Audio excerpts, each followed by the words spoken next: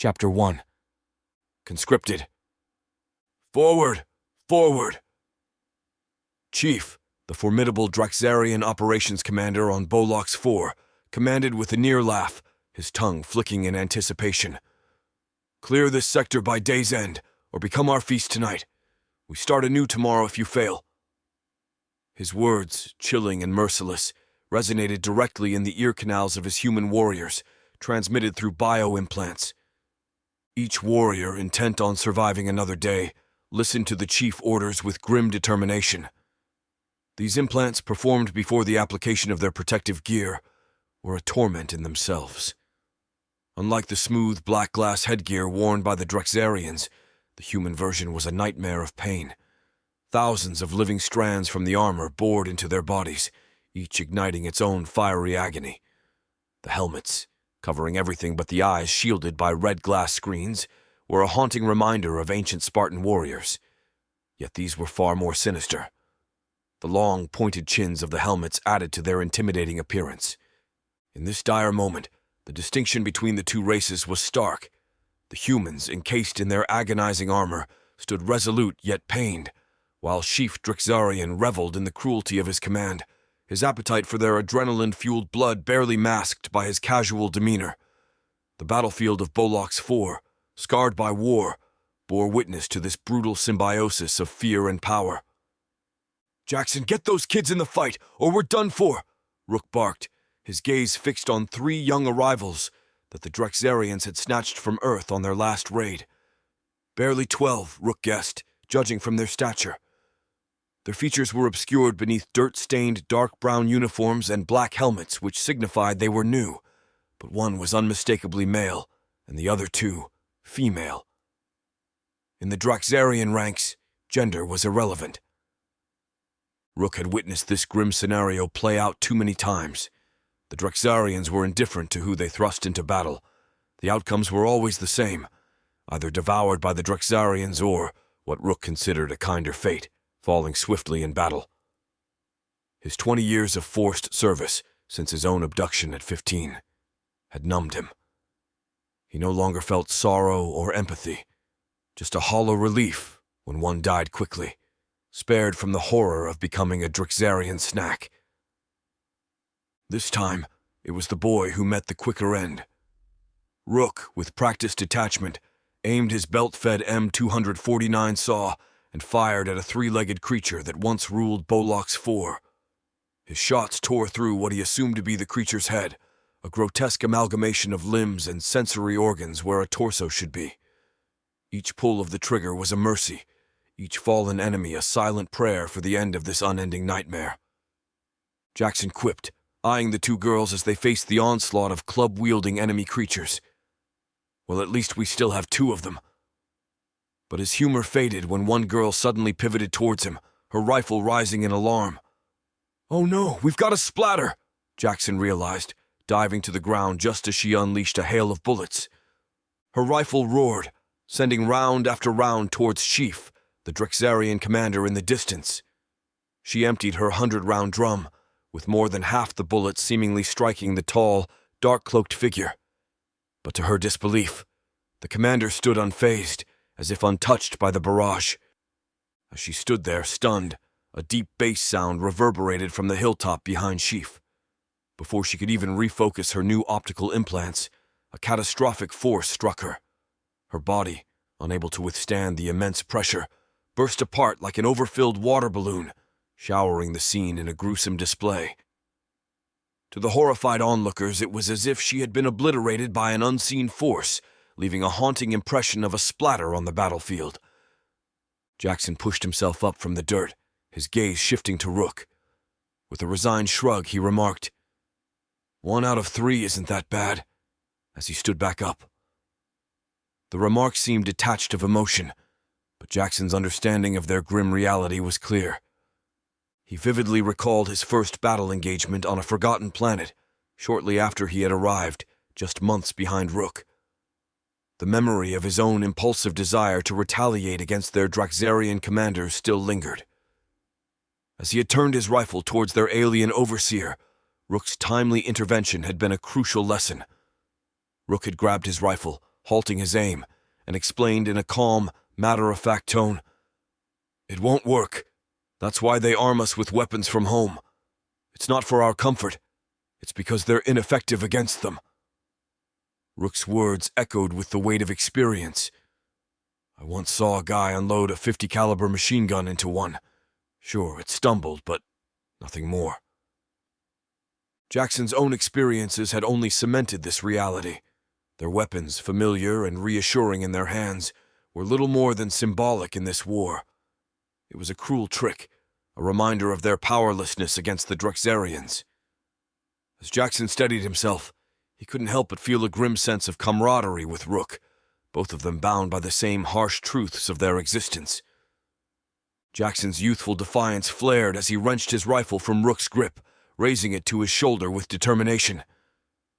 "Maybe he just didn't hit the right spot," he retorted, aiming at the Drexarian's head.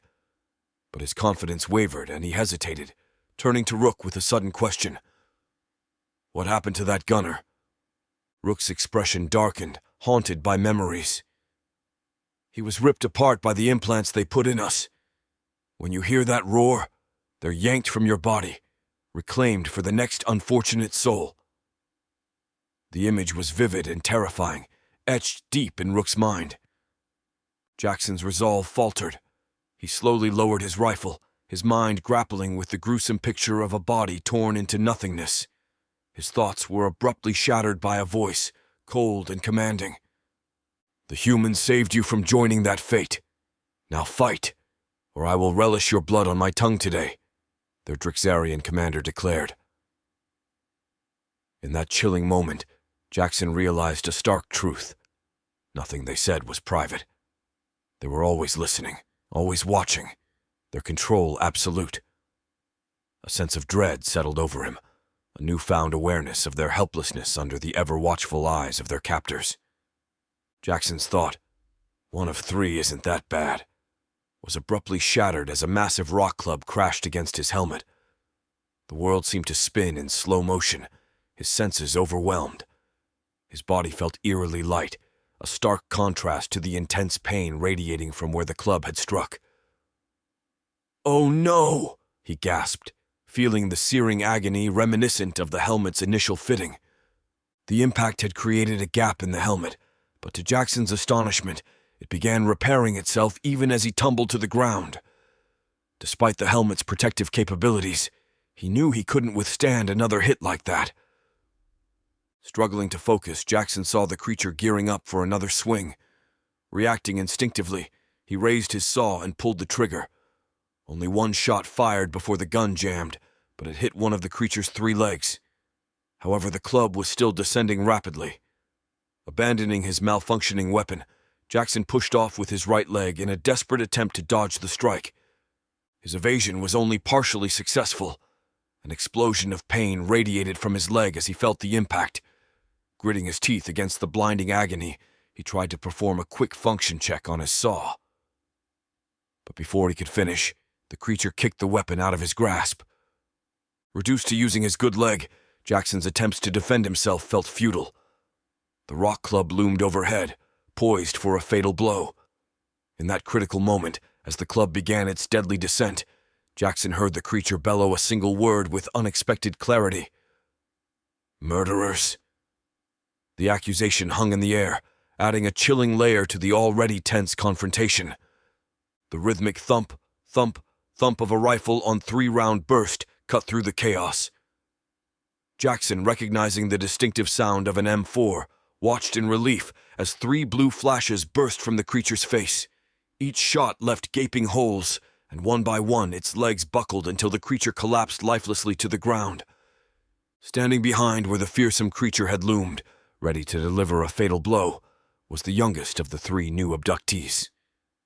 "Holy crap, that was close," Jackson exclaimed, his voice a mix of shock and gratitude. Rook, ever vigilant, was already directing other warriors towards a cave where he had seen several of the creatures disappear. As he organized the group, he called out to Jackson, concern evident in his tone. "How's the leg, Jackson?" Jackson's response came after a few tense seconds. It was a familiar reply, one Rook had heard all too often in the brutality of this war. But hearing it from Jackson, a comrade who had stood by his side through countless battles, struck a different chord. The weight of his words lingered in the air, a stark reminder of the relentless and unforgiving nature of their fight for survival. Jackson's response was devoid of any emotion, a hollow echo of his usual resilience. "Old friend, it looks like I'll be taking a vacation." His words, seemingly casual, carried a heavy, unspoken meaning known all too well to the veterans around him. Only the new recruits, still unversed in their grim reality, might not grasp its full implications. Despite the dire situation, a rare smile crept onto Jackson's face, hidden beneath his face mask. It was a smile born not of joy, but of acceptance, a rare display of vulnerability in their harsh existence. Turning towards the young girl who had just saved his life, he asked, "What's your name, kid?" "Nakia," came the reply from the young girl, her voice tinged with confusion. Nakia's puzzlement wasn't rooted in the shock of her abduction from her home in Algeria, or the alien implants forced into her body, nor even the bewildering reality of being thrust into a war on another world. Rather, it stemmed from observing the grim acceptance of those around her, the battle-hardened warriors who faced the end of fighting not with celebration, but with a solemn, weary resignation. In Nakia's eyes, this world was still new and incomprehensible, a stark contrast to the veterans who had long since learned to navigate its horrors with a stoic detachment. Her presence, fresh and unscarred by the brutalities of war, stood as a poignant reminder of the innocence that had once been theirs, now lost in the relentless tide of battle. "Rook, keep an eye on Nakia. She's got potential. And tell the others." Jackson's instructions were abruptly cut off, as he was suddenly enveloped in a blue light, reminiscent of the night Nakia had been abducted. Nakia watched, her recent memories flooding back. She remembered the paralysis that came with the light, the inability to speak or move, and now she saw the same fate befall the man she had just saved. As Jackson was whisked away in the radiant glow, Nakia turned to Rook, her voice tinged with concern and curiosity. "How long will Jackson have to recover?" She still couldn't fully grasp the meaning behind Jackson's mention of a vacation. To her, it sounded like a respite, a break from the relentless conflict, but the reactions of those around her suggested something more solemn, more final. Rook's expression was unreadable, a mask of stoicism honed by years of war. He hesitated, weighing his words before responding to Nakia. His reply would be crucial in shaping her understanding of their grim reality, the unspoken truths of their existence under Draxarian control, where words like vacation and recovery held meanings far removed from their traditional sense. In this moment, Nakia stood on the brink of a deeper, darker understanding of the world she had been thrust into. As the seconds ticked by, marked only by the distant echoes of gunfire, Nakia's patience waned. She glanced towards the hilltop where the Draxarian commander coldly observed from a distance. With no response forthcoming to her question about Jackson, she decided to head towards the ongoing battle. The fear of the tall, bat-like alien creatures overshadowed the threat of the three-legged ones wielding clubs. Nakia's mind wrestled with her new reality. She understood now what had befallen the other two who had arrived with her. They had succumbed to mental fragility. She had often questioned her own strength, raised in a religious household and grappling with her preference for female companionship, a source of internal conflict she mistook for weakness. Yet, 3 days into her abduction, equipped only in a biometric suit and a brief tutorial on her weapon, Nakia felt a newfound resilience. How many 15-year-olds could withstand being drafted into an alien war? She mused, steeling herself for what lay ahead. Navigating the rocky alien terrain, she ran past the twisted remains of aliens who had fallen to their primitive weapons. Pausing beside Rook at the cave entrance, as the rifle fire inside waned, she posed a question that seemed casual on the surface. Why are they fighting with clubs? They must know they can't win. To Rook, however, her question resonated with a profound sadness. Years of relentless conflict had numbed him to the continual loss of life around him, each new recruit facing the same brutal reality. But the creatures they fought against, armed only with clubs, presented a stark contrast. Their futile resistance was not a battle for survival, but an unwinnable fight against annihilation. As the last gunshot echoed its finality from deep within the cave, Rook turned to Nakia, his voice heavy with the weight of unspoken truths. "Because this isn't a battle, Nakia. It's an extermination." His words laid bare the harrowing nature of their existence in this alien war, a relentless culling with no distinction between soldier and victim. Chapter 2. Moon's Shadow. In the eerie silence of space, the moon orbited Earth, a silent observer for millennia. Yet, unbeknownst to humanity, it harbored a secret civilization, the Nexuzar. These ethereal beings, with their translucent skin and elongated limbs, had moved the moon closer to Earth thousands of years ago, drawn by a peculiar fascination with human emotions. The Nexuzar had discovered that humans emit unique biochemical signals when experiencing fear, anger, or love.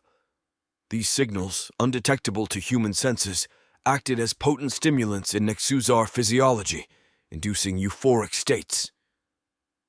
Over the centuries, they had covertly manipulated human history, inciting conflicts and wars to fuel their addiction to these emotional emanations. Their manipulation had birthed a formidable human fighting force, conscripted by the Draxarians. The Draxarians, a warrior race allied with the Nexuzar, had learned to harvest adrenaline from their human soldiers during combat, creating a powerful rush that was coveted by both species. The Draxarian General Krasthor, a towering figure armored in battle regalia, addressed the Nexuzar Council with urgency. "We need more human soldiers," he demanded, his voice resonating in the chamber. "Our interplanetary campaigns depend on their adrenaline-fueled prowess." The lead Nexuzar, a being named Zalarion, regarded the General Krasthor with a gaze that seemed to pierce through time. "We understand your need," Zalarion replied, his voice a harmonious echo. "However, Earth cannot endure sudden, large-scale disappearances. We must initiate a global conflict to mask our activities, but within limits." The Draxarian General Krasthor bristled at the constraint. "We cannot be bound by such limitations. Our need for warriors is paramount." Zalarion raised a translucent hand, signaling calm. "Remember, General Krasthor, the last time we escalated to such extremes, it resulted in the human world wars." General Krasthor's patience snapped. "This charade for the humans is unnecessary," he argued vehemently. "Why must we dance around their perceptions? Our need for warriors is critical." Zalarion remained unflappable, his voice a calming contrast to General Krasthor's fury.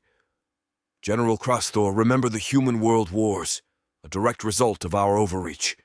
Their technological advancement has made them more alert, more interconnected. A similar escalation now would risk revealing our presence." But General Krasthor refused to accept this logic. "We cannot be constrained by the fears of exposure. Our alliance with the Nexuzar was forged on the understanding that our needs would be met without compromise."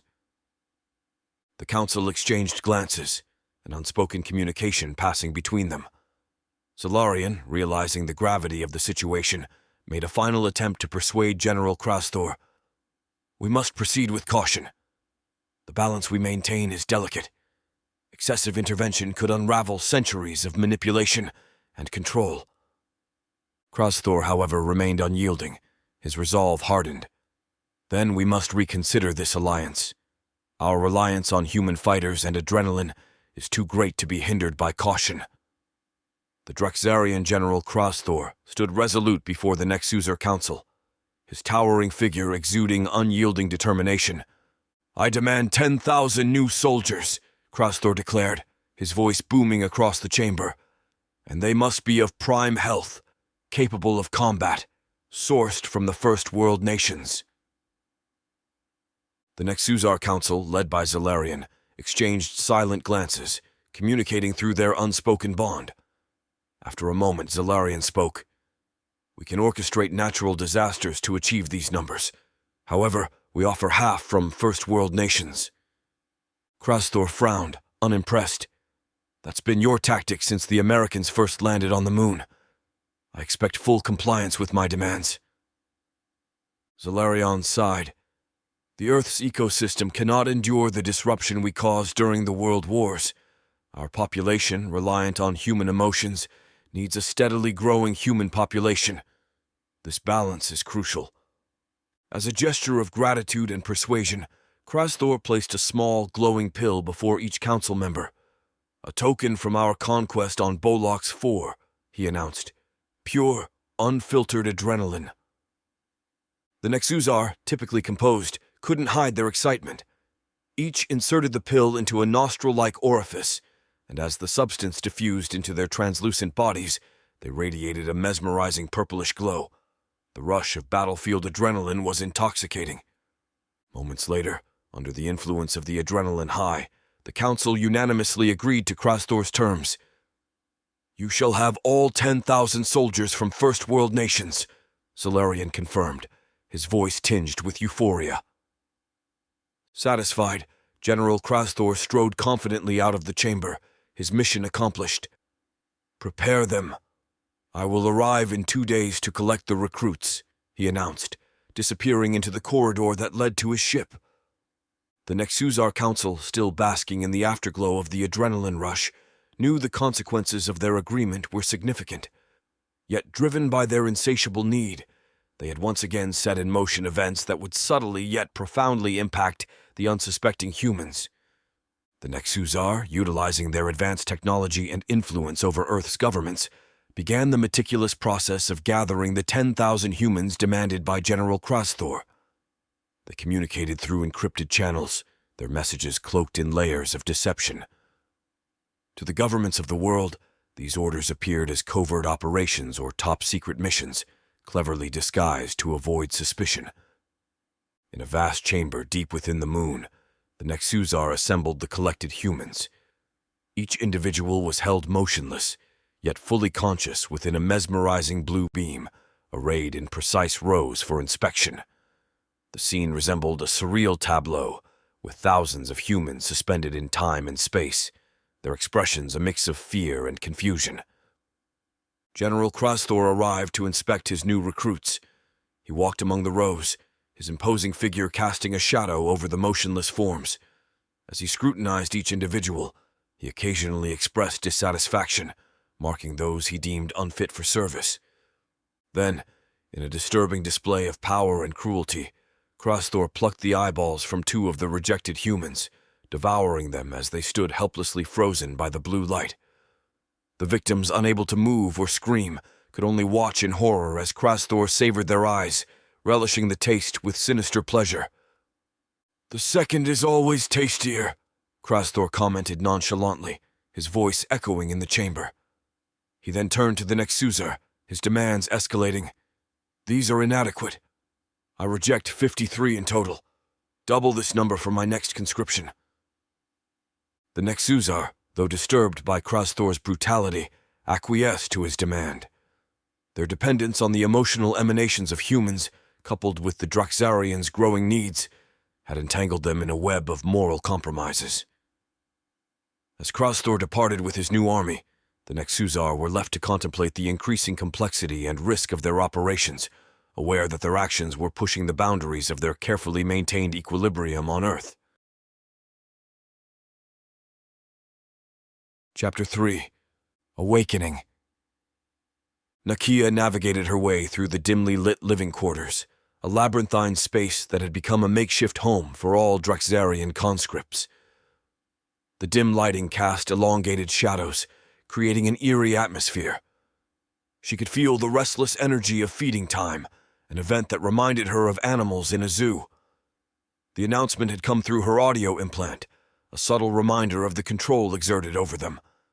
She pondered whether the message had been broadcasted aloud or transmitted directly into her mind. As she accidentally bumped into yet another conscript in the poorly lit corridor, Nakia's frustration bubbled over. "Why the hell do they keep it so dark in here?" she exclaimed, her voice echoing slightly. If they can build this damn spaceship, they should be able to install a few more lights, or at least let us use our tech. She knew the implants were designed to compensate for low light, but the lack of visibility felt like another form of control, a constant reminder of their helplessness. Her outburst attracted a few glances from nearby conscripts, their faces briefly illuminated by the sparse lighting. Some nodded in agreement, while others simply continued on, resigned to the conditions. Nakia realized that her frustration was not unique. It was a shared sentiment among many of the conscripts. They were all grappling with the reality of their situation, far from home and under the command of an alien force.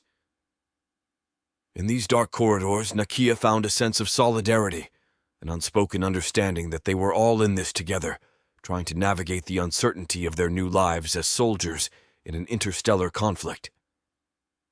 Nakia's confusion was met with Rook's calm, experienced voice. "Plenty of lights installed. It's their tech, not ours," he said, his figure emerging from the shadows as she bumped into him. "But why? Why not use the tech?" Nakia asked, her voice tinged with both surprise and a growing curiosity, noticing the stark contrast in Rook's demeanor compared to the battlefield. On the field, he was more communicative, but here in the confines of the ship, he seemed distant, as if conserving his energy for something else. Rook sighed, a sound that seemed to carry years of resignation. "Pup, it's all about control. They limit our movement and make sure we can't turn their tech against them," he explained in a tone that suggested he had repeated these words too many times. Before Nakia could process this, another voice chimed in from the shadows. "Kid, what old Rook here isn't saying clearly enough is, enjoy your time on the battlefield. Once the fighting stops, it's back to this darkness." Startled, Nakia twisted towards the source of the new voice. Her eyes struggled to adjust to the dim light, barely making out the contours of a face that seemed to float in the gloom. The voice sounded young, around her age, but the figure remained an enigma, a mere silhouette in the pervasive darkness. This revelation added a new layer to Nakia's understanding of her situation. The battlefield, with all its dangers and adrenaline, paradoxically became a place of clarity and purpose, starkly contrasting with the oppressive, controlled environment of the ship. The darkness here was more than just a lack of light. It was a symbol of their captivity, a constant reminder of the Drexarians' dominion over them. In this moment, Nakia felt a growing bond with her fellow conscripts, united in their struggle against the unseen chains that bound them. "I'm beginning to see that, though I'm not seeing much at all. What's your name?" Nakia inquired, her voice echoing slightly in the dimly lit space. "Stacy, and I'm straight, just so you know," came the reply, tinged with a hint of humor. Nakia responded quickly. "Oh, I wasn't... Wait, what? How did you know?" Stacy interrupted her. "The implants, kid. You'll see. There's little privacy when we're all linked. Here the connection is weaker, but the longer it's active, the more you adapt to it. That's when many lose their sense of self. Some, like Rook and Jackson, they've had it so long they almost crave the connection. But for now, let's focus on eating." Nakia turned, feeling a mix of violation and intrigue at the thought that everyone here knew so much about her, yet she was still so disconnected from them. She took a step forward, ready to reluctantly embrace another aspect of her new reality, when suddenly she felt a hand grasp her wrist. But instead of alarm, she felt an odd sense of anticipation. The shadowy figure placed a meal bar in her palm. Nakia remembered receiving her first meal bar under normal lighting conditions. Now she realized they were being conditioned to operate in darkness.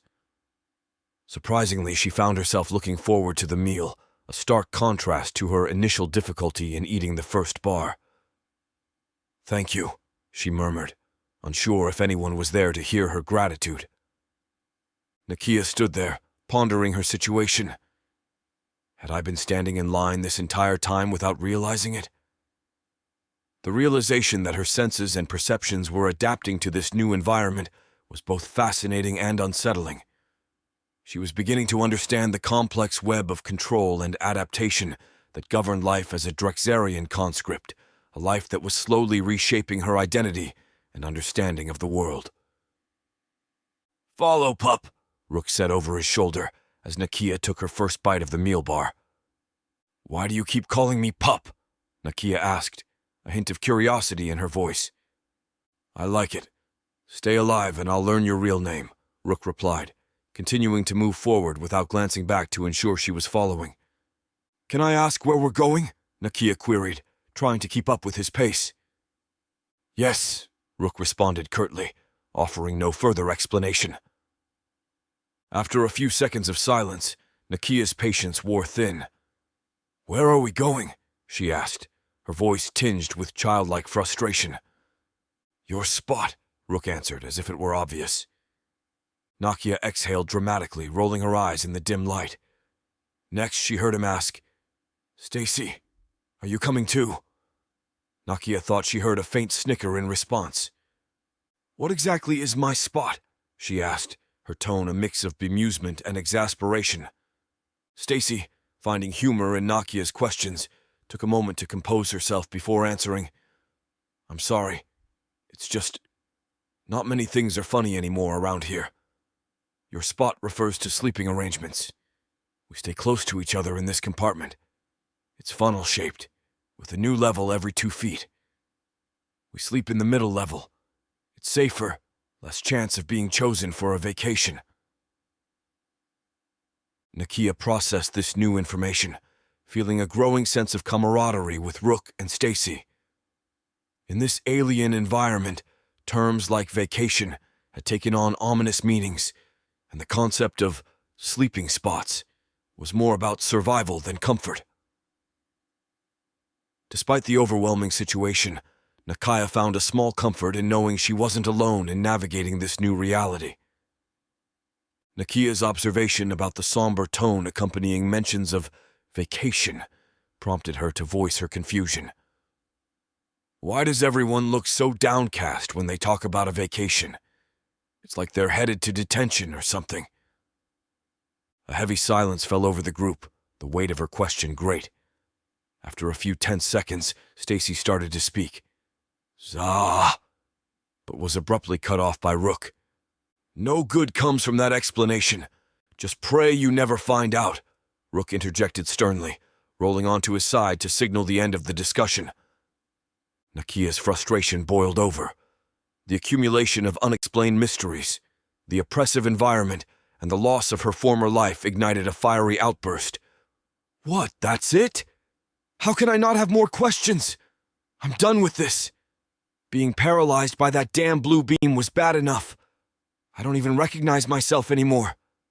I've become some kind of techno-soldier, she exclaimed, her voice echoing in the stillness. As her outburst subsided, a profound silence enveloped the room, so intense she thought she could hear her own tears.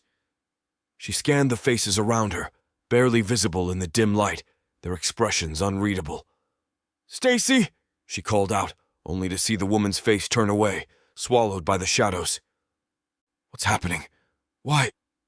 Oh. Nakia's words trailed off as her gaze fixed on a startling sight above.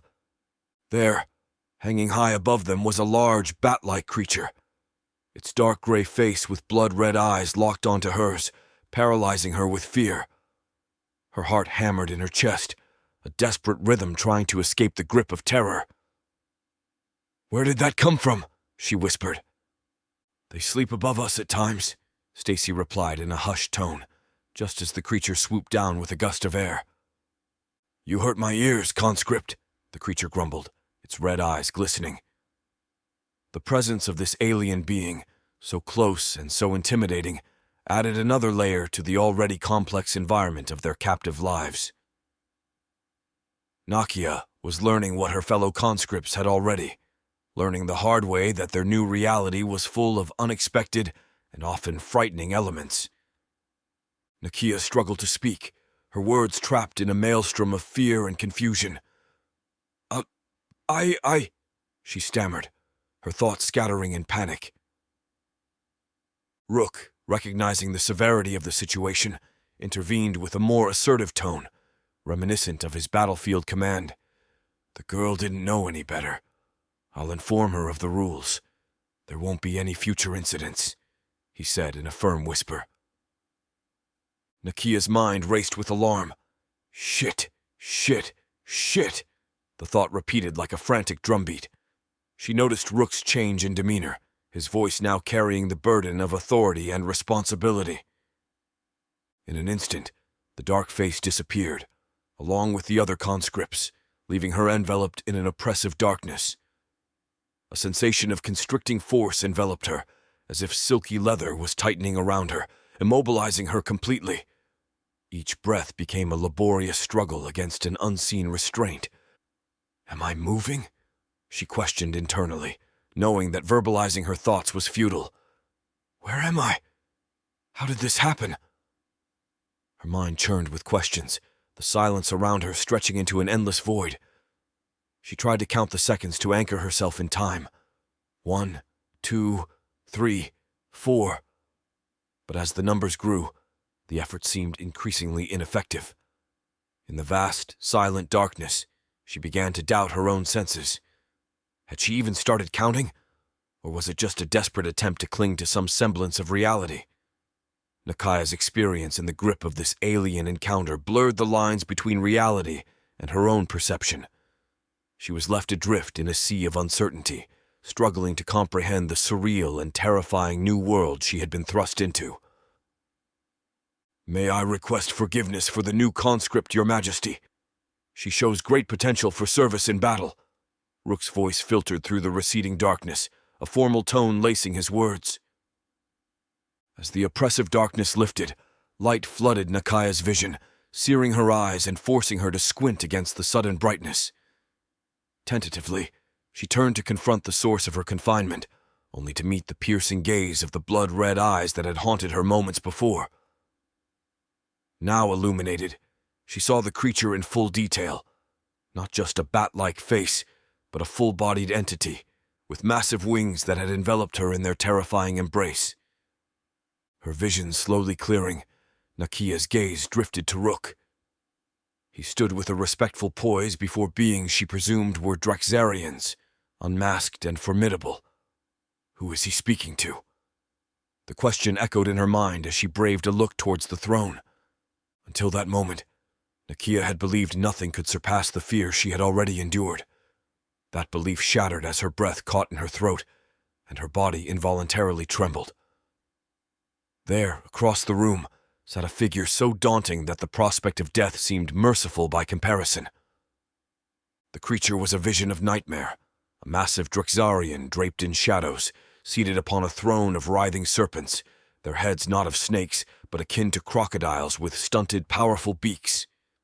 They swayed hypnotically, one over each shoulder, their presence suggesting a perpetual readiness to strike, their slavering maws a testament to their lethal intent. Nakia's gaze was locked onto the dark sovereign. The fear rendered her unable to look away. The Draxarian's presence dominated the room, his throne a grotesque monument to his power. The serpent seemed to respond to his will, a dance of death awaiting his command. In this moment, Nakia realized the true horror of her situation, far beyond the physical confines she had known, a psychological terror that threatened to overwhelm her very being. A whispered prayer escaped Nakia's lips, a reflex from her upbringing. Allah watch over me. It was a quiet plea, born out of a lifelong habit that had once been a source of conflict, and now offered a sliver of comfort amidst the chaos. Her faith had been a point of contention back home, where her love for another woman was a sentence for death. But now, it seemed like a distant concern. Her words, barely audible, nevertheless drew the attention of the imposing figure before her. Allah, I am Zahak. Clearly they have neglected to teach you. No god, be it Allah, Yahweh, Zeus, Vishnu, can save you now, Zahak proclaimed, his voice reverberating through the chamber as his serpent companions writhed with increasing fervor above his shoulders. Instinctively, her faith flaring defiantly in the face of fear, Nakia began, Muhammad teaches us, only to be cut off by Zahak's booming laughter. The room filled with an unsettling amusement, and even as Nakia faltered, unsure of what was unfolding, she noticed Rook's confusion, signaling that this was far from a normal encounter with Zahak. The serpents seemed to share in their master's amusement, their undulations a sinister spectacle. As suddenly as it began, Zahak's laughter ceased. "Muhammad," he said, the name rolling off his tongue with a mixture of nostalgia and contempt. "A name I haven't heard in millennia. The boy I discovered, feral and alone in a cave, whom I shaped in my image. He was a pawn in a grand design to control a planet of warriors. I ruled your people through that fragile boy until his mind could no longer bear my presence. So remember, when you speak of your teachings, you invoke my true name, Zahak." Nakia stood still, her prayer forgotten, as she absorbed the gravity of Zahak's claim. The entity before her was not just any tormentor. He was a being who claimed dominion over histories and faiths, a creature of old and new nightmares. In this moment, Nakia realized the depth of the darkness that surrounded her, a darkness that spanned not just worlds, but also the very essence of belief and history. Tension in the room grew thick as Zahak shifted his formidable gaze back to Rook. Nakia could barely process the bombshell that had been dropped. The implications were overwhelming, and her mind raced with questions that she dared not voice. In this moment, before such an ancient and malevolent entity, she sensed that curiosity could lead to consequences far beyond her understanding. Zahak's voice broke the silence once more. "Now, as for your plea," he began, his eyes lingering on Nakia with a hint of dark amusement, "I find this conscript most entertaining, a rarity indeed. To honor your years of loyalty, I shall grant a choice." As Zahak's declaration echoed through the chamber, the ground before him shifted. Nakia watched, her heart pounding, as a section of the floor opened. Her eyes were wide with apprehension, trying to anticipate what horror might emerge. Beside her, Rook averted his gaze, his familiarity with Zahak's games bringing not relief, but a deeper dread. From the depths below, a platform ascended, bearing a figure that was eerily still, save for the terror that flickered across his features. He was a blond man, clothed in the same uniform as the other conscripts, his body rigid like a mannequin, but his eyes alive with fear. They flitted desperately between Rook and Nakia, pleading silently for some reprieve from his unknown fate. The sight of the man, so starkly afraid yet unable to move, struck a chord within Nakia.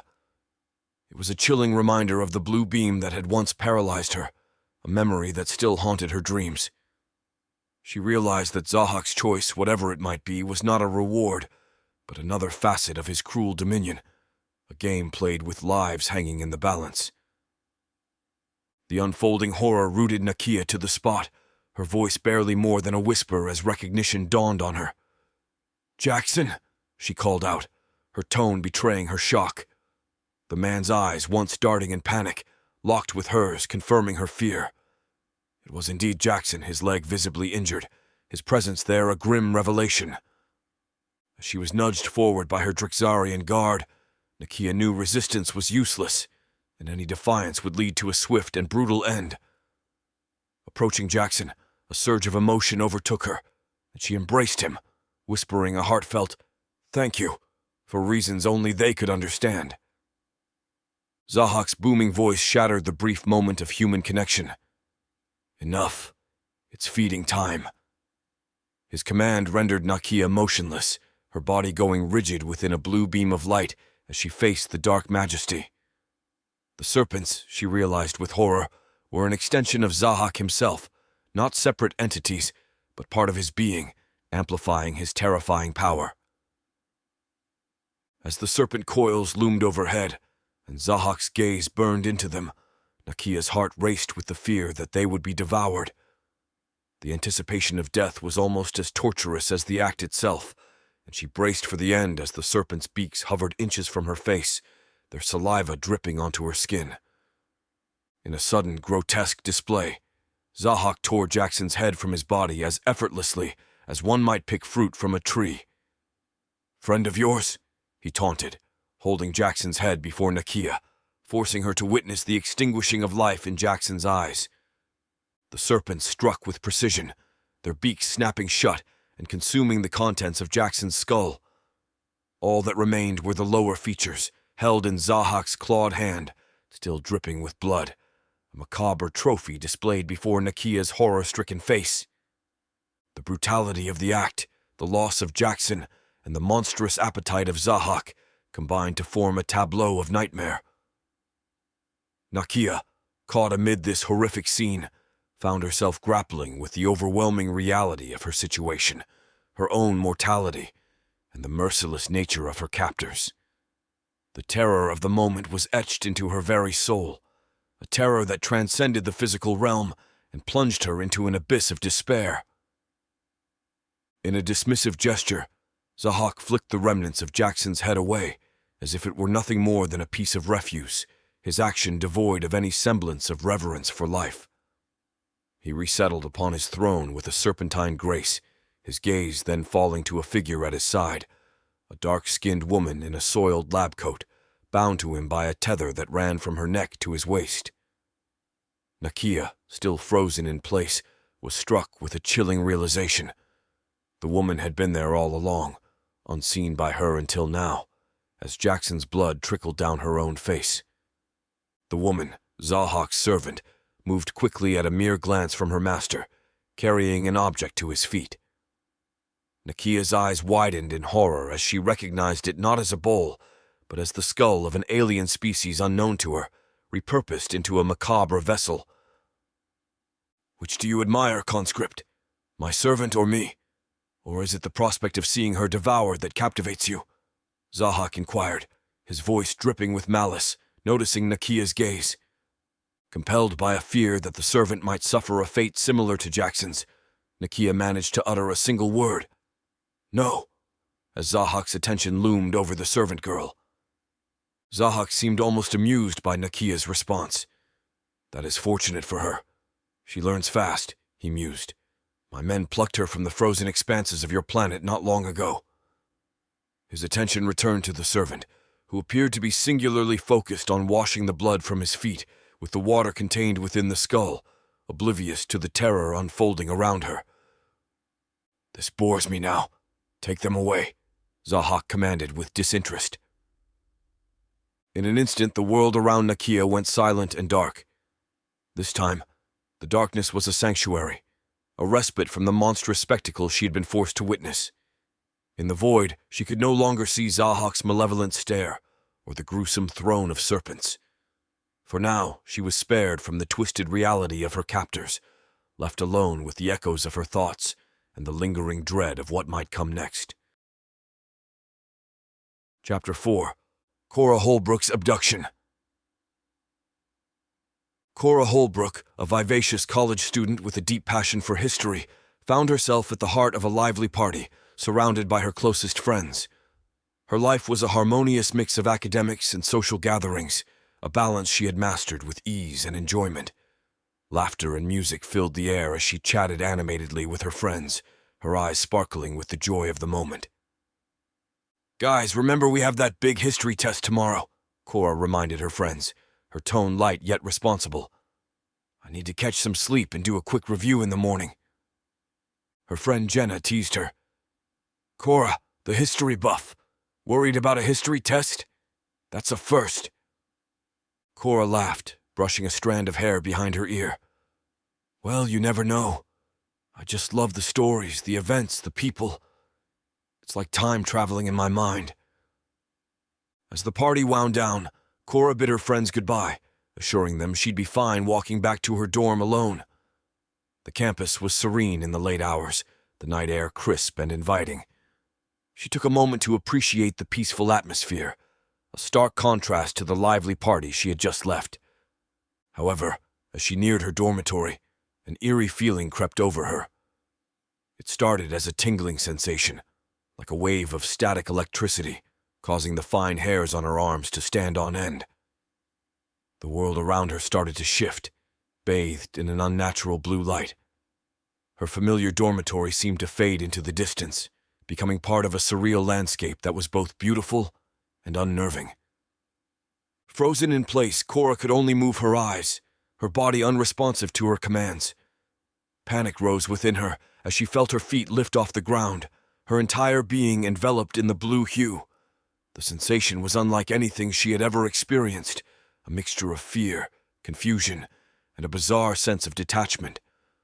As she floated higher, the darkness above seemed to swallow the world she knew, drawing her into an unknown void. Her mind raced with questions, her historian's curiosity mingling with the primal fear of the unknown. What is happening? Is this some strange dream, or reality shifting into something entirely different? She thought. The night that had begun with laughter had transformed into a mysterious journey into the unknown. Time became a meaningless concept to Cora as she remained immobilized in the alien environment. The continuous blue light that bathed her and the others created a surreal, timeless space where minutes and hours lost their distinction. She watched helplessly as more individuals appeared around her, each encased in the same paralyzing blue glow, their bodies rigid and eyes wide with fear and confusion. As the space filled, Cora realized the enormity of the situation. Hundreds, maybe thousands, had been gathered in what appeared to be a single night, though this was just the area visible to her. Directly in front of her, a man stared back, equally trapped and immobile. Their eyes met, sharing a silent acknowledgement of their bizarre and terrifying predicament. Even among the fear and uncertainty, a strange thought crossed her mind of how she felt oddly uncomfortable with the stranger's face mere inches from hers, an absurd concern given the circumstances. A silent, internal laugh bubbled up within her at the absurdity of feeling discomfort over this trivial matter rather than the potential reality of alien abduction. To the man before her, Cora's amusement would have been imperceptible. After what felt like an eternity, Cora observed others being transported in the blue beams of light. They were all moved out of the dark cargo-like area into a larger, more open space. Through what seemed to be windows, she caught a fleeting glimpse of Earth in the distance, a sight that was both comforting and terrifying. As she processed the scale of their abduction, a nightmarish creature floated down the rows, inspecting the captured humans with a detached curiosity. Its presence was accompanied by a harshness of noises that pained Cora's ears, a sound she assumed was some form of communication. Her eyes were helplessly drawn to the creature as it paused just 2 rows ahead. With a horrifying casualness, the creature plucked the eyes from a person's skull, consuming them with a grotesque appetite. The victim's silent scream of agony resonated within Cora, an image etched into her memory. She lay there, unable to move or avert her gaze, as the reality of her situation sank in. They were not just abductees. They were at the mercy of beings whose intentions were as alien as their appearance. The question, "What do they want with us?" echoed in her mind, a haunting refrain in the face of the unimaginable horror unfolding before her. As Cora's mind raced to find some semblance of understanding in her bizarre and terrifying situation, she recalled stories she had heard about alien abductions. Yet none of those tales resembled what she was experiencing, except for the motif of the blue light. This light, which had first seemed almost ethereal, now appeared as a sinister force, binding and controlling them. Cora watched with growing horror as rows of people, still immobilized in their blue beams, were transported away to an unknown destination. The one whose eyes had been devoured remained, a grim reminder of the creature's cruelty. As her own beam of light carried her past this chilling scene, she couldn't help but feel a wave of nausea and fear. The sight of the body, left behind as others were taken away, was a stark, haunting image. In this blue-lit purgatory, Cora's journey continued into a realm of darkness. The blue light still held her captive, but a new kind of violation began. She felt her clothes being removed, not by hands but by an invisible, invasive force. A burning sensation spread across her exposed skin, as if she were being scanned or probed by unseen technologies. Strands resembling hair or fine spider silk approached her from all directions, insidiously infiltrating her body. Some entered her mouth, others her nose, and even her eyes, leaving no part of her untouched. This violation transcended physical boundaries. assaulting her sense of self and dignity. The experience was one of absolute defilement, an intrusion that stripped away her humanity, leaving her feeling exposed and vulnerable in the most profound way. And then, just as the invasion reached its peak, darkness mercifully enveloped her. In that void, Cora found a brief respite from the relentless assault on her senses and being, a fleeting escape from the unimaginable reality she had been thrust into. When consciousness returned, Cora was among others, free of the blue beam, all clad in skin-tight black suits that seemed to amplify rather than hide their vulnerability. She attempted to speak, to scream, but only garbled noises emerged. Around her, others were trapped in the same silent struggle, their voices stolen by the alien technology that now enveloped them. She could only watch what was in front of her as the newly conscripted group was herded forward and presented before a towering bat-like alien. Its wings were vast, casting ominous shadows, and a second set of arms suggested a duality of grace and brutality. The creature's eyes were a piercing red, holding Cora and the others in a gaze that promised both awe and terror. "I am General Krasthor," the demon-like entity began to speak.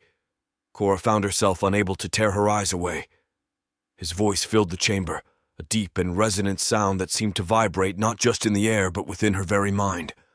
His words spoke of service and battles yet to come, painting a picture of honor and duty in serving Zahak. But to Cora, these words rang hollow, a stark contrast to the terror and violation she had just experienced. Still grappling with the shock of her abduction and the invasive transformation she had endured, a new kind of fear began to take root in Cora's heart. It was a fear of the unknown, of a future now bound to the whims of a monstrous overlord and an alien agenda beyond her comprehension. The very idea of serving in an interstellar conflict under such beings was overwhelming. Amidst these swirling thoughts and emotions, Cora realized something peculiar. Krasthor's voice, unlike the harsh sounds that had pained her ears earlier, was clear and comprehensible. She could understand his words without difficulty. This realization sparked a mix of curiosity and concern. Had they altered me in some way to facilitate this understanding? Or is there something inherently different about Krasthor's method of communication? These questions lingered in her mind, overshadowed by the more immediate fears of her new reality. Cora knew that her life had irrevocably changed, thrust into a world far beyond the boundaries of her college campus, a world where history was no longer a subject to be studied, but a brutal living reality to be endured and survived. Chapter title: 5. Desperate Battle on Zarnox. As the human conscripts prepared for the imminent battle on Zarnox, a sense of solemnity enveloped them. They stood in formation, for some like Nakia, the memories of their first harrowing experience with Drixarian technology still fresh in their minds. Since that moment, the helmets had become an inseparable part of their being, integrated into the bio-implants that had been forced upon them. Each conscript, including Nakia and Rook, raised their arms, their eyes fixed on the holographic screens that shimmered into existence just above their forearms. The screens, a symbol of their bondage and transformation, responded to their touch with a fluid precision.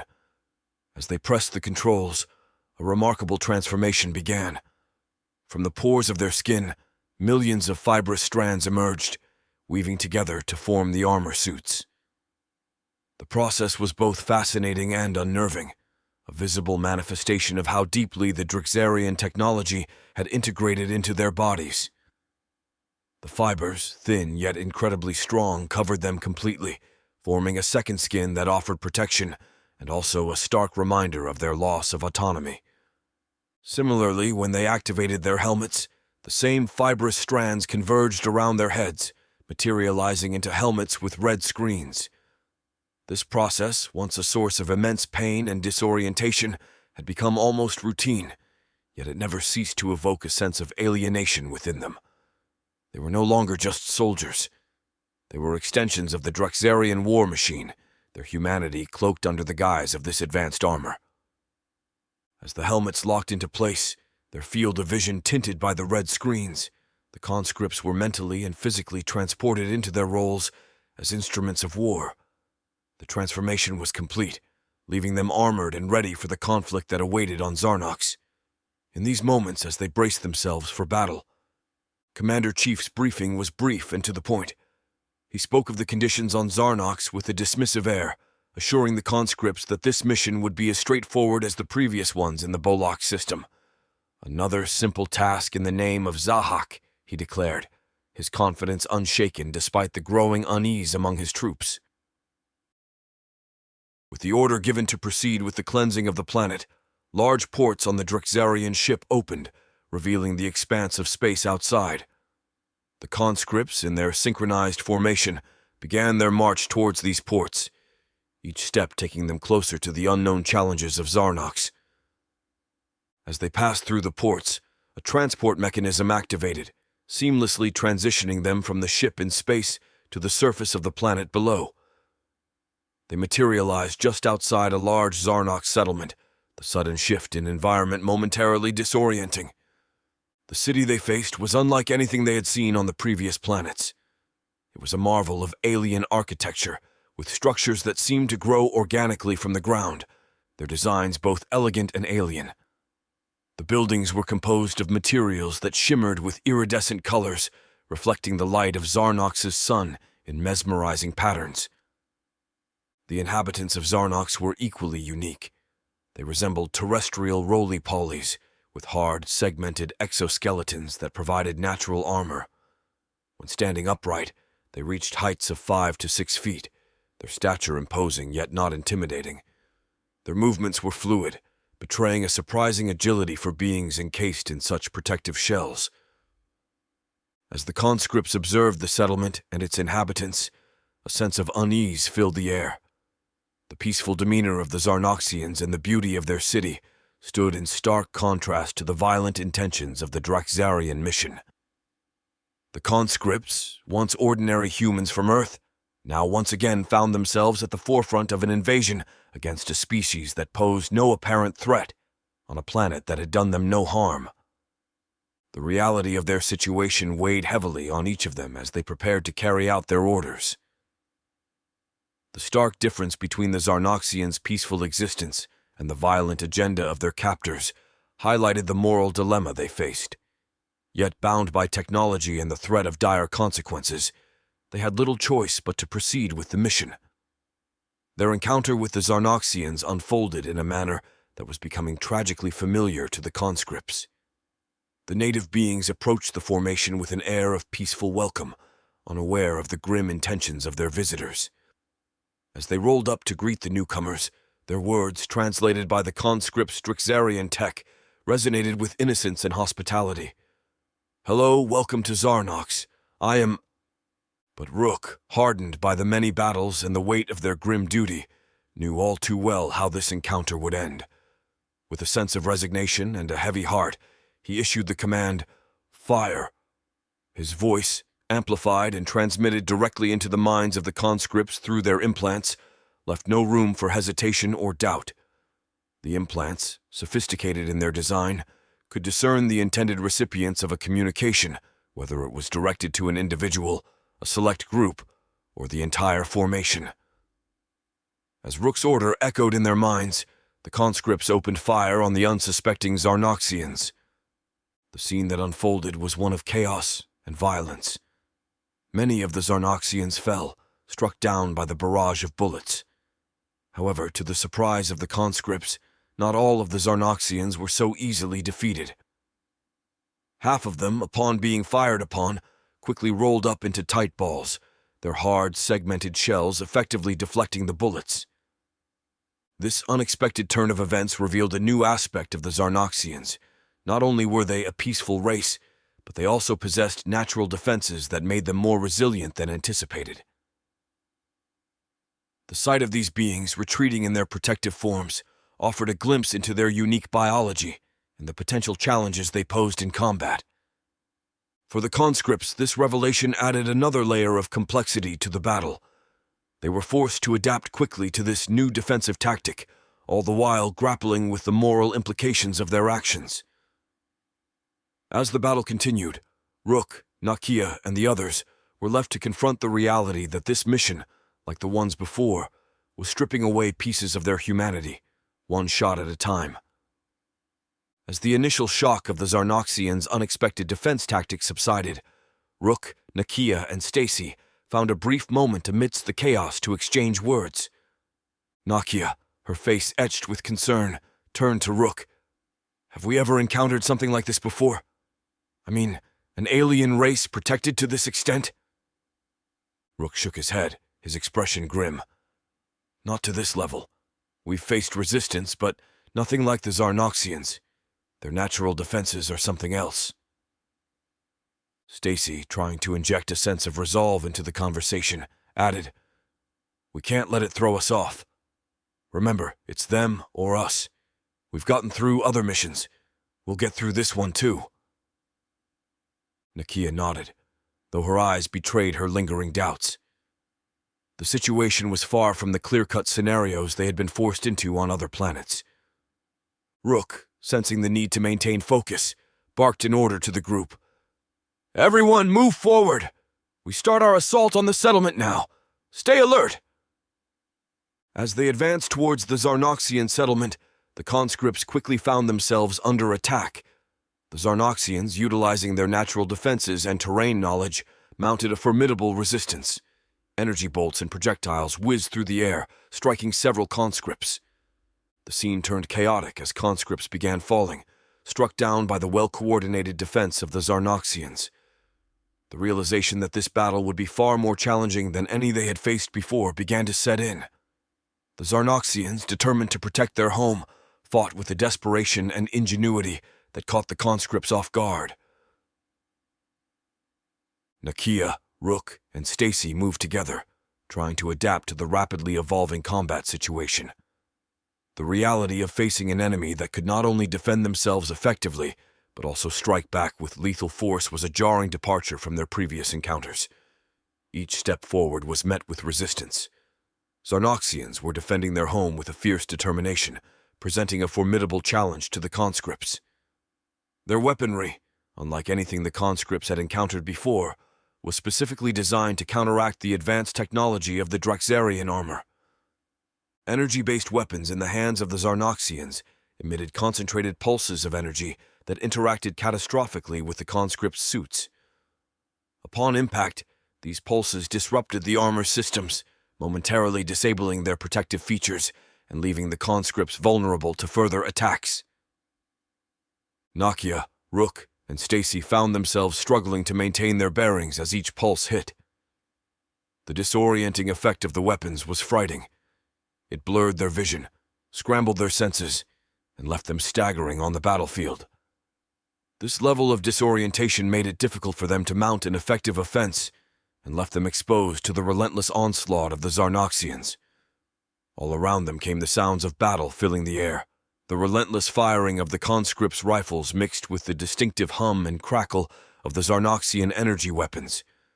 The cries of the wounded, both human and Zarnoxian, underscored the brutality of the conflict. The ground became littered with the fallen, a grim testament to the ferocity of the fight. As the battle raged on, the conscripts were forced to adapt quickly to the new threat. However, the Zarnoxians, fighting for their home and their lives, utilized their weaponry with precision and strategic acumen. It was clear that this battle was not going to be the straightforward mission they had been led to expect. Instead, it had become a desperate struggle for survival against an enemy that was not only well-equipped, but also highly motivated to protect their world from invasion. The battle on Zarnox was unlike any the conscripts had faced before. Commander-Chief, from his command post, watched with growing apprehension as his forces suffered heavy losses. The sight of half his conscripts fallen was a stark deviation from the swift victories he was accustomed to. His usual stoic demeanor cracked under the pressure of an unexpected challenge, as the potential for defeat became a tangible reality, as he watched from a floating platform far behind the front line.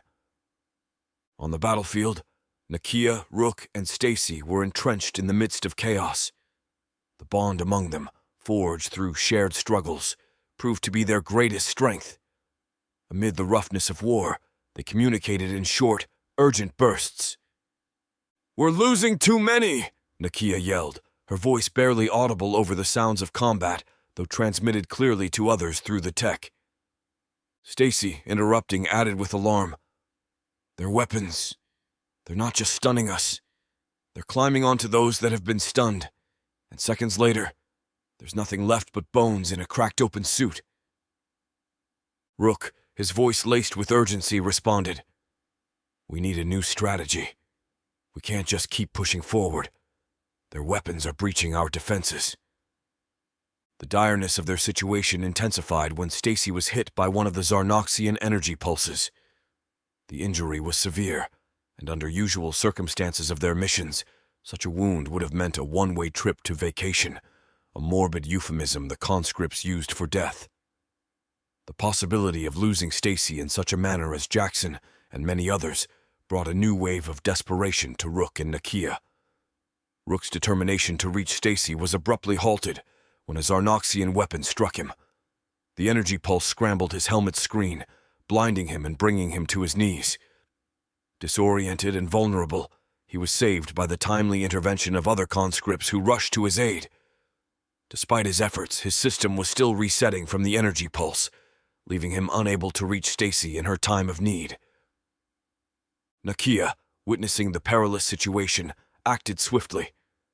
Seeing a Zarnoxian advancing to devour Stacy, she sprinted towards the threat, her rifle firing continuously. The bullets, however, were ineffective, bouncing off the creature's rounded armored shell. As the Zarnoxian loomed over Stacy, Nakia desperately wished for a knife. To her astonishment, the fibers of her suit responded, materializing a black knife in her hand. The realization of this newfound ability filled her with a surge of determination.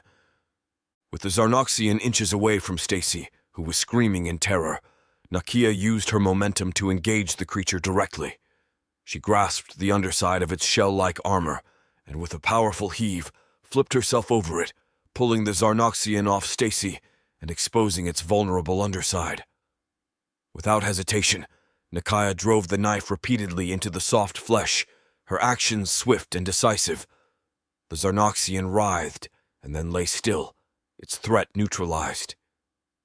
As Nakia stood, panting from the exertion and adrenaline, she noticed the familiar blue light of the transport device descending to retrieve Stacy. It was the dreaded signal of vacation, a fate that had meant certain death. Nakia's heart sank as she realized that while she had saved Stacy from the immediate danger, she couldn't save her from their cruel overlords. However, as the transport beam began to lift Stacy, something unprecedented happened.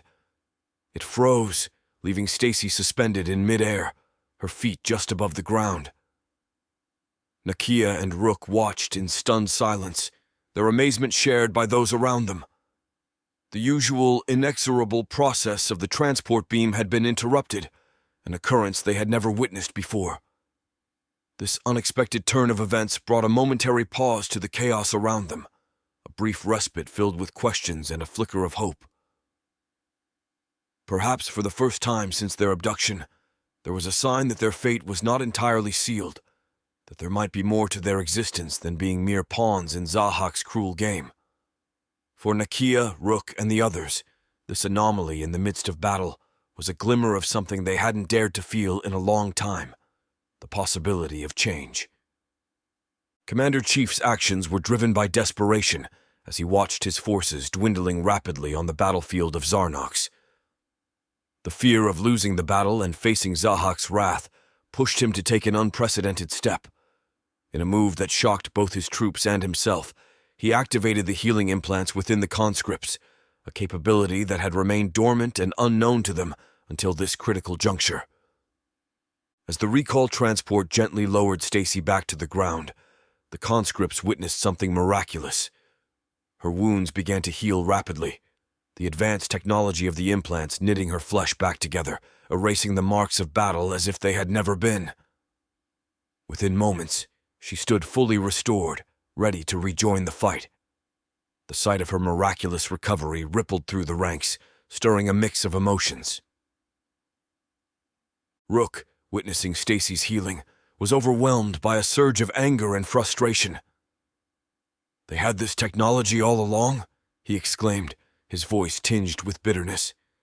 How many lives could have been saved? Jackson and all the others we've lost.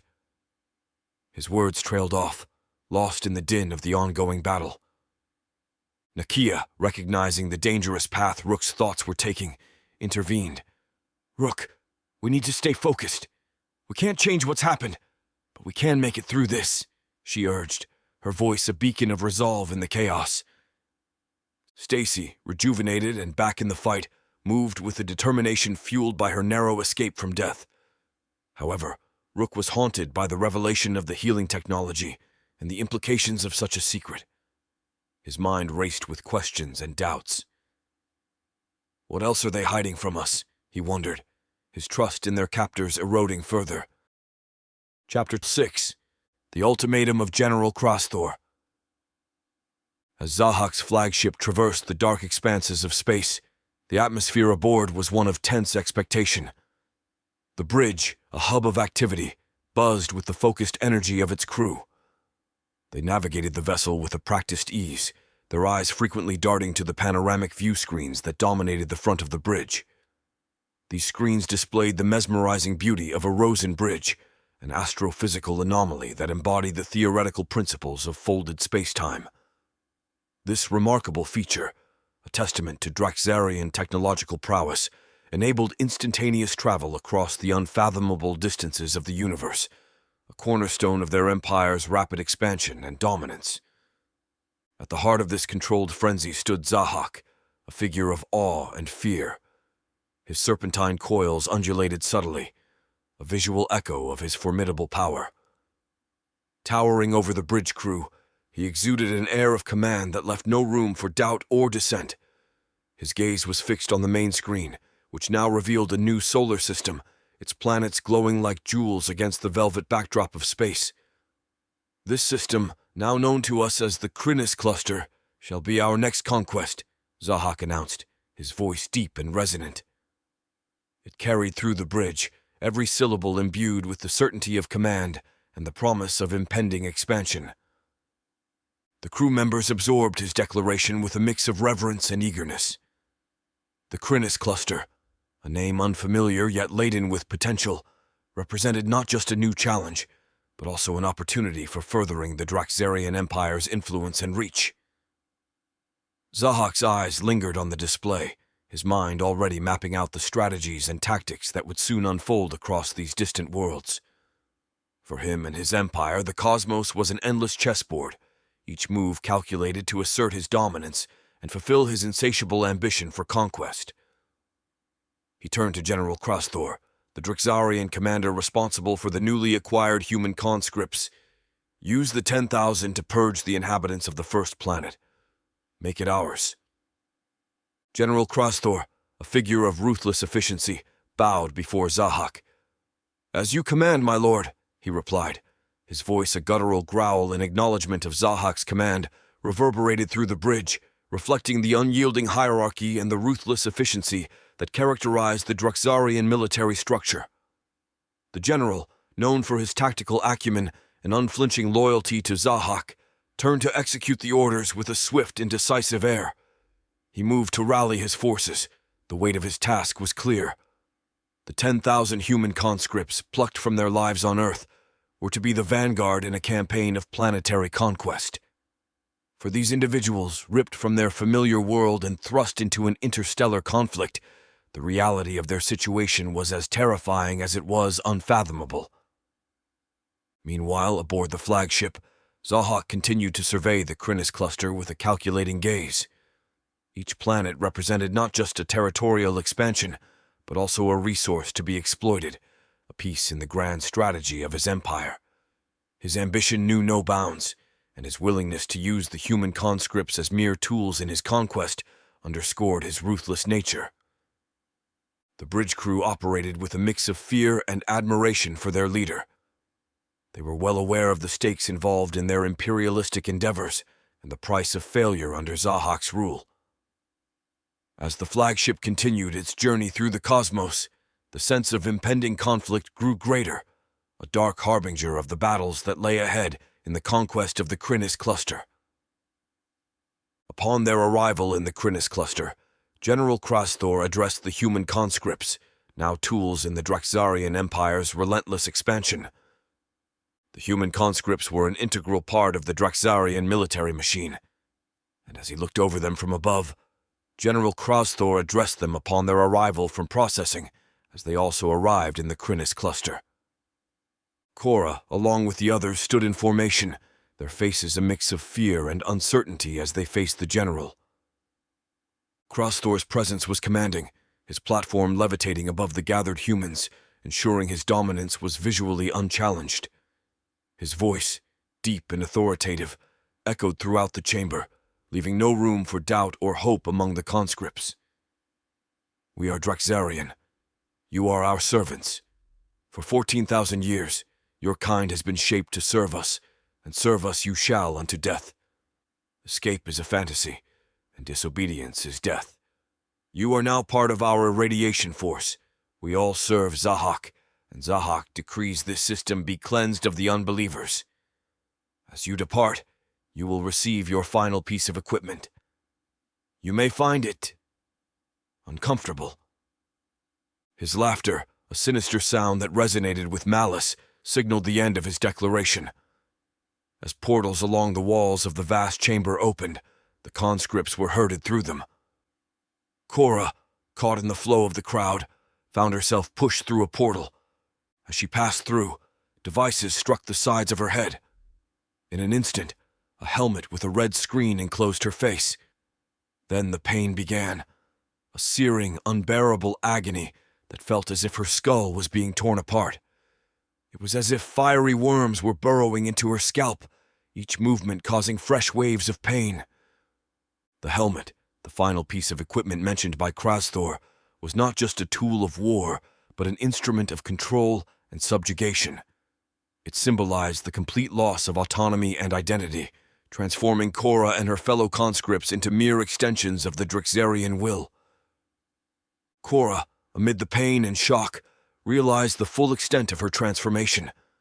She was no longer just a student with a love for history. She had become a cog in the machinery of an alien empire, her very being altered for purposes far beyond her understanding.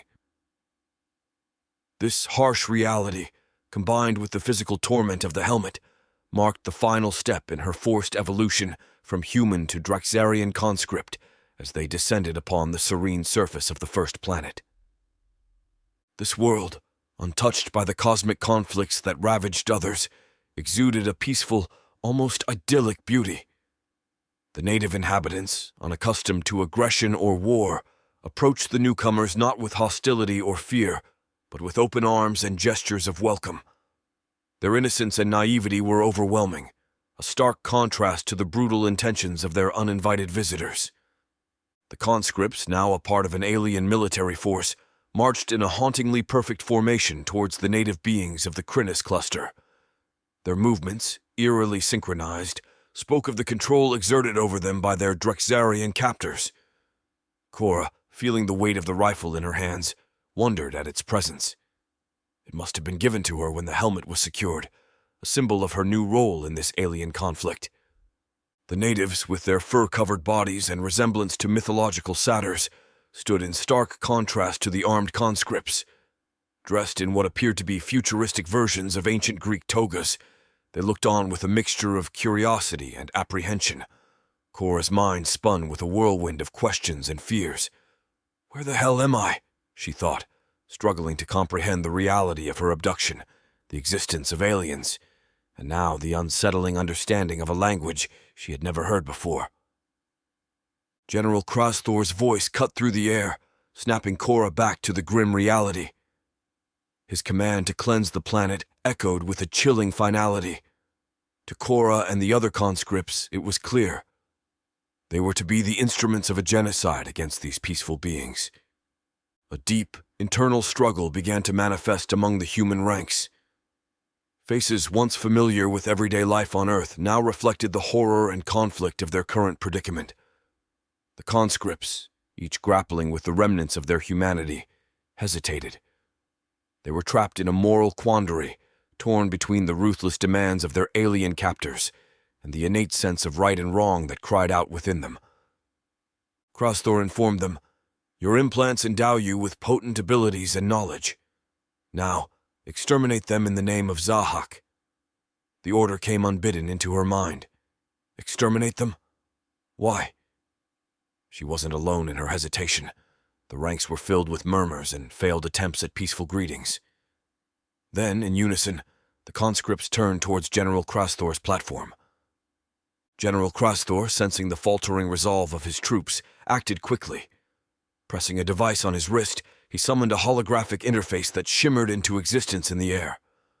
The display showed the faces of the conscripts in a chilling array, reminiscent of a twisted game of chance. Each face represented a life hanging in the balance, a pawn in the general's demonstration of power. This ominous display served as a stark reminder of the conscripts' predicament. Bound by technology, stripped of their autonomy, and thrust into a conflict far beyond their understanding, they were now faced with an unimaginable choice: comply with the genocidal orders of their captors or face dire consequences themselves. Impending doom was quickly revealed to be a staple of the tragic testament to the cruelty and ambition of the Draxarian Empire. With a flick of his finger, Krasthor sent the holographic wheel spinning, the faces blurring into one another. The conscript watched as the display showed on the helmet screen in front of them, horror-stricken, as he tapped the screen, selecting a victim at random. A deafening trumpet blast echoed across the planet, and in a gruesome spectacle, one of their own exploded into a cloud of gore, their implants violently extracted and collected by the general's device. The horrifying sound of a trumpet filled the air, and the person next to Cora burst apart, showering her in a rain of blood and viscera. The cruel demonstration of power by General Krasthor sent shockwaves of terror through the ranks of the human conscripts. The holographic interface, displaying their faces in a sinister lottery, symbolized their complete lack of control over their fate. As Krasthor casually flicked his finger, spinning the holographic wheel, each conscript's face blurred into the next, a macabre dance of chance and death. The atmosphere was fraught with tension and dread as Krasthor tapped the screen, arbitrarily selecting another victim from the array of faces. The sound of the trumpet, a harbinger of death, reverberated across the planet. In a horrific display, the chosen conscript burst apart.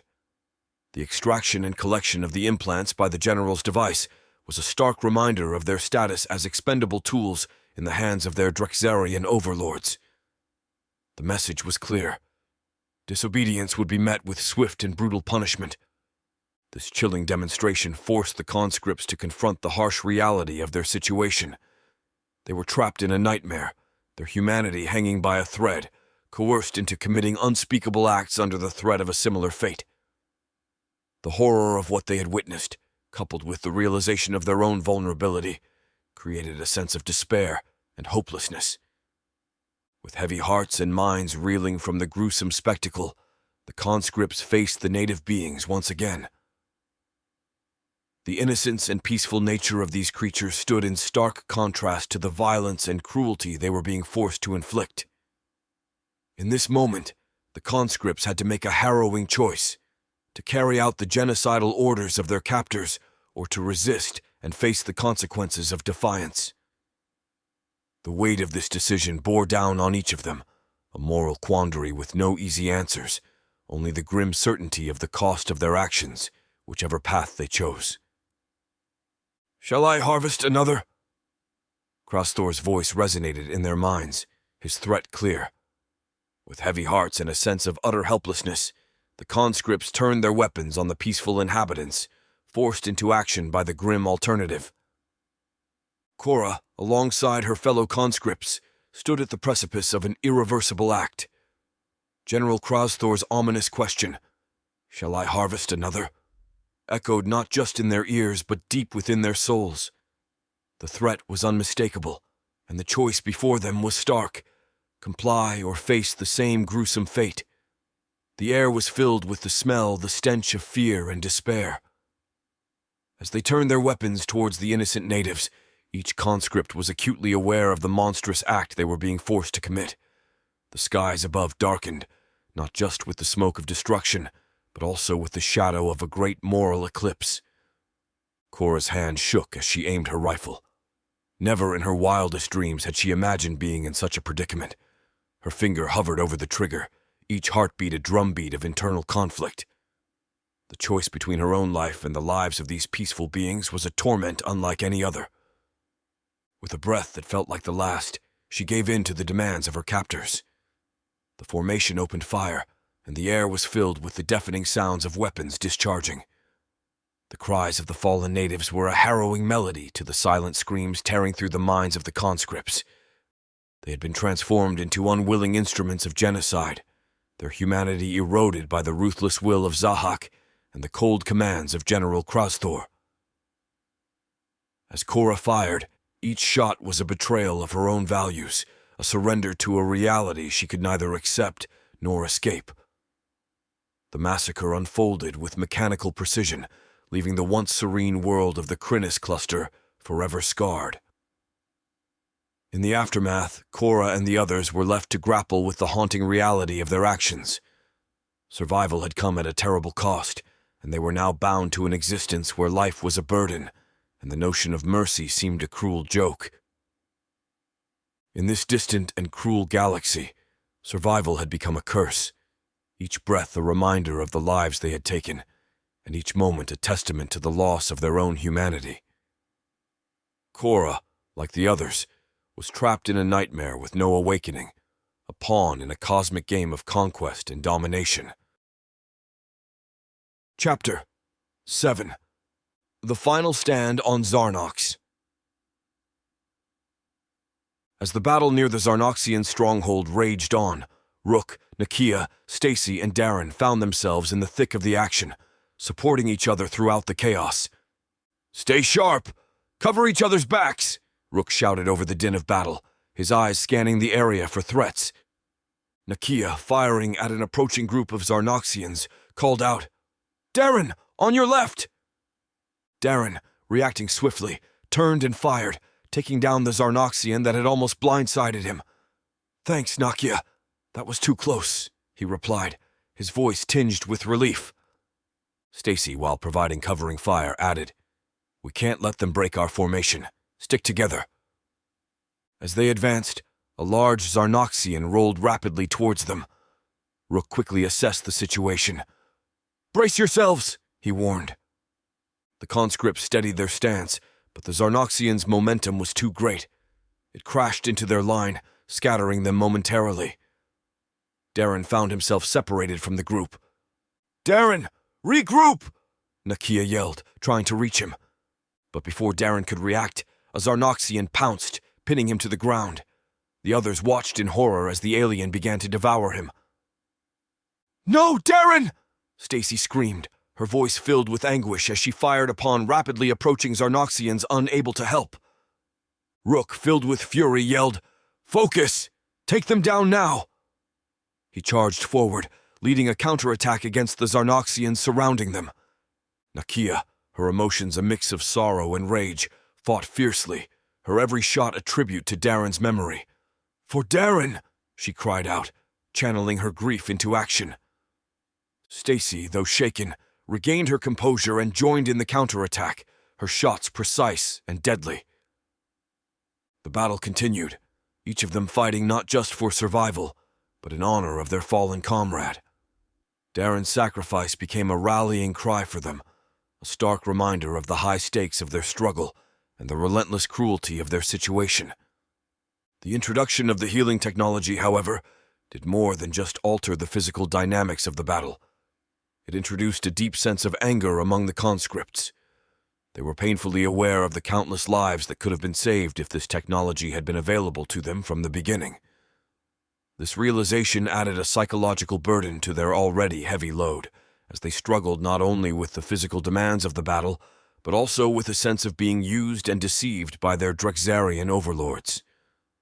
Despite these internal conflicts, the conscripts pressed on, driven by a desperate desire to survive. Each day on Zarnox was a testament to their strength.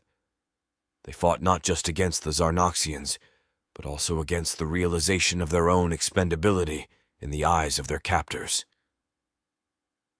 Commander-Chief, observing the changing course of the battle, understood the implications of what was unfolding on Zarnox. The success or failure of this campaign would significantly impact the overall objectives of the Draxarian Empire in the Bolok system. The conscript's unexpected resilience and the prolonged nature of the conflict were factors that he had not anticipated, adding complexity to his strategic calculations. As the battle raged on, the conscripts continued to push forward, fueled by determination, newfound capability, and a growing sense of defiance against the Empire that had forced them into this brutal conflict. Rook, Nakia, and Stacy advanced towards one of the last strongholds of the Zarnoxians. They found a brief moment to exchange words amidst the chaos of battle. "We're close to their last stronghold," Rook said, his voice tense as he scanned the horizon. "Once we take this, it's pretty much over for them." Stacy, gripping her weapon tightly, added with a hint of weariness, "It's been a long fight. I can't believe we're finally nearing the end." Nakia, her eyes fixed on the distant structure, interjected, "But at what cost? This never-ending cycle of violence?" Her voice trailed off, laden with unspoken grief and frustration. Rook glanced at her with understanding and resolve in his eyes. "I know, Nakia. We've all lost too much. But we can't let those sacrifices be in vain. We have to see this through." Stacy nodded in agreement, her expression hardening. "We're survivors. That's what we do. We survive no matter what's thrown at us." As they now stood in the shadow of the Zarnoxian stronghold, preparing for what they hoped would be the final push, Nakia's voice cut through the tension. Her words carried the weight of resignation and a hard-earned wisdom born from the relentless conflicts they had endured. "Let's make sure we survive this, and others like it," Nakia said, taking a deep breath to steady herself. Her gaze was steely, focused on the looming structure ahead. "For all those we've lost, and for those of us who are still here." Rook, Stacy, and the others nodded in agreement, their expressions born of fatigue. The stronghold before them stood as the last bastion of resistance on Zarnox, a symbol of the final hurdle in their brutal campaign. Each of them was burdened by the memories of the past weeks, the faces of their fallen comrades, the sounds of battle, and the constant reminder of their harrowing existence under Draxarian rule. As they advanced, there was a deep sense of shared purpose among them, a resolve to see the conflict through to its end. Yet, beneath that resolve lay a deeper understanding, a somber acceptance of their reality. They knew that any semblance of peace was a fleeting dream in their current lives. Under the yoke of the Draxarians, true peace was unattainable. It was a luxury afforded only to those who had fallen, a final escape from the relentless cycle of violence and subjugation. Nakia's words echoed in their minds as they moved forward.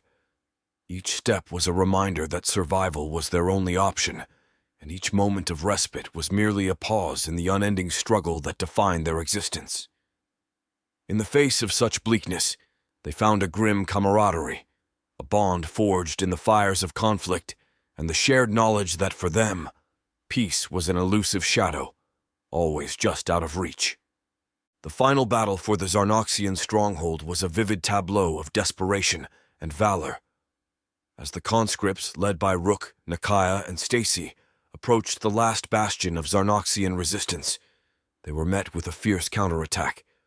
The Zarnoxians, fully aware of the stakes, fought not just for victory but for the survival of their species. The stronghold, a fortress built amidst the rugged and uneven terrain of Zarnox, stood as the last symbol of hope for its inhabitants. Its walls, made of a material that shimmered with an iridescent sheen, were lined with defenders ready to give everything for their home. As the conscripts closed in, the Zarnoxians launched their desperate strategy. They utilized their unique physiology to their advantage, curling into tight balls and propelling themselves at high speeds towards the enemy lines. The impact was substantial.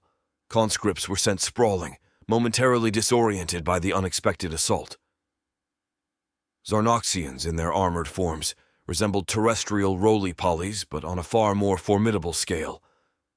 Their counterattack was a testament to their resolve, a display of a species fighting against the looming shadow of extinction. Despite being knocked down, the conscripts quickly recovered, thanks to their healing implants.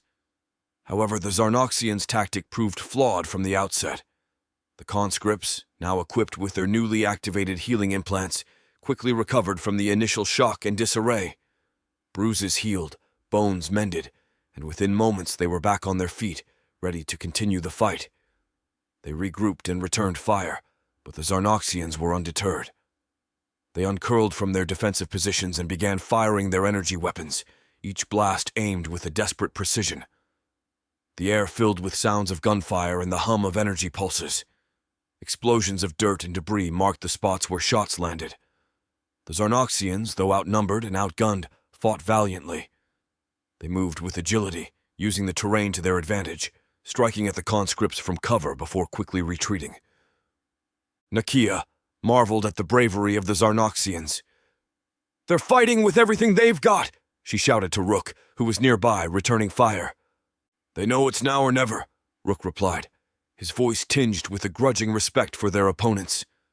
Stacy, firing from her position, added, "But so are we. We can't back down now."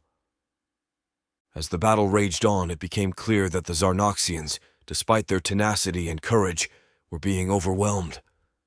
The conscripts, driven by their orders and the will to survive, continued their relentless assault. The stronghold's defenses began to crumble under the sustained firepower. In the end, the Zarnoxians' efforts, though valiant, were not enough to stem the tide of the invasion. The conscripts breached the stronghold, marking the end of the last major resistance on Zarnox. The battle was won, but the victory was hollow, tainted by the realization of the immense cost paid by both sides. For the conscripts, as the dust settled and the sounds of battle faded, the conscripts surveyed the scene. The ground was littered with the fallen, a grim reminder of the fierce struggle that had taken place. For Nakia, Rook, and Stacy, they had achieved victory. The end of the battle was a relief, but it was also a moment of reflection. They had secured another world for the Drixarian Empire, but at what cost? The Zarnoxians had fought bravely for their home, a fact that did not go unnoticed by Nakia, Rook, and Stacy. In the quiet aftermath, they were left to contemplate the true nature of their role in the vast, unforgiving cosmos under Drixarian rule. They had survived, but at a great cost to their souls and to the lives of the Zarnoxians, who had fought valiantly to protect their home. The conclusion of the battle on Zarnox marked another somber chapter in the lives of the conscripts and the expansion of the Drixarian Empire. As dust settled and the sounds of warfare faded into an eerie silence, the conscripts were confronted with the profound impact of their actions. They had been key instruments in subduing a peaceful world, and now the surviving Zarnoxians were destined for a bleak future of servitude, their existence reduced to fueling the ever-expanding war machine of the Drixarians. The Drixarian Empire, as witnessed by the conscripts through their unwilling service, was a society where the military-industrial complex was not just a component of the state, but its very essence. This empire was built upon a relentless pursuit of expansion and dominance, where every aspect of life was geared towards the sustenance and growth of its military capabilities. The production of war materials, the development of technology, and the subjugation of conquered worlds were all driven by this singular focus. In the heart of this relentless expansionist drive was a quasi-religious reverence for Zahak, who was viewed not just as a ruler, but as a near-deistic figure. Zahak's word was law, his directives were infallible, and his ambitions were the Empire's guiding principles. The society was structured around this central figure, with an almost fanatical devotion permeating through the ranks of the military and civilian populace alike. For the conscripts, this realization added another layer to their already complex predicament. They were not only fighting against alien races, but were also tools in the propagation of a culture that revered war and conquest as its core tenets. The Drixarian way of life was a stark contrast to the diverse cultures and beliefs they had encountered on the planets they had been forced to conquer. As they witnessed the subjugation of the Zarnoxians and the transformation of their world into yet another cog in the Drixarian war machine, The conscripts grappled with the harsh reality of their role. They were caught in a never-ending cycle of conquest, one that stripped away the essence of the worlds they invaded and reshaped them in the image of the Drexarians. The aftermath of the battle on Zarnox, like all the others, left the conscripts with a sense of profound loss, a loss of their freedom, their moral compass, and the lives they once knew. As they looked upon the enslaved Zarnoxians, they saw a reflection of their own fate, bound to serve in an empire where war was a religion, and Zahak, a god whose appetite for conquest knew no bounds. Chapter 8. Earth's Dilemma. On Earth, the recent surge in Nexuser's demands for more fighters to be supplied to the Drexarians had set off a chain of alarm and consternation within the corridors of power. Governments around the world were grappling with the stark reality of an unseen yet pervasive alien influence that had been manipulating human affairs for centuries. In a secure conference room, leaders of various nations sat in an emergency summit filled with urgency and apprehension. The latest demands from the Nexusar, communicated through clandestine channels, were laid out on the table, a chilling request for thousands more humans to be delivered for the Drexarian war effort atop the little more than 10,000 they recently taken. "We can't keep up with these demands without raising public suspicion," voiced the U.S. President Elizabeth H. Graham, her expression grave. "People are starting to ask questions. Disappearances are becoming too frequent to cover up." The British Prime Minister Aaron Jones, a man with a stern demeanor, leaned forward. "Not to mention the ethical implications. We are essentially handing our people over to an unknown fate. This is against everything we stand for." A murmur of agreement went around the table. The moral quandary of their situation was not lost on any of them. The Nexusar, a shadowy alien race that had long held sway over human affairs from their base on the moon, had become increasingly demanding, and their ability to manipulate global events was a source of growing concern. Russian President Mikhail Petrov, a seasoned politician with a pragmatic streak, spoke up. "We need a united front. Perhaps it's time to consider disclosing the existence of the Nexusar to the public. The secrecy is becoming unsustainable." The suggestion sparked a heated debate. The implications of such a revelation were far-reaching and potentially destabilizing. Yet, the current path of covert compliance with the Nexusar's demands was proving to be equally untenable. As the discussions continued, a sense of helplessness pervaded the room. Each leader was acutely aware of the delicate balance they were trying to maintain, protecting their citizens from the terrifying truth of extraterrestrial manipulation, while trying to navigate the increasingly impossible demands of their hidden overlords. Meanwhile, outside the confines of the meeting room, the world carried on, oblivious to the cosmic chess game in which they were unwitting pawns. Disappearances, attributed to mundane causes, continued to occur, fueling the Drexarian war machine in a conflict far beyond Earth's skies. In a clandestine meeting room, world leaders gathered to discuss the latest, most alarming strategy proposed by the Nexusar: to instigate a large-scale global conflict, a World War III, to mask the escalating disappearances of people for the Drexarian war effort. The air was tense, the gravity of the situation weighing heavily on each leader. President Graham, a woman known for her resilience, spoke first. "We cannot let this happen. A global war? The cost would be unimaginable." Chinese President Liang Wei, a seasoned politician with a deep sense of his nation's history, agreed. "It's unthinkable. The loss of life, the destruction. We must find another way." President Mikhail Petrov, known for his steadfastness, added firmly, "We cannot play into their hands. This is exactly what the Nexusar want: chaos, destruction, diversion." As they deliberated, the room's atmosphere shifted abruptly with the unexpected arrival of Zalarian, a representative of the Nexusar. His entrance was as silent as it was imposing. "You will do as instructed," Zalarian's voice resonated, cold and commanding. "You are in your positions of power because we placed you there. We have been manipulating tensions, using your media and social networks to create the perfect pretext for conflict. It is time for you to fulfill your purpose." President Graham, her face etched with conflict, finally conceded. If it's the only way to keep our people safe from a direct Drexarian assault. Wei, though visibly distressed, nodded in reluctant agreement. Our priority must be to protect our citizens from a greater threat. Petrov, however, remained defiant. And what of our people's lives lost in a manufactured war? How do we justify that? Solarian's response was chilling. If the Drexarians do not receive what they want, they will come. And when they come, they will take what they need, destroying the delicate balance of your world society. The choice is yours, but the consequences of defiance are far more severe. The room fell silent, the leaders grappling with the impossible choice before them.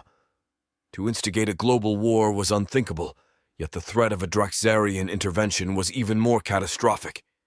Each leader was trapped in a dilemma with no right answer, their positions of power reduced to mere pawns in the grand scheme of the Nexusar and Drexarians. In the secure conference room, the discussion grew tense as they tried to devise a strategy to meet the Nexusar's demand for 1 million new conscripts without triggering World War III. U.S. President Graham broke the silence. There has to be a way to achieve this without a global war. We can't be responsible for such a catastrophe. Chinese President Liang Wei once again nodded in agreement. We need a covert approach. Perhaps we can find individuals less likely to be missed by society. Mikhail Petrov, the Russian president, leaned forward, his brow furrowed in thought. It's a dangerous path. We're talking about taking people from their lives, their families. British Prime Minister Aaron Jones interjected. We need to think outside the box. There must be other options. It was the Canadian representative, Prime Minister Julia Desjardins, who then suggested a controversial approach. What if we create a facade of a rise in voluntary departures? An increase in assisted suicides, for instance. Present it as a humane option for those suffering. The room fell silent as they considered the implications of such a plan. Elizabeth H. Graham finally spoke. It's manipulative and morally questionable, but it could be a way to meet the demand without widespread destruction. Liang Wei added, It's a temporary solution, but it might buy us time to find a better way. Mikhail Petrov, though visibly uncomfortable, conceded, It's a lesser evil compared to a world war, but we must be cautious. Aaron Jones nodded. We'll need to coordinate carefully. Missteps could lead to unintended consequences. As they discussed the logistics of this plan, Solarian, who had been observing the conversation, finally spoke. You propose to deceive your people to spare them from a larger conflict. Is this feasible? Elizabeth H. Graham addressed him directly. A global war would result in the loss of hundreds of millions of lives. That's counterproductive for everyone. Our approach, while ethically challenging, ensures a more controlled and sustainable solution for your demands. Solarian considered this for a moment, then nodded slowly. Proceed with your plan, but the quota must be met. Fail, and the Drexarians will intervene directly. As the meeting concluded, each leader left with a heavy heart, aware of the dark path they were embarking upon. The plan, while sparing the world from the horrors of a global conflict, opened another Pandora's box, one filled with ethical dilemmas and the haunting reality of their complicity in a scheme that would change countless lives forever. In the weeks following the clandestine summit, a covert operation codenamed the Blue Light Initiative was put into motion by the world leaders. The plan, designed to meet the Nexuser's demands without plunging the world into chaos, was unprecedented in its scope and audacity.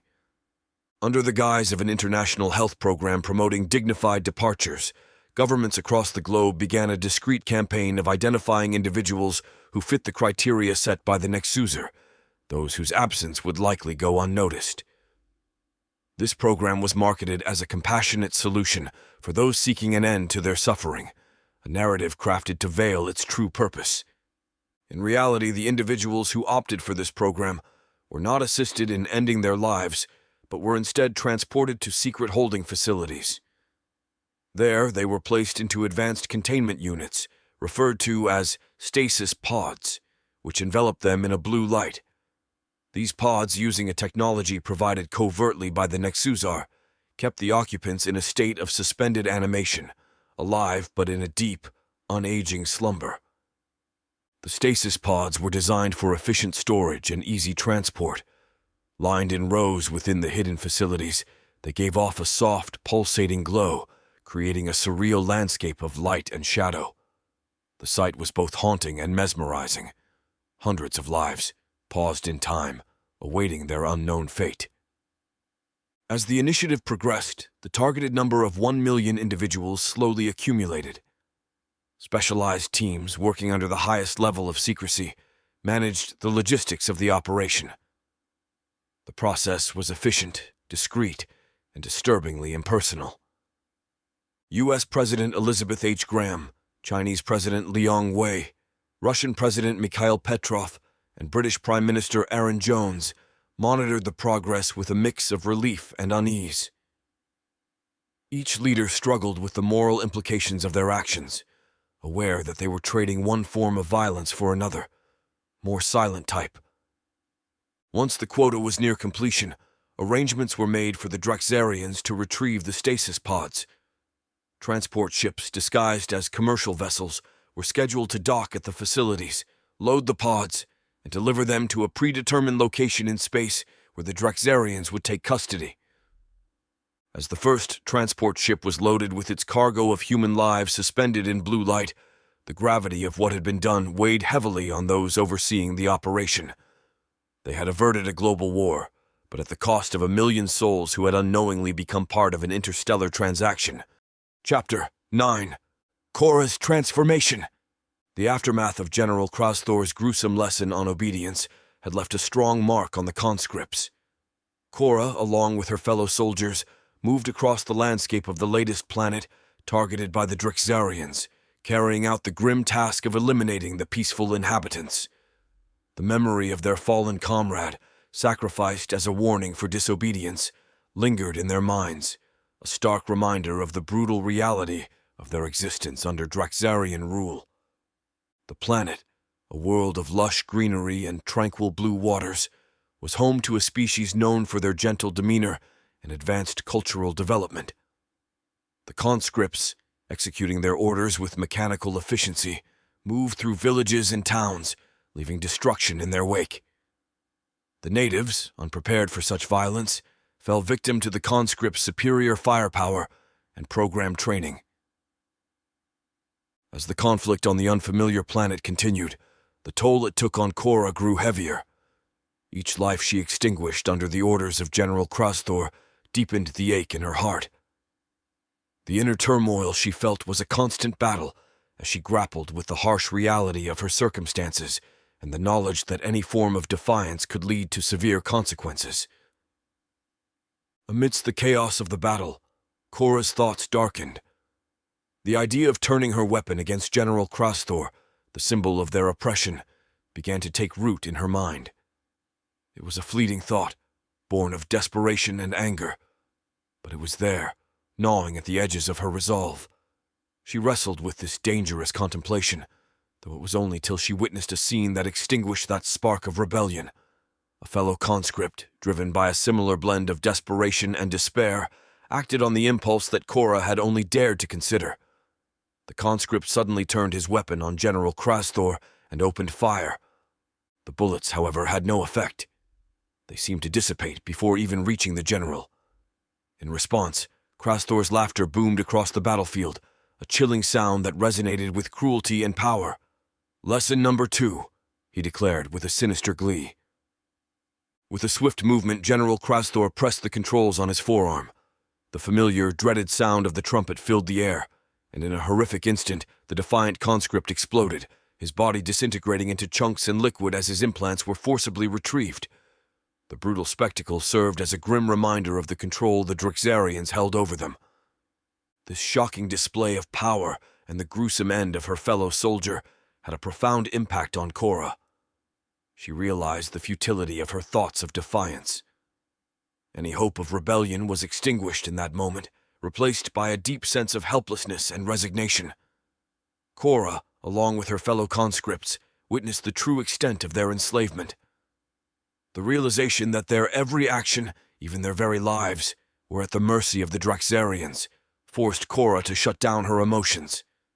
She suppressed the horror, the anger, and the despair that threatened to overwhelm her, numbing herself to the grim reality of their situation.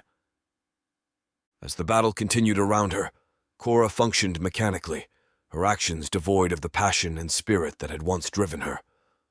The lesson imparted by General Krasthor had effectively crushed any remnants of resistance, leaving her and many other conscripts to continue their grim task as mere instruments of the Draxarian will. In the days following the harrowing lesson of obedience by General Krasthor, Cora's demeanor underwent a stark transformation. The once compassionate and conflicted soldier had become a figure of cold efficiency on the battlefield. Her actions were precise and unhesitating, devoid of the emotional turmoil that once plagued her. This chilling change did not go unnoticed, earning her a reputation among the conscripts as the most effective, albeit ruthless, soldier in their ranks. General Krasthor, ever watchful for potential assets, took note of Cora's transformation. Recognizing her unwavering obedience and effectiveness, he appointed her as the leader of the 10,000 conscripts. This new role placed her at the forefront of the Draxarian war effort, a position she accepted without hesitation or visible emotion. Under Cora's leadership, the conscripts executed their missions with brutal efficiency. They swept through the alien planet, a world once vibrant with life and culture, now echoing with the sounds of conflict and despair. Cora led her unit through towns and settlements, systematically eliminating any resistance.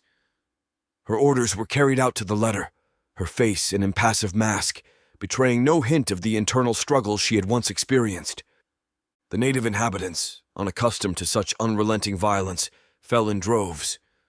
Cora's strategies were ruthless, leaving no room for mercy or compassion. The villages that once stood as testaments to the advanced cultural development of the species were reduced to smoldering ruins. Within a few days, the conscripts under Cora's command had decimated all populated areas on the planet. Only scattered groups of survivors remained, hiding in fear and uncertainty, soon to be rounded up. General Krasthor, observing the effectiveness of Cora's unit, issued new orders. With the mission on the current planet nearing its completion, he decided to redeploy this efficient force to another target. The success of their campaign on this world had proven the worth of Cora's cold leadership. As the conscripts were summoned back to the ship, Cora led them without a word of encouragement or camaraderie. The soldiers, once individuals with their own stories and emotions, now moved like parts of a well-oiled machine, their humanity buried under the weight of their grim task. The journey back to the ship was a silent one. The conscripts boarded, each lost in their own thoughts, yet united in their shared role as instruments of a war they had no say in. Cora, standing among them, was the epitome of what the Draxarian programming could achieve. A soldier stripped of emotion, executing orders with mechanical precision. As the ship left the atmosphere of the conquered planet, heading towards its next target, the conscripts braced themselves for the continuation of their endless campaign. Under Cora's emotionless guidance, they had become one of the most effective units in the Draxarian arsenal, a fact that brought neither pride nor solace, only a deeper sense of entrapment in a war that was not their own. As the conscripts concluded their mission on the ravaged planet, they were not transported back to their ship via the portals through which they had arrived. Instead, they were picked up by transport ships. General Krasthor informed them that this was for decontamination purposes. However, the truth was far more sinister. Unbeknownst to the conscripts, the Draxarians were using this opportunity to extract adrenaline and other biochemicals that had been siphoned from their bodies by the implants during the course of the battle.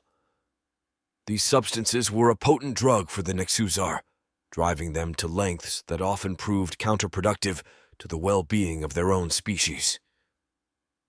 Once aboard the transport ship, the conscripts were led into a large chamber where General Krasthor and a team of Draxarian technicians awaited them.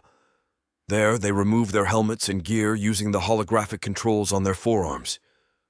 The process was surprisingly simple, yet it was a revelation to the conscripts. As they deactivated their armor, it retracted into their skin, leaving them in a more flexible skin-tight suit. This change of garb was yet another reminder of how deeply the Drixarian technology was integrated into their bodies. Once all the conscripts were briefed by Cora, General Krasthor announced their next assignment. They were to join forces with another ship, resupplying it with fresh troops. The conscripts, now clad in their new attire, watched as the two massive Drixarian ships maneuvered in space to connect with each other. Connection between the two vessels was a marvel of engineering. As they docked, a large passageway opened up between them, seamlessly merging the two structures. The passage was wide and well lit, creating the illusion that they had always been part of one larger ship. The conscripts moved through this passage, their footsteps echoing in the corridor that bridged the two colossal crafts. This new merger brought a sense of unease among the conscripts. The addition of fresh troops and the merging of the ships signified a ramping up of the Drixarian war efforts, suggesting that their campaign was far from over. For Cora and her fellow soldiers, this development meant that their respite was brief, and they were soon to be thrust back into the relentless cycle of conquest and destruction that defined their existence under Drixarian rule. As the two ships journeyed through space, Cora stood among her troops, her expression impassive yet resolute. She had embraced her role as a leader, but beneath her calm exterior, the weight of their situation still weighed heavily. Chapter 10. Awakening Emotions. Aftermath of the battle on Zarnox left Rook, Nakia, and Stacy, along with the remaining conscripts, in a state of weariness mixed with a sense of relief. They had survived the harrowing conflict in the Bolok system, but at a high cost. Half of their comrades had fallen, and the scars of the battle were not just physical, but deeply emotional as well. Returning to their ship was with a sense of somber reflection hung over them. The discovery that their implants had more capabilities than they had been told, particularly the recently deactivated healing feature, was a source of anger and frustration. This revelation had come too late for many of their fellow soldiers, and it was a bitter pill to swallow. As the conscripts gathered in the common area of the ship, heading towards the Crinus cluster, the losses they had suffered in the Bolok system weighed heavily on them, and the recent revelation about the healing capabilities of their implants added a layer of bitterness to their discussions. Rook leaned against the wall, his gaze fixed on the space outside the viewport. I can't believe they kept the healing tech from us all this time. How many did we lose who could have been saved? Nakia, sitting at a nearby table, replied softly. Too many, Rook. It's like we're just tools to them, expendable. Stacy joined in, her voice tinged with anger. And now they've deactivated it again. Just like that. As if our lives mean nothing. The conversation was interrupted by a new conscript, a young man named Jonas, who approached hesitantly. Do you think it'll be the same in the Crinus cluster? More battles, more deaths? Rook looked at Jonas, seeing in him the uncertainty and fear they all felt when they first became conscripts. It's likely, but we've survived this far. We'll keep surviving. Nakia added, trying to offer some comfort. We look out for each other. That's how we get through this. The ship shuddered slightly as it prepared to enter the Rosen Bridge, a strategic asset, enabling the Drixarians to project their power across vast distances. However, this method of travel had its limitations. It could only be utilized to reach systems that shared specific spatial connections, nodes in the cosmic web that the Drixarians had mapped and exploited for their campaigns. The conscripts braced themselves, the familiar sensation of warping reality enveloping them as they traveled through the cosmic tunnel, emerging into the Crinus cluster. The reality of their situation settled in once again. They were far from home, fighting in a war they didn't choose, for a cause they didn't believe in. We do what we must, Stacy said, standing up. For each other, not for them. The conscripts nodded in agreement, a silent pact forming between them. They would fight, not for the Drixarians, but for their survival, and for the hope of one day reclaiming their freedom. Now, their mission was taking them beyond the Bolok system to a newly discovered destination, the Crinus cluster. The journey through the Rosen Bridge was a surreal experience. As the ship activated the bridge, reality seemed to warp and stretch around them. For a moment, time and space lost their meaning, and the conscripts found themselves hurtling through a tunnel of swirling lights and colors, a visual representation of the ship traversing the folded space. When they emerged on the other side, they were in the Crinus Cluster, a system of unclaimed worlds that the Drexarians intended to conquer. The conscripts, still reeling from the loss and revelations of their previous mission, braced themselves for what lay ahead. The Crinus Cluster represented a new chapter in their service under the Drexarian rule, a continuation of the endless cycle of conquest and conflict.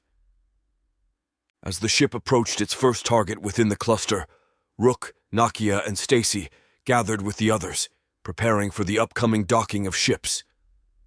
They were veterans of many conflicts, soldiers molded by their experiences, yet each new mission brought with it a renewed sense of uncertainty.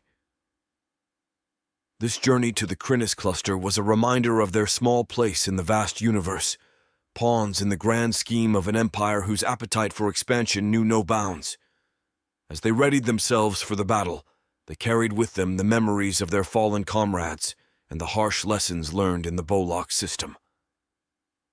Docking of the two Drexarian ships was an event that drew the attention of many conscripts, especially those who had not experienced such an occurrence before.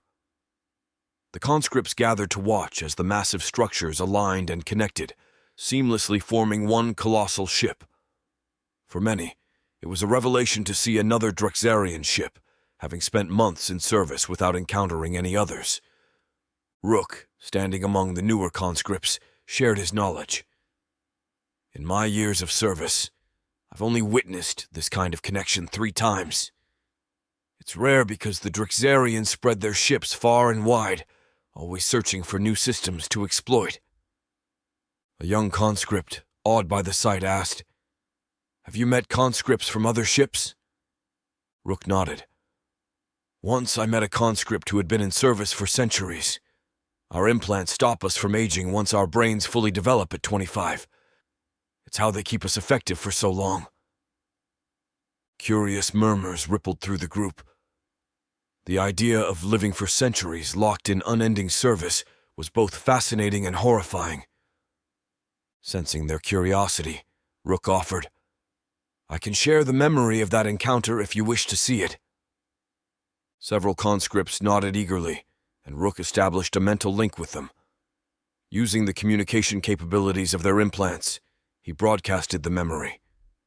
The conscripts who accepted the link experienced Rook's memory vividly, as if they were living it themselves. This sharing of memories was another facet of their implants, one that allowed for silent communication and the transfer of experiences. As the memory ended, Nakia turned to Rook, her eyes wide with newfound understanding. "I had no idea our service could be so extensive." Stacy, having seen ship connections before and familiar with Rook's stories, was preoccupied with her holographic system screen. She was sifting through various menus and options, searching for a way to reactivate their healing implants or uncover other hidden functions. Her focus was intense, driven by the hope of finding something that could give them an edge, or at the very least, more autonomy over their fates.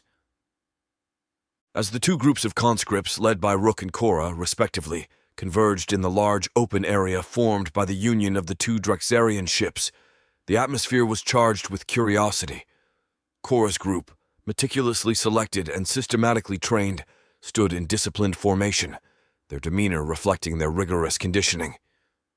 In contrast, Rook's group, survivors of numerous battles and losses, held a more relaxed, if somewhat weary, stance.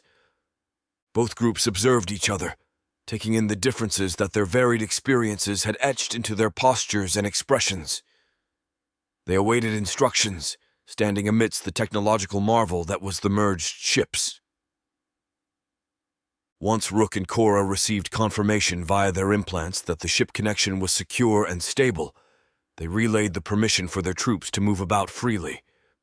It was a brief respite from the strict regimen that usually governed their lives.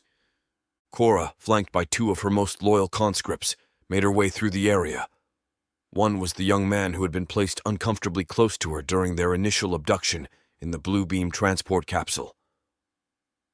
The other was a muscular male whose physique suggested a life dedicated to physical training before his conscription. They moved with her, protective and vigilant, almost like bodyguards despite the lack of any immediate threat. Rook, accompanied by Nakia and Stacy, approached Cora. They recognized her as the human commander of the other group through the information relayed by their Draxarian tech. The meeting of the two leaders was a significant moment, a rare instance of interaction between conscripts from different factions of the Draxarian forces. "Commander Cora," Rook greeted, extending a nod of respect. His tone carried the weight of shared experience, an acknowledgement of the burdens they both bore as leaders. Cora responded with a nod, her expression unreadable.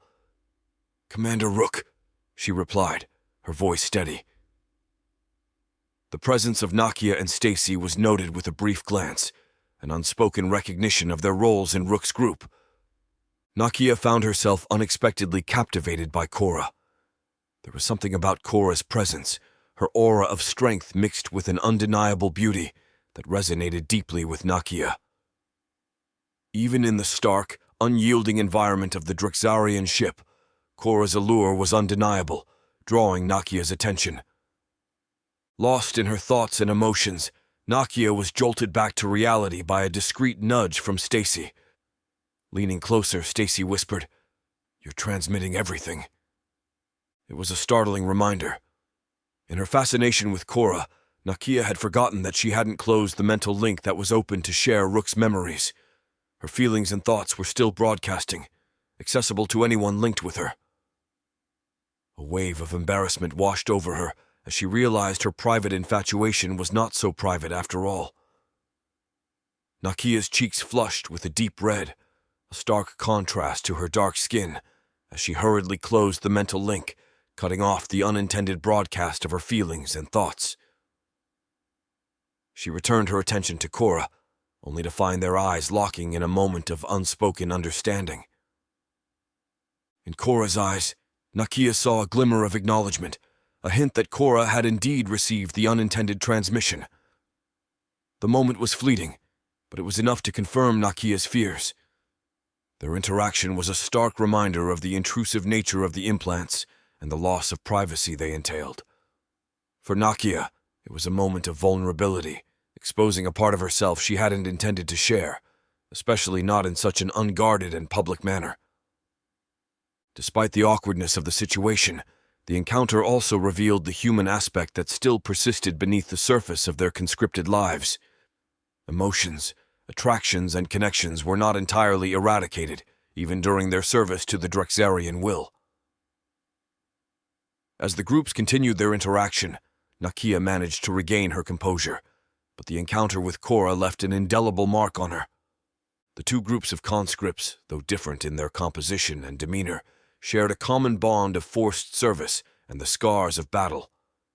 The open area between the ships became a space of subtle camaraderie, a rare opportunity for these soldiers to interact outside the confines of their designated missions. As they conversed, exchanging information and experiences, they gained insights into each other's journeys since their abduction. For many, it was a chance to connect with others who understood the unique and harrowing path they had been forced to walk. As the Draxarian fleet journeyed towards the next target within the Crinus cluster, the conscripts were reminded of the limitations of their interstellar travel. While capable of traversing vast distances between solar systems and galaxies through the Rosen Bridge, their movements from planet to planet within a system were bound by the constraints of sublight speed travel. This slower pace provided an unexpected respite, a period where the relentless momentum of their missions paused, giving the conscripts time to reflect and interact. A time where Nakia and Cora found themselves gravitating towards each other. The initial awkwardness stemming from Nakia's unintended emotional broadcast gradually gave way to genuine connection. Cora, who had become hardened and detached due to her experiences in battle, found herself unexpectedly opening up in Nakia's presence. Nakia's empathetic nature and her ability to listen without judgment provided Cora with a sense of comfort and safety, she hadn't realized she was missing.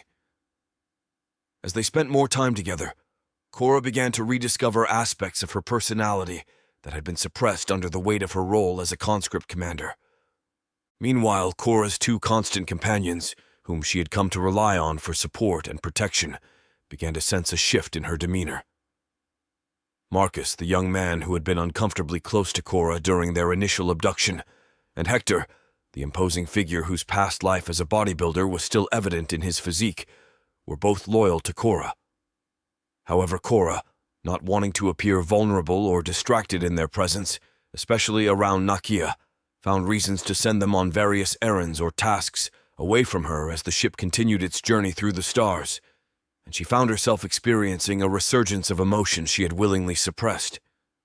Her feelings for Nakia grew stronger, evolving from a simple attraction to something deeper and more passionate. This emotional awakening was both exhilarating and daunting for Cora, who had become accustomed to maintaining a facade of control and detachment even in her previous life. Nakia, for her part, reciprocated Cora's feelings, drawn to the complexity and strength she saw in the commander. Their growing bond became a source of solace and strength, a rare light in the darkness of their conscripted lives. Time they spent together during the journey allowed them to explore their feelings and learn more about each other's pasts, hopes, and fears. It was a period of emotional growth for both, providing a much-needed respite from the constant demands of their roles as soldiers. As the Drexarian fleet arrived at its next destination within the Crinis cluster, a sense of inevitability settled over Cora and Nakia. The brief interlude in their journey, which had allowed their relationship to blossom, was coming to an end. They both understood that the demands of their service would soon pull them back into the harsh reality of their roles as conscripts. In the moments before their imminent separation, Cora and Nakia found a secluded spot on the ship, away from the prying eyes of their fellow soldiers. There they shared a passionate and heartfelt conversation, fully aware that it might be their last. Cora, holding Nakia's hands tightly, spoke with a fervor that belied her usual composure. "These past few days with you have given me something I thought I'd lost. Hope, a reason to keep fighting." Nakia, her eyes reflecting the depth of her emotions, replied, "I never expected to find someone like you in all this chaos. You've shown me that there's still beauty and love in this universe, no matter how dark it gets." They spoke of their dreams, their fears, and the uncertain future that lay ahead. Each word was imbued with the intensity of their feelings, a testament to the bond they had formed. As Rook's group was replenished with conscripts from Cora's unit, the time for parting drew near. Cora and Nakia stole away for a few precious moments alone, cherishing the fleeting connection they shared. "I don't know if we'll ever see each other again," Cora whispered, her voice tinged with sadness. Nakia, her heart heavy, responded, "Let's promise to survive, to find each other again, no matter what." They embraced, holding on to each other as if trying to memorize the feel of their presence. It was a moment of profound connection, a promise made without words. Reluctantly, Cora returned to her group and ship. The two massive vessels began to disengage, the passage between them slowly closing. Cora and Nakia stood at the threshold, their eyes locked until the very last moment, each silently conveying a multitude of unspoken promises.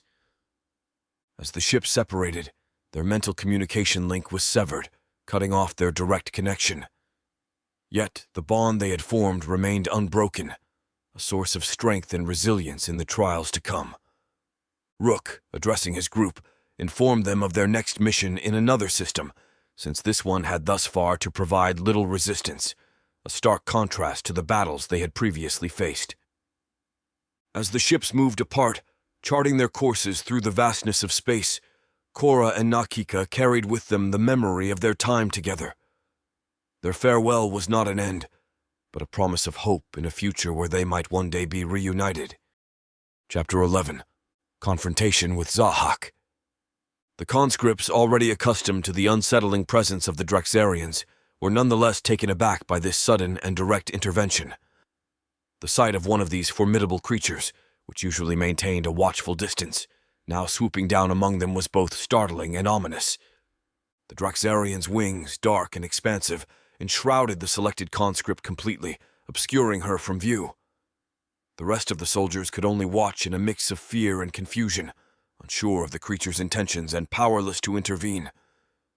In the dimly lit quarters, lit only by the ambient glow of the ship and the red eyes of the Draxarians, the event took on a surreal quality. The conscripts, lying in their respective tiers, were frozen in place, their attention fixed on the cocooned figure of their fellow soldier. Whispers and murmurs broke out among the ranks, each conscript grappling with a rush of questions and concerns. The Draxarians, known for their inscrutable nature and their role as overseers of the conscripts, had never before interacted so directly. As the Draxarian turned to exit the quarters with the cocooned conscript in tow, the atmosphere in the sleeping quarters was thick with unease. The conscripts were left to ponder the fate of their comrade, the meaning behind this abduction, and what it might portend for the rest of them. This served as another chilling reminder of the absolute control the Draxarians had over them, and by extension, the Draxarian Empire held over them. In the oppressive silence of the sleeping quarters, each conscript lay awake, contemplating the uncertain and perilous nature of their existence under the watchful, glowing red eyes of their captors. Cora, driven by a sense of duty and concern, stood up abruptly as she watched the Draxarian turn with the cocooned conscript. Her instincts as a commander, always to protect her unit, overrode any sense of personal safety. Marcus and Hector, her trusted sub-commanders, were quick to react to her movement. "Cora, don't! It's too dangerous," Marcus urged, his voice laced with genuine worry. He understood the risks of confronting a Draxarian, creatures known for their unpredictable and formidable nature. Hector chimed in. "We don't know what they're capable of, or why they're doing this. It's not worth the risk." Cora, however, was resolute. "I can't just stand by. That's one of our own," she said, her voice firm with determination. She knew the dangers but felt compelled to act, to at least try to intervene or understand the creature's intentions. Ignoring Marcus and Hector's pleas, she stepped forward, her eyes fixed on the retreating form of the Draxarian. Her movement, decisive and fearless, was emblematic of her leadership and her unwavering commitment to her soldiers. However, before she could get close, another Draxarian descended swiftly from above. Like a shadow enveloping its prey, it extended its dark wings around Cora. The suddenness of the action caught her off guard, and within moments she was shrouded in darkness, enveloped in the creature's wings just as the first conscript had been. Marcus and Hector, along with the rest of the conscripts, could only watch in shock and helplessness as Cora was taken. As the Draxarian lifted with Cora, the sleeping quarters fell back into a tense silence. The conscripts were left to grapple with the uncertainty of what would become of their commander and their fellow soldier, both now at the mercy of their alien captors. Enveloped in the suffocating darkness of the Draxarian's wings, Cora found herself in a state of complete immobility. The creature's embrace was like a prison, shutting out all light and sound, leaving her in an oppressive void. She struggled to maintain a sense of direction and time, but the lack of sensory input made it nearly impossible. The sensation of being transported was disorienting, her only indication of movement being the subtle shifts and changes in the pressure around her. When the Draxarian finally released her, Cora found herself in a chamber that exuded evil. The room was dimly lit, its shadows casting an eerie atmosphere that was both intimidating and foreboding. Sitting on a throne before her was Zahak, the notorious leader of the Draxarians. His mere presence filled the chamber with an unmistakable sense of dread. Zahak was a figure of nightmarish visage, his appearance striking fear into the hearts of those who beheld him. The two snake-like creatures that emerged from his back writhed and hissed, adding to the terrifying spectacle. Upon laying eyes on Zahak, Cora felt her breath catch in her throat, and her heart seemed to skip beats in shock and fear. Beside her, the other conscript, unable to maintain composure, began to scream in terror. The sound was blood-curdling, echoing through the chamber and amplifying the horror of the situation. Despite her own terror, Cora managed to maintain an outward appearance of calm. She understood the importance of not showing fear in the face of such evil.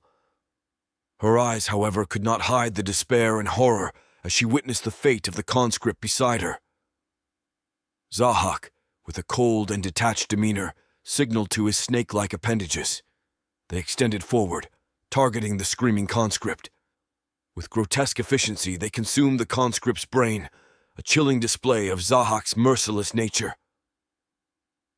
Cora, forced to watch the gruesome scene, felt a surge of helplessness and revulsion.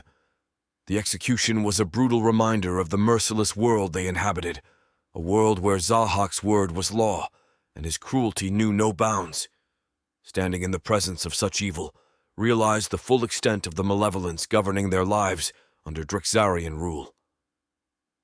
The encounter with Zahak was a stark confrontation with the true nature of their captors, a moment that would forever be etched in her memory. Zahak loomed over Cora with a menacing presence, regarded her with a gaze that seemed to pierce through her. His voice, resonating with a chilling authority, echoed in the chamber. "This is my right, Commander. The weak shall serve their purpose," he declared, his tone devoid of any semblance of empathy or compassion as his snake-like appendages finished chewing. Cora, standing before this embodiment of evil, felt a profound sense of helplessness. Zahak's actions and words laid bare the harsh truth of their existence. They were nothing more than expendable creators in the eyes of their Drexarian overlords. Yet despite the overwhelming sense of despair, Cora remembered the promise she had made to Nakia. She had vowed to survive, to endure whatever horrors were thrust upon her, in the hope of one day reuniting. Holding on to this sliver of hope, Cora carefully formulated her response, aware that her life hung in the balance. "Then thank you, for you just made us stronger, my lord," Cora replied, her voice betraying none of the inner turmoil that threatened to consume her. It was a response crafted to appease Zahak, to play into his ego and his perception of their subservience. Zahak's reaction was a twisted smile, a sign that he was pleased with her submission and acknowledgement of his power. Cora stood rigidly at parade rest in Zahak's chamber, her eyes fixed on the grim scene before her. The woman chained to Zahak, tasked with the macabre duty of cleaning the aftermath of the execution, moved with a mechanical efficiency that belied her tragic circumstances. Her resigned acceptance and the chain that bound her to Zahak painted a picture of a life filled with despair and subjugation, a fate that could very well befall any one of them. Once Zahak was satisfied, he nonchalantly signaled for Cora's release. The Drexarian that had initially cocooned her in its wings now escorted her back to the sleeping quarters. The journey back was silent, with Cora lost in her thoughts, processing the brutal reality of what she had just witnessed. Upon reaching the sleeping area, the Drexarian ascended back to its high perch, leaving Cora among her fellow conscripts. Marcus and Hector immediately rushed over to her, their concern evident as they noticed the bloodstains on her uniform. "What happened, Cora? Are you hurt?" Marcus asked, scanning her for injuries. Hector, looking up at the retreating Drexarian, added, "That thing took you, and now you're covered in blood. What did they do to you?" Cora shook her head, a mix of weariness and resolve in her eyes. "It's not my blood," she said quietly. "And it's not a place or a situation you'd ever want to find yourselves in. What happens in Zahak's chamber? It's better left unknown. Your mind can't create anything worse than that place." Her sub-commanders exchanged a glance, understanding the gravity of her words.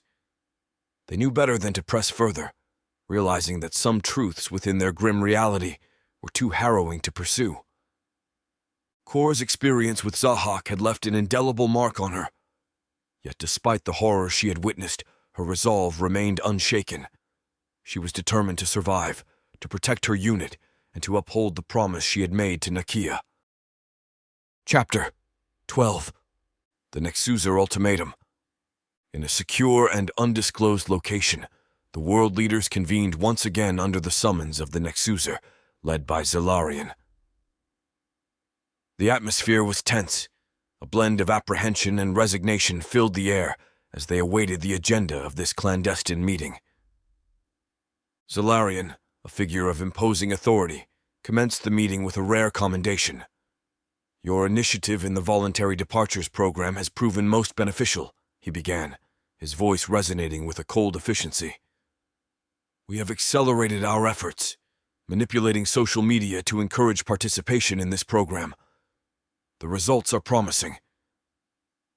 The world leaders exchanged uneasy glances, aware of the moral ambiguity of their actions, but constrained by the overwhelming power of the Nexuzar and their Draxarian overlords. However, Zalarian's tone shifted as he addressed the Russian president. "Your contribution, however, has been markedly insufficient. The numbers from Russia are disappointingly low." The Russian president, Mikhail Petrov, met Zalarian's gaze with a defiant one of his own. "I have reservations about this method. To deceive our people into suicide turned involuntary servitude is a betrayal of their trust. Perhaps it is time we reconsider our position and the illusion of freedom we live under." Zalarian's expression hardened. "Such thoughts are dangerous and futile. Should you choose to defy Nexuzar, the consequences would be catastrophic. The Draxarians would not hesitate to reduce your planet to a mere workforce, stripping it of most life." The president stood his ground. "Maybe facing the truth is preferable to living under this manipulation, being puppets to alien masters." His words stirred a murmur among the other leaders. The Prime Minister of Britain, Aaron Jones, voiced his agreement. "There is a point where we must question the cost of our compliance." The discussion grew heated, with the leaders of China, the US, and Canada expressing their concerns, but ultimately siding with maintaining the status quo. "The risks of defiance are too great," argued Elizabeth H. Graham, the US president. "We must stay the course for the greater good." Zalarian, observing the divide, issued a final warning. "Your cooperation is not optional. The Nexuzar have allowed you autonomy under our guidance. Do not mistake this for independence. We expect full compliance, or the consequences will be dire." The meeting concluded with a heavy air of unease. The world leaders, despite their varied stances, recognized the gravity of their situation. They were entangled in a complex web of power, control, and moral ambiguity, with the fate of humanity precariously hanging in the balance. As they departed, each leader grappled with the ethical dilemmas and the burden of decisions that would impact not just their nations, but the entire human race. As the meeting adjourned, the Russian president, Mikhail Petrov, maintained his defiant stare towards Zalarian, his eyes reflecting his resentment. After exchanging a final, charged glance, he turned and left the room, his mind undoubtedly racing with thoughts of resistance and liberation. Outside the building, concealed in the shadows, a Russian intelligence operative waited with a singular focus: to uncover the method by which Zalarian returned to the moon, a crucial piece of information that could potentially turn the tide in their favor. He watched intently as Zalarian exited the building. Instead of any conventional means of transportation, Zalarian stood still for a moment, looking up at the sky. Suddenly, his body became enveloped in a shimmering field of light, barely visible to the naked eye. It was as if the air around him vibrated with an unseen energy. Moments later, Zalarian vanished without a trace, as if he had been absorbed or teleported by the mysterious energy field, with nothing more than a streak of light blue light vanishing just above the treetops. The Russian operative, having witnessed this extraordinary event, quickly retreated to compile his report. This method of transportation, seemingly advanced and undetectable, was beyond any current human technology. It was clear that Zalarian used some form of advanced teleportation, possibly linked to the same technology that powered the Rosen bridges used by the Draxarian ships. Back in Moscow, the operative met with President Petrov in a secure location. "He just vanished, sir, surrounded by a field of light. It was unlike anything I've ever seen," the spy reported. Petrov, his mind working rapidly, saw an opportunity in this revelation. "If we can somehow harness or replicate this technology, Even momentarily, we could send a nuclear device to the moon, directly into their stronghold. The idea was radical, dangerous, and fraught with uncertainty. Yet Petrov saw it as their only chance to break free from the Nexusar's control. This is our opportunity to strike back, to free Earth from their manipulation. We need to bring the other world leaders on board. The proposition of covertly using Zalarian's method of transportation to send a nuclear weapon to the moon was a gamble of the highest order. It would require unprecedented international cooperation, technological innovation, and secrecy. Something he was well aware would not come. Aware of the risks and the potential backlash from both the Nexusar and the Drexarians, Petrov knew that this plan could either be the key to Earth's liberation or the catalyst for its downfall. The weight of this decision and the need to convince the other world leaders to join this daring plot marked the beginning of a new, audacious chapter in the struggle for Earth's freedom. President Mikhail Petrov, fueled by his determination to challenge the Nexusar's control over Earth, made a clandestine trip to Britain. His mission was clear: to gauge the level of commitment of the British Prime Minister Aaron Jones towards the idea of a liberated Earth, and to potentially recruit him as an ally in his daring plan. Upon his arrival, the two leaders met in a secure and undisclosed location, away from prying eyes and listening devices. The meeting began with cautious pleasantries, but it wasn't long before Petrov broached the subject that weighed heavily on his mind. Petrov observed Jones closely as he outlined his thoughts on freeing Earth from alien control. He spoke of the need for decisive action, the importance of reclaiming their sovereignty, and the opportunity presented by Zalarian's mysterious teleportation method. Jones listened intently, his expression one of contemplation. It was clear that the idea of breaking free from alien manipulation resonated with him. "Your courage in considering such a bold move is commendable, Mikhail," Jones responded thoughtfully. "But we must be practical about our capabilities."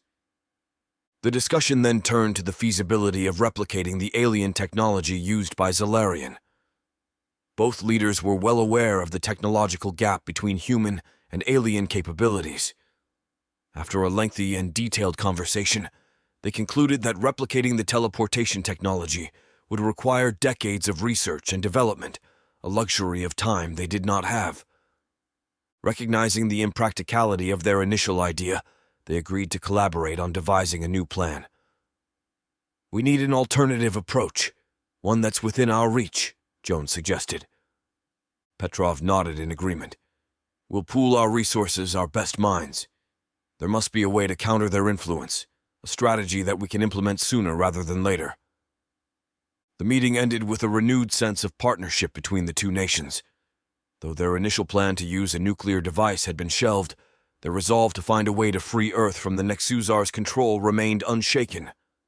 As Petrov left Britain, both leaders committed to maintaining close communication, each returning to their respective countries to mobilize their resources and begin the search for a viable alternative to challenge their alien overseers.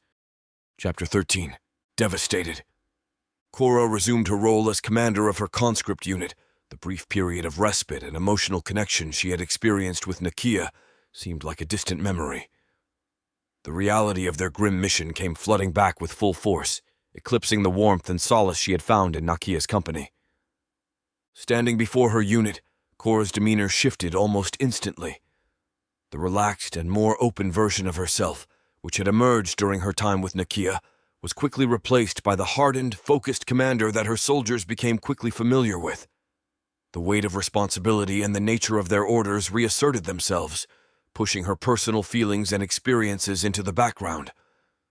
Addressing her troops, Cora's voice was steady and devoid of emotion. "This planet is inhabited by species similar to those we encountered on the last one. We're expected to have it cleansed within a week." As she relayed the orders, the haunting memories of their previous cleansing missions resurfaced in her mind, a stark reminder of the atrocities they were compelled to commit under Drexarian rule. The horrors of what they had done and what they were about to do again weighed heavily on Cora. Yet she pushed these thoughts down, locking away the emotions that threatened to surface. She knew that showing any sign of weakness or hesitation could have dire consequences, not just for her, but for all those under her command. Her transformation back into Commander Cora was a defense mechanism, a way to cope with the unspeakable acts they were forced to carry out. It was a role she had learned to embrace, one that required her to suppress her true self for the sake of survival. As the conscripts prepared for the upcoming battle, Cora's mind was solely focused on the mission. The brief glimpse of humanity and vulnerability she had shown was now hidden behind the mask of the commander, a role she played all too well. Memories of her time with Nakia were tucked away in a corner of her mind, a bittersweet reminder of what could have been in a different world, a different life.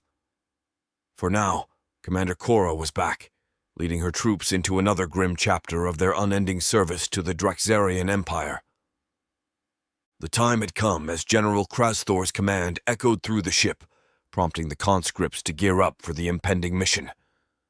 The atmosphere was tense with anticipation and the unspoken understanding of what was expected of them. Cora, now at the forefront of her unit, stood resolute and composed. Beside her, a step behind, were Marcus and Hector, her trusted sub-commanders. Each of them was responsible for leading a third of the conscripts, amounting to 2,000 soldiers under their individual command. The responsibility was immense, and the weight of their upcoming task was evident in their stern expressions. As they prepared to disembark, Cora outlined her strategy to Marcus and Hector. Her plan was meticulously crafted, designed to encircle the largest settlement on the planet and strike simultaneously from 3 different points. This tactical approach was aimed at overwhelming the inhabitants quickly, minimizing the duration of conflict, but maximizing its effectiveness. Once the plan was set, Cora issued the command to commence the attack. The conscripts, armed and ready, lined up before the space transport portals. Each of them, including Cora, Marcus, and Hector, raised their weapons, a final moment of preparation before stepping into the fray. In unison, the conscripts stepped through the space transport portals, materializing on the planet's surface. The settlement, unaware of the impending assault, was suddenly enveloped in the chaos of battle. Cora's unit emerged from one point, Marcus and Hector's from the others, converging on the settlement with ruthless efficiency. The attack was executed with precision, a testament to the programming and conditioning the conscripts had undergone. Each unit moved in sync, their actions almost mechanical in their execution. Cora, leading from the front, displayed a level of detachment and focus that was both impressive and disconcerting. With her plan in action, the settlement fell under their might as the reality of their mission became clear. The conscripts, once ordinary people from various walks of life, were now instruments of an alien agenda, carrying out orders that went against the very essence of their humanity. For Cora, the mission was another grim reminder of the life she had been forced into. The brief moments of vulnerability and connection she had experienced with Nakia seemed like a distant dream in the face of the cold, harsh reality of her duties.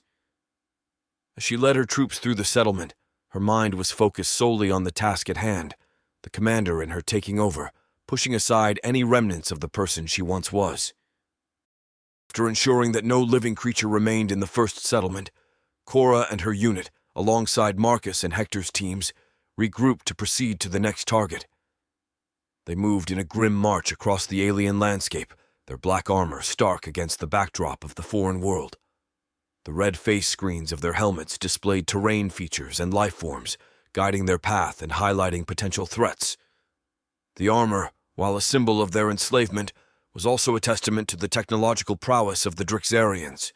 It provided them with crucial information and protection, yet at the same time, it served as a constant reminder of the control the Draxarians exerted over them.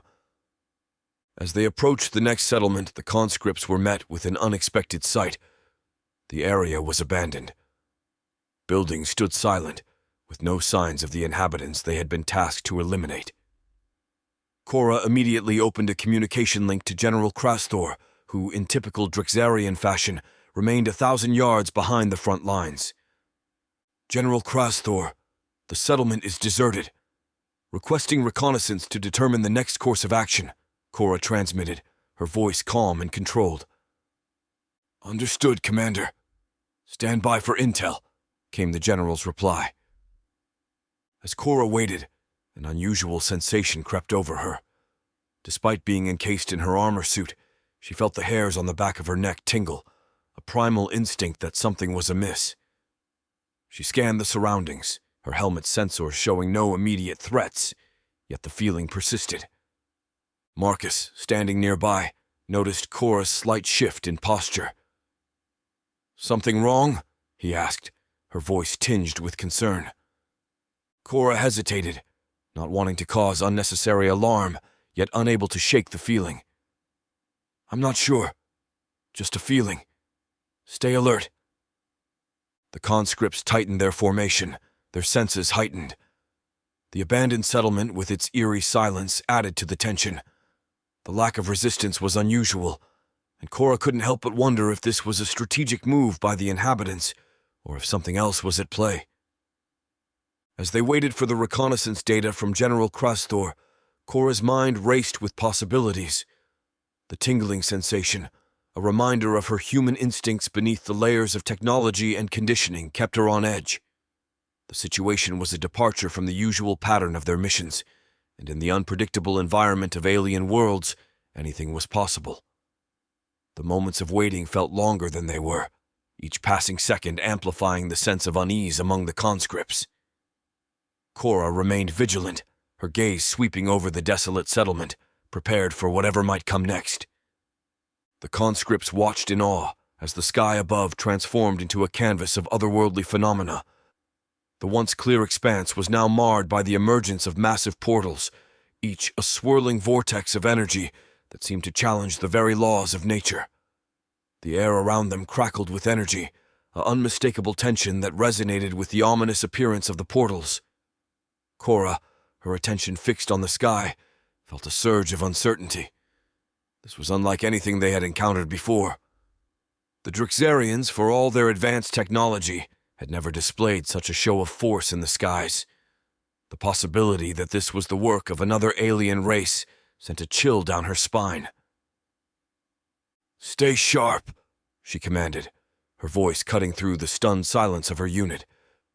"We don't know what's coming through those portals." Marcus and Hector, standing by her side, readied their weapons, mirroring the actions of the rest of the conscripts. The anticipation of a potential new threat superseded their initial mission objectives. As they watched, shapes began to emerge from the portals, their designs suggesting advanced technology and formidable firepower. General Krasthor's voice crackled over the comms, a rare hint of surprise in his tone. "Conscripts, be prepared to engage. We are not alone in this system." The conscripts, already battle-weary, steeled themselves for a confrontation with this new, unknown adversary. Cora, her mind racing with tactical assessments, issued orders to her troops. "Form defensive positions. We don't know their capabilities or intentions. Hold fire until my command." The conscripts observed with growing unease as the dart-like alien ships continued to emerge from the portal, aligning themselves in the sky with remarkable precision and order. The sight of these ships, sleek and menacing, created a stark contrast against the backdrop of the planet's serene atmosphere. The conscripts were accustomed to being the aggressors, the dominant force in any conflict, but now they found themselves potentially outmatched, waiting for the intentions of these new arrivals to become clear. As about a dozen of the smaller crafts had positioned themselves, a final vessel emerged from the portal, significantly larger and more imposing than the others. Its design suggested it was a command ship, likely housing the leaders or central control for these mysterious forces. This development heightened the tension among the conscripts, as the presence of a command vessel indicated a highly organized and possibly more advanced adversary. The portal closed behind them, sealing off the space through which these ships had arrived, and leaving the conscripts to confront the new reality of their situation. Then, in a swift and unexpected maneuver, one of the smaller dart-like ships broke formation, speeding off towards the direction of the settlement they had just cleansed. The conscripts watched in silence, their weapons at the ready. but with no clear directive on how to engage or react. Within moments, the ship returned, rejoining its companions in the sky. The purpose of its brief departure was unclear, but it suggested a level of reconnaissance or assessment by these new beings. Cora, maintaining her composure, kept a close eye on the movements of the alien ships. "Stay alert," she ordered. "We don't know their capabilities, but they're obviously scouting our positions." General Krasthor's voice came over the comms again, this time with a more cautious tone. "Conscripts, hold your positions. We are analyzing the situation. Do not engage unless directly attacked." Hector, standing next to Cora, asked, "What do you think they want?" Cora shook her head slightly, her eyes never leaving the sky. "I don't know, but they're clearly not here by chance." The standoff continued, with the conscripts watching the alien ships and the ships seemingly observing them in return. It was a moment of uncertainty, a rare instance where the roles of hunter and hunted were blurred. The conscripts, so used to enforcing the will of the Drexarians, now faced the prospect of a confrontation with an unknown and potentially superior force. While keep sight of newcomers, the conscripts watched as the native inhabitants whom they had been mercilessly hunting reacted in an unexpected manner. Instead of remaining hidden, they calmly climbed upon elevated rocks and large tree-like mushrooms. It was as if they were positioning themselves to witness an anticipated event, their actions imbued with a sense of solemn ritual. Quickly, they realized why the creators were now so calm as the sophisticated assault from the dart-like fighter ships sent shockwaves through the conscripts' ranks. Used to being the dominant force in any confrontation, they now found themselves outmaneuvered and outgunned by this unknown enemy. The arrival of these advanced alien ships, coupled with the natives' lack of fear, suggested that the conscripts were facing a force unlike any they had encountered before. General Krasthor, who had always maintained a semblance of control and composure, was visibly shaken by this unforeseen turn of events. The advanced technology and coordinated tactics of the alien fighters were unlike anything within the Drexarian arsenal, leaving him and his conscripts at a significant disadvantage. As the sleek ships descended, they swiftly organized into an attack formation, their movements precise and coordinated. The air was filled with the hum of their engines, a sound that heralded the onset of a formidable assault. Without warning, the alien fighters unleashed their firepower. Beams of concentrated energy and high-velocity projectiles sliced through the air, targeting the conscripts with unerring accuracy. The impact was immediate and devastating. Conscripts were hit, their armor offering little protection against the advanced weaponry. Cora, realizing the severity of their situation, shouted orders above the din of battle and internal comms. "Find cover! Return fire!" But her commands were barely audible over the chaos that had erupted around them. The disciplined formations of the conscripts quickly dissolved as they sought whatever shelter they could find. They returned fire, but their standard-issue weapons seemed inadequate against the agility and advanced defenses of the alien ships. Cora, ducking behind a fallen structure, looked around at the disarray. The conscripts, trained for ground combat, were ill-equipped to handle an aerial assault of this magnitude. She saw fear in the eyes of her comrades, a fear that mirrored her own. General Krasthor, attempting to regain control, issued frantic orders over the comm system. "Regroup! Focus your fire on their flanks!" But his command seemed futile in the face of the overwhelming assault. Cora, amid the chaos, tried to maintain her composure and lead her unit. But the realization that they were facing an enemy with far superior technology weighed heavily on her. The conscripts, despite their programmed training and conditioning, were being pushed back, suffering casualties at an alarming rate as the battle raged on, with the alien fighters dominating the skies. The conscripts fought desperately, but it was clear that they were losing ground. The situation was rapidly deteriorating, and for the first time, the possibility of a defeat loomed over them.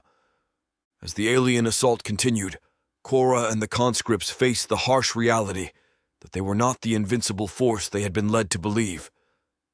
This encounter was a stark reminder of the vast and unknown dangers that lurked in the cosmos, and the conscripts were caught in the midst of it, fighting a battle that was quickly turning into a struggle for survival. The sleek fighters maneuvered through the air with an ease that made them seem almost ethereal. Their weapon systems were clearly superior, and the conscripts' return fire did little to deter their onslaught. In the midst of this chaos, General Krasthor attempted to rally his troops, but the shock of this unforeseen attack and the sheer firepower of the enemy left him struggling to maintain control of the situation. As the battle raged on, the conscripts were forced to adapt quickly to this new threat, their survival instinct kicking in against an enemy whose capabilities and intentions were unknown. The conflict on the alien planet had escalated to a level beyond anything they had anticipated, plunging them into a fight that was as much about understanding this new enemy as it was about staying alive. "Take cover!" Cora shouted, as she and her comrades scrambled for safety, heavily outmatched by the aerial superiority of the new enemy. General Krasthor, realizing the severity of the situation, barked orders into his communicator. "Form defensive lines! Return fire!" But his commands did little to stem the tide of the attack. The dart-like ships moved with precision, their weapons cutting through the ranks of the conscripts. Explosions erupted around them, sending plumes of dirt and debris into the air. The conscripts, despite their resilience and healing implants being activated, struggled to mount an effective defense against this unexpected foe. Cora, firing at the ships, felt a sense of desperation. "Who are they?" she yelled over the chaos. No one had an answer. The new alien force was a mystery, their sudden appearance and advanced technology a shocking development in the conflict. The battle raged on, with the conscripts struggling against the overwhelming force of the alien fighters. A critical and unprecedented event unfolded. General Krasthor, who had been orchestrating the conscripts' response from a relatively safe distance, found himself directly in the line of fire. One of the sleek, dart-like fighter ships broke from its formation, executing a rapid and precise maneuver that brought it hurtling towards General Krasthor's position. The general, caught off guard by the sudden and aggressive approach, barely had time to react. Cora, witnessing the scene unfold, shouted a warning, but it was too late.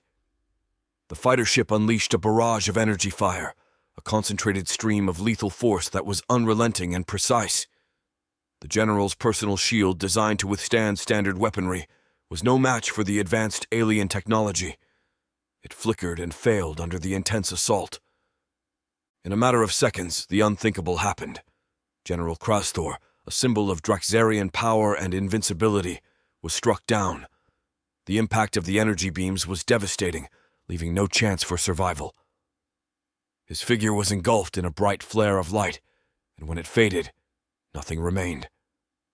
The conscripts, witnessing the death of a Draxarian general for the first time, were stunned into momentary disbelief. The fall of General Krasthor was not just a physical loss, but a significant psychological blow. It shattered the aura of invulnerability that the Draxarians had always maintained. Cora, amidst the shock and chaos, realized the gravity of the situation. With General Krasthor gone, the command structure was in disarray. She quickly took charge, shouting orders to regroup and retreat. "Fall back! Regroup at the secondary position!" Marcus and Hector, along with the other conscripts, followed Cora's lead, pulling back from their exposed positions. As they retreated, the reality of their situation became clear. This battle was unlike any they had fought before. The conscripts regrouped at a safer location, trying to process the loss of their general while bracing themselves for the next phase of the battle. Demise of General Krasthor left Cora and the conscripts in a dire situation. They found themselves cut off from their ship, and by extension, any hope of immediate reinforcement or extraction. General Krasthor had been the crucial link in their chain of command, the sole conduit through which communications with the ship, and more importantly, with Zahak, were conducted. His death effectively severed their connection, leaving them isolated on the alien planet. Cora, now the de facto leader in the absence of any higher authority, tried to maintain order among the ranks. As they regrouped and attempted to form a defensive perimeter, the dart-like attackers continued their relentless assault. The conscripts returned fire, even though it was clearly ineffective tactic against the alien ships.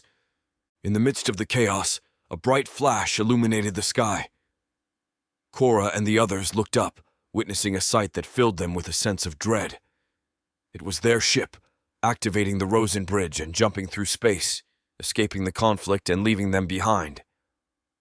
The realization that they had been abandoned hit the conscripts hard. They were alone, stranded on an alien world, with no means of communication and no hope of rescue. The flash in the sky, marking the departure of their ship, was a silent testament to their forsaken state. Cora, despite the desperation of their situation, tried to rally her troops. "We need to move! Find cover and keep firing!" Her voice, though firm, could not mask the gravity of their predicament.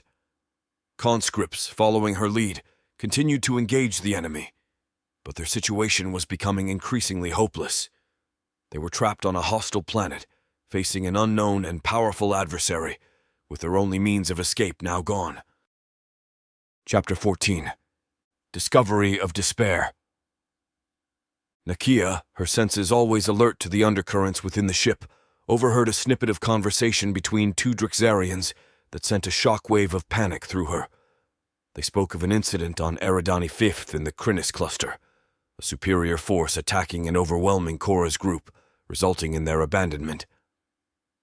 Wasting no time, Nakia raced through the corridors to find Rook and Stacy. Bursting into the room where they were, her expression was one of sheer panic. "Rook, Stacy, I just overheard something terrible!" she exclaimed, her voice trembling with urgency. "What is it, Nakia?" Rook asked, his demeanor immediately shifting to one of concern. "It's Cora and her group," Nakia replied breathlessly. "They were attacked by some unknown force on Eridani 5. The Draxarians. They left them there. Abandoned them." Stacy's face turned pale at the news. "Abandoned? But why? What happened?" "I don't know all the details," Nakia said, "but it sounds like they faced something even the Drixarians couldn't handle." The revelation sent a chill down their spines. The Drixarians, feared and revered for their power and control, rarely showed any signs of weakness or fear. As they absorbed this information, Rook exited the room to see what information he could gather. Within minutes he returned, and with his over a decade of experience as a conscript, offered his insight. "I've never seen the Drixarians act like this. They're in a state of panic. Whatever or whoever this new force is, it's got them rattled." The trio and the other conscripts around them began to sense the tension that permeated the ship. The usual cold efficiency of the Drixarians was replaced by an air of unease, an unusual and unsettling development. "This is serious," Rook continued. "If something out there can instill fear in the Drixarians, we need to be extremely cautious. They're not invincible, and that means neither are we." The group fell into a sober silence, contemplating the implications of this new threat. The balance of power, so long skewed in favor of their captors, was shifting in unknown and potentially dangerous ways. For Nakia, the news of Cora's situation was personal. The possibility of never seeing Cora again, coupled with the fear of an even greater threat looming over them, filled her with a sense of dread. The group knew they were entering uncharted territory, a reality where old certainties no longer applied, and new dangers awaited. The need for vigilance and unity was greater than ever as they faced these uncertain and turbulent times. With those thoughts running through their minds, a familiar yet always unsettling signal flashed above the conscripts' forearms, a holographic indicator that it was time to prepare for duty. The conscripts gathered their gear and headed towards the immense departure area of the ship. The atmosphere was tense, charged with the anticipation of the unknown challenges that awaited them in this new system. As they entered the departure area, a notable change was immediately apparent. General Krithakar, who had previously commanded from the floating platform, was nowhere to be seen. In his place stood a new figure, imposing and authoritative. This was General Kragar, their new commander. General Kragar addressed the conscripts with a voice that resonated with confidence and authority. "I am General Kragar, your new commander. General Krithakar has been relieved of his command due to his incompetence and cowardice in the last battle, particularly his decision to activate your healing implants. Such weakness has no place under my command. The conscripts listened in silence, none daring to speak or even think in defense of General Krithakar. The fear of being sent on vacation loomed heavily in the air. General Kragar continued. Our mission on this planet will be straightforward. The life form count is low, and I expect the cleansing to be completed within a few days. We will show no mercy and exhibit the true might of the Drixarian Empire. Rook, standing at the forefront of the 6,000 conscripts, glanced briefly at Nakia and Stacy on either side of him. He then called out commands, his voice steady and clear, directing the conscripts to their positions. Form up. Prepare for deployment, Rook commanded. The conscripts quickly organized into their designated formations, a well-practiced routine that they had executed countless times before. One by one, they stepped through the portals, transported from the ship to the surface of the planet below. As they emerged on the alien world, they were greeted by an unfamiliar landscape, yet another reminder of the endless string of conquests and conflicts they were forced to partake in. Rook, Nakia, and Stacy, along with the rest of the conscripts, advanced into the terrain, their weapons at the ready. Despite the supposed ease of the mission, as proclaimed by General Kragar, they remained vigilant. The recent events and the change in command had instilled a sense of unpredictability and unease, a feeling that anything could happen, and no one was truly safe under the Drixarian rule. As they moved forward, the conscripts were acutely aware of the new dynamic under General Kragar's command and the ever-present danger that surrounded them, both from the unknowns of the planet and from the capricious whims of their alien overlords. The mission on the planet, as General Kragar had predicted, was completed within a few days. The inhabitants of the planet were in a primitive state of development, their technology and means of defense rudimentary at best. They were akin to an alien civilization in a caveman-like era, with little more than rocks for weapons. Rook, Nakia, and Stacy, along with the rest of the conscripts, carried out the cleansing with a mechanical efficiency that was both chilling and routine. The inhabitants, bewildered and terrified, stood little chance against the advanced weaponry and tactical prowess of the conscripts. The disparity in power was stark, and the conscripts' task was executed with a dispassionate swiftness that left the planet devoid of its native population. Throughout the operation, Rook and the others couldn't help but notice General Kragar's behavior. He frequently looked up to the sky, his gaze searching and tense. It was as if he was expecting something, or perhaps wary of a potential threat from above. This behavior did not go unnoticed by the conscripts, adding to the growing sense of unease and speculation about the unseen dangers that might lurk in the vastness of space. With the mission completed, the conscripts were picked up by a transport ship and taken back to their main vessel.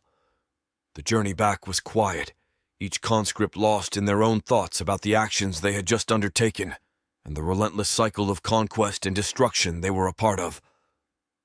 As the ship traveled to the next planet in the system, the conscripts had a few days of respite. This time was spent in reflection, maintenance of their equipment, and preparation for the next mission. The atmosphere on board was one of subdued contemplation. Conversations were sparse and often revolved around the recent change in command and the mysterious behavior of General Kragar. Rook, with his years of experience, shared his observations with Nakia and Stacy. Kragar is on edge, and it's not just about us. He keeps looking to the stars as if expecting trouble. After what happened to Korra's group, I can't help but wonder what's out there that even the Drexarians fear. Chapter 15. Defective. General Thrakar, a seasoned and formidable Drexarian commander, awaited the arrival of his new conscripts with a sense of anticipation mixed with indifference. Known for his rigorous and often ruthless leadership, General Thrakar had a notorious reputation for his harsh treatment of conscripts. His demands in battle were relentless, often resulting in high casualty rates. But more disturbing were the rumors of his macabre appetite for human eyes and organs, a gruesome predilection that added a layer of terror to his already fearsome persona. The usual procedure for receiving new conscripts involved picking them up directly from the moon, a process that General Thrakar had become accustomed to over his numerous campaigns. However, this time, The procedure was different. The new conscripts were being delivered to him in space, a deviation from the norm that Thrakar noted, but was ultimately indifferent to. His primary concern was replenishing his ranks with fresh soldiers, regardless of the delivery method. Docked at a designated rendezvous point in the cold expanse of space, a Nexusar ship awaited. Nexusars, acting as intermediaries in the transfer of conscripts, had decided against the usual pickup on the moon. This change in procedure was an attempt to conceal the methods used to harvest humans from Earth, a secret closely guarded by the Nexusar to maintain the facade of normalcy on the planet. As the Drexarian ship approached the Nexusar vessel, General Thrakar observed the preparations for the transfer. The docking process was smooth, a testament to the advanced technology that both races possessed. Once docked, the transfer of the 20,000 new human conscripts began.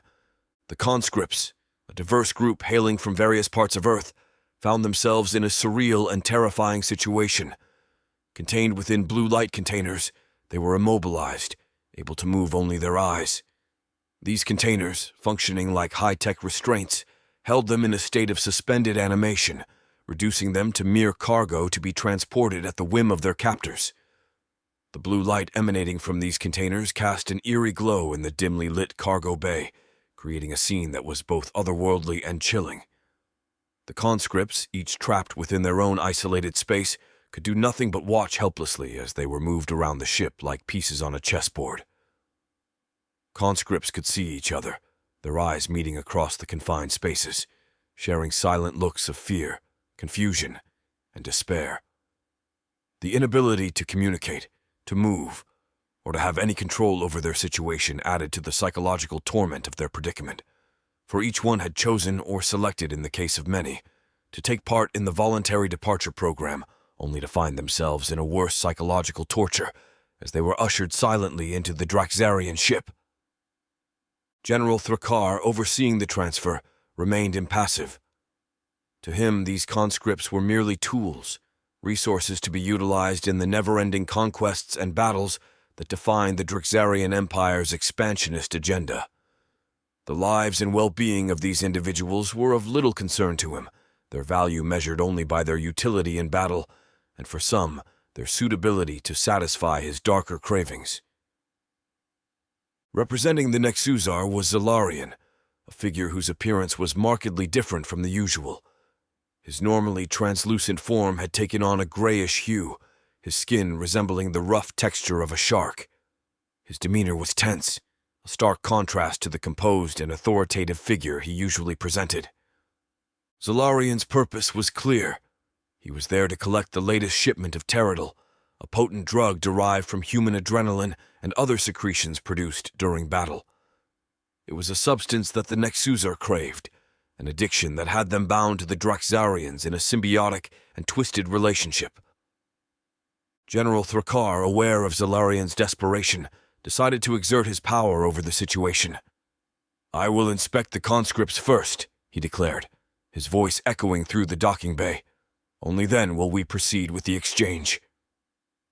Zalarian, visibly sickly and trembling, could do nothing but wait, his dependence on Teradol evident in his deteriorating state. He watched helplessly as General Thrakar took his time, thoroughly inspecting the new conscripts. Each passing moment seemed to stretch into eternity for Zalarian, his body shaking more violently as withdrawal symptoms set in. Conscripts were lined up in rows, were unaware of the transaction taking place over their heads. They remained held motionless in the blue beam, in silence, their minds full of fear, confusion, and resignation. Finally, after a prolonged and deliberate delay, General Thrakar signaled his satisfaction with the inspection. He turned to his subordinates and nodded, and they brought forth a container of Teradol. Zalarian, his hands shaking uncontrollably, reached for the container with a desperate eagerness. He quickly administered a dose of the drug, his movements frantic and uncoordinated. Within seconds of taking Teradol, a remarkable transformation occurred. Zalarian's grayish rough appearance began to fade, his body returning to its usual translucent state. His shaking subsided, and a sense of relief washed over his features. The drug's effect was almost immediate. restoring Zalarian to his typical composure. General Thrakar observed the transformation with a cold, detached interest. The exchange had been more than a simple trade of conscripts for Teradal. It was a demonstration of the Drexarians' power over the Nexusar and their addiction. As the transaction concluded, the Nexusar ship departed, and Zalarian, now stabilized, retreated into the depths of his vessel. The scene was a stark reminder of the complex and dark interdependencies that govern the relationships between the Draxarians, the Nexusar, and humanity. In this vast and unforgiving universe, power, addiction, and survival were intertwined in a dance of manipulation and control. In the depths of General Thrakar's imposing Drexarian ship, the process of preparing the new batch of human conscripts for battle was underway. Meanwhile, Thrakar indulged in a more sinister ritual, one that highlighted his gruesome reputation. In the dimly lit dining chamber, Thrakar surveyed the line of immobilized humans, his eyes narrowing as he selected his victim. The chosen one was promptly taken away, leaving the rest in a state of terror, unsure of the fate that had befallen their fellow conscript. Later, a Drexarian cook, skilled in the preparation of such macabre meals, delivered the cooked human to General Thrakar. The dish was presented with a level of care and precision that contrasted starkly with its horrifying nature. Thrakar's eyes gleamed with a predatory hunger as he eyed the meal before him. As the cook stood back, Thrakar's fangs dripped with saliva in anticipation of the feast. With a grotesque semblance of delight, Thrakar popped one of the cooked human eyes into his mouth, savoring it with what passed for a Drexarian smile. To any onlooker, this expression would only serve to amplify his already terrifying appearance. He relished the second eye with equal gusto, treating them as delicacies. However, the mood quickly soured when he moved on to the heart. Biting into it, Thrakar immediately spat it out in disgust, berating the cook for what he perceived as a preparation error. "This is wrong! What have you done to it?" he barked angrily. The cook, clearly frightened, hurriedly reassured him. "My general, it must have been a bad human. I prepared it as I always do, thousands of times before." Unsatisfied and still seething with anger, Thrakar then tried the brain, a part he usually savored above all else. But to his shock, he gagged on it as if it were spoiled, an unthinkable occurrence for a being of his stature. Demanding another to be prepared, his tirade was interrupted by the arrival of his second-in-command. "General, we have arrived at our destination. The conscripts are nearly ready," the officer reported. This news slightly diverted Thrakar's attention from his culinary disappointment. His mood, still soured by the unexpected turn of events with his meal, carried over as he prepared to oversee the conscripts' deployment. The thought of a failed indulgence lingered in his mind, an irritation that compounded the usual severity of his demeanor. With the ship approaching the planet, the newly processed and programmed conscripts roamed aimlessly through the departure area as they awaited their first encounter under General Thrakar's command, unaware of the unsettling events that had just transpired, but fully cognizant of the harrowing experiences that awaited them. General Thrakar stood in the vast departure area, observing the new batch of 20,000 conscripts as they emerged from processing. Each conscript had just undergone the installation of their implants, a procedure that would integrate them into the Drexarian military system.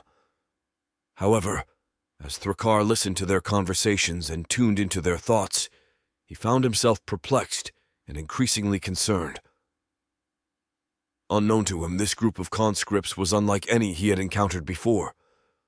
Many of them were mentally disturbed, clinically depressed, or suicidal, having chosen to end their lives by opting into the voluntary departure program. It was evident that this made for a poor and unstable group of soldiers. As General Thrakar ordered them to form up, chaos ensued.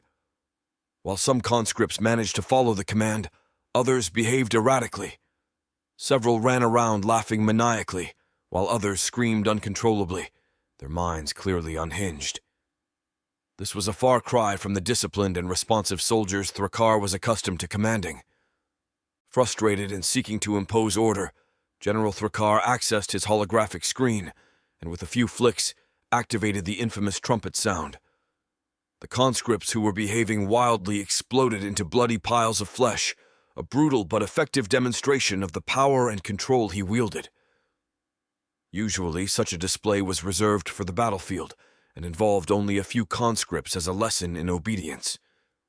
But the sheer number and the disturbing behavior of these new conscripts necessitated a more drastic measure. After the gruesome display, General Thrakar addressed the remaining conscripts as many times before after such a display. "This is what happens if you do not follow orders. When orders are given to attack, you attack." "Shall I demonstrate further?" he asked, a rhetorical question he had posed countless times before, always receiving a chorus of "no" in response. However, this time the response was chillingly different. A few conscripts responded with a "yes," and one even shouted, "Do me, do me." General Thrakar was taken aback. "What the hell is this?" he thought, as he quickly eliminated those who had spoken up. With the departure area now quiet, the remaining conscripts stood in stunned silence, a mix of fear and confusion on their faces. General Thrakar, realizing the gravity of the situation and the potential instability of this group, gave the order to proceed through the portal to the planet below. As the new conscripts, still dazed and disoriented, moved through the portals, they were equipped with their helmets and weapons, standard gear for the grim tasks ahead. Each helmet clicked into place, forming a seamless bond with their suits, while weapons were distributed efficiently. A routine process. Meanwhile, General Thrakar, still lingering just behind the last conscripts, displayed a moment of curiosity. Using his sharp, talon-like nails, he delicately picked up a piece of the conscript's brain he had earlier destroyed. He brought it close, sniffing it cautiously before placing it in his mouth to taste. His reaction was immediate and disgusted. He spat it out with a look of revulsion. "Why does it taste like chemicals?" he muttered, perplexed and annoyed by the strange flavor. Shaking off his irritation, Thrakar proceeded to follow the last of the conscripts through the portal. He emerged on the planet's surface atop his floating command platform, expecting to see his troops neatly arranged in formation, ready to carry out his orders. Instead, he was met with a scene of utter chaos. To his shock and fury, the conscripts were in disarray, firing upon each other in a frenzied melee. The scene was one of uncontrolled violence and confusion, a stark contrast to the disciplined ranks he was accustomed to commanding. The sound of gunfire and the cries of the wounded filled the air as conscripts, driven by some unseen frenzy, turned their weapons against their comrades. Within minutes, the ground was littered with the bodies of the dead and dying, and the air was thick with the smell of gunpowder and blood. General Thrakar watched in disbelief as half of his new conscripts were either killed, grievously wounded, or being transported away for vacation. The general's floating platform hovered above the carnage, his mind racing to comprehend the cause of this unprecedented breakdown in discipline. The conscripts, programmed for obedience and combat efficiency, were now engulfed in a self-destructive battle against each other, even before the cleansing of the planet had begun. General Thrakar, known for his merciless nature and strategic acumen, found himself facing a situation that defied explanation. The realization that something had gone terribly wrong with this batch of conscripts dawned on him, a malfunction or sabotage that had turned his soldiers into their own worst enemies. As the echoes of the last gunshots faded, Thrakar was left with the daunting task of addressing this disaster. His command, once unchallenged and absolute, now faced a crisis of unforeseen magnitude, one that threatened not only the success of their mission, but also his reputation as a formidable Draxarian general. As conscripts assembled in the departure area of the Draxarian ship, the incredible capabilities of the alien tech embedded within their bodies unfolded. The advanced implants seamlessly activated a transformation process, materializing the suits, helmets, and weapons directly from the conscripts' bodies. The tech within them served as a conduit to create a protective layer of advanced armor. The suits materialized around their forms, conforming to their bodies with a perfect fit.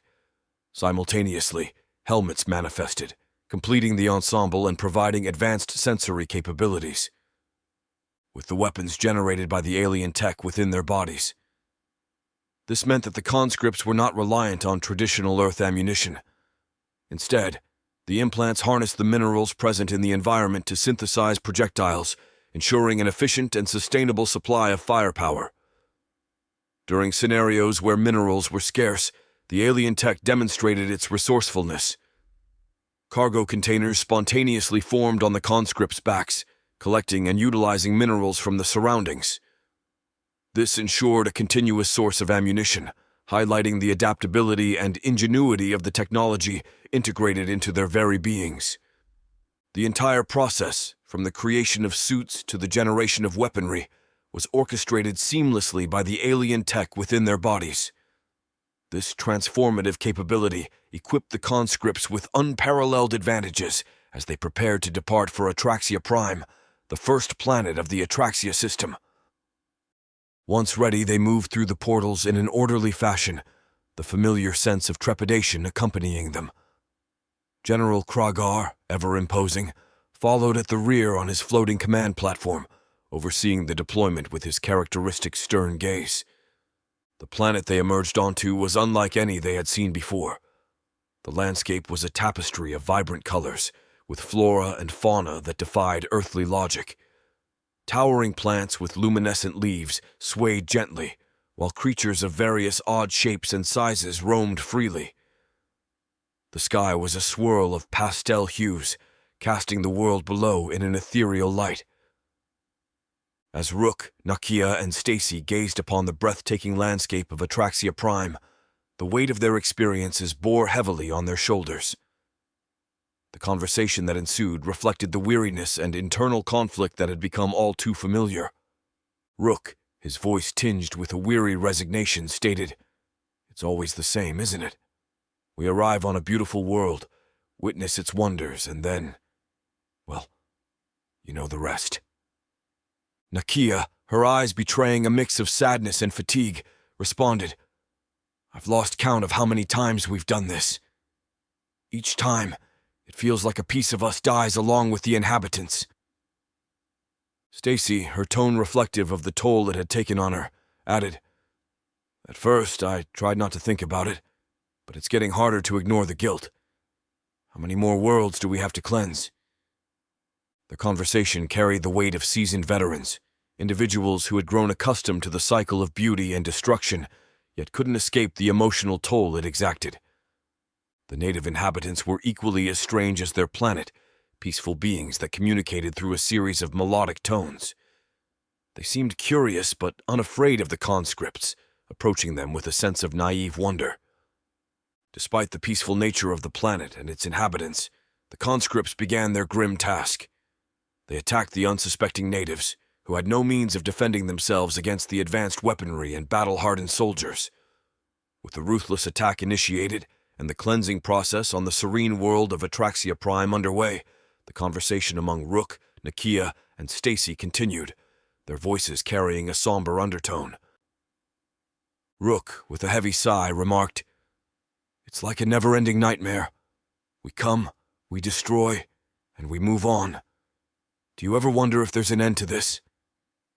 Nakia, her gaze fixed on the unfolding tragedy, replied, "I used to hope for an end, but it feels like we're trapped in this cycle. What choice do we have?" Stacy, visibly affected by the scenes around them, added, "I can't believe we're doing this again. It's getting harder to justify our actions as them or us, even with the implants messing with our heads." Their conversation echoed the internal struggle each conscript faced, the conflict between their conditioned obedience and the growing awareness of the moral cost of their actions. Yet, bound by their circumstances, they continued the merciless one-sided clash of the conscripts, methodically wiping out the alien beings as they had been conditioned to do. While reluctantly proceeded with the cleansing of Atraxia Prime, Rook couldn't help but notice General Kragar's unusual behavior. The general, usually stoic and focused, kept glancing toward the sky with an expression that hinted at apprehension. During a brief lull in the cleansing, Rook gathered Nakia and Stacy, bringing attention to the general's strange demeanor. "Have you two noticed Kragar looking up? It's like he's expecting something," Rook said, his tone hushed. Nakia, observing the general's actions, replied, "Yeah, it's weird. Wonder what's bothering him. Though I also didn't know anything could, except loud noises when they slept." As they conversed, the conscripts continued their ruthless task, attacking the defenseless natives of Atraxia Prime.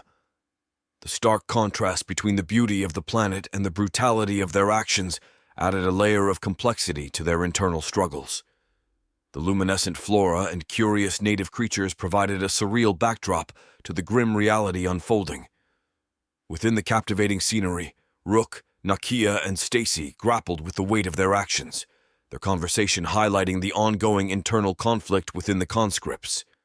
The paradox of beauty and destruction played out against the backdrop of Atraxia Prime, emphasizing the complexity of their existence as instruments of the Drixarian conquest. Atraxia system, once a bastion of serene beauty, now bore the scars of Drixarian aggression. But as the human conscripts advanced, a series of abrupt and unexpected events unfolded, turning the tide of the mission in an unforeseen direction. As they marched through the ravaged lands of Atraxia, the sky above suddenly split open with swirling portals, mirroring the same vortexes that had occurred during Korra's ill-fated mission. The conscripts, amidst their assault, halted, staring up in confusion and alarm. This celestial phenomenon was unlike anything they had witnessed before. In the midst of their bewilderment, an unexpected order crackled through their implants. General Kragar's voice, usually a harbinger of relentless aggression, commanded an immediate retreat. "Fall back! Enter the portals!" His voice boomed, a tone of urgency that was unfamiliar to the conscripts. The order was shocking. It was the first time they had been commanded to retreat in such a manner. With no time to question the command, the conscripts were hastily pulled back through the very portals they had arrived from, a stark deviation from their standard extraction protocol. Normally, they would be picked up by transport ships, a method deemed safer to avoid any potential contamination, the reason always standing to be controlled decontamination, a routine and seemingly mundane explanation that poorly veiled a more sinister reality. Back aboard their Drixarian ship, a snippet of conversation caught the conscripts' attention. One of the Drixarian technicians, unaware of human eavesdroppers, grumbled about the mission's abrupt end. "The batch is ruined because of the portals," he lamented. It was this offhand comment that unveiled the true purpose behind the so-called decontamination process. The conscript realized with a mix of horror and outrage that their suits housed containers designed to harvest chemicals from their bodies, chemicals exploited for narcotic purposes by their captors. In a quiet corner of the ship, Rook, Nakia, and Stacy convened, their minds racing with the day's revelations and the mission's sudden termination. "It's unheard of for the Drixarians to break off an attack like this, to retreat and jump systems so swiftly," Rook observed, his tone heavy with suspicion. Nakia, her brow furrowed in thought, added, "They must be terrified of whatever came through those portals. It's the only thing that makes sense." Her words hung in the air. Stacy, her eyes reflecting a newfound intrigue, chimed in. "We've seen them ruthless and unyielding, but never afraid. Whatever these new creatures are, they pose a threat even the Drixarians can't ignore." The idea that their seemingly invincible captors could feel fear was both unsettling and oddly empowering. Their discussion was a whirlwind of fear, speculation, and a cautious sense of hope. The realization that there were entities in the universe capable of instilling fear in the Drixarians opened a door to new possibilities. These possibilities, while uncertain and potentially fraught with danger, offered a glimmer of hope in their dark reality. As Rook, Nakia, and Stacy continued their hushed conversation, piecing together the oddities of their recent retreat, they were approached by a fellow conscript who had overheard the Drixarian technicians grumbling. His expression was filled with concern and revelation, signaling the importance of the information he had just uncovered. "Rook," the conscript whispered, glancing around to ensure they weren't overheard, "I've learned something. There are vials in our suits we don't know about." Rook, his attention immediately piqued, nodded for him to continue. The conscript, catching his breath, relayed his discovery. During the battle, our suits extract chemicals from our bodies. Adrenaline, cortisol, stuff like that. I thought it was for some sort of medical analysis, but I stayed around, eavesdropping. They use those chemicals as drugs, Rook. The group exchanged incredulous looks, the gravity of this revelation sinking in. The Drexarians, it seemed, were not just oppressors, but also exploiters, harvesting the very essence of their fear and stress for narcotic purposes. That's why they don't let us use the healing tech or the portals on our return, the conscript continued, his voice a blend of anger and disgust. They don't want to risk contaminating or losing the harvest. Our pain, our fear, it's all just a product to them. The information cast their entire experience in a new, sinister light. The battles, the constant push into dangerous territories, the relentless aggression. It was all designed to maximize the production of these chemicals. Nakia, her fists clenching in anger, spoke up. So, we're not just soldiers or slaves. We're drug farms for them. Our suffering, our stress, it's all just part of their twisted harvest. Stacy, always the one to look at the broader picture, added, "This changes everything. We're not just fighting for survival or some semblance of freedom. We're also fighting against being used as ingredients in their sick indulgences." Rook, his jaw set firmly, looked at his fellow conscripts. This knowledge, it's a weapon. If we can find a way to disrupt this harvest, we might have a chance to throw them off balance, to gain some leverage. The group nodded in agreement. The discovery of the true purpose behind their pain and the nature of their exploitation ignited a spark of rebellion. They knew that the path ahead would be fraught with danger and uncertainty, but the chance to undermine their captors, to turn their own vile practices against them, offered a sliver of hope. As the ship journeyed through the cosmos towards its next destination, the conscripts began to plot. They had a new mission now, not just to survive, but to sabotage the Drexarians' narcotic harvest and to seek retribution for the pain they had endured. The revelation of the chemical vials and the new alien threat they faced had provided them with a potential weakness in their captors' armor, a weakness they were now determined to exploit. The battle-scarred conscripts of the Atraxia system, once mere pawns in a galactic game of domination, were slowly transforming into rebels with a cause. Chapter 17. The Wrath of General Thrakar. The long and complex relationship between the Drexarians and Nexuzar spanned hundreds of thousands of years, shaped by the vast difference in technological advancement between the two alien species. In the distant past, the Nexuzar held a considerable technological advantage over the Drexarians, which initially led to the formation of this alliance. Drexarians, while formidable warriors, lacked the technological prowess of the Nexuzar. It was this technological disparity that forced the Drexarians to seek cooperation rather than confrontation. The Nexuzar possessed advanced technology and knowledge that the Drexarians desired. The alliance between them allowed the Drexarians access to advanced weaponry, interstellar travel capabilities, and other technological marvels they would otherwise have struggled to acquire. Over countless generations, the relationship evolved, with the Drexarians becoming increasingly dependent on the Nexuzar for their advanced technology. The Drexarians, in turn, relied on the Nexuzar to provide them with a steady supply of human conscripts for various purposes, including labor, combat, and other sinister needs. General Thrakar, however, began to question the status quo.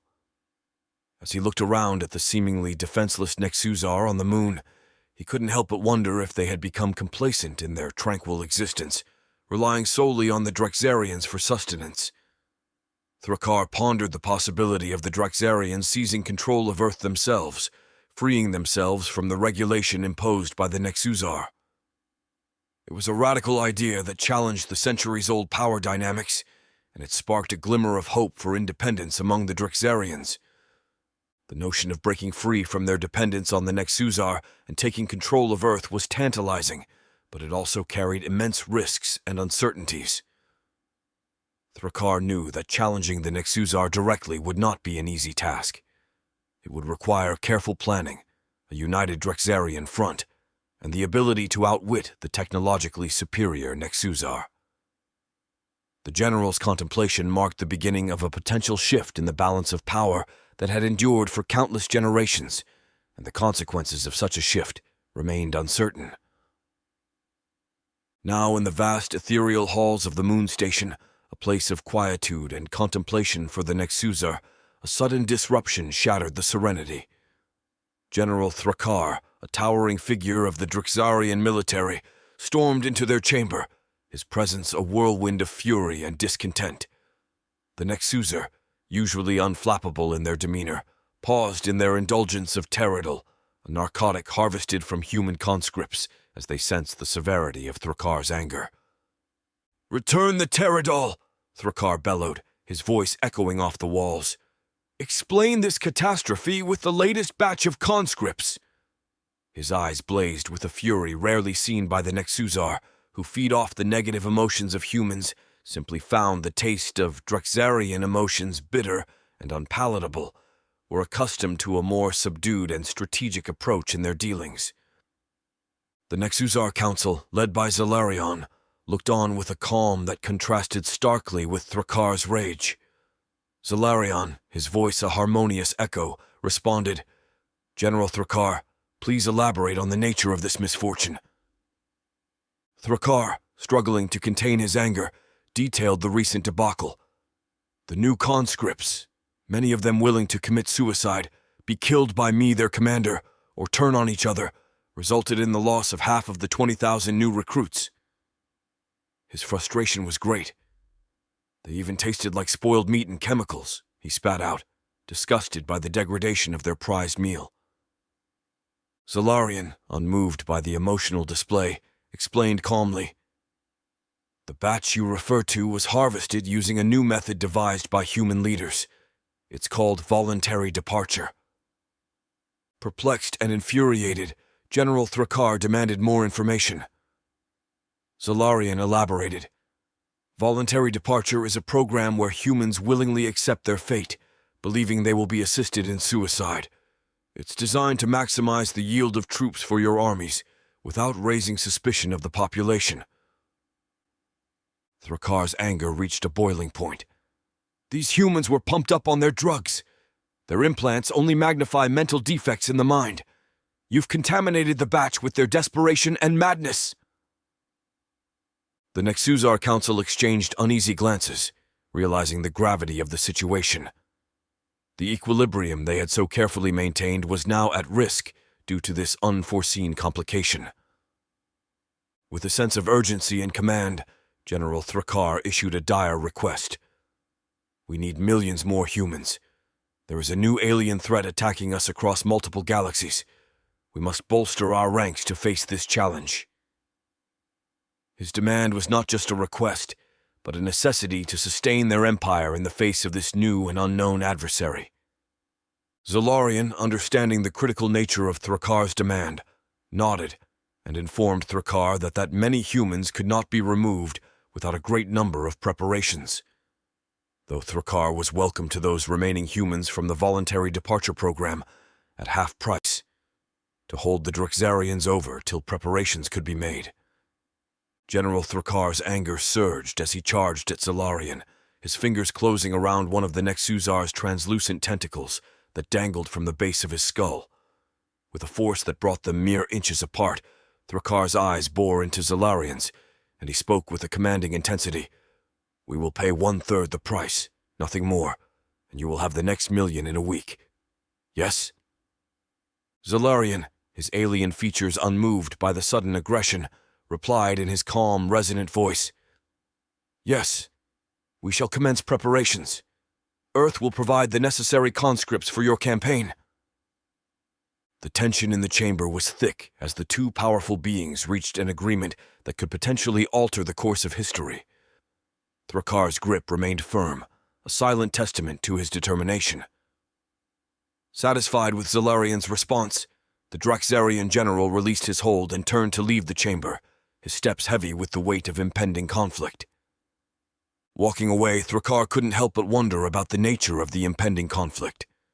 His daring test against Zalarian, which had met no resistance, left him questioning whether their struggle would be against the mysterious new threat they had encountered, or whether it involved eliminating an old alliance that had bound them for centuries.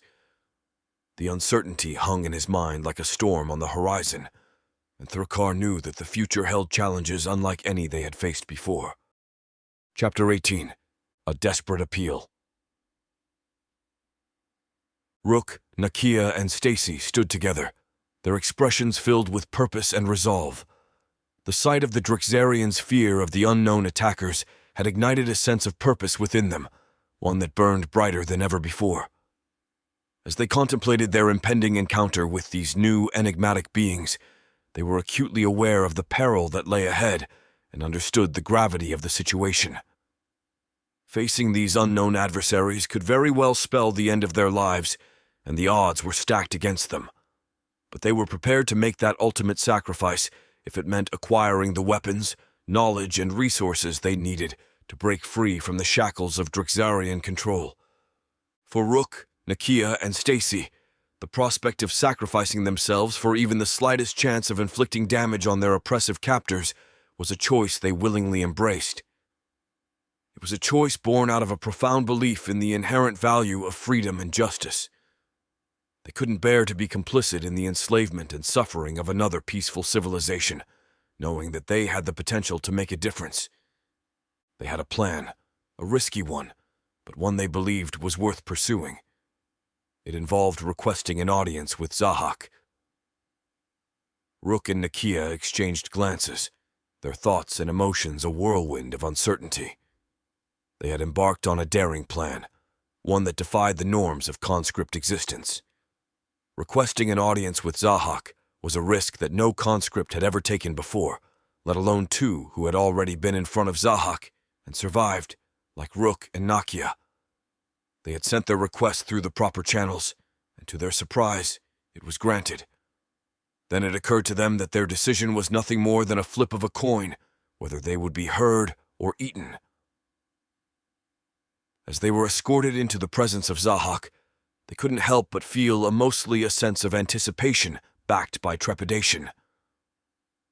Zahak sat on his imposing throne, the girl still standing beside him with the chain that connected them.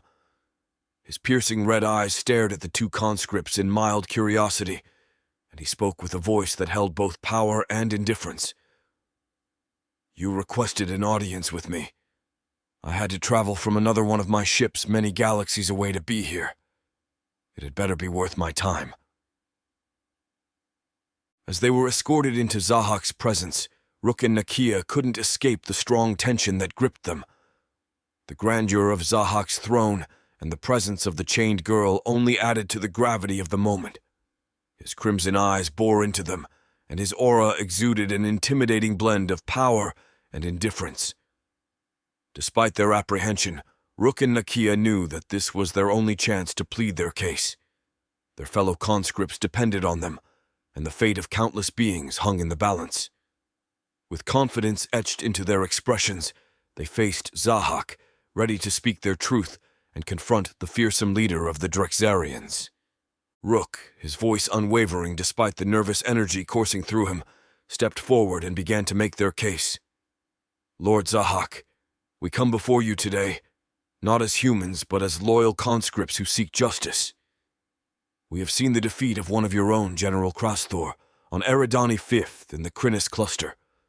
While we do not mourn his loss, as any Drixarian's demise is a victory for us, we believe that such a defeat should not be allowed to stand. We wish to return to the Krinis cluster and avenge his defeat, to show that the Drixarians are invincible." Nakia, her eyes filled with confidence, continued, "We are willing to face this new threat, to gather intelligence, and to bring back any weapons or knowledge that can aid the Drixarians in reclaiming their dominance. We request your permission to return to the Krinis cluster and fulfill this mission." Zahak leaned back in his throne, considering their words carefully. After a moment of silence, he spoke, "Your dedication is commendable. Very well, you may leave. But remember this. I expect your return with valuable information and the assurance that the Draxarian name remains unchallenged. If you succeed, you will find favor in my eyes. If you fail, you know the consequences." Zahak's two snake-like appendages snapped at the two with their teeth just inches from their noses. Rook and Nakia, standing in the daunting presence of Zahak, felt an undercurrent of nervous energy coursing through them. Despite the gravity of their situation, they dared not flinch, maintaining an unwavering gaze as they nodded in feigned gratitude to the serpent-like figure before them. The approval of their plan, masked as loyalty to Zahak and the Draxarians, was a significant victory, albeit one fraught with danger and uncertainty. As they turned to leave the chamber, a sense of surreptitious triumph washed over them. They shared a fleeting, knowing smirk, an unspoken acknowledgement of the audacity of their plan. For the first time since their conscription, there was a tangible sense of hope, a glimmer of possibility in pushing back against their oppressors. This newfound optimism, however subdued by the reality of their situation, was a powerful catalyst, fueling their resolve. Zahak's voice, deep and resonant, echoed behind them as they exited. "Find more conscripts with such dedication. We have a war to prepare for." The words, intended as a command, only bolstered their quiet rebellion. They were playing a dangerous game, but it was a game that now had the potential to turn the tides in their favor. Walking tall, Rook and Nakia entered the common room, where Stacy eagerly awaited their return. Stacy's eyes had been searching the entrance for any sign of their fate. The subtle relaxation of her posture upon seeing them spoke volumes. She knew that with their return, they were embarking on a perilous journey.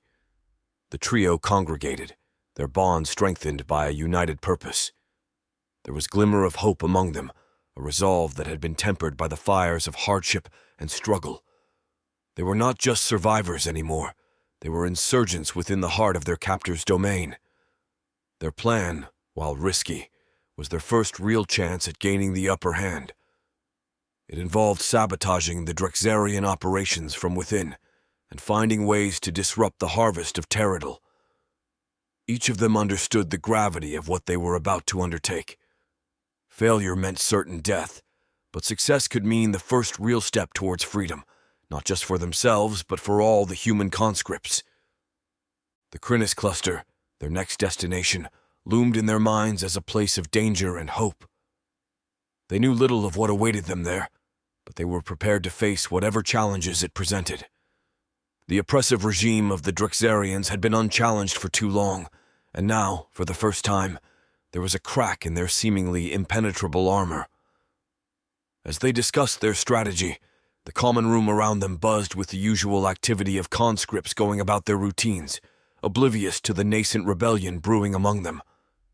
Rook, Nakia, and Stacy, once ordinary humans from Earth, now stood in defiance of galaxies marred by war and subjugation. They were ready to take the fight to the Draxarians, to strike at the heart of their operation, and to kindle the flames of rebellion in the cold expanse of space. The Crinus Cluster would not just be another battlefield, it would be the ground where the seeds of their revolt would begin to sprout. Chapter 19, The Nexuser War Directive. In a remote and desolate area, shrouded in secrecy and accessible only through hidden pathways of folded space, a clandestine meeting was convened by Zalarian, the enigmatic leader of the Nexuser. The atmosphere was charged with an unusual tension, breaking the characteristic tranquility of their otherworldly domain.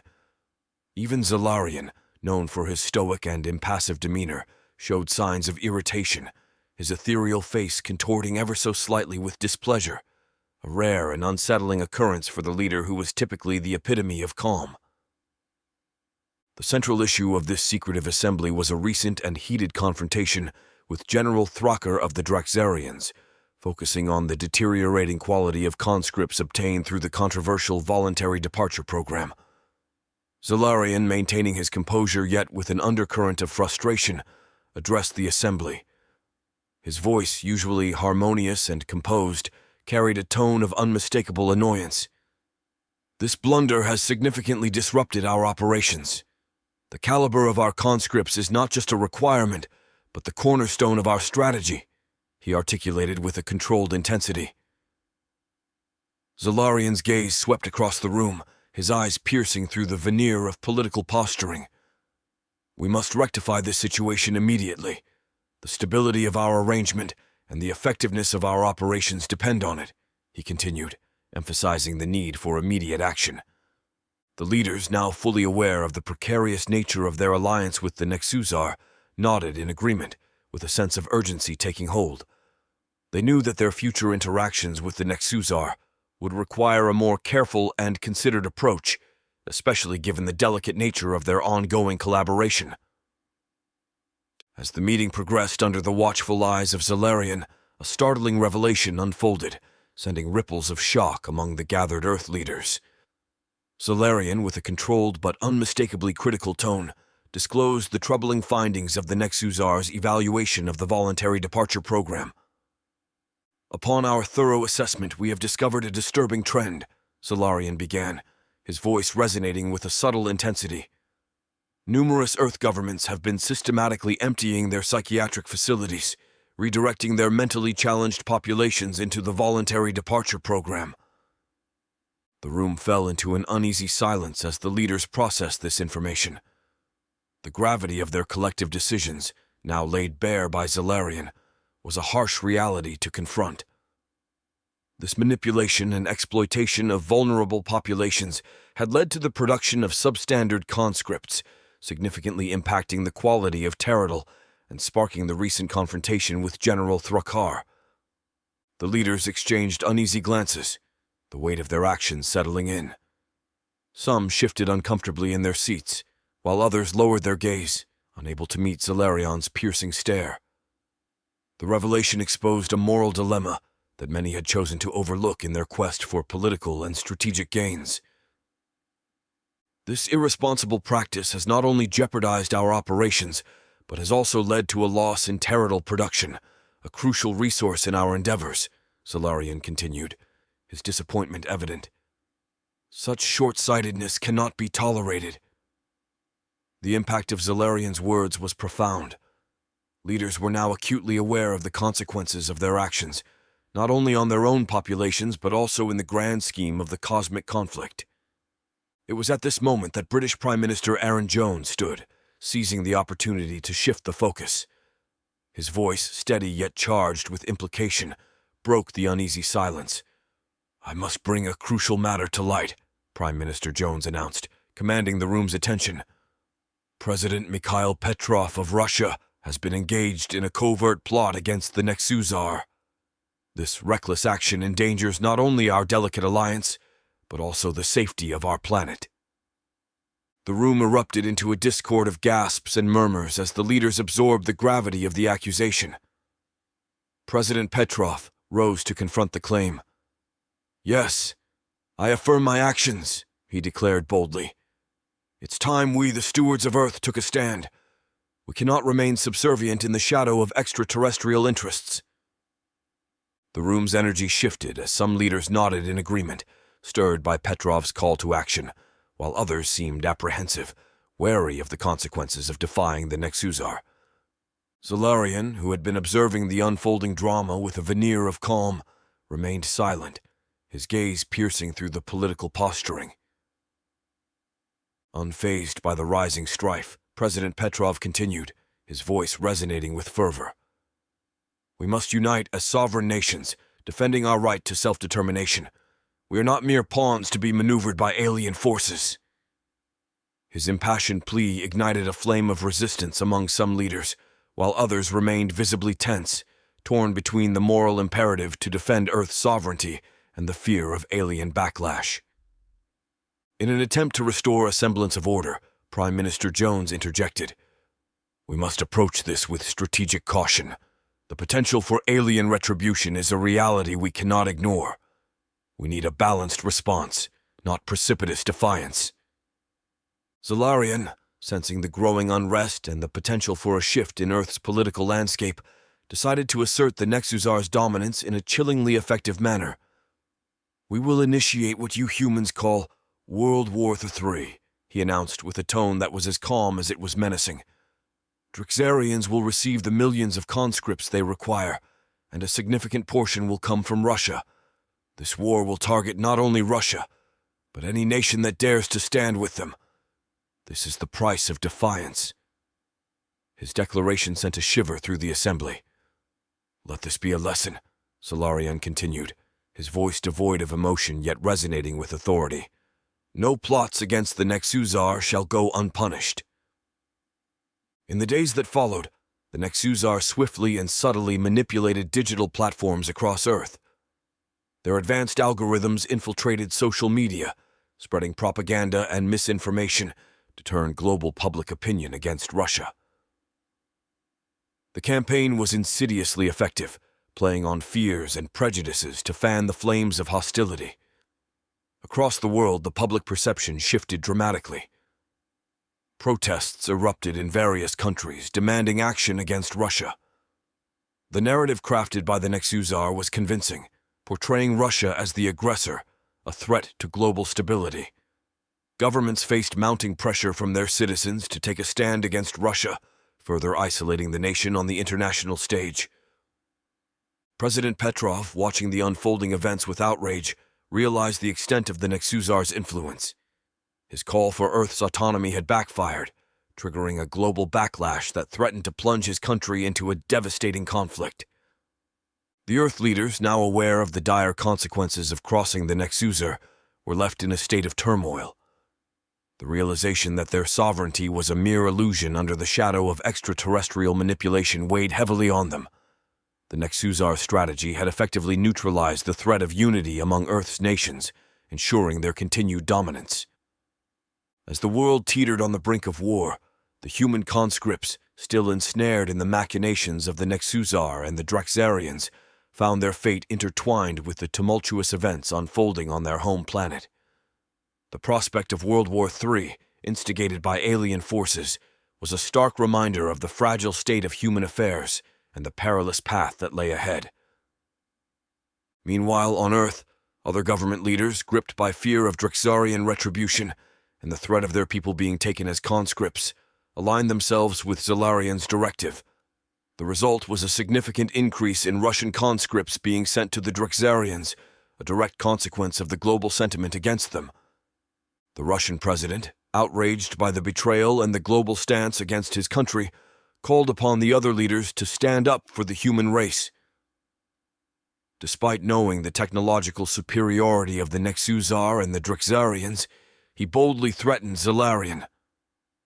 "Any Drixarian or Nexuzar ship found in Russian skies will be shot down," he declared, his voice a mix of defiance and desperation.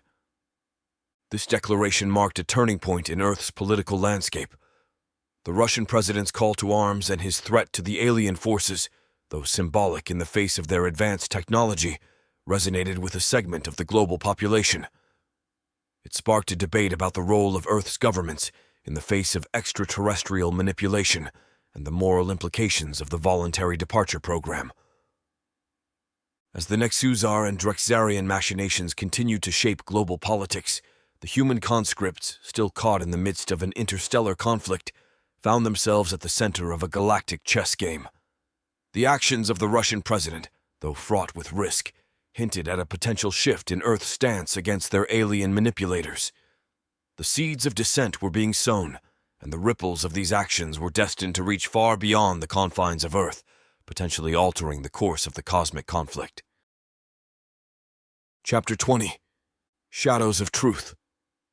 In the heart of London, amidst the bustling streets and the incessant hum of city life, journalist Emma Clark sat in her dimly lit office, surrounded by piles of documents, photographs, and digital recordings. For months, she had been tirelessly investigating a series of inexplicable events and decisions made by world leaders, sensing an underlying pattern that eluded public awareness. Emma, a seasoned reporter with a keen eye for detail, had first noticed the anomalies during a routine political assignment. Unusual patterns in leadership decisions, inexplicable changes in public policies, and a series of seemingly unrelated global events had piqued her curiosity. As she delved deeper, her discoveries led her to a conclusion that seemed straight out of a science fiction novel. the possibility of extraterrestrial influence on Earth's political stage.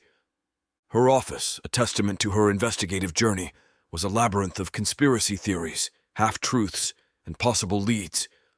The walls were plastered with maps dotted with pins and strings, connecting various global incidents, from sudden changes in diplomatic relationships to unexplained military movements.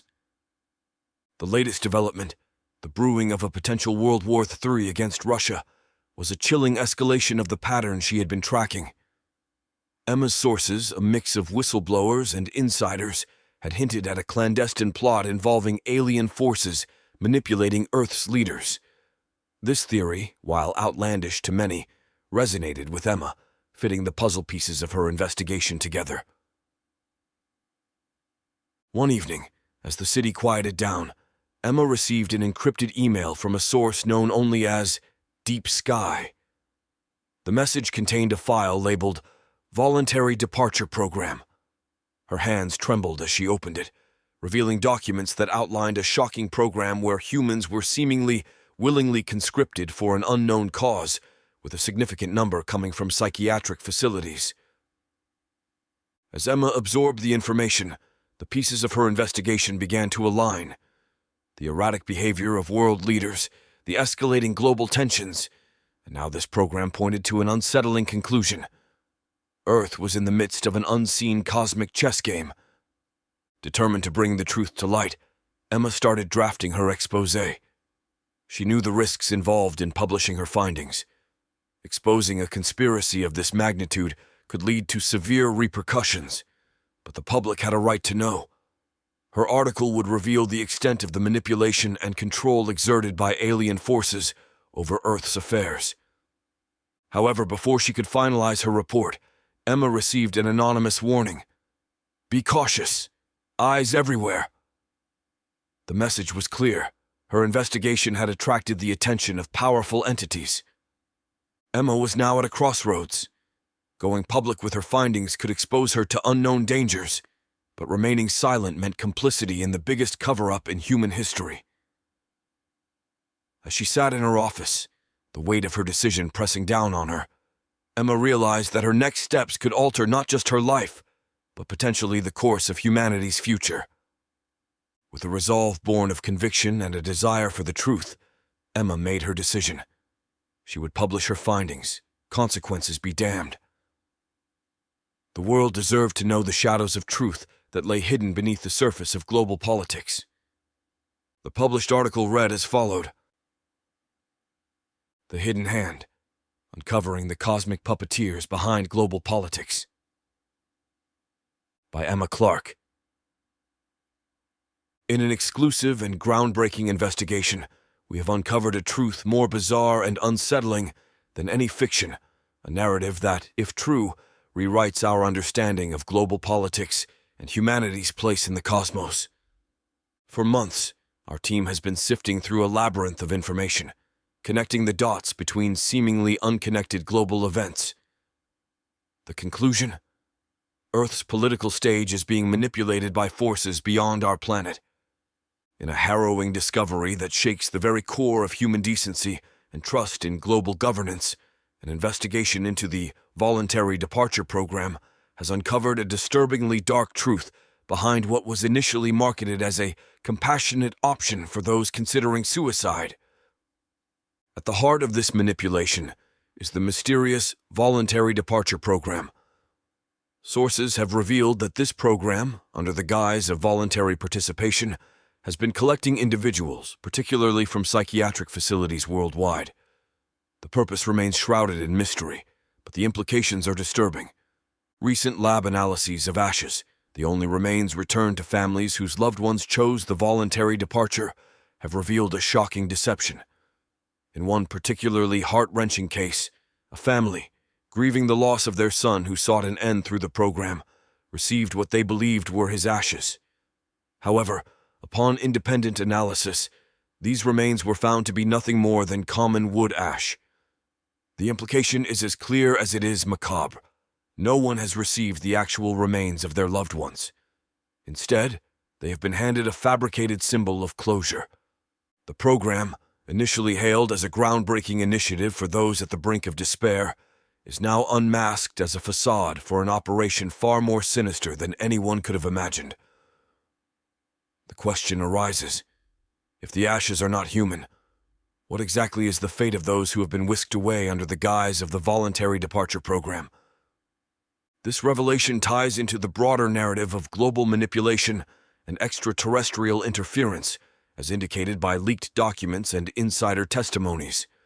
The program appears to be a small cog in a vast, interstellar strategy orchestrated by alien entities known as the Nexusar, manipulating Earth's political leaders and exploiting human vulnerabilities. The imminent threat of a World War III against Russia, a conflict that is seemingly being orchestrated from the shadows, now appears to be a part of this larger, ominous puzzle. Digital manipulation on social media platforms has been employed to sway public opinion and isolate Russia, a move that aligns disturbingly well with the Nexusar's objectives. This investigation, then, is not merely the unveiling of a global conspiracy, but a dire warning. Our understanding of autonomy, human rights, and the value of life itself is under threat. The Voluntary Departure Program, a scheme that preyed on the most vulnerable under the pretense of compassion, is a chilling testament to the extent of manipulation humanity is subjected to. As we stand at this critical juncture, the question before us is not only about seeking the truth, but also about safeguarding our very humanity. The time for action is now.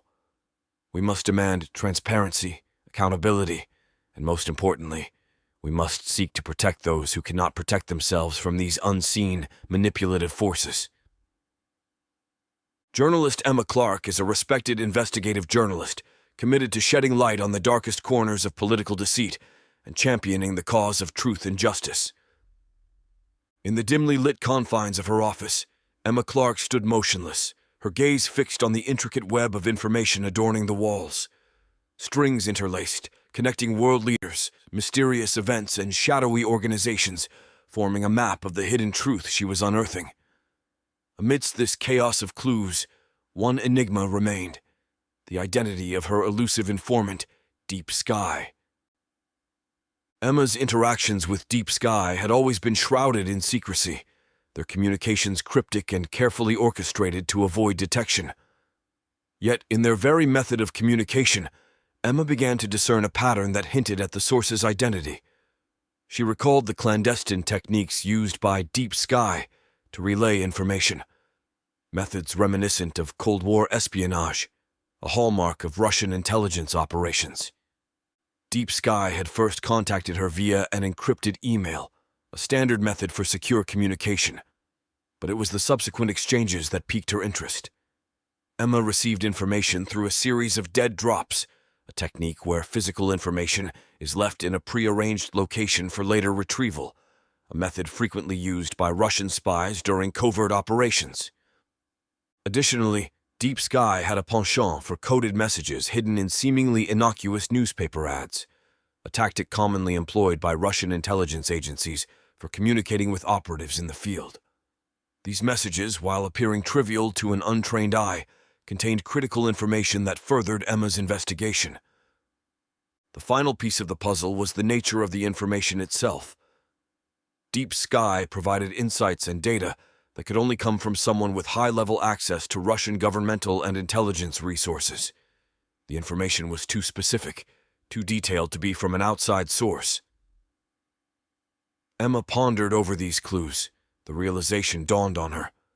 The only individual who could have both the motive and the means to provide such information was the President Minister, Mikhail Petrov. His recent vocal opposition to the Nexusar and the Voluntary Departure Program aligned perfectly with the nature of Deep Sky's revelations. Emma understood the risks Petrov would face in leaking this information. His actions were not just a defiance of the Nexusar, but also a bold statement of resistance against extraterrestrial manipulation. For Petrov, exposing the truth was a gamble, a bid to rally support for his cause and to wake the world from its coerced slumber. Emma stared at the web of connections on her wall. She felt admiration and concern for Petrov. His clandestine efforts to reveal the truth placed him in immense danger, but his resolve to resist alien influence and protect Earth's sovereignty was a testament to his commitment to humanity. Emma knew that with this revelation, her investigation had reached a critical juncture. She had to tread carefully, for the path ahead was fraught with danger, not just for her, but for the very source of her information. The story of Deep Sky, the Russian president's covert operation to expose the truth, was a narrative that could change the course of humanity's struggle against its unseen manipulators. Chapter 21. Echoes of Warriors Past. The Drixarian fleet, vast and formidable, continued its relentless pursuit of conquest.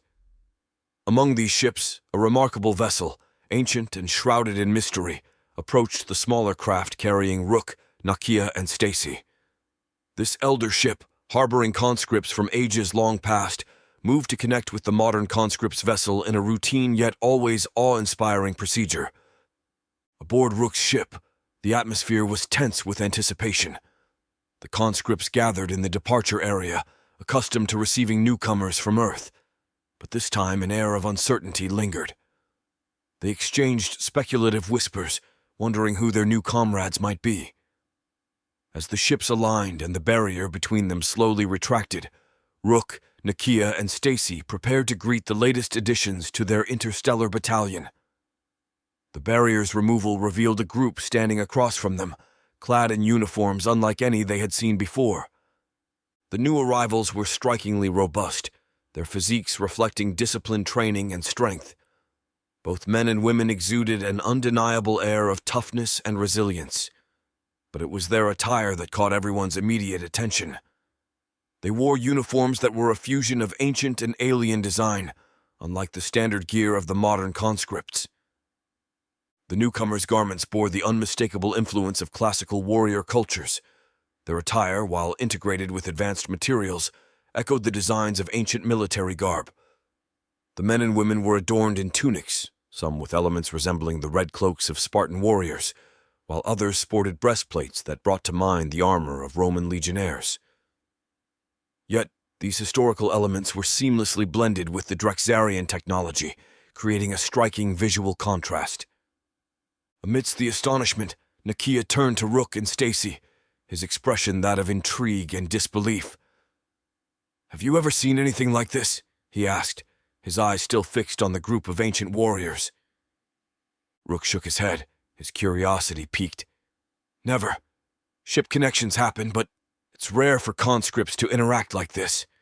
And these look like they stepped right out of history."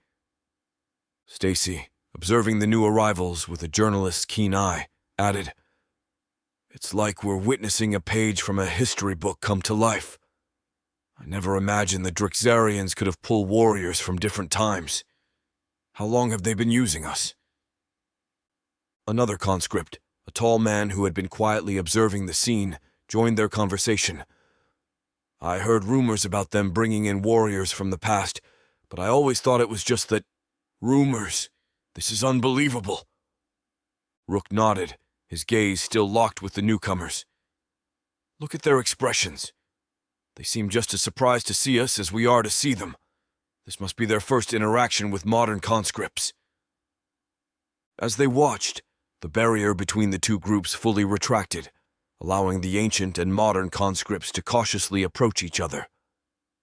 The initial hesitation soon gave way to a tentative exchange, bridging the vast expanse of time that separated them.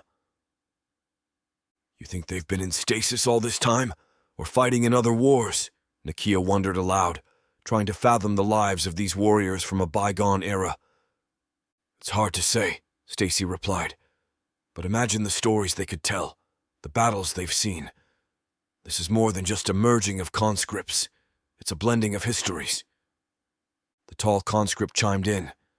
"If the Drixarians are bringing in these ancient warriors, it must be afraid of something we haven't faced before."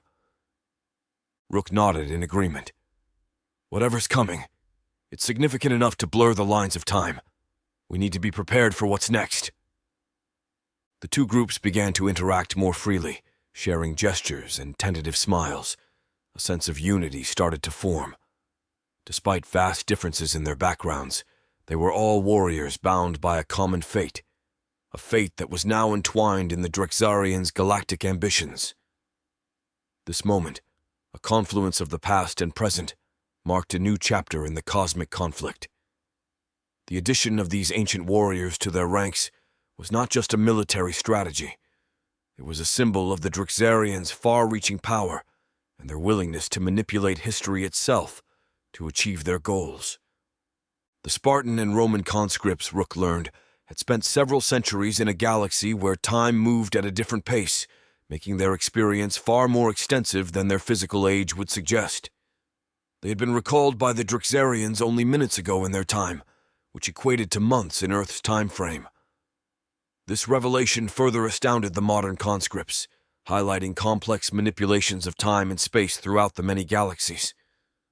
Despite their ancient origins, the Spartan and Roman conscripts exhibited a level of discipline and combat prowess that was both formidable and deeply ingrained. Their bearing and demeanor spoke of centuries of warfare and strategic acumen, honed across countless battles in distant galaxies.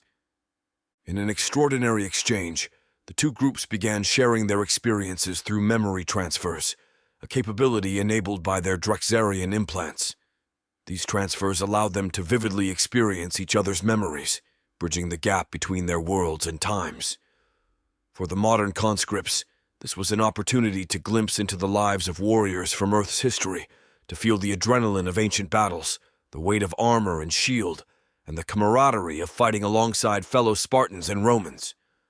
They were enthralled by the tales of heroism, strategy, and valor that were now part of their shared collective memory. Similarly, the ancient warriors were fascinated by the memories of the modern world. They marveled at the advancements and changes that had occurred on Earth since their time, the transformation of landscapes, the evolution of technology, and the shifting tides of human society. Through this exchange, a profound respect and understanding developed between the two groups. They realized that despite the centuries separating them, their core values as soldiers, honor, bravery, and loyalty to each other remained unaltered. As the interaction continued, Rook, Nakia, and Stacy recognized that these ancient warriors, with their wealth of combat experience and time-honed skills, were a formidable addition to their ranks.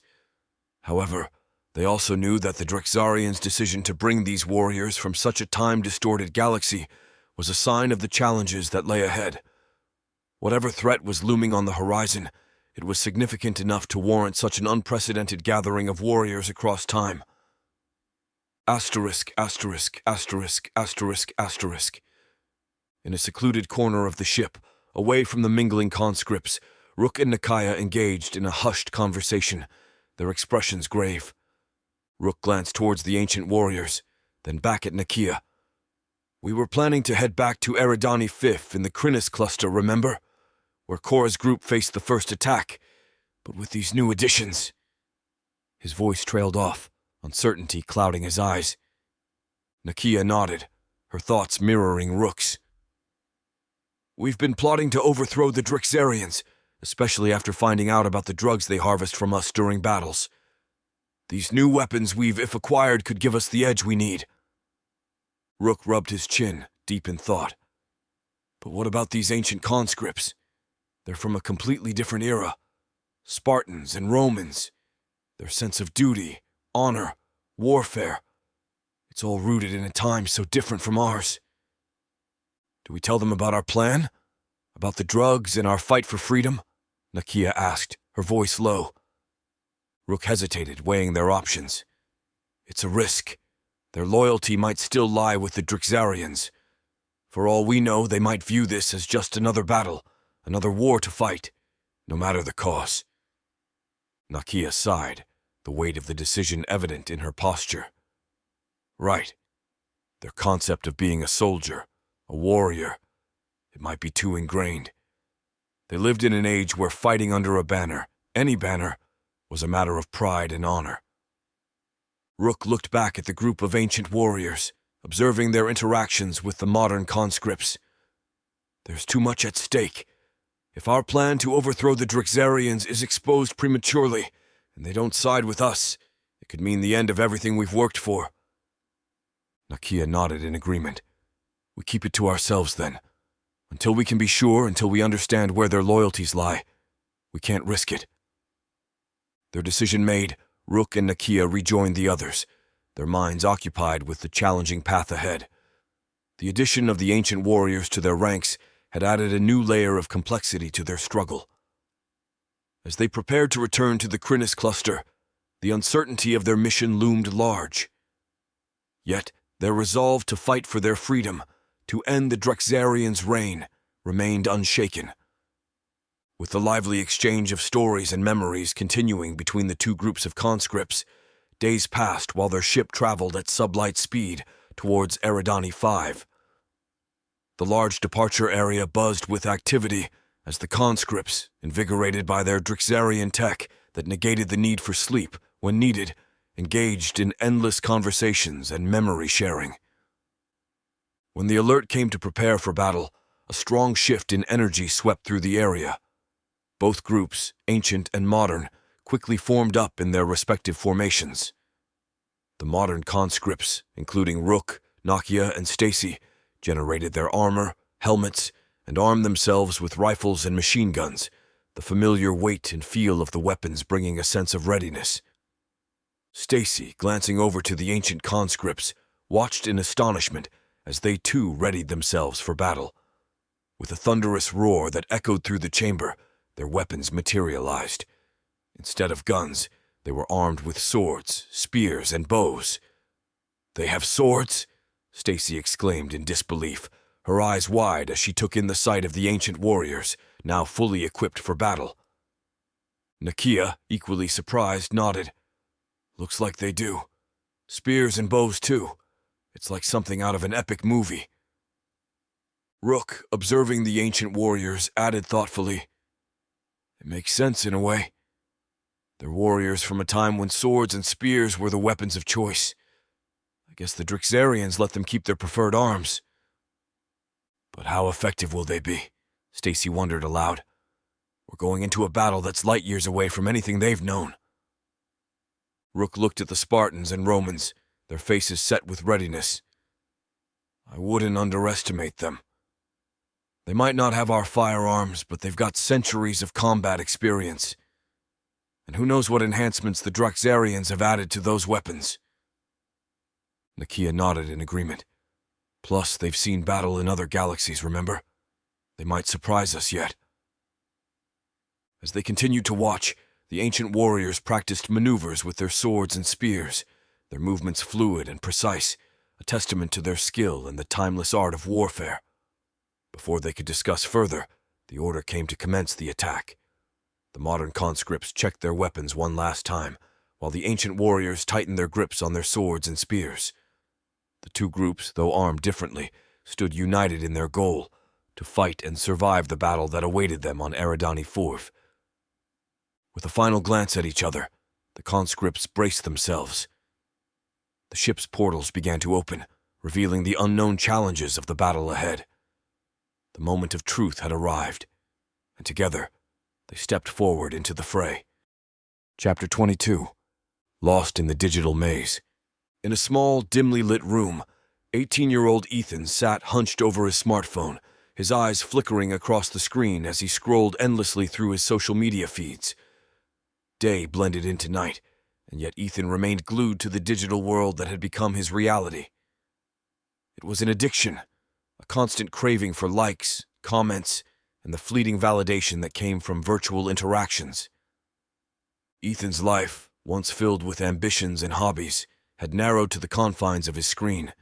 His world revolved around the curated images and crafted personas of others, leaving him feeling increasingly isolated and inadequate.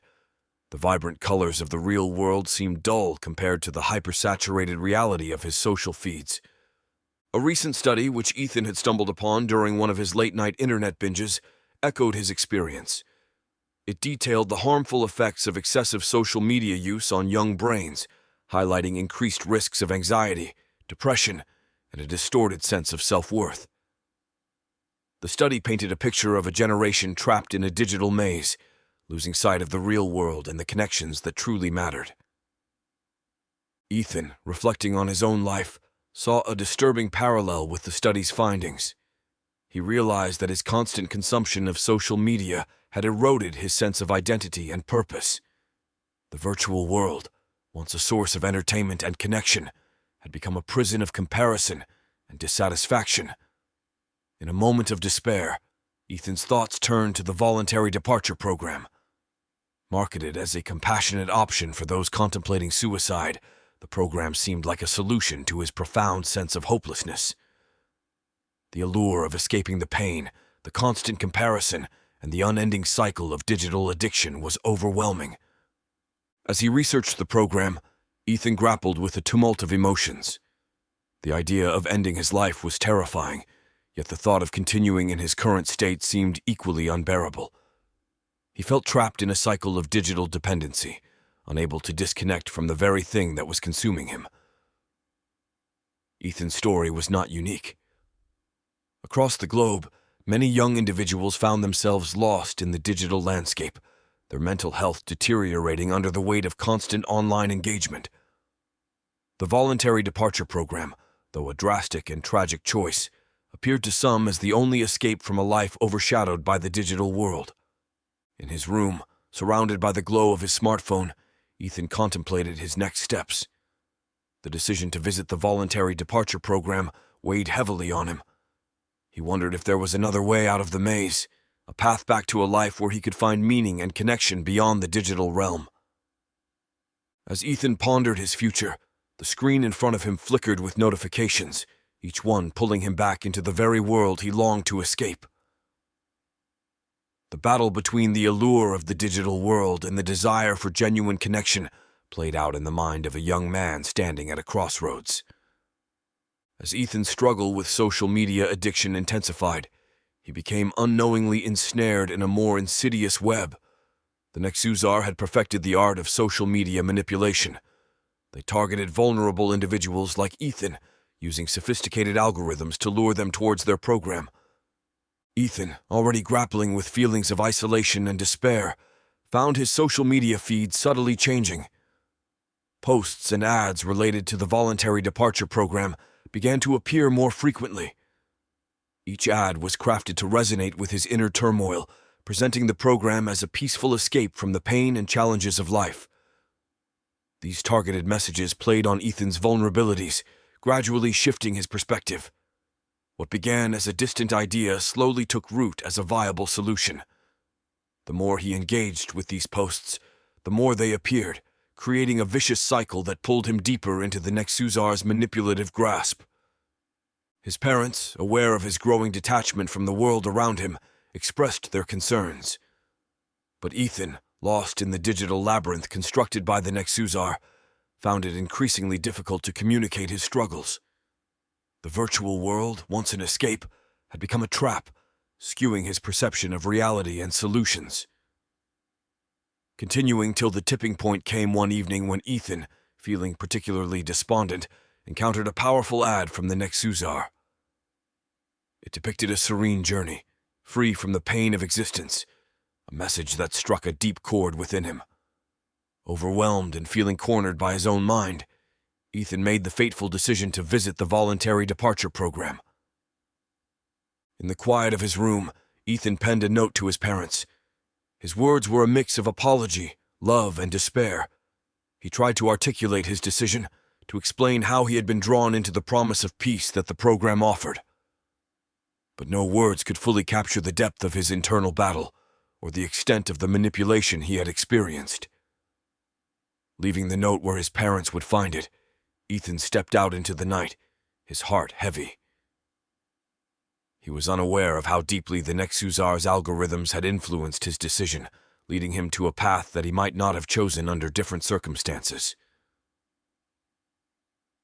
Ethan approached the voluntary departure program building, his heart filled with resignation. The front doors opened to reveal a serene and welcoming environment, a stark contrast to the turmoil raging within him. He was greeted by people with calm, soothing voices, their demeanor exuding peace and understanding. Their gentle encouragement seemed to validate his decision, drawing him further into the embrace of the program. Guided softly, Ethan was led through the pristine hallways of the building. The atmosphere was tranquil, almost surreal in its serenity. He was taken to a beautiful room, designed to instill a sense of calm and acceptance. The walls were adorned with serene images of nature, and monitors played encouraging videos, praising him for his courage to depart the world on his terms and to be rid of life's pains. As Ethan sat down to sign the documents, a sense of finality washed over him. Each page he signed felt like closing a chapter of his troubled life, a step closer to what he believed would be a peaceful end. The videos and the soft-spoken reassurances of the staff enveloped him in a false sense of security and well-being. With the last page signed, Ethan stood up, feeling a bittersweet relief. He believed that soon, all his pain and struggles would be over. But in that moment of vulnerability, something unexpected happened. A blue light suddenly enveloped him, paralyzing his movements. Confusion and fear replaced the brief moment of happiness as the floor beneath him began to open, revealing a vast, dimly lit area below. Ethan, still immobilized by the blue beam, could only watch in horror as he was lowered into this unknown space. As he descended, he saw others, also frozen in blue beams, their eyes reflecting a myriad of emotions, from fear to resignation. The vast area below was filled with countless others who had been lured into the program, each trapped in their own beam of light. It was a chilling sight, a stark revelation of the program's true nature. Ethan realized with a sinking heart that the promise of a peaceful departure was nothing but a ruse, a facade masking a more sinister reality as he descended further. With the voices and serene images from the room above faded into a haunting silence, Ethan was left to grapple with the truth of his situation. He was not heading towards peace, but towards an unknown fate, far from the escape he had envisioned. The last thing Ethan saw before darkness enveloped him was the sea of faces, each a silent testament to the deceit of the voluntary departure program. His story, which began as a search for an escape from the pain of life, had led him to a place far removed from the peace he had sought. Now Ethan's journey took a surreal turn as he found himself transported to the moon in what felt like an instant. Still held motionless by the paralyzing blue light, he was part of an endless line of others, all seemingly caught in the same bewildering situation. The area was filled with an eerie silence, broken only by the occasional screeching sounds of a bat-like alien creature that moved among them. Its sounds were sharp and discordant, a form of communication that was alien and unsettling to Ethan. As he watched, row after row of people in front of him began to move.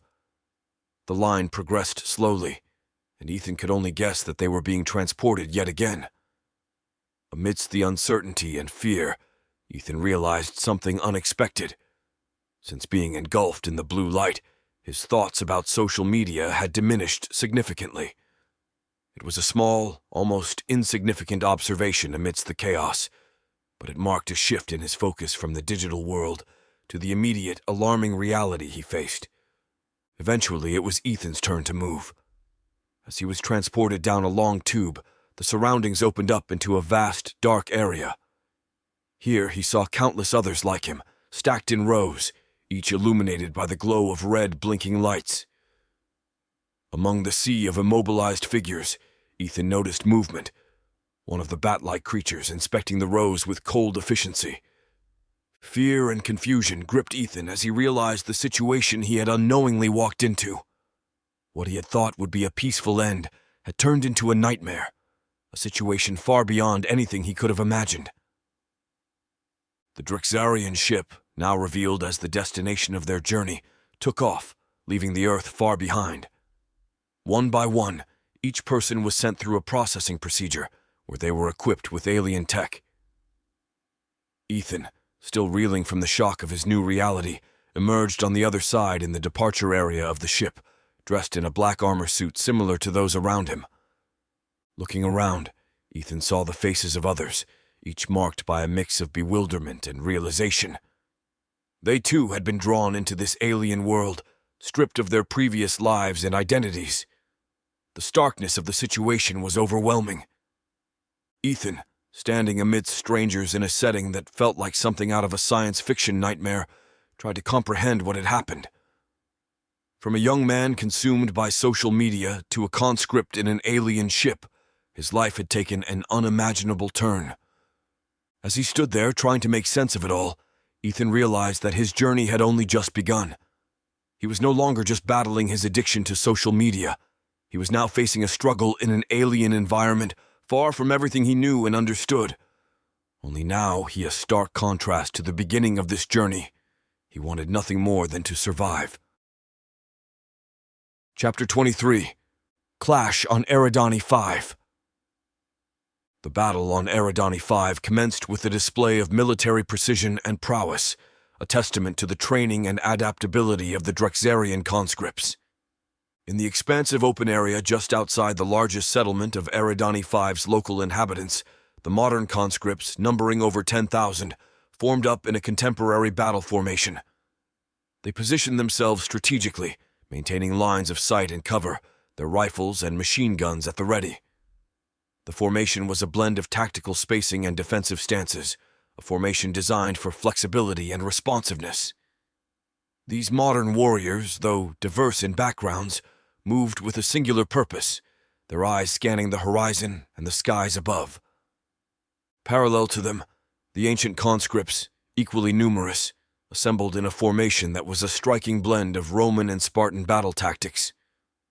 The Spartans formed tight phalanxes, their shields interlocked, creating an impenetrable wall of defense, while the Romans adopted the testudo formation, providing a formidable shield cover.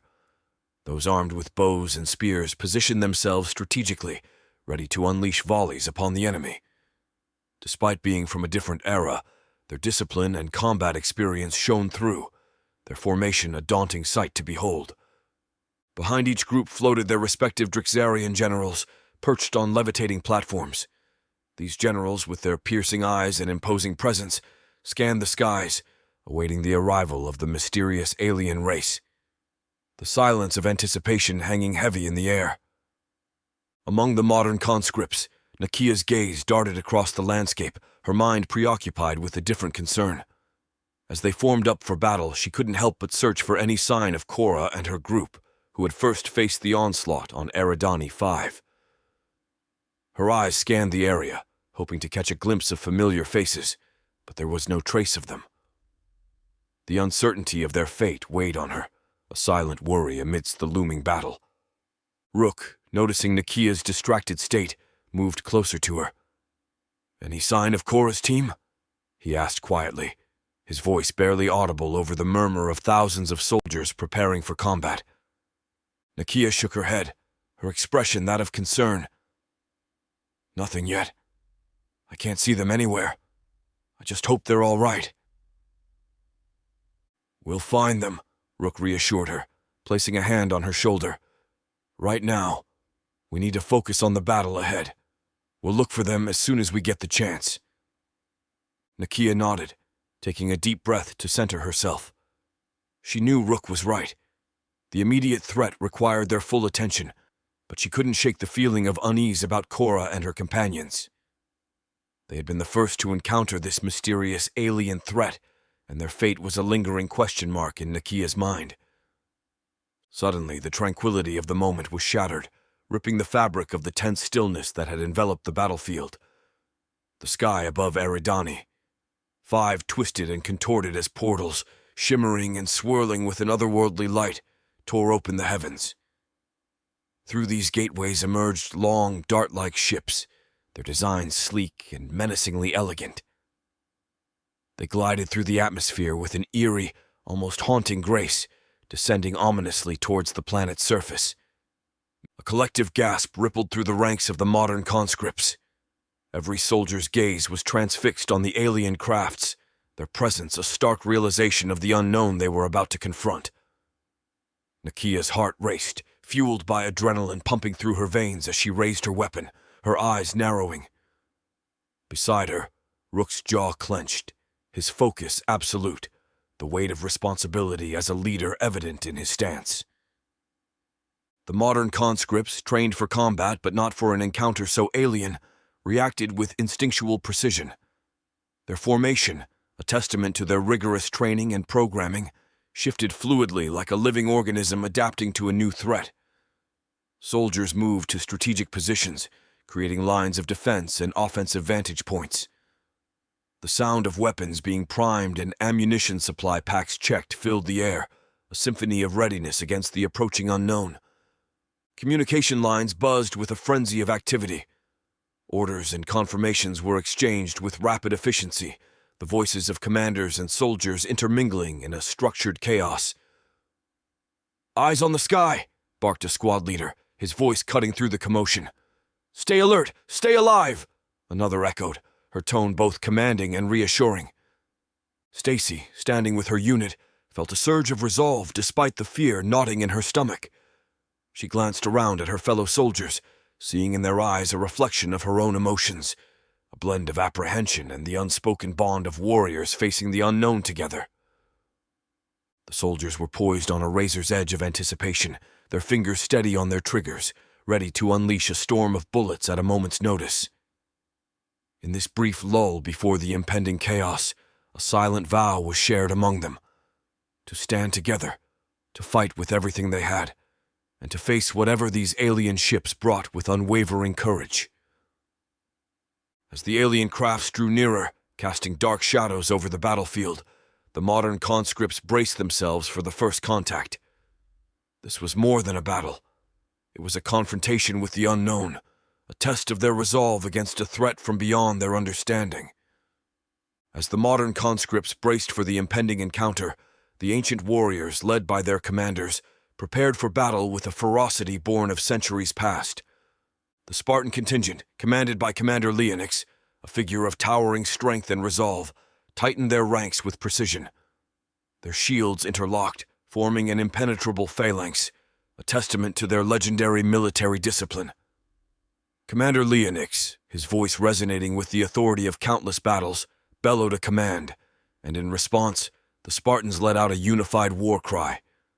It was a thunderous sound that reverberated across the battlefield, a declaration of their indomitable spirit. Their faces, set in grim fortitude, reflected a readiness to face whatever emerged from the alien ships. Parallel to them, the Roman warriors, led by Commander Augustus Varro, a tactician known for his strategic acumen, prepared for the engagement. Varro, a veteran of many wars, surveyed the battlefield with a calculating eye. He issued concise orders, his voice calm yet commanding, directing his legionnaires to adopt the testudo formation. Shields were raised overhead, creating a formidable barrier as the Romans readied their swords and spears. Their discipline and experience in large-scale battles were evident in their organized, methodical approach. Above both groups, the Drexarian generals, aloof and unflinching, observed the unfolding scenario from their levitating platforms. Their expressions were stoic, betraying no hint of concern or doubt. Their eyes remained fixed on the approaching alien ships, their minds analyzing the situation, calculating the best course of action. One of the generals, a towering figure known as General Craxus, communicated orders to the Spartan and Roman commanders through their implants. His voice, devoid of emotion, echoed in the minds of Leonix and Varro. "Hold formations. Prepare for engagement. Victory shall be ours." General Leonix responded with a silent nod, his focus unwavering, while Commander Varro relayed the instructions to his legionnaires, ensuring their readiness for the impending clash. The tension on the battlefield was strong, anticipation filling the air. The ancient warriors, though from a bygone era, stood ready to face a threat beyond their time, hardened from battles in other galaxies, their courage and skill undiminished by the centuries. As the alien ships drew closer, the Spartans and Romans, alongside their modern counterparts, prepared to defend not only themselves, but also the legacy of their respective civilizations. As the alien ships, now ominously dubbed mosquitoes by the conscripts, drew closer, the air was filled with a high-pitched whining sound, reminiscent of the insects they were named after. The noise grew louder and more piercing, a sinister harbinger of the attack that was about to unfold. Without warning, the mosquitoes opened fire. Beams of alien energy, bright and lethal, rained down upon the conscripts. The modern conscripts' formation was thrown into disarray as these beams ripped through their armor suits with terrifying efficiency. Screams and shouts filled the air, the sound of battle merging with the cries of the wounded and fallen. The advanced technology of the alien weaponry was proving devastatingly effective against the Drixarian tech-made suits. In response, the 10,000 modern conscripts unleashed a barrage of gunfire. Rifles and machine guns roared to life, their sounds thunderous against the backdrop of the alien assault. This time, however, the Drixarians had upgraded their ammunition. The new rounds, designed to be more effective against the alien craft, glowed with an intense energy as they streaked towards the mosquitoes. The sky became a chaotic battlefield of light and sound. The conscripts fired relentlessly, their faces set in determined grimaces, every shot a desperate bid to repel the invaders. The air crackled with the intensity of the gunfire, the conscripts working in unison to target the agile and fast-moving mosquitoes. Amid the chaos, Rook, Nakia, and Stacy fired alongside their fellow soldiers, their focus absolute. The upgraded ammunition was making a difference. 2 of the mosquitoes took multitude of hits, their sleek forms shuddering under the onslaught before spiraling down in flames. Cheers erupted from the ranks of the conscripts at this small victory, a momentary glimmer of hope amidst the overwhelming attack. However, the victory was short-lived. As the battle raged on, it became evident that their ammunition supplies were depleting at an alarming rate. The upgraded rounds, while effective, consumed a significant amount of the rare minerals used in their construction. A quick glance at their supply indicators revealed the grim reality. They were running low, with little of the necessary elements available in their immediate environment to replenish their stocks. Stacy turned to Rook, shouting over the din of the battle, "We're burning through ammo too fast! We don't have enough to keep this up!" Rook nodded grimly, firing off another round. "We need to conserve our shots. Aim for the critical hits. It's our only chance," he communicated to each conscripts through their internal systems. As the battle on Eridani 5 escalated, the ancient warriors, equipped with their seemingly traditional weapons, engaged in combat with surprising effectiveness against the alien assailants. The Spartans and Romans, true to their legendary prowess, brandished swords, spears, and shields that, while appearing classical in design, were enhanced with advanced Drixarian technology. These modifications, invisible to the naked eye, transformed their ancient armaments into formidable weapons capable of challenging the alien mosquitoes. The shields, once simple constructs of bronze or wood, were now integrated with a remarkable feature. When raised in defense, they emitted a 4-foot force field, a shimmering barrier of energy that deflected incoming alien fire. This technological augmentation turned the shields into a bulwark against the otherwise devastating alien attacks, providing crucial protection for the warriors. The spears, traditionally used for thrusting and throwing, had been modified to incorporate propulsion systems. Once hurled, these spears accelerated like rockets, their tips glowing with an intense energy. Upon impact, they unleashed explosive force, rivaling the destructive power of the mosquito's weaponry. The sight of these ancient weapons taking down the sleek alien crafts was both surreal and awe-inspiring, a fusion of history and alien technology. As the battle on Eridani 5 raged on, the ancient warriors demonstrated not only their prowess with enhanced spears and shields, but also with their bow and arrows, which, like the spears, had been ingeniously modified with Drixarian technology.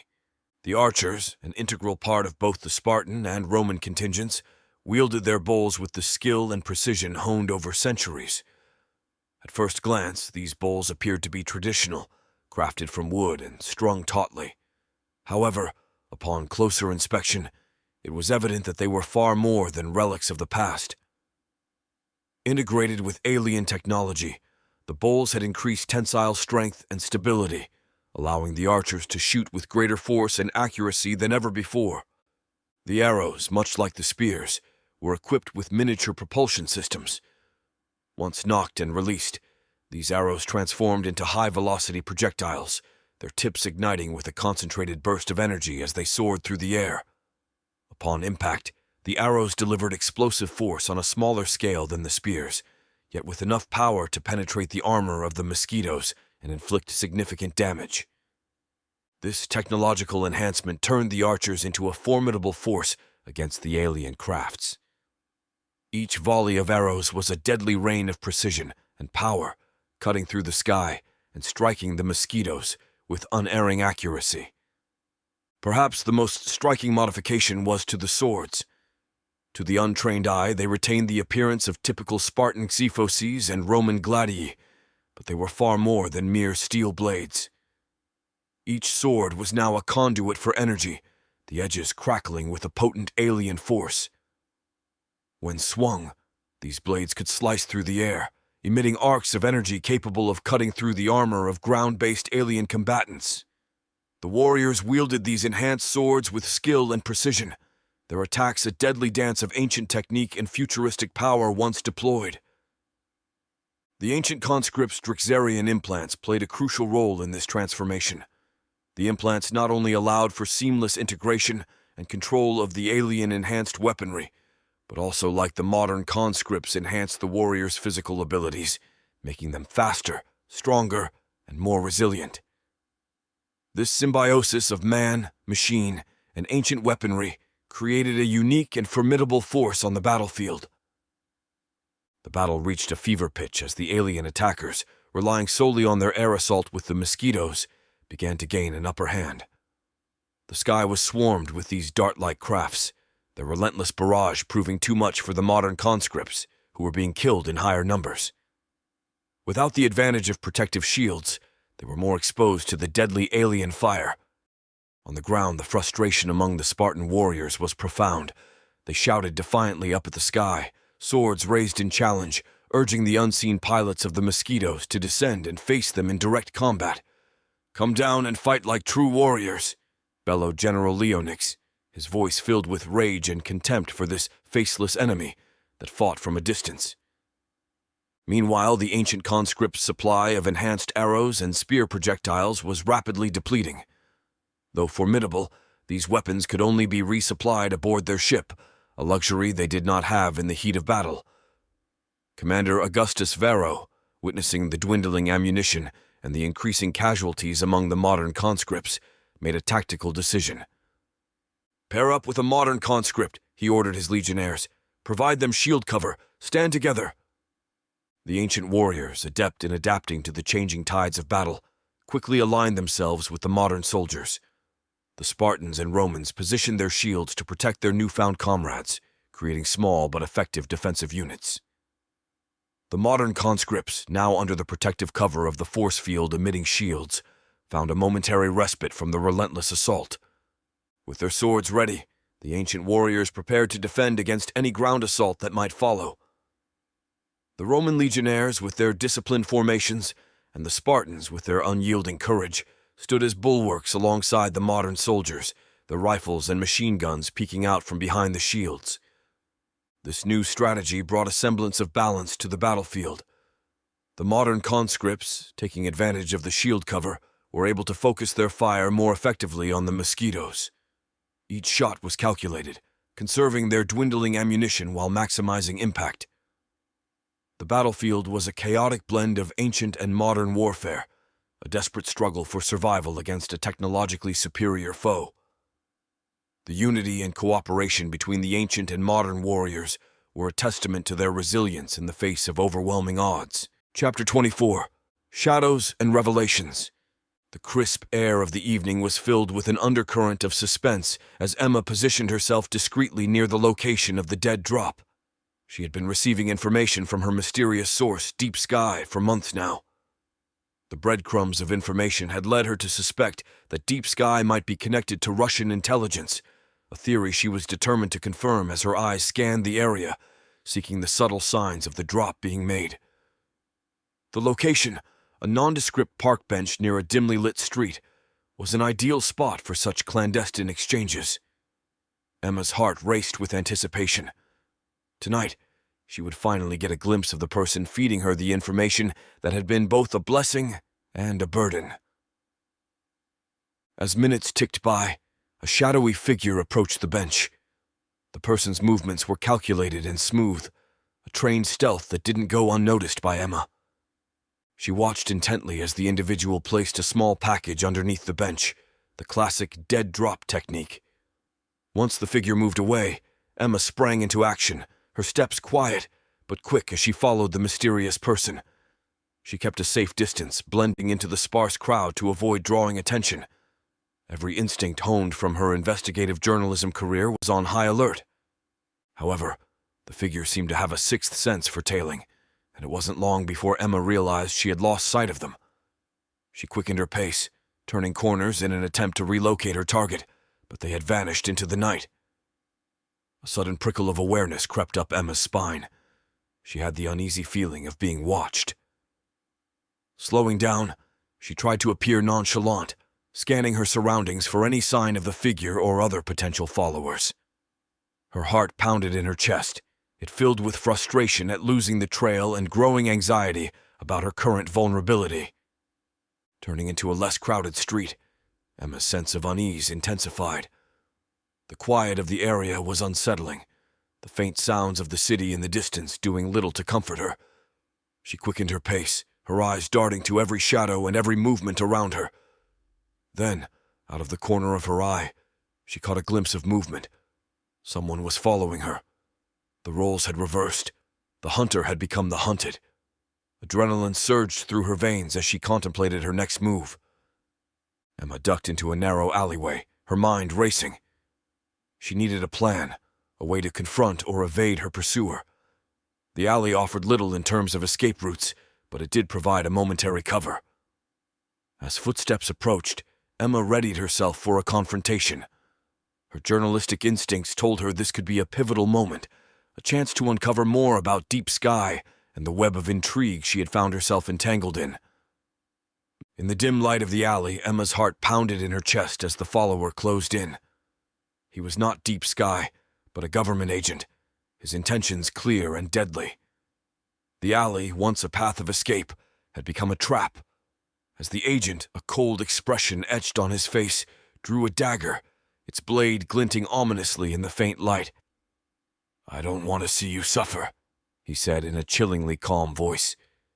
"This will be quick. You know too much, and you've been making too many waves." Emma's mind raced, panic mingling with a surge of clarity. All the information Deep Sky had provided her, all the warnings about being cautious of those who might want to silence her, suddenly crystallized into a terrifying reality. Her journalistic pursuit of truth had painted a target on her back as the agent stepped closer, dagger in hand. Emma's survival instincts kicked in. She couldn't let her story end in a dark alley at the hands of a government assassin. Deep Sky's information, the corruption and secrets she had uncovered, needed to be exposed. With little room to maneuver and no weapon to defend herself, Emma looked around desperately for anything to use. Her eyes landed on a loose brick in the wall of the alley. Without hesitating, she lunged for it, grasping it firmly in her hand. The agent, surprised by her sudden movement, momentarily faltered in his advance. Seizing the opportunity, Emma swung the brick with all her might, striking the agent on the side of his head. The impact sent him reeling, the dagger clattering to the ground. Adrenaline coursing through her veins, Emma didn't pause. She kicked the dagger away and pushed past the dazed agent, sprinting towards the open street. Her mind was a whirlwind of fear. She needed to get to safety, to regroup and figure out her next move. As she emerged from the alley, the sounds of the city rushed back to her, a stark contrast to the silence of her near-fatal encounter. Her thoughts raced back to Deep Sky, the mysterious source who had now proven to be both an informant and a harbinger of danger. Emma's heart sank as she was suddenly shoved back into the alley by another government agent, the sense of fleeting freedom brutally snatched away. She stumbled, trying to regain her footing, her mind racing for a way out. The first agent, recovering from her earlier attack, picked up his dagger, a malicious glint in his eyes. "Okay, now I want you to suffer a little," he growled, rubbing the side of his head where the brick had struck. Trapped between the two agents, Emma frantically searched for an escape route, but the narrow alley offered no respite. Her situation seemed hopeless, the threat of imminent danger closing in from both sides. Suddenly, the agent blocking her exit stiffened, a look of surprise and confusion spreading across his face. He dropped his knife, his body going limp before crumpling to the ground, revealing the silhouette of a person standing behind him. "Deep Sky," Emma whispered, barely audible, as recognition dawned. The mysterious figure who had been feeding her information had just intervened in the most unexpected way. Without a moment's hesitation, the silhouette darted past Emma, lunging at the second agent. A violent struggle ensued, a blur of movement and muffled grunts, as Deep Sky engaged the agent in a desperate fight. Emma, still in shock, could hardly believe what was unfolding before her eyes. Deep Sky moved with a precision and skill that spoke of training and experience. The government agent, caught off guard by this sudden attack, fought back fiercely, but it was clear he was outmatched. In the midst of the struggle, Emma spotted her opportunity to act. She quickly scooped up the dropped knife from the ground, her hands trembling but resolute. As Deep Sky and the agent grappled, she approached cautiously, looking for the right moment to intervene. Then with a swift motion, she plunged the knife into the agent's side. He let out a gasp of pain, his attention momentarily diverted from Deep Sky. Seizing the advantage, Deep Sky delivered a final, incapacitating blow, and the agent collapsed to the ground, unconscious. The alley fell silent, save for the heavy breathing of Emma and her mysterious savior. She turned to Deep Sky, her mind filled with questions and a profound sense of gratitude. The figure before her remained shrouded in shadows, their identity still a mystery. "Thank you," Emma managed to say, her voice a mix of relief and awe. "You saved my life." Deep Sky nodded, a silent acknowledgement of her words. There was an air of urgency about them, a sense that their time was limited. "We need to leave now," Deep Sky said, their voice low and urgent. "They'll send more agents. We can't stay here." Without waiting for a response, Deep Sky led the way, quickly exiting the alley. Emma followed close behind, her mind racing with the implications of what had just happened. After the harrowing encounter in the alley, Emma and Deep Sky quickly made their way back to the dead drop location. The streets were eerily quiet, adding to the tension that hung heavily in the air. As they approached the park bench, Emma's eyes darted around, half expecting another ambush. But the area was deserted, almost as if the city itself was holding its breath. Deep Sky retrieved the small package from under the bench with swift, practiced movements. Emma watched, her mind still reeling from the night's events. The package, whatever its contents, was clearly of significant importance. Every instinct told her it was a key piece of the puzzle she had been trying to solve. As they moved through the city's shadowy corridors, Emma bombarded Deep Sky with questions. Who were they? Why were government agents after her? What was in the package? But Deep Sky's responses were terse and evasive. Not now. Later. Their destination was a nondescript building in a quiet part of the city. It looked abandoned, but as Deep Sky led her inside, Emma realized it was a meticulously prepared safe house and base of operation. The interior was sparse but functional, a haven from the chaos outside. Once inside and assured of their safety, Deep Sky finally turned to Emma, a sense of solemnity in their demeanor. "You have questions. We answer them now." Emma took a deep breath, the gravity of the situation settling in. "Who are you?" she asked, her voice steady despite the turmoil of emotions inside her. Deep Sky removed his hood, revealing his face for the first time. Emma was taken aback. He was younger than she had expected, with keen eyes that spoke of intelligence and a hard-earned wisdom. "I'm an operative with ties to Russian intelligence, but my allegiance is to the truth, not any government," Deep Sky began. "The information I've been providing you is part of a larger effort to expose corruption and manipulation at the highest levels." Emma processed this revelation, her mind racing. "And the package? The agents who tried to kill me?" Deep Sky opened the package, revealing a stack of documents and a small data drive.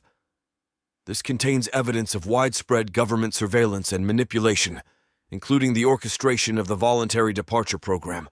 Your life is in danger because you're getting too close to exposing a network of lies that spans across nations and centuries." Emma felt a chill run down her spine. The implications were staggering. "What do we do now?" she asked, a sense of resolve building within her. "We expose them," Deep Sky replied, a fierce determination in his voice. "We bring the truth to light, no matter the cost." Emma, still trying to piece together the enormity of the situation, looked at Deep Sky with a mix of curiosity and incredulity. "How can someone so young have access to such critical and classified information?" she asked, her journalistic instincts kicking in. Deep Sky met her gaze, a hint of both pride and sadness in his eyes. "Because I am the secret son of the Russian President Mikhail Petrov," he revealed, his voice steady despite the weight of his words. "My existence has been kept hidden from the public to protect me from the Nexusars and other threats. My father knew that one day Earth would have to fight for its freedom.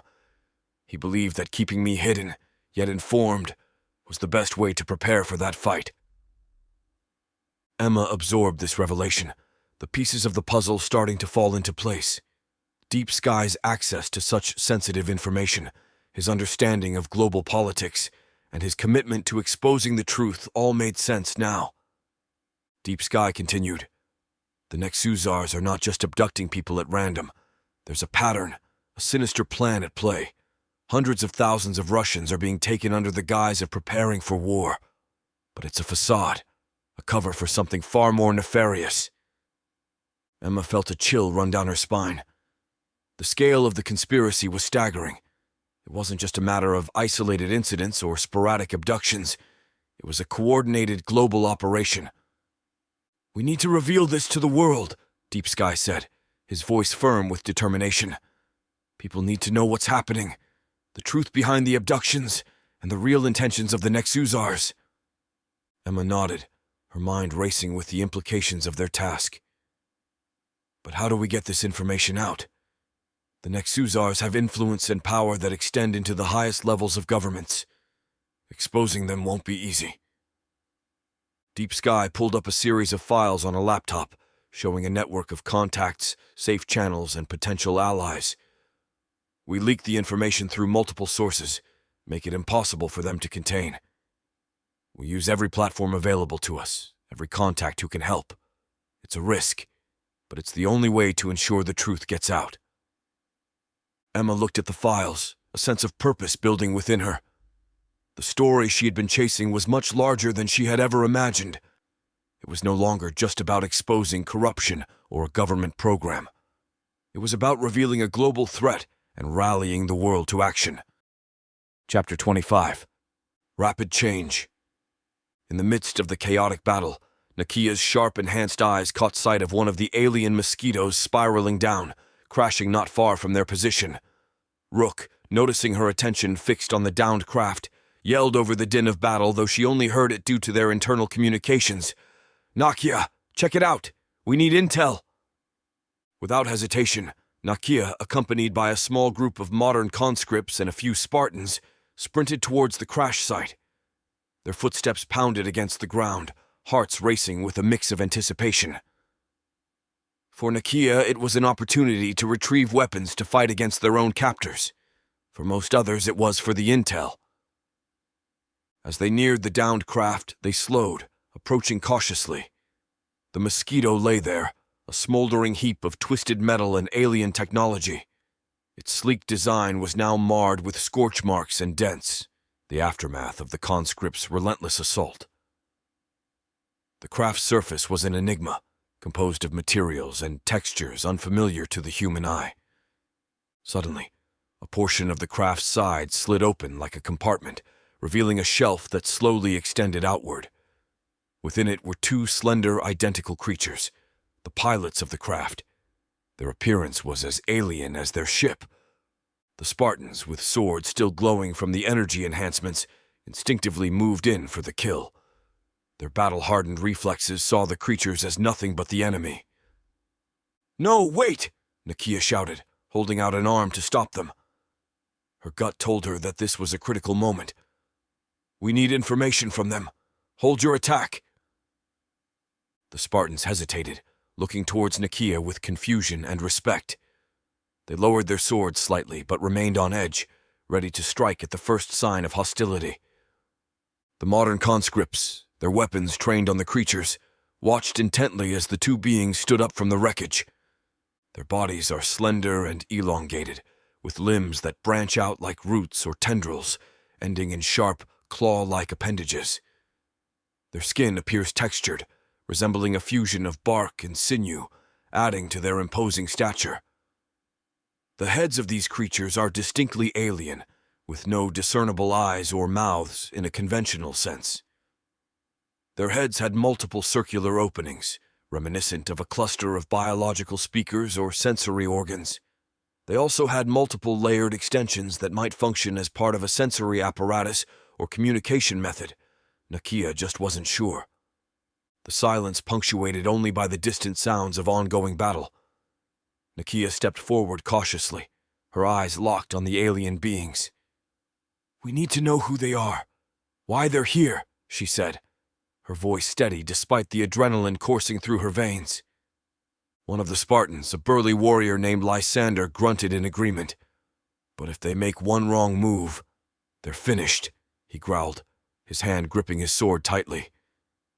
The alien creatures, seemingly unfazed by the weapons aimed at them, stood still, their featureless faces giving away no emotion or intent. It was impossible to read them, to understand what thoughts, if any, lay behind those visages. Nakia, maintaining a safe distance, tried to communicate. "Why are you here? What do you want with us?" Her words felt futile, spoken to beings they knew nothing about. The conscripts waited with bated breath for any response, any indication of the aliens' intentions.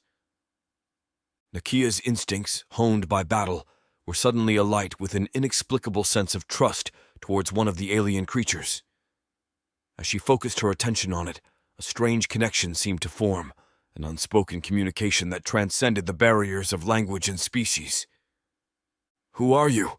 she asked, her voice tinged with a pleading note, as if she were speaking to someone she knew, someone deeply familiar. The conscripts around her tensed, ready for any sudden movement from the alien beings. But Nakia's attention was fixed on the creature before her, waiting for any sign, any clue to the mystery at hand. To their shock, the creature's form began to quiver and shimmer, like a mirage wavering under the desert sun. The Spartans and modern conscripts tightened their grips on their weapons, preparing for the possibility of an attack. Yet Nakia, driven by a gut feeling that she couldn't quite explain, ordered them to wait.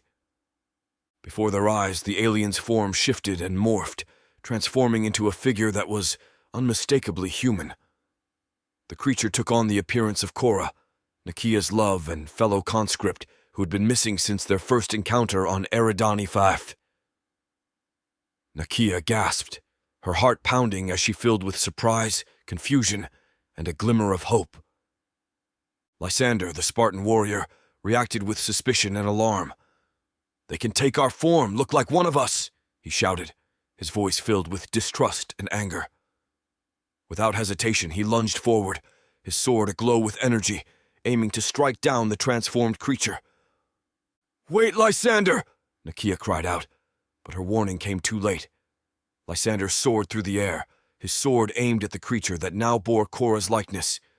In a swift, almost fluid motion, the second alien creature intercepted Lysander. With an inhuman speed and strength, it grasped Lysander's wrist, stopping his attack mid-air. The Spartan warrior was held aloft, suspended just off the ground, his toes barely scraping the dirt.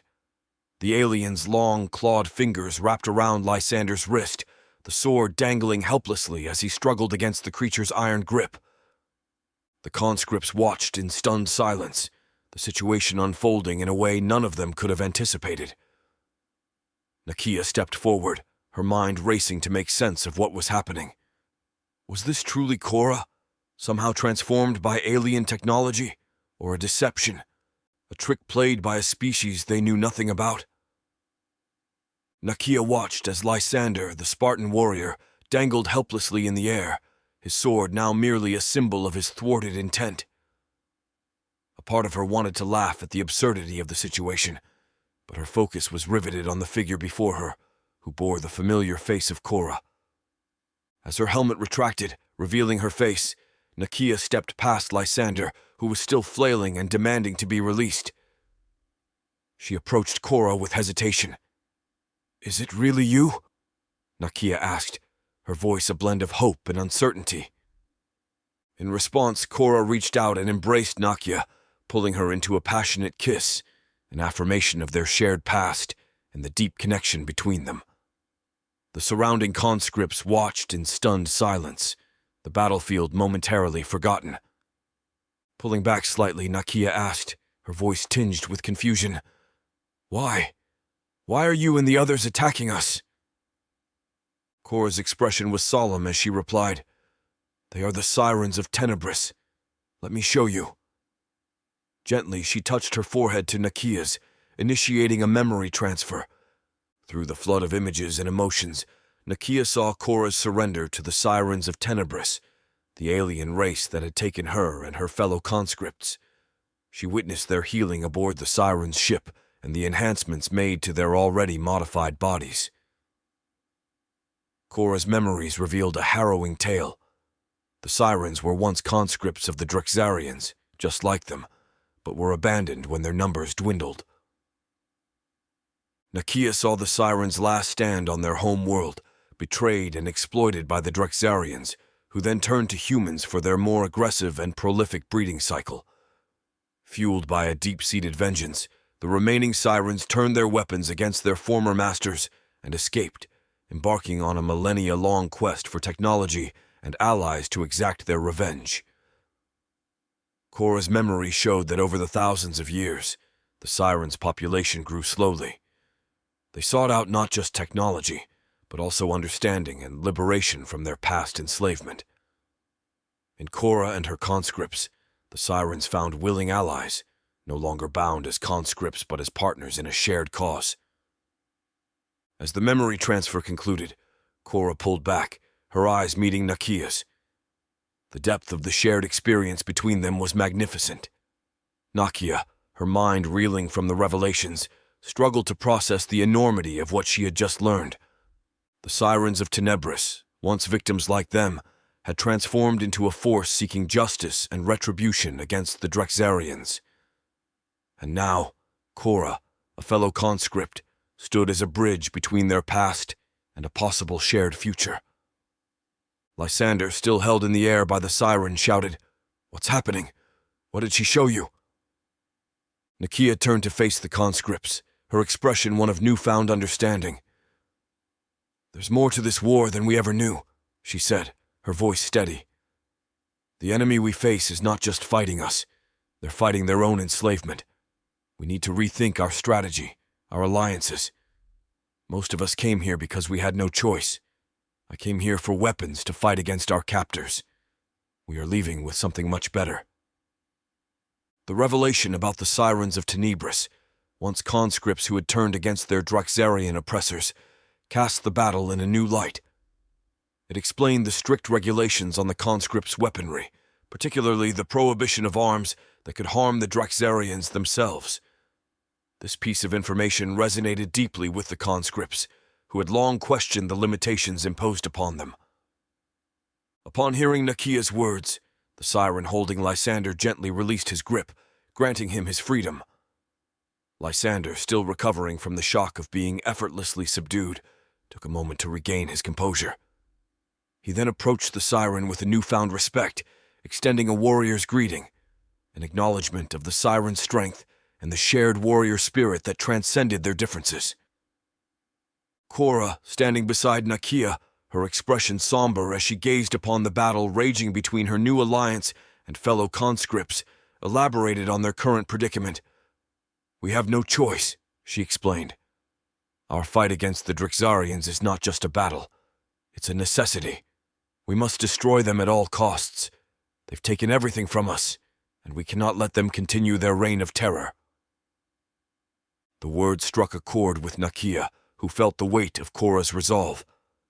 The Siren's struggle was a mirror to their own, a fight for freedom, for the right to exist without the chains of subjugation.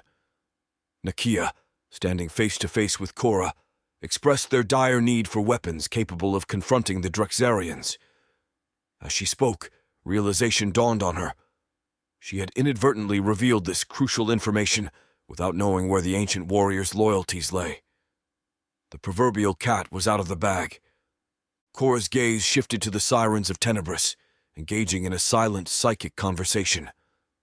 After a tense minute, one of the Sirens spoke. The sound emanated oddly from the circular openings on its head, an alien form of communication that was both fascinating and unsettling. Reaching back into their crashed ship, the Siren retrieved a glowing container filled with pills and handed it to Nakia. "We only have a few with us, enough for those here plus one," the Siren explained. "Take it, and you will have access to all functions of your tech, including weapons. Choose the quantum disruptor. It is the weapon we wielded against the Drexarians in our time." Nakia, intrigued and cautious, took the container and removed 2 pills, passing it around to the others. She then voiced the concern that lingered in her mind. How is this going to help us if the battle kills everyone? Before anyone else could respond, Lysander, with his thunderous voice, interjected, "They retreat." His statement was bold, a declaration of the potential outcome of using such advanced technology. The Sirens, turning their featureless faces towards Lysander, gave what could be interpreted as a look of surprise, or at least as much of a reaction as its enigmatic visages could convey. Lysander's strategic insight cut through the tension. "You retreat. It'll look like we scared and defeated you, giving the Drexarians a false sense of security." His plan was bold, a feint designed to manipulate their enemy's perception. Turning to the Siren, Lysander's curiosity piqued.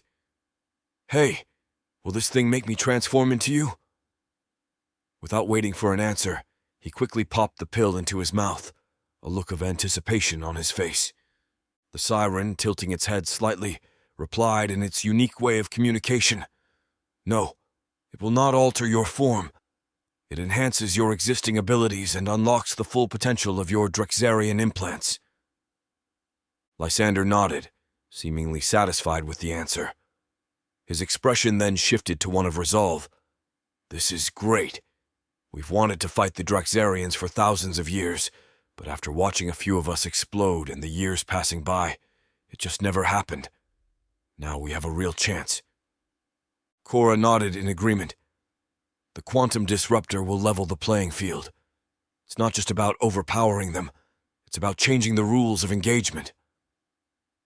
As the pills were passed around, each conscript, both ancient and modern, hesitated for a moment before consuming them. They understood the gravity of what they were about to undertake. This was more than just a physical enhancement.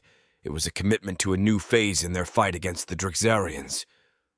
Once the pills were consumed, the conscripts felt a surge of energy coursing through them. Their senses heightened, and they became acutely aware of their surroundings. The modern conscripts found their weapons feeling lighter, more responsive. The ancient warriors felt a renewed vigor, their movements quicker and more precise. Nakia, feeling the effects of the pill, looked around at her fellow soldiers. "We need to coordinate our attack. Use the quantum disruptor wisely. It's our ace in the hole." Lysander added, "And we need to be ready for whatever comes next. The Drexarians won't take this lightly." As the conscripts, both ancient and modern, felt the surge of power from the pills, Korra addressed them with a newfound solemnity. "By taking this, you have transcended your roles as mere conscripts in the Drexarian ranks. You are now something greater, something more formidable. Welcome to the ranks of the Space Lords." A murmur of surprise and curiosity rippled through the group. The title, Space Lords, resonated with a sense of power and autonomy, a stark contrast to their previous status as mere pawns in an intergalactic conflict. Lysander, still marveling at the heightened sensations coursing through him, grinned broadly. "Space Lords, huh? I like the sound of that. It's about time we took charge of our own fate." Nakia, feeling the weight and responsibility of this new title, nodded in agreement. As Space Lords, we have the power to change the course of this war. We're not just fighting for survival anymore. We're fighting to end the Drixarians' control over us and others. The conscripts, now Space Lords, felt a renewed sense of purpose for their destinies. They were no longer bound by the limitations and directives of their captors.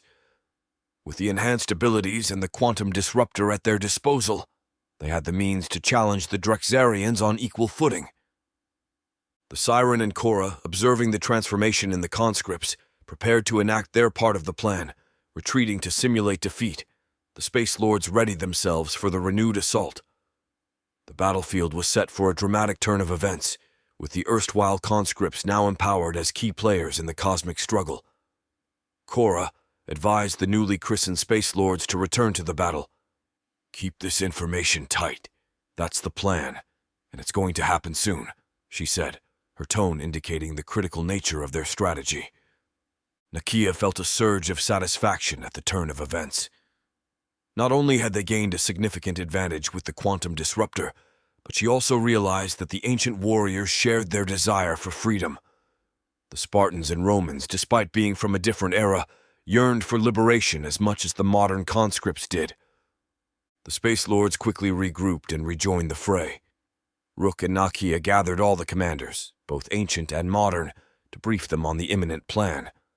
The air filled with anticipation as they relayed Cora's strategy. Rook, his voice carrying over the din of the battlefield, addressed the commanders. "We're running low on ammunition.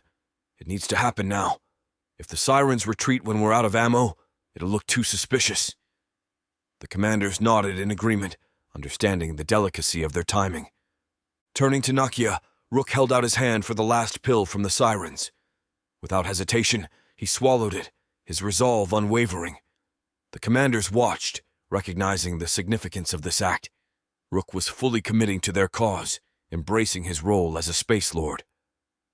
With a decisive nod, Rook then gave the order upon the pill taking effect and receiving the signal now psychically linked with Cora. "Fire everything you have!" His voice resonated with authority. The battlefield erupted in a fury of gunfire and explosions. Every conscript, ancient and modern, unleashed their remaining firepower, directing a relentless barrage at the Mosquito ships. The sky lit up with a fury of energy and projectiles, a final, desperate assault to give credence to their ruse. Amidst this overwhelming onslaught, the Mosquito ships began to retreat, pulling back towards the portals in the sky. The conscripts watched as their enemies disappeared into the swirling gateways, vanishing from the battlefield. A cheer erupted among the ranks, one of relief and triumph. Rook, watching the retreat, knew that this was just the beginning. The battle on Eridani 5 was over, but the war was far from finished. With the Sirens' retreat, they had successfully executed their plan, sowing seeds of overconfidence among the Drixarians. As the dust settled and the noise of battle faded, the small group of Space Lords stood together. They had taken their first step towards turning the tide in their favor. Chapter 26. Chaos in the Cosmos. Aboard the Drixarian ship, Ethan found himself in the midst of chaos reminiscent of what General Thrakar had previously encountered with a group of mentally challenged conscripts. The environment was one of confusion and panic, a stark contrast to the disciplined and orderly nature typically associated with Drixarian operations. The conscripts, many of whom were struggling with mental health issues, reacted unpredictably to their new surroundings and the alien technology integrated into their bodies. Some wandered aimlessly, their actions erratic and uncoordinated, while others were visibly distressed, their cries echoing through the corridors of the ship. Ethan observed as some conscripts acted out in suicidal desperation, unable to cope with the overwhelming change in their reality. Their actions added to the turmoil, creating a tense and dangerous environment for everyone aboard. The Drixarian crew, unprepared for this level of disorder, scrambled to maintain control, but their efforts were largely ineffective against the tide of confusion and distress. Amidst the chaos, General Thrakar, tasked with overseeing the conscripts, faced a situation spiraling out of control. His usual authoritarian approach was insufficient in managing the unpredictable behavior of the conscripts. The general's frustration was evident as he barked orders to his subordinates, trying to restore order, but his commands fell on deaf ears amidst the pandemonium. Ethan, caught in the middle of this chaos, felt a surge of empathy for the conscripts around him. He realized that they, like him, were victims of a system that preyed on the vulnerable. The harsh reality of their situation was a far cry from the promises and manipulations that had lured them into the program. Ethan believed that the situation on the ship was a disturbing reflection of the consequences of the Draxarians' ruthless conscription practices. The disregard for the well-being of individuals, coupled with the lack of support for those with mental health challenges, had led to a volatile and heartbreaking scenario. Ethan would soon realize that it wasn't they didn't have a disregard for their well-being, but that had none. As Ethan navigated through the ship, trying to find some semblance of stability, he witnessed acts of kindness among the conscripts. Despite their own struggles, many tried to help each other, offering support and comfort in a place where none was provided. This camaraderie amidst adversity was a small beacon of hope in the darkness that had engulfed their lives. As Ethan explored his new surroundings filled with the chaos aboard the Draxarian ship, he believed it to be a testament to the need for compassion and understanding in dealing with mental health issues. That it highlighted the importance of treating individuals with dignity and respect, regardless of their circumstances.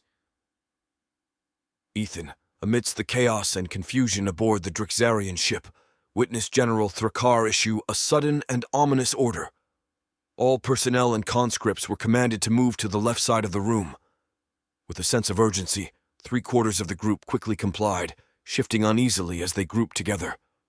Ethan, following the movement, found himself among this group, his mind racing to understand the purpose behind this sudden segregation. As the last of them moved, a force field wall shimmered into existence, dividing the room in two. On the other side of the barrier remained many of the conscripts who were exhibiting severe mental health issues. The reactions varied wildly. Some screamed and ran in circles, visibly in distress, while others stood silently, swaying in place, lost in their own worlds. For a brief moment, Ethan hoped that this division was a step towards providing the necessary help for those who needed it most. Perhaps the Draxarians had recognized the dire situation and were taking measures to offer assistance or treatment. However, this flicker of hope was brutally extinguished in the next instant. Without warning, the wall at the far end of the room where the separated group stood suddenly vanished, revealing the vast, unforgiving expanse of space beyond. The sudden decompression was catastrophic. Tens of thousands of conscripts were violently sucked out into the black void, their screams and cries abruptly silenced as they were expelled into the cold vacuum of space. Ethan, horrified, watched the nightmarish scene unfold before him. The force field that divided them flickered with the energy of the decompression, but held strong, saving those on his side from the same fate. The realization of what had just occurred hit him like a physical blow. This was not an act of mercy or segregation for help. It was a mass execution, a cold and calculated decision to dispose of those deemed too unstable or problematic. The stark brutality of General Thrakar's action left Ethan and the others in stunned silence.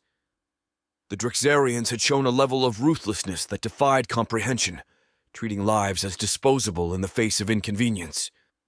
Ethan, still reeling from the shock, felt a deep sense of grief and anger. The loss of life, so sudden and merciless, was a grim reminder of the cruel reality of their situation. The conscripts, once hopeful for escape or help, were now victims of a merciless regime that saw them as nothing more than expendable assets. As the force field wall lowered, revealing the now empty space where the other conscripts had stood, a heavy atmosphere of sorrow and fear settled over the survivors. They had been spared, but at a terrible cost. The event would forever be etched in their memories, a haunting reminder of their vulnerability in the face of the Draxarians' merciless rule. For Ethan, the experience was a turning point. The loss and horror he witnessed solidified his resolve to resist and survive, to somehow find a way to fight against the oppression that had brought them all to this dark moment in the depths of space, which was a far cry from the state of mind he had previously possessed. Still reeling from the horrific event Ethan had just witnessed, he watched as General Thrakar, with a chilling calmness, commanded the remaining conscripts to form up. We moved robotically, still in shock from the loss of so many lives in such a brutal manner. General Thrakar stood before them, his towering figure casting a formidable shadow. He began to speak, his voice cold and devoid of any emotion. "Conscripts," he began. "Today's events are a reminder of the order that must be maintained for the success of our mission. Your compliance is not optional. It is mandatory for the greater good." His words, meant to instill discipline, felt hollow and cruel. They echoed around the room, a stark reminder of our powerless state under Drexarian rule.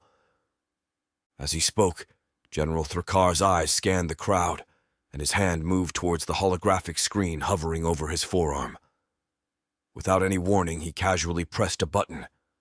A few conscripts, standing mere meters away from Ethan, exploded violently, their bodies disintegrating in an instant.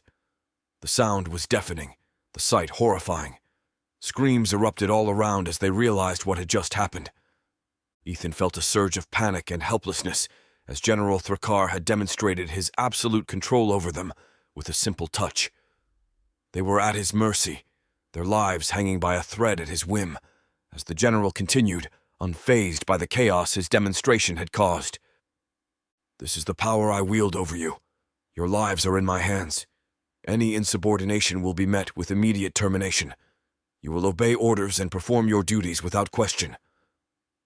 His words sent a shiver down Ethan's alien tech-filled spine, with the reality of their situation brutally clear. They were not just conscripts.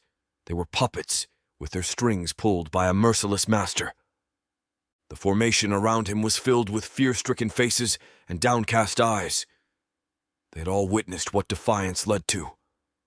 The threat of sudden death loomed over each like a dark cloud of fear and submission.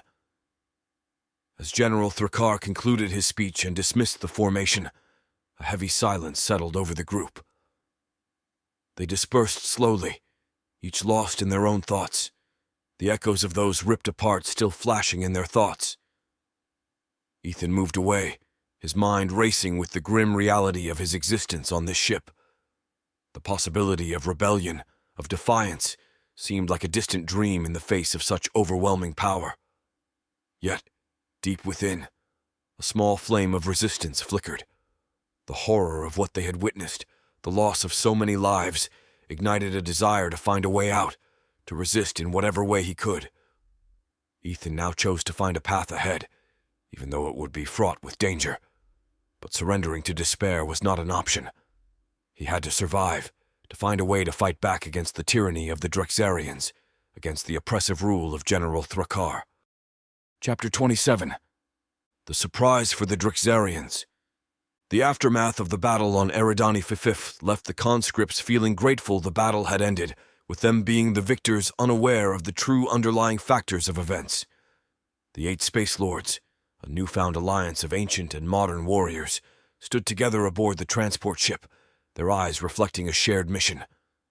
They were ready to switch to their new weapons, the quantum disruptors, at the first sign of Drexarian suspicion.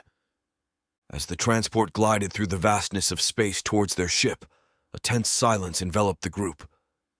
They knew that upon docking, they would be subjected to the usual decontamination process, a procedure they were now aware was a guise for the Drexarians to harvest chemicals from their bodies, a remnant of their conscript status.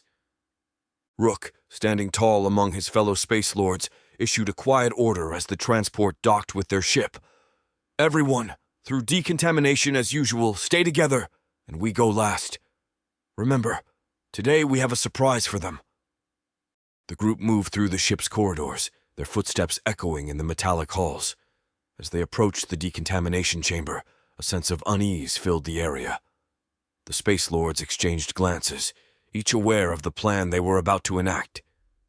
One by one, they entered the decontamination chamber. The process was routine, a procedure they had undergone countless times. But this time, it was different. Each Space Lord carried within them the pill from the Sirens, an enhancement that would not only protect them from the Drexarians' harvesting, but also give them an edge. Nakia, stepping into the chamber, felt a surge of adrenaline. She knew that the Drexarians would not be expecting what was about to happen. As the chamber's doors closed, she braced herself. Inside the chamber, the usual process began, but the Space Lords remained unaffected. The chemicals the Drexarians sought to extract remained within them, safeguarded by the Sirens' enhancement. It was a small victory, but a significant one, a sign of their newfound autonomy and strength.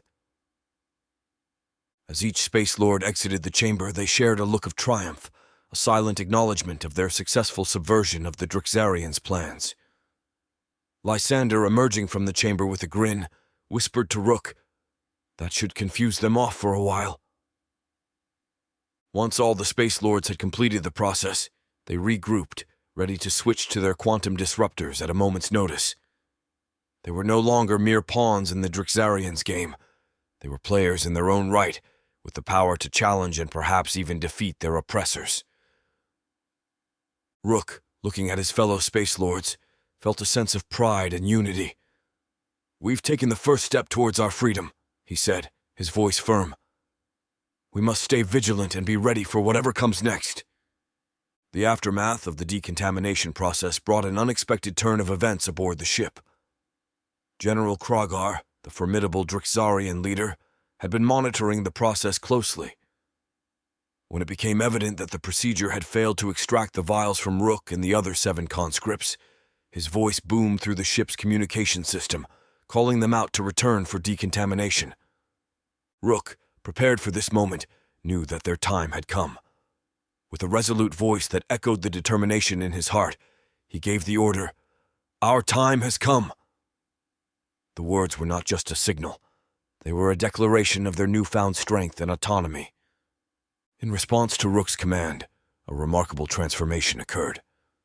The armor of each Space Lord quivered and shifted, its appearance changing to a shade blacker than the void of space itself. And upon their chests appeared an emblem, a symbol of their unity and purpose, the emblem of the Space Lords. The emblem was a majestic phoenix, soaring triumphantly, embodying rebirth and an indomitable spirit.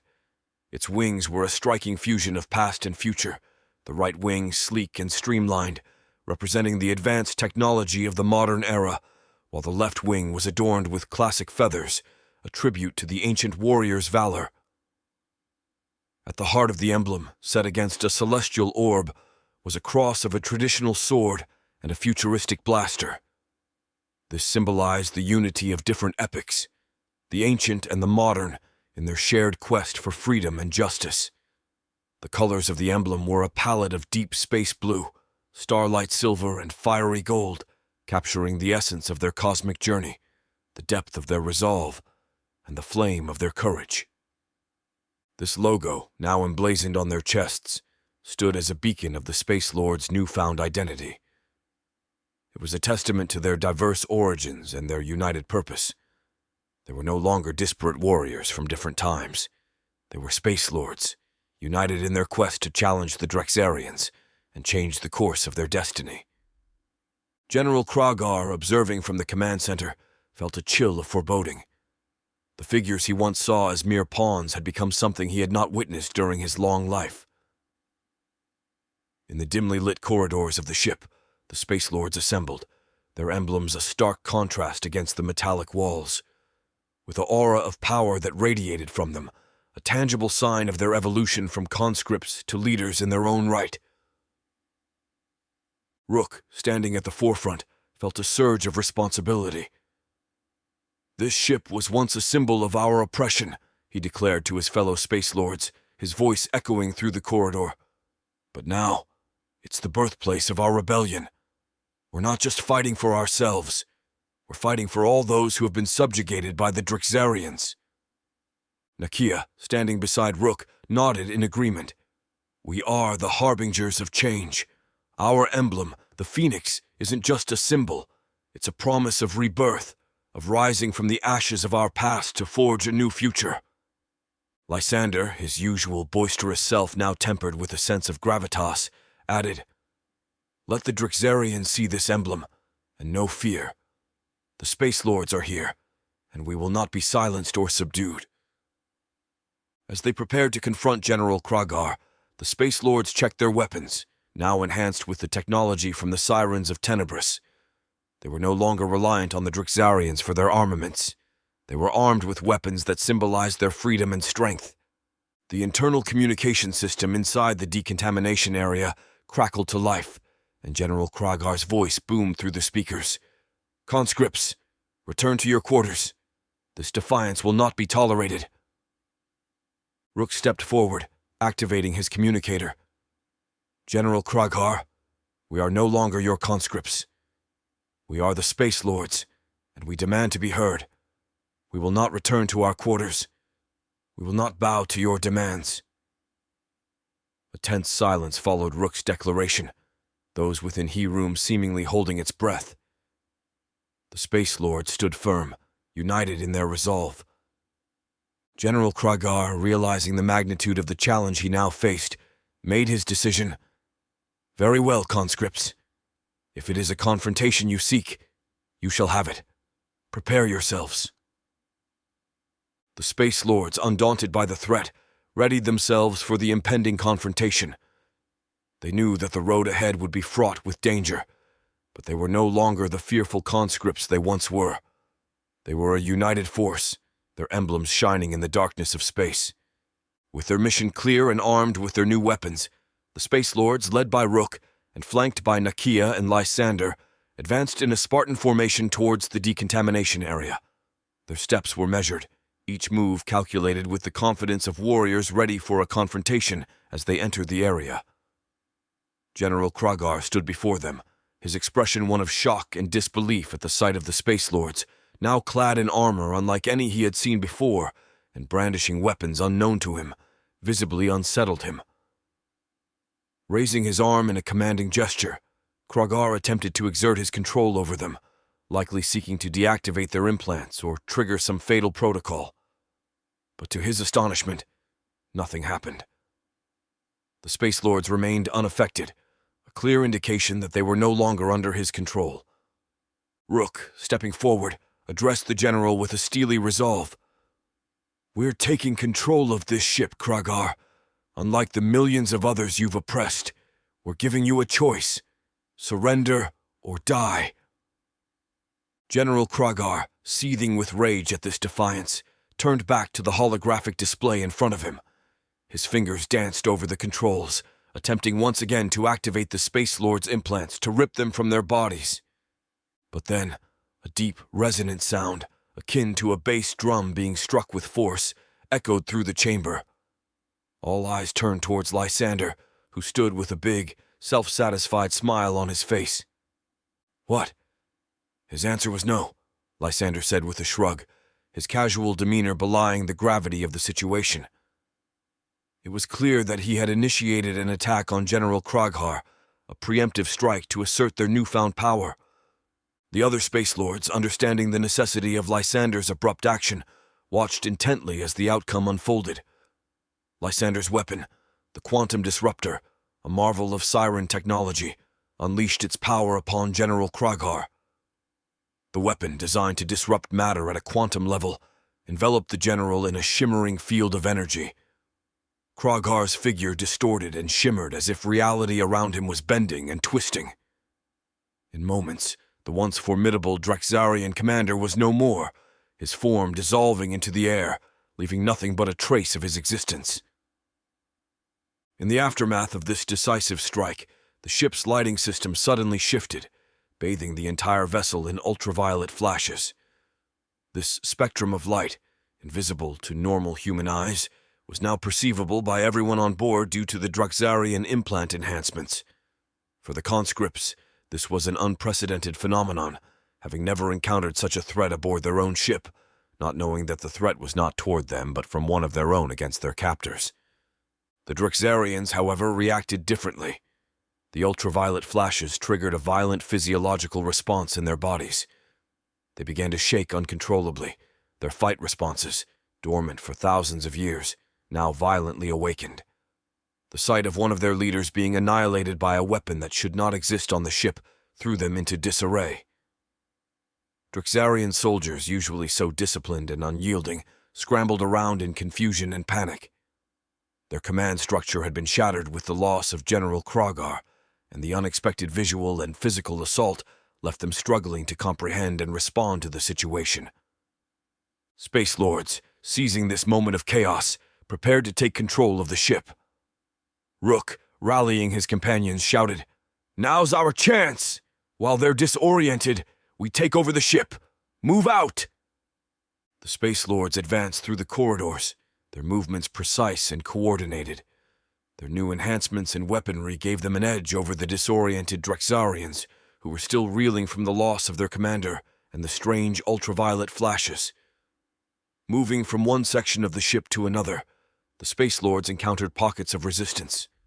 However, the Drexarians' usual tactical prowess was hampered by their disorientation, allowing the Space Lords to gain ground rapidly. Nakia, alongside Rook, felt a sense of exhilaration mixed with a grave sense of responsibility. "We're rewriting the rules of this war," she said, her eyes focused on the path ahead. The ship, once a symbol of their oppression, was now the scene of their uprising. The Space Lords, empowered and united, were on the brink of taking control, a significant step towards their ultimate goal of freedom from the Drexarians. As they neared the ship's command center, the reality of their situation set in. They were not just fighting for their own liberation. They were fighting for all those who had been subjugated and oppressed across the galaxy. The Space Lords, now a force of liberation, moved with purpose and precision through the ship. They had resolved to be merciful, to extend compassion even to those who had once held them captive.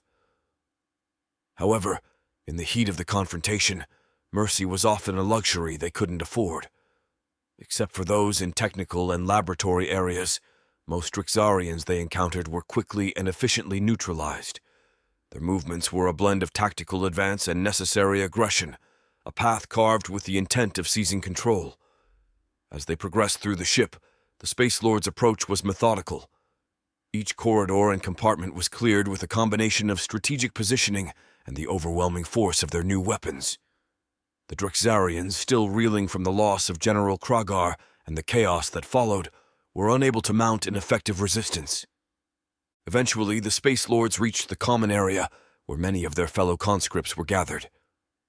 The conscripts looked up in shock and awe as their comrades in arms burst into the room, brandishing weapons capable of defeating the Drexarians. The arrival of the Space Lords was met with shock. The moment was interrupted as several Drexarians dropped from the ceiling, attempting a surprise assault. But the Space Lords were ready. Their weapons blazed, efficiently taking down the attackers before they could reach the conscripts below. The display of power and protection was met with cheers and shouts of relief from the conscripts. Rook, standing at the forefront, raised his hand to command silence. "Stay here," he ordered the gathered conscripts. "This area is secure for now. We're going to take control of the ship. Once we have the command center, we can end this." His words were met with nods of understanding and murmurs of support. The conscripts, seeing their fellow soldiers transformed into empowered warriors, felt a surge of hope. The tide was turning in their favor, and the Space Lords were leading the charge. From the crew room of similarly dressed conscripts, Rook spotted Stacy rushing towards him. Reacting quickly, he retracted his helmet, revealing his face. Stacy, overwhelmed with emotion, leaped into his arms, wrapping her arms around his neck in a tight embrace. She planted a passionate kiss on his lips, her actions speaking volumes of her admiration and relief at seeing him alive and leading the charge. "Your actions, they're incredible, Rook," she said breathlessly, her eyes shining with pride and affection. Rook, feeling the weight of the moment, returned her kiss, a brief but intense affirmation of their bond throughout their conscription. He gently set her down and turned his attention to the ship's communication network, accessible from the common area. With a sense of urgency, he broadcast a message to the entire ship. To all Drixarian forces aboard, surrender now. If you pose no threat, you will live. Show the slightest sign of hostility, and you will be destroyed, Rook declared, his voice resolute and authoritative. His ultimatum, however, was met with a sinister response. Across the ship, conscripts began to scream in agony as their implants were forcibly activated, ripping from their bodies in a gruesome display of Drixarian desperation. It was a brutal and devastating tactic, one that turned the ship into a scene of horror and despair. The Drixarians, rather than surrendering, had chosen a path of destruction. They began inputting self-destruct commands into the conscripts' implants, killing them one by one. It was a clear message. They would rather see the conscripts dead than allow them to be free. The Space Lords, witnessing this atrocity, were filled with rage. The scene around them was chaotic, with conscripts collapsing, their bodies racked by the violent removal of their implants. In that heart-wrenching moment, as Stacy looked into Rook's eyes, there was a deep understanding that transcended words. She knew the gravity of the situation and the necessity of Rook's mission. "Go," she urged him, her voice laced with a mixture of fear and resolve. "Save as many as you can. We were all doomed the moment we were conscripted. Defeat them, Rook. Ilo." Her declaration was cut short in a grotesque and tragic manner. Before Rook's eyes, Stacy's implants were violently ripped from her body, leaving behind a horrific scene. In that instant, the love and warmth that had filled Rook's heart were replaced with an all-consuming rage. Fueled by his anger and the sudden reintroduction of the chemicals the Drixarians had been siphoning from their bodies, Rook felt a surge of amplified abilities coursing through him. It was as if the very essence of their oppression was now empowering them to fight back with greater ferocity. Rook turned to the other Space Lords. "Channel your rage! Use it!" he commanded, his voice a mix of grief and fury. "We move now! We end this!" With a newfound intensity, the Space Lords charged through the ship. Their movement was a blur of efficiency and vengeance, each Drixarian they encountered meeting a swift end. Those who posed a threat were eliminated without hesitation, their reign of terror coming to an abrupt close at the hands of the very beings they had sought to control. As they advanced, the Space Lords noticed that the Drixarians who were technicians and mechanics, unarmed and unprepared for combat, quickly surrendered. They curled up within their own wings, a clear sign of submission, making it easier for the Space Lords to distinguish between combatants and non-combatants. This distinction was crucial. It allowed the Space Lords to focus their efforts on neutralizing the threat while minimizing unnecessary casualties. Even in their rage and grief, they maintained a semblance of order and purpose.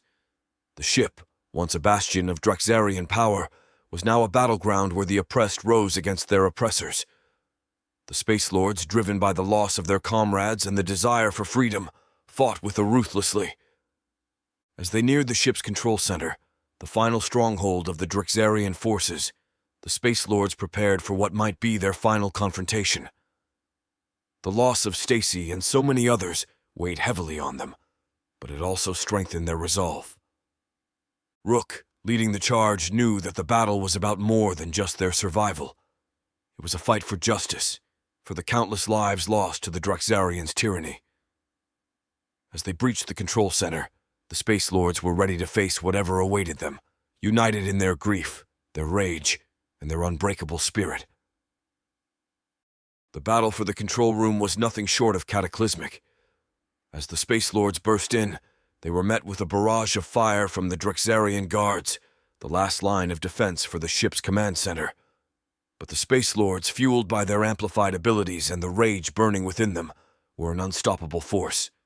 Rook led the charge, his quantum disruptor blazing with deadly precision. Each shot he fired disrupted the very fabric of his targets, leaving nothing but a void where Drixarian soldiers once stood. The other Space Lords, equally formidable, unleashed a relentless onslaught, their weapons cutting through the enemy ranks with ease. Drixarians, despite their advanced technology, were no match for the fury and power of the Space Lords. The ranks quickly diminished under the relentless assault. The control room, once a hub of Drixarian authority, was rapidly turning into the site of their defeat. Within the chaos, Nakia and Lysander moved in tandem, covering each other's backs as they advanced through the room. Their movements were a deadly dance, a symphony of destruction that left no Drexarian standing. Within minutes, the control room was secured. The Space Lords, breathing heavily from the exertion of battle, surveyed the room. The control panels and screens once used to command the ship and control the conscripts were now at their disposal. Rook approached the main console, his hands moving over the controls. With a few swift inputs, he seized control of the ship's systems, wresting it away from Drexarian command. A sense of triumph filled the room as the realization set in. They had taken control of the ship. The Space Lords quickly regrouped, preparing for their next move. Their victory in the control room was significant, but their mission was far from over. Their next target was Zahak's throne room, the heart of Drexarian power on the ship. As they made their way towards the throne room, the corridors of the ship were eerily silent. The battle had taken its toll, and the remaining Drexarian forces seemed to have retreated or surrendered. The Space Lords moved with purpose, each step bringing them closer to confronting Zahak, the architect of their suffering. The throne room doors loomed ahead, imposing and foreboding. Rook, Nakia, Lysander, and the rest of the Space Lords paused for a moment, gathering their resolve. Behind those doors was the being who had controlled their fate for so long. This was more than just a confrontation. It was a reckoning.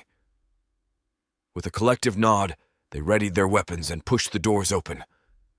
As the doors to the throne room swung open, the Space Lords were met with an unexpected scene. Standing in front of a swirling portal, Zahak, the Drexarian overlord, was preparing for his escape. Still chained to his waist was the sad-looking girl, an innocent caught in the midst of this cosmic struggle. She stood between Zahak and the Space Lords, a human shield for his cowardly retreat. Rook stepped forward, his voice filled with anger.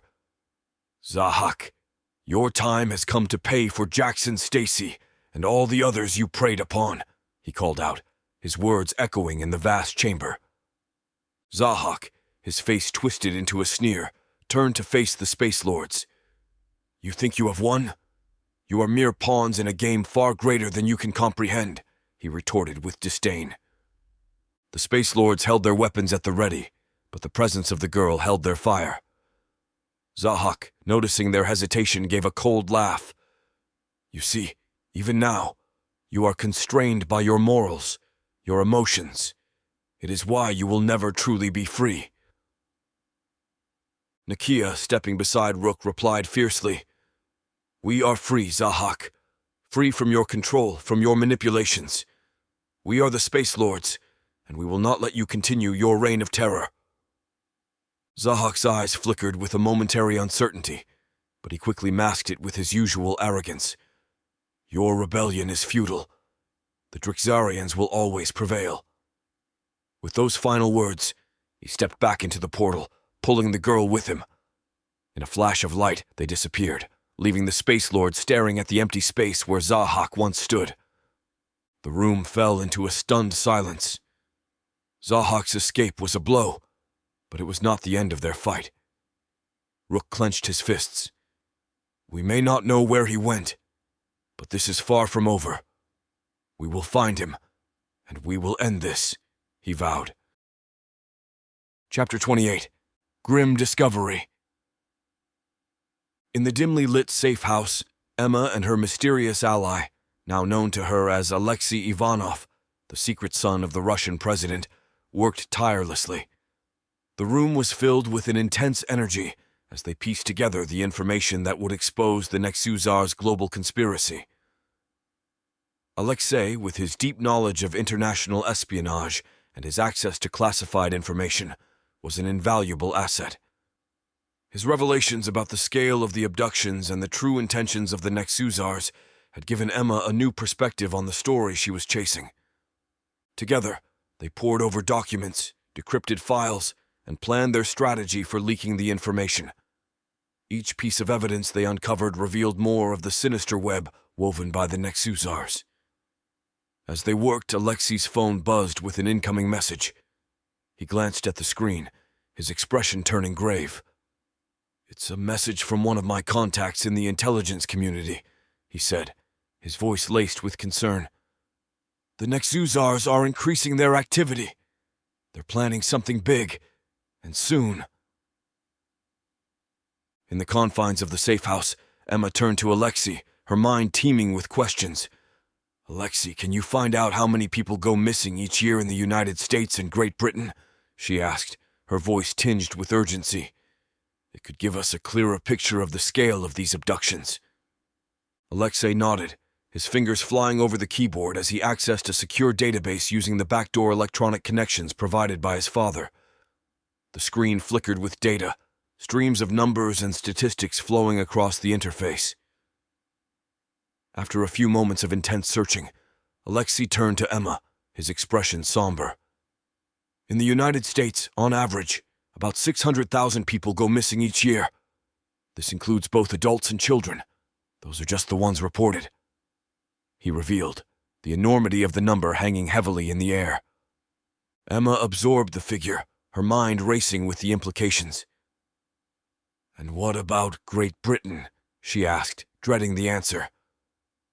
"Great Britain, the number is around 170,000 people reported missing each year, also encompassing both adults and children," Alexei responded, his voice steady despite the disturbing nature of the information. Emma leaned back, her thoughts swirling. The staggering numbers painted a grim picture of the scale of disappearances. "These figures, they're just the tip of the iceberg, aren't they?" she said, more to herself than to Alexei. Alexei nodded in agreement. "Yes, they are. And it's likely that a significant portion of these cases could be linked to the Nexuzar's activities. We're looking at a global crisis, hidden in plain sight." The room fell silent as both Emma and Alexei contemplated the gravity of their discovery. The data, stark and unyielding, underscored the urgency of their mission. With each missing person, the shadow of the Nexuzars grew longer, and the need to expose their nefarious actions became more critical. Within a sea of data on dimly lit screens, Emma and Alexei continued their deep dive into the disturbing statistics of missing persons. "Alexei, what about worldwide? How many people go missing globally each year?" Emma asked, her voice filled with fear at the answer. Alexei returned to his keyboard, his fingers moving quickly. After a moment, he looked up, his face grave. "It's estimated that over 1 million people go missing globally every year, though it is estimated to be 3 times that due to most nations not having the ability to track their population like the United States and Great Britain," he said solemnly. Emma felt a chill as she processed the staggering figure. 3 million people. That's like a good-sized city vanishing every year, she murmured. "Yes, and over a decade, that's 60 million people. It's incomprehensible," Alexei added, his eyes reflecting the seriousness of their conversation. "And yet there's no widespread alarm, no global outcry. It's as if these disappearances are happening in a vacuum." Emma leaned forward, her mind racing with the implications. 60 million people in 10 years. How has nobody wondered where all the bodies are? How has this not been a major point of investigation? Alexei sighed, the weight of the situation evident in his posture. That's the terrifying part. It suggests a level of manipulation and control over information that's almost unfathomable. The Nexuzars, with their influence, could be orchestrating a cover-up on a massive scale. "The silence is deafening," Emma said, her voice tinged with frustration. "It's like these people are being erased from existence, and the world just continues on." "The Nexuzars' network must be vast and deeply entrenched," Alexei theorized. "They could be manipulating media, influencing governments, and using their technology to hide their tracks. It's a conspiracy of silence and shadows." Emma stood up, pacing the room. "We need to break this silence. We have to bring this to light, show the world what's happening. These people, they deserve to be remembered. They deserve justice." Alexei nodded in agreement. "And we'll do just that. We have the evidence, and we have the means to disseminate it. It won't be easy, and it'll be dangerous, but it's our responsibility." Their resolve solidified, Emma and Alexei set to work. They began compiling the data, creating a comprehensive report that would lay bare the extent of the disappearances and the Nexusar's involvement. As they worked, the realization of the enormity of their task settled in. They were not just fighting against a shadowy alien organization. They were battling against a conspiracy that had woven itself into the very fabric of global society. Emma felt a surge of adrenaline. "We need to act now," she said, her journalistic instincts in overdrive. "The world needs to know about this before it's too late." They decided to split up to cover more ground. Alexei would reach out to his contacts in the intelligence community and political circles, while Emma would use her journalistic network to disseminate the information as widely as possible. As Emma stepped out into the cool night, the gravity of her mission felt all too real. She knew that the moment they started leaking the information, they would be putting themselves in immense danger. The Nexusars, nor those who are put into power by them, with their far-reaching influence, would not take kindly to their actions. Emma moved through the shadows of the city, making her way to a secure location where she could safely broadcast the information. Her heart pounded with fear and excitement. This was the biggest story of her career, one that could change the course of history. Emma worked relentlessly, her fingers flying over the keyboard as she compiled and disseminated the startling data on global disappearances. The sun rose and set unnoticed as she distributed articles, sent out emails, and posted on various platforms, determined to break the silence surrounding the vanishing millions. Meanwhile, Alexei faced a wall of resistance that seemed insurmountable. His attempts to engage with government contacts were met with cold rebuffs or eerie silence. The relationships he had nurtured over the years crumbled in a matter of hours. It was as if a silent order had been passed down, turning allies into strangers. The realization dawned on him. He was being ostracized, cut off from the very circles he sought to influence. The isolation was not just social, it was physical. Alexei noticed the shadows that followed him, the unmarked cars that seemed to appear wherever he went. He was being stalked, hunted. The extent of the Nexusar's influence was becoming chillingly clear. They had infiltrated deeper into the fabric of human society than he had feared. Exhausted but hopeful, Emma finally leaned back in her chair as dawn crept through the windows. She had done all she could to ensure the information reached as many people as possible. But when she awoke from deep, deserved sleep, she checked for responses. Her heart sank. Her articles hadn't gained any traction. Her emails went unanswered. Her posts on social media seemed to vanish into the ether, as if she had been blocked on every platform simultaneously. In that moment, the full weight of their adversary's power hit her. She had been effectively silenced, her efforts to unveil the truth thwarted by an unseen yet omnipresent force. The realization was a bitter pill to swallow. The control exerted by the Nexusars over humanity was more extensive and insidious than she had imagined. Alexei returned to the safe house, his expression grim. "They're closing in," he said quietly. "We're being watched, tracked. It's only a matter of time before they find us."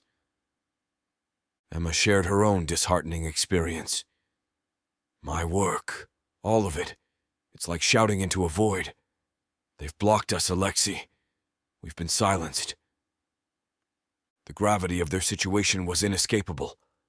They were up against an entity that could manipulate information and influence global networks with terrifying efficiency. The alien control over humanity was not just a physical threat. It was a stranglehold on the very channels of communication and truth. In the safety of the safe house, Emma and Alexei faced a critical decision: to continue their fight in the shadows, risking their lives for a truth that seemed increasingly impossible to reveal, or to retreat and save themselves from the ever-tightening noose of the Nexusars. Their resolve, however, remained unshaken. "We can't give up," Emma said, her voice steady despite the despair. "We have to find another way, a means to bypass their control." Alexei nodded in agreement. "We'll go underground, use analog methods if we have to. There are still ways to spread the word, to fight back." Chapter 29. Baptism by fire. In the stark and foreboding departure area of the Drixarian ship, Ethan stood amidst a sea of conscripts, each clad in black armor. The armor was more than just a protective shell. It had become a part of him, integrated into his very being by the Drixarians' advanced technology. It was a constant, unyielding reminder of his transformation from an ordinary young man to a soldier in a cosmic conflict far beyond his comprehension. General Thrakar, the imposing figure at the helm of the Drixarian forces, hovered above near the front of the conscripts. His presence was a dark cloud over them, a symbol of the absolute control the Empire exerted over its unwilling warriors. "Today you will engage in your first cleansing," he declared, his voice resonating with cold authority. "Your mission is to purge the planet below of all resistance. You are instruments of the Drixarian Empire's will, a necessary force to maintain our order in the galaxy." The very word cleansing sent a wave of revulsion through Ethan. He understood its true meaning, a ruthless extermination of any beings that dared stand against the Drixarians' relentless expansion. Stripped of their autonomy, the conscripts were nothing more than tools of oppression, wielded by an empire with an insatiable thirst for domination. Portals flickered to life along the walls of the departure area, creating gateways to the planet below. General Thrakar's command echoed through the chamber, a harsh directive for the conscripts to move forward. Hesitation was not tolerated. Those who did not comply were swiftly and brutally dealt with. In an instant, they were reduced to mere mounds of blood and flesh, a grim warning to the others. Ethan stepped through the portal. He was immediately engulfed in the chaos of battle. The serene view of the planet from space was a stark contrast to the reality on the ground. The air was thick with smoke, the sounds of conflict reverberating through the atmosphere. The defenders of the planet, although fiercely brave, were tragically outmatched. Their weapons, primitive compared to the advanced Drixarian technology, barely made an impact against the armor of the conscripts. Ethan, propelled into the heart of the conflict, felt a sense of detachment. The armor he wore responded to his every move with unnerving precision, turning him into an efficient instrument of war. Despite the chaos around him, he was eerily aware of the disparity in power. The defenders' desperate attempts to protect their home were met with the cold, calculated efficiency of the Drixarian assault. The battlefield was a maelstrom of destruction, a testament to the Drixarians' ruthless pursuit of dominance. Buildings crumbled under the onslaught, and the air was filled with the cries of the fallen. Ethan moved through the chaos, an unwilling participant in the carnage. As he fired upon the defenders, Ethan's mind was torn. Each pull of the trigger was a betrayal of his own humanity. Each life he took a weight on his conscience.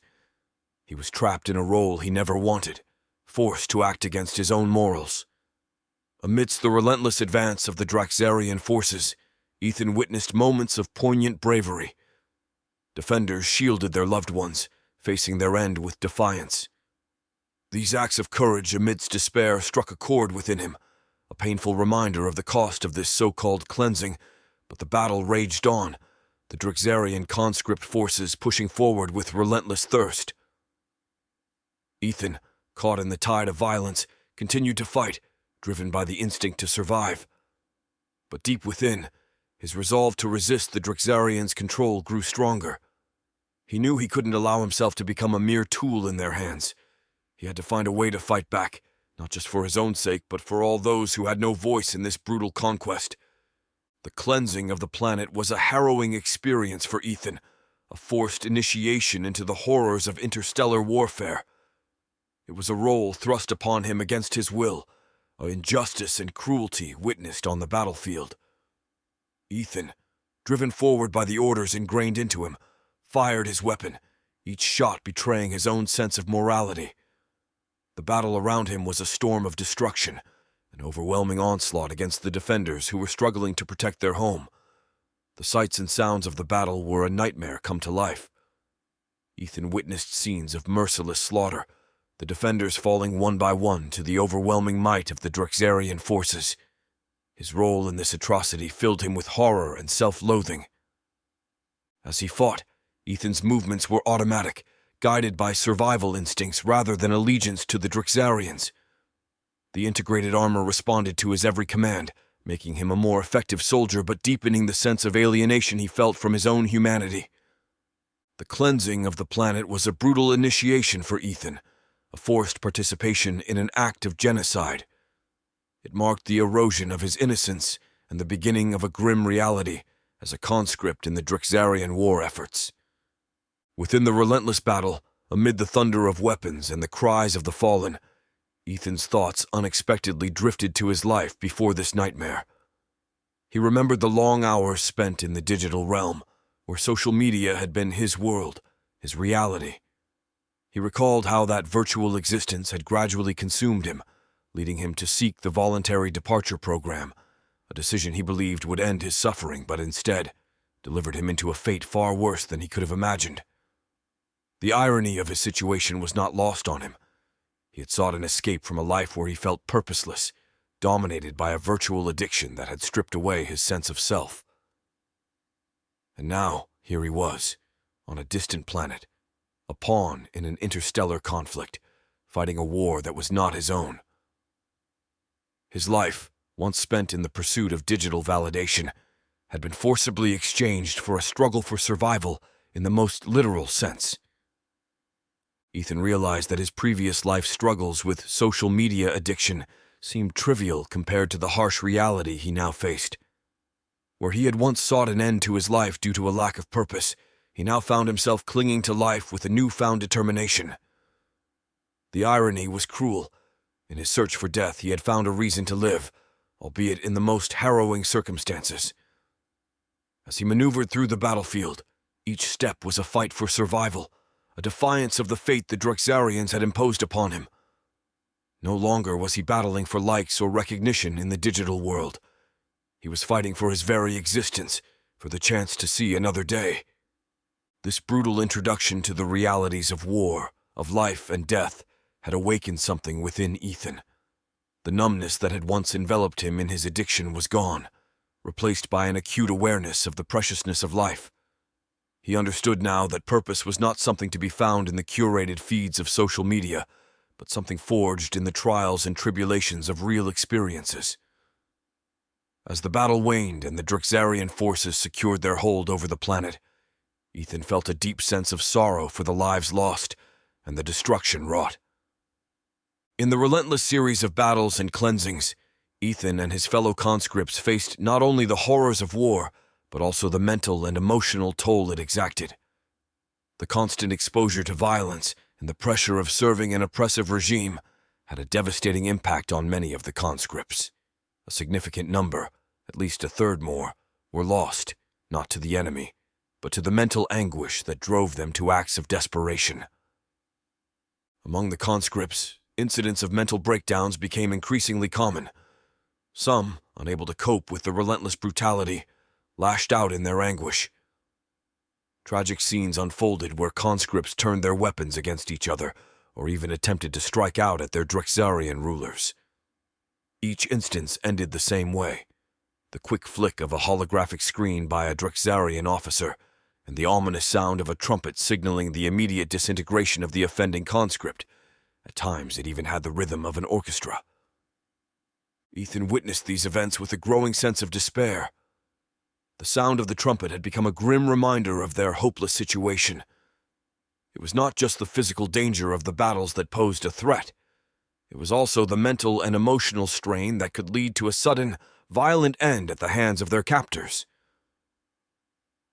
One evening, after another harrowing day, Ethan and his friends gathered in their common area, the mood more somber than usual.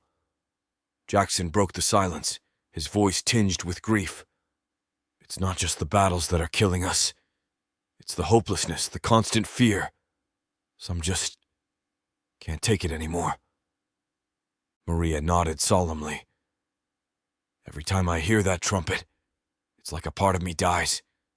We're fighting two wars, one against the planets we're forced to cleanse, and the other against the despair in our own minds." Ethan felt the weight of her words. The war was taking its toll in ways he hadn't imagined when he first found himself trapped in this nightmare. We have to stay strong for each other, he said, though his voice lacked its usual conviction. We can't let them break us, not completely. The atmosphere aboard the Draxarian ship shifted dramatically as ultraviolet alarms began to blare throughout the vessel.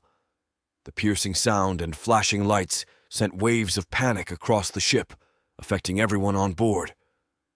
For the first time, Ethan saw something he never thought he would witness: fear in the eyes of the Draxarians. It was a fear that quickly spread, contagious and unnerving, even among the hardened conscripts. Ethan and his friends, caught in the midst of this unexpected chaos, tried to make sense of the situation. They had never experienced an alarm like this before. The usual order and discipline of the ship gave way to a frenzied confusion. Then, from Zahak's throne room, a startling event unfolded. Through the grand doors, an endless wave of figures began to pour into the room. They were conscripts, but unlike any Ethan had seen before. They moved with purpose and coordination, their weapons at the ready, a stark contrast to the disarray around them. What caught Ethan's attention most was the emblem emblazoned on their chests, a phoenix with a sword standing proudly behind it. The symbol was striking, imbued with a sense of power and defiance. These conscripts were different. They exuded a presence that was both intimidating and awe-inspiring. Ethan, Maria, Jackson, and the others watched in stunned silence as these new conscripts filled the room and then spilled into the hallways. The presence of these warriors, marked by the Phoenix emblem, seemed to signify a turning point, a shift in the balance of power aboard the ship.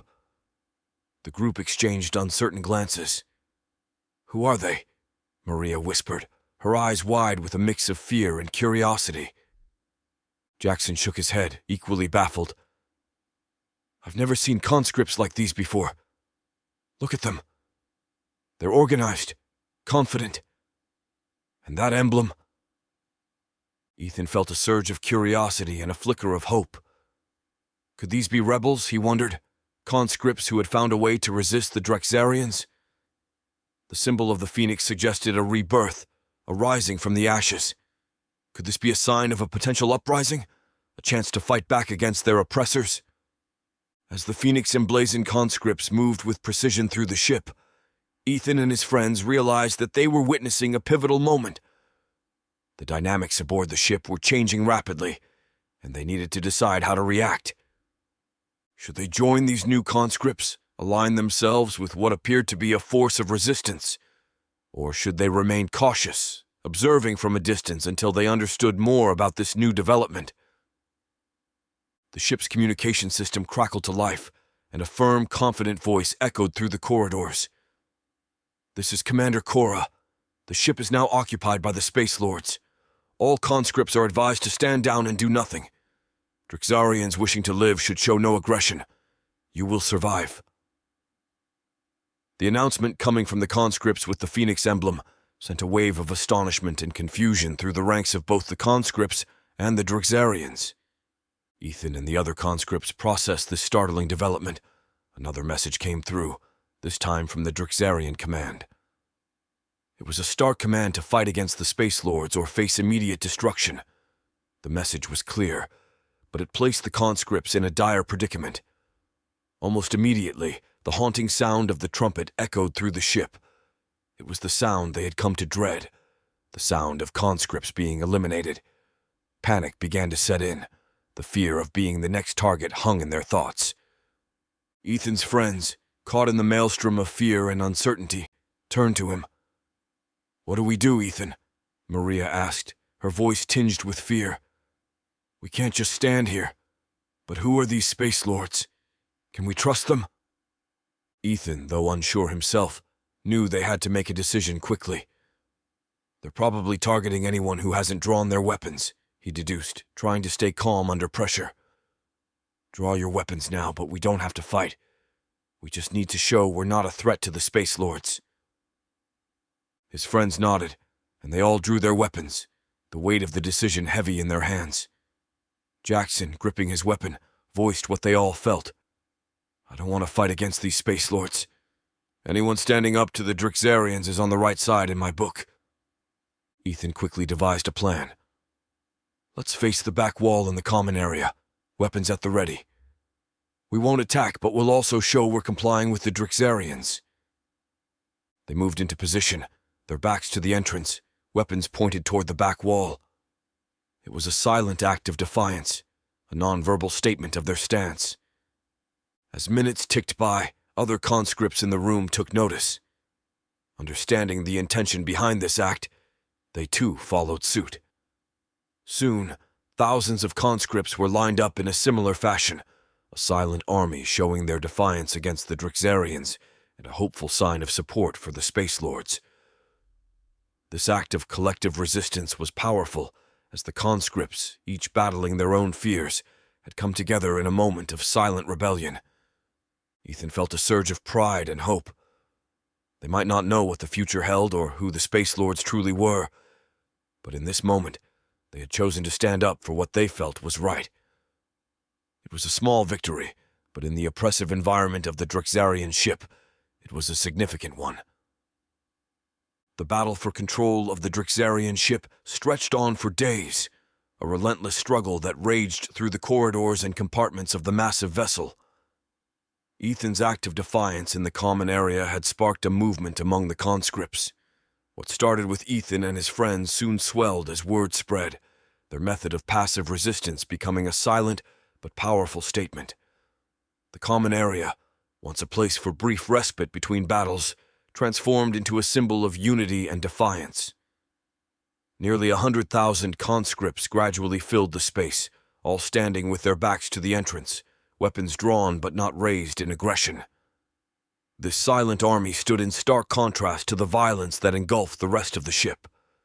Ethan watched as more and more conscripts joined them, each new arrival a testament to the growing resistance against the Drixarians. The atmosphere in the common area was tense. Despite the uncertainty of their situation, there was a sense of solidarity that had been absent before. As the conflict with the Space Lords continued, the conscripts' passive resistance became a beacon of hope.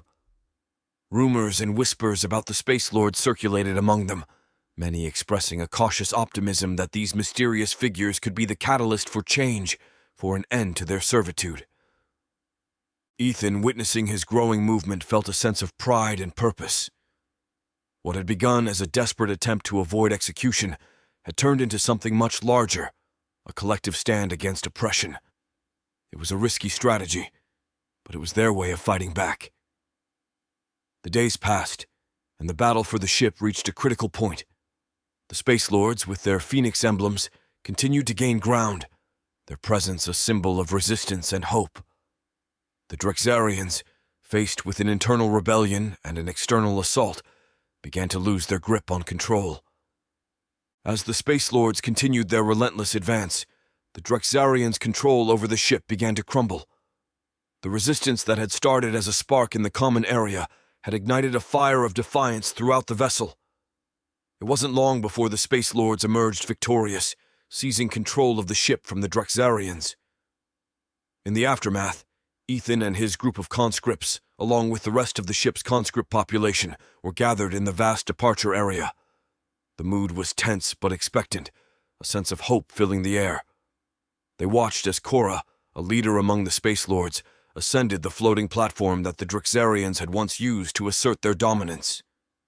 In a symbolic gesture of their newfound freedom, Cora held up the severed head of General Thrakar, the tyrant who had embodied their oppression. Her voice resounded through the departure area, strong and clear. "You are free from the cruelty of Drixarian rule," she declared, casting General Thrakar's head into the void. The act was met with a mix of shock and relief, a physical representation of the end of their subjugation. Cora then addressed the gathered conscripts, her gaze sweeping over the sea of faces. "You are no longer forced to serve as instruments of war. The choice is yours now. You can't return to your normal human lives. Too much has changed, both within you and in the universe. But you can choose to evolve, to become guardians of the universe, protectors of the innocent." Her words stirred something within Ethan and his friends. The idea of becoming guardians, of using their experiences and abilities for a greater purpose, was a beacon of hope in the darkness that had enveloped their lives. Cora continued. Joining the Space Lords is a choice, not a compulsion. We fight for freedom, for justice, against oppressors like the Draxarians. We offer you a chance to be part of something greater, to make a difference in the galaxy. Ethan felt a surge of purpose, a sense of direction that had been missing since his abduction. The horrors he had witnessed and the battles he had fought had changed him irrevocably. The idea of becoming a guardian, of protecting others from experiencing the same fate, resonated deeply with him. Around him, he saw similar expressions on the faces of his fellow conscripts. They had been through hell and back, but now they had a chance to use their experiences for a noble cause. The departure area, once a place of dread and despair, was now filled with a sense of possibility. The conscripts who had once been victims now had the opportunity to become protectors, to join the ranks of the Space Lords and fight for a cause they believed in. As Cora concluded her speech, the conscripts were left to ponder their next steps. For Ethan and many others, the choice was clear. They would join the Space Lords, embrace their new identities as guardians of the universe, and stand against any force that threatened freedom. Chapter 30. The Rise of the Space Lords. In the departure area of their liberated ship, Rook stood elevated above the crowd of conscripts on a Draxarian floating disk. Beside him were Nakia, Lysander, Spartan commander Leonix, and Roman commander Augustus Varro, each a leader among their ranks. The atmosphere was charged with a sense of anticipation. They had successfully wrested control of the ship from the Draxarians, a monumental feat that had seemed impossible mere days before. Before them, the conscripts gathered, their eyes reflecting the uncertainty of the moment. They had been through so much, their spirits battered by the relentless demands of their oppressors. But now, there was a flicker of something that had been long suppressed, the possibility of freedom and choice. Rook, his chest adorned with the emblem of the Space Lords, a phoenix with a sword standing proudly behind it, addressed the conscripts. His voice, amplified by their internal communication system, resonated throughout as if he were standing alongside them. Fellow conscripts, today marks the beginning of a new chapter. You now have a choice that was stolen from us the moment we were forced into servitude. You can take this pill provided by our allies, the Sirens of Tenebris, and join the ranks of the Space Lords.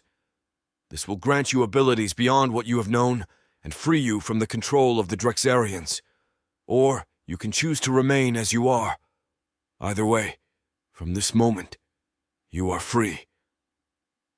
The words hung in the air, a promise of liberation that many had dreamed of, but never dared to believe could be a reality. Marcus, Cora's subcommander, signaled his troops to proceed to move among the conscripts, distributing the pills. Each conscript took one, their hands trembling with excitement. Without hesitation, as if driven by a collective will for freedom and empowerment, every conscript swallowed the pill.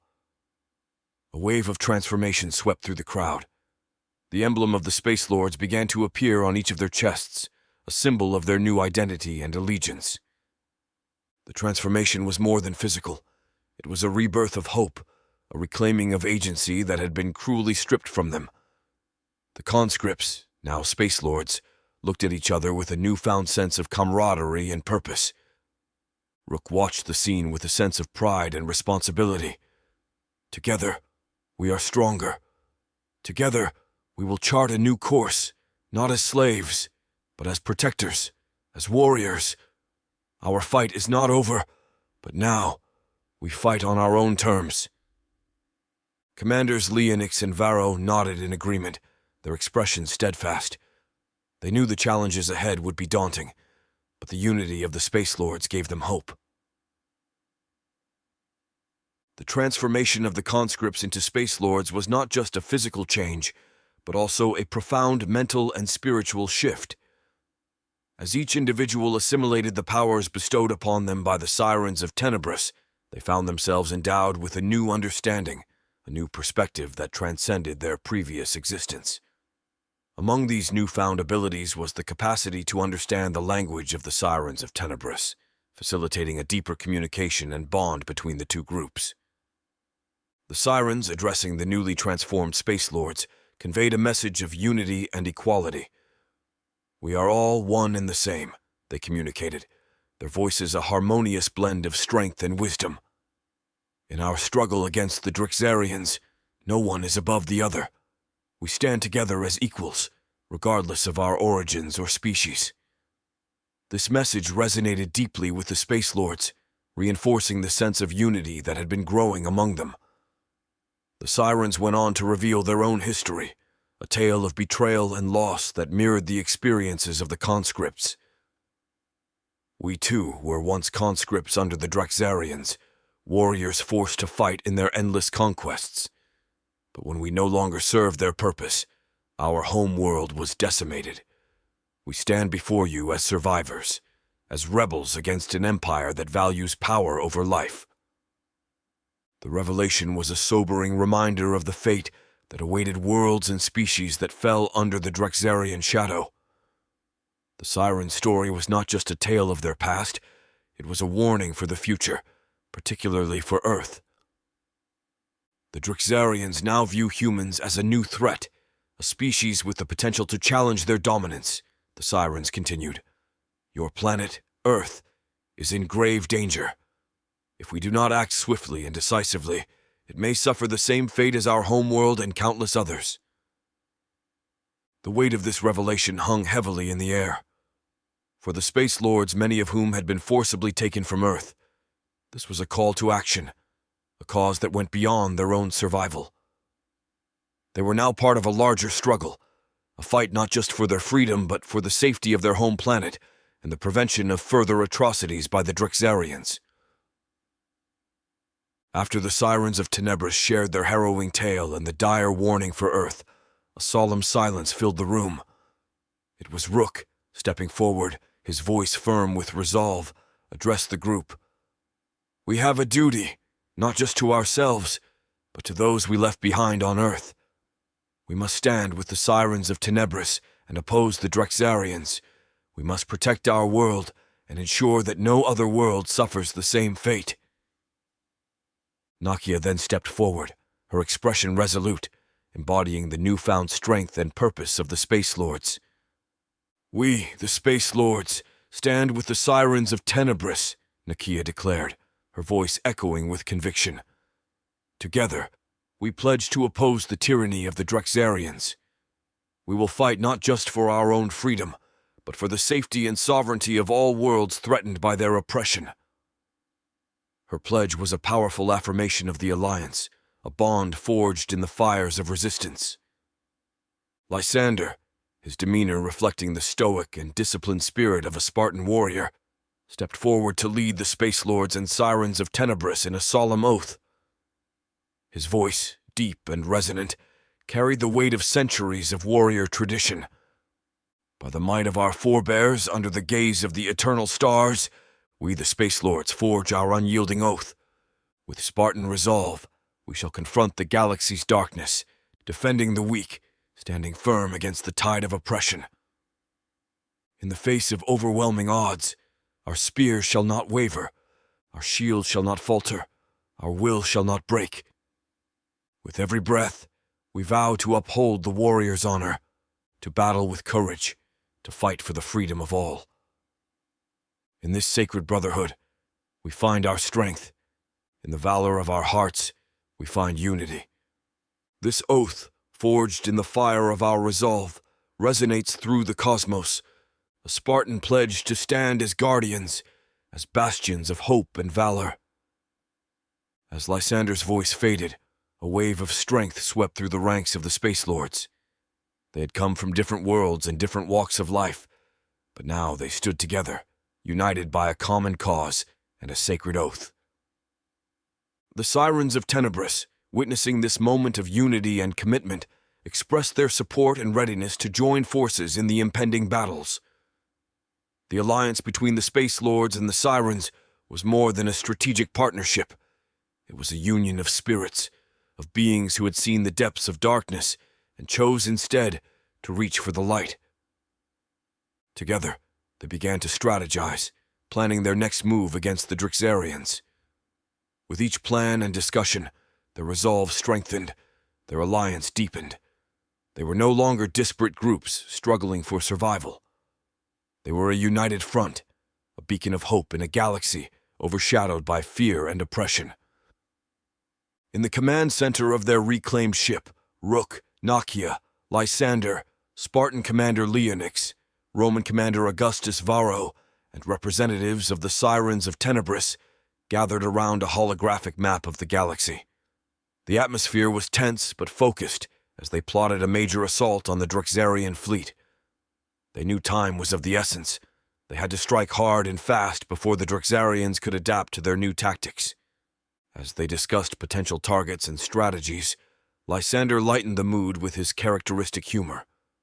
Turning to one of the Sirens of Tenebris, with whom he had somewhat fought and admired for their strength in battle, he quipped, "You know, calling you all Siren of Tenebris just doesn't seem right. You need a name, something more personal."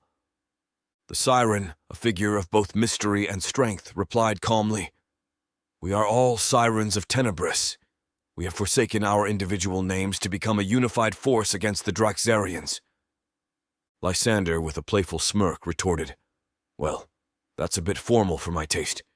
How about I call you Mitch? Seems like a solid name for a fierce warrior like yourself."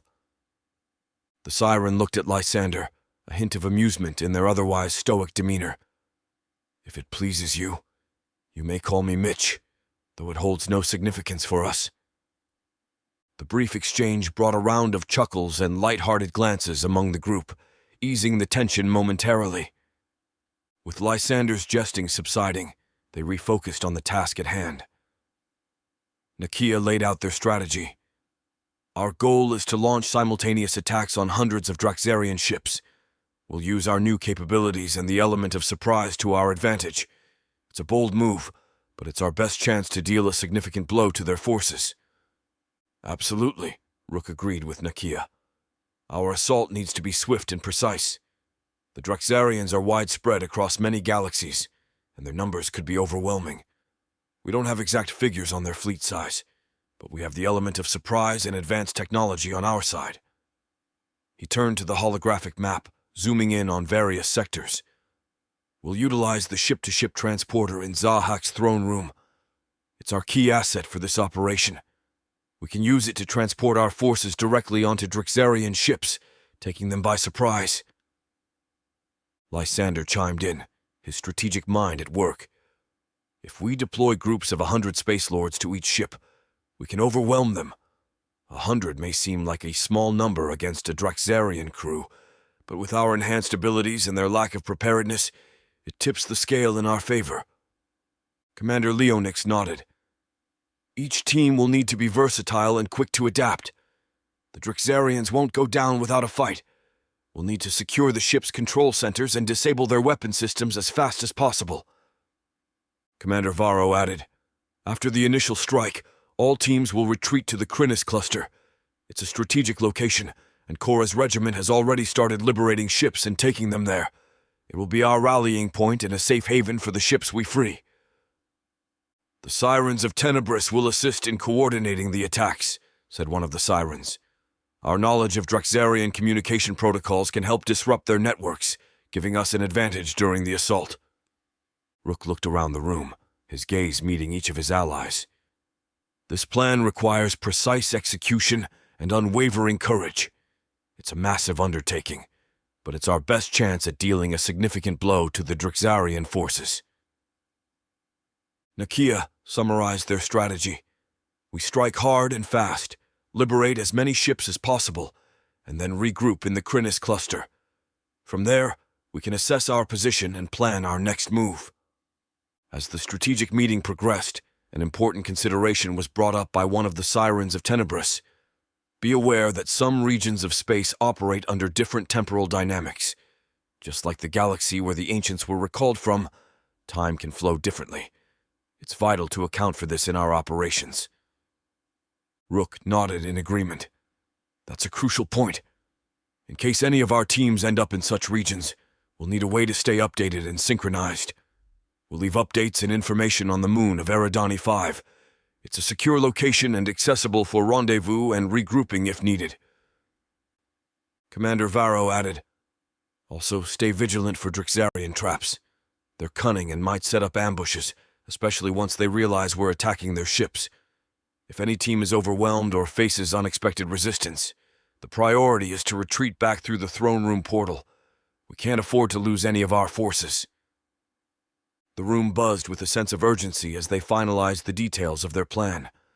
Then, with a unified decision, the mission was set into motion. Information about the operation was transmitted instantly to each Space Lord through their advanced communication systems. In mere moments, every Space Lord was briefed, aware of their role, the potential risks, and the plan of action. Rook stood up, his voice steady and clear. "The mission is a go. We start building our Space Lord fleet now. This is more than a battle. It's the beginning of a campaign to turn the tide in this war." The assembly dispersed to prepare for the imminent assault. Across the ship, Space Lords readied themselves, checking their equipment, mentally rehearsing their roles, and steeling their nerves for what was to come. The air was thick with anticipation and a sense of impending action. The plan they had set in motion was bold, arguably the most ambitious operation they had undertaken since their transformation into Space Lords. It was not just a military operation. It was a statement of their strength, a declaration that they were no longer mere pawns, but a formidable force in the galactic conflict. Chapter 31. Liberation in the Stars. The galaxy stretched out before them, a vast expanse teeming with both beauty and peril. As the Space Lords embarked on their daring mission, they were acutely aware of the challenges that lay ahead. Each team, led by a commander, sub-commander, or experienced team leader, was prepared to confront the formidable Drixarian fleet. The strategy was clear and meticulously planned. Teams of 100 Space Lords each were assigned specific Drixarian ships to target. The element of surprise was crucial. Utilizing the advanced technology of the ship-to-ship portal located in the throne room, they would teleport directly inside the enemy vessels. The operation commenced with precision. As each team activated the portal, they braced themselves for the unpredictable conditions they would face. The Space Lords materialized within the Drixarian ships, their sudden appearance catching the Drixarian crew completely off guard. The battles that ensued were fierce and chaotic.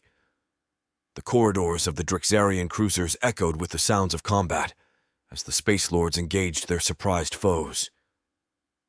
Despite the Drixarians' advanced weaponry and training, they were unprepared for the Space Lords' enhanced abilities and tactical acumen. The Space Lords moved with a fluidity and coordination that spoke of their unity and shared purpose. One after another, the Drixarian ships were overtaken. The Space Lords, employing a combination of brute force and strategic strikes, quickly neutralized the Drixarian defenses. Their advanced armor and combat skills, coupled with the element of surprise, turned the tide in each encounter. As they secured control of the cruisers, the Space Lords also focused on liberating the conscripts who had been pressed into service by the Drixarians.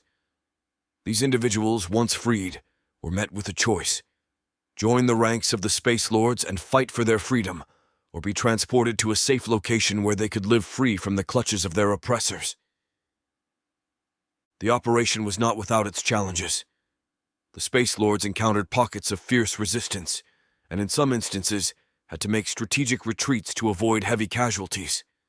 However, the overall success of their mission was undeniable. Ship after ship fell into their hands, a significant blow to the Drixarian fleet's might. As the liberated ships rendezvoused at the Crinus cluster, a sense of triumph and hope filled the hearts of the Space Lords. They had achieved what many would have deemed impossible, striking a decisive blow against the Drixarians and beginning the construction of a formidable fleet of their own. Knowing that with each Drixarian ship attacked and taken, the next would be that more difficult to take. All commanders and sub-commanders deployed last, allowing others to have the greater chance of success. By the time they deployed with their teams, the fight was on from the start. Element of surprise had all but vanished. The mission was in full swing, with Nakia and her team launching a daring infiltration of a Drixarian command ship. The team, armed with enhanced abilities, raced through the throne room portal, directly into the heart of the enemy vessel. Their arrival was met with immediate resistance as they fought to secure the throne room, which they planned to use as a strategic fallback point.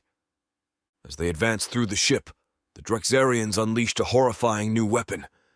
It was a corrosive acid, derived from a species they had conquered centuries ago, now repurposed to counter the formidable armor of the Space Lords. The Space Lords were initially caught off guard by this unexpected threat as one of their members, struck repeatedly by the acid weapon, let out a cry of anguish. The others could only watch in horror as their comrade quickly dissolved into a melting mass, their armor and body disintegrating under the potent chemical attack. The grisly scene served as a grim reminder of the Drexarians' merciless tactics and the dangers they still faced. Undeterred by the loss, Nakia rallied her team. They pushed forward with renewed vigor, their resolve hardened by the sacrifice of their fallen comrade. The corridors of the command ship reverberated with the sounds of intense combat. Nakia led with lethal precision, her movements a blend of strategy and instinct. Her team followed in perfect synchrony, each member playing their part in the fierce battle. They fought their way towards the control center, encountering stiff resistance from the Drexarian forces. Despite the advantage of their enhanced armor and combat skills, the Space Lords had to be cautious of the deadly acid weapons. Upon reaching the control center, Nakia and her team quickly disabled the Drexarian communication systems, cutting off the ship from the rest of the fleet. This strategic move disrupted the enemy's ability to coordinate a counterattack or call for reinforcements. Then they focused on liberating the conscripts aboard the ship. These individuals, once freed from their forced service, faced a crucial decision. Many, inspired by the Space Lords' bravery, chose to join them in their fight. Despite not possessing the enhanced armor or abilities of the Space Lords and being vulnerable to the Drexarians' death trumpet, they took up arms with whatever weapons they could find, ready to fight for their freedom. Lysander and Spartan Commander Leonix, epitomes of Spartan bravery and strategy, spearheaded a critical assault on a Drexarian supply ship. This ship was a linchpin in the enemy's supply chain, and capturing it was imperative for disrupting their war efforts. As the Space Lords engaged the ship, they utilized their enhanced Spartan tactics, combining ancient warrior skills with the technological advancements provided by the Sirens of Tenebris. They breached the ship's defenses with a force that was both precise and overwhelming. The battle that ensued was intense and brutal, fought in the close quarters of the ship's corridors and rooms. The Space Lords, armed with swords that had been amplified by siren technology, cut through the Drexarian forces with devastating efficiency. Their blades, now capable of slicing through the once impenetrable Drexarian armor, turned the tide in their favor. However, the Drexarians were not without their own deadly arsenal. In a desperate bid to repel the invaders, they unleashed a new weapon, a device that emitted bolts of energy akin to lightning. These bolts, reminiscent of the wrath of Zeus, proved to be lethally effective. Several Space Lords were struck down, the electrical surge frying them within their armor, a grim testament to the Drexarians' ruthless innovation in warfare. Despite the shock and losses inflicted by this new weapon, the Spartan Space Lords did not waver. Lysander and Leonix rallied their forces, adapting their tactics to counter the threat. They pushed forward unyielding, their unity and adaptability shining through the chaos of battle. The clash was fierce, a testament to the Space Lords' skill and the Drexarians' desperation to hold on to their crucial supply node. But as the battle raged, it became clear that the Space Lords' combination of enhanced abilities and Spartan warfare prowess was overwhelming the enemy. After a grueling fight, the Space Lords emerged victorious. The supply ship, once a bastion of Drexarian strength, was now in their control. In the aftermath of the battle, they rounded up the Drexarian soldiers and technicians who had surrendered, securing the ship and ensuring no further threat from its crew.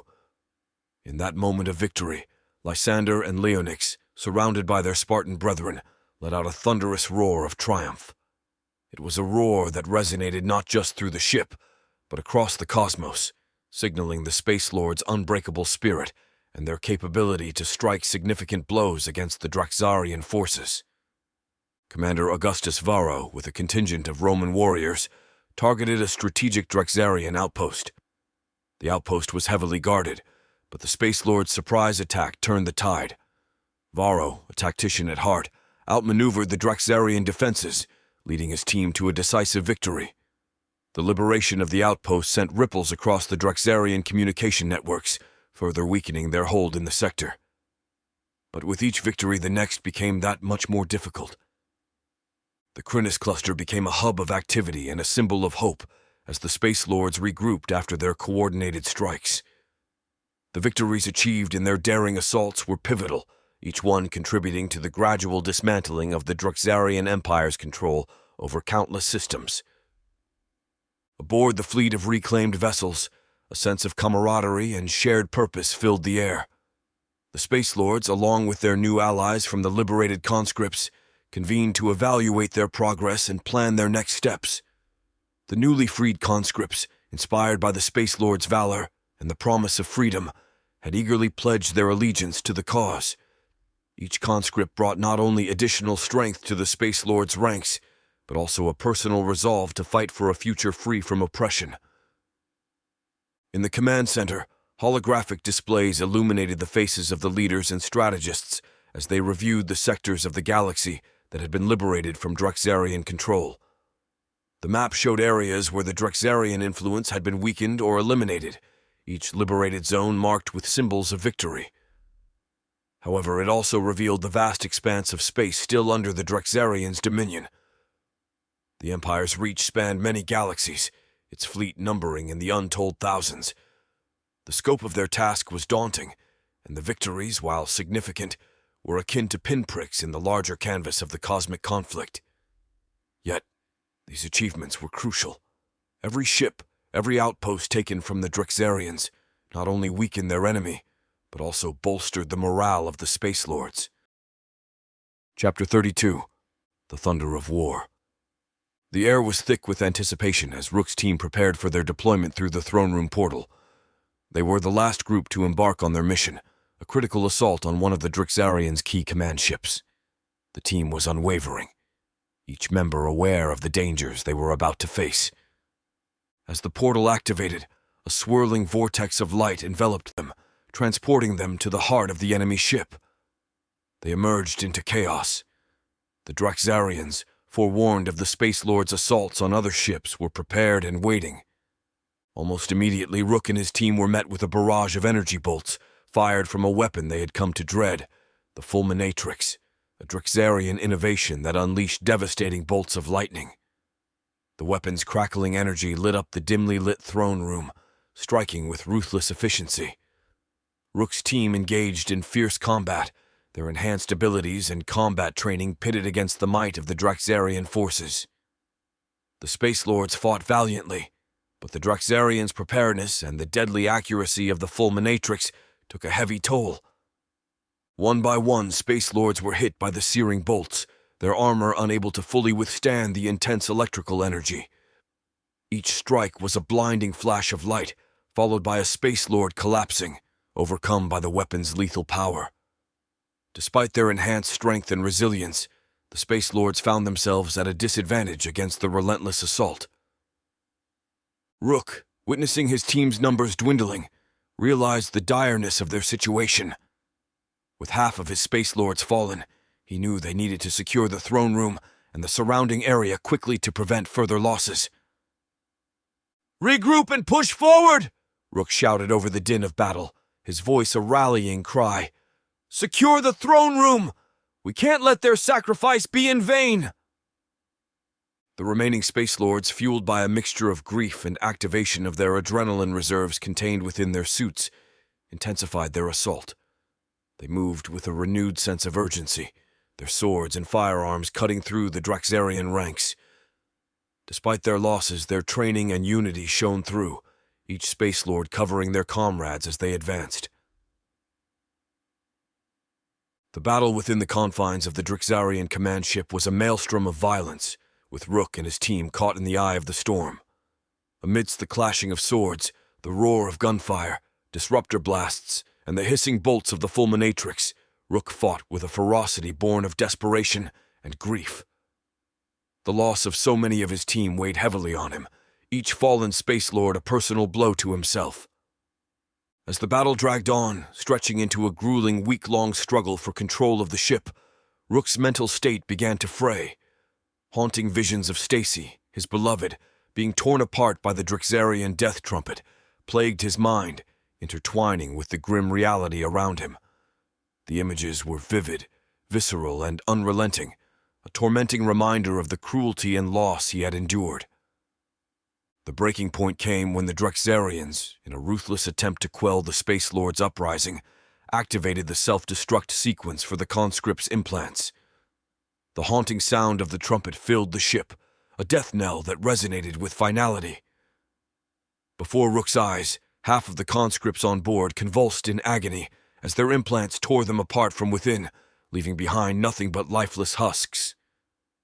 The sight of such merciless slaughter ignited a fury in Rook that burned with an intensity he had never known. His grief and rage coalesced into a singular, all-consuming purpose. "No more prisoners!" he bellowed, his voice echoing through the ship. "They will pay for every life they've taken!" With a wrathful cry, Rook lunged at a group of Drexarian technicians who had surrendered. His sword, a weapon enhanced by siren technology, became an instrument of vengeance in his hands. In one swift, relentless motion, he decapitated one of the technicians, his blade slicing through the alien's armor as if it were mere cloth. The technician's head tumbled to the ground, a stark symbol of Rook's unbridled fury. The remaining Space Lords, witnessing Rook's actions, were swept up in the tide of his rage. They unleashed their own wrath upon the Drexarian forces, leaving no quarter.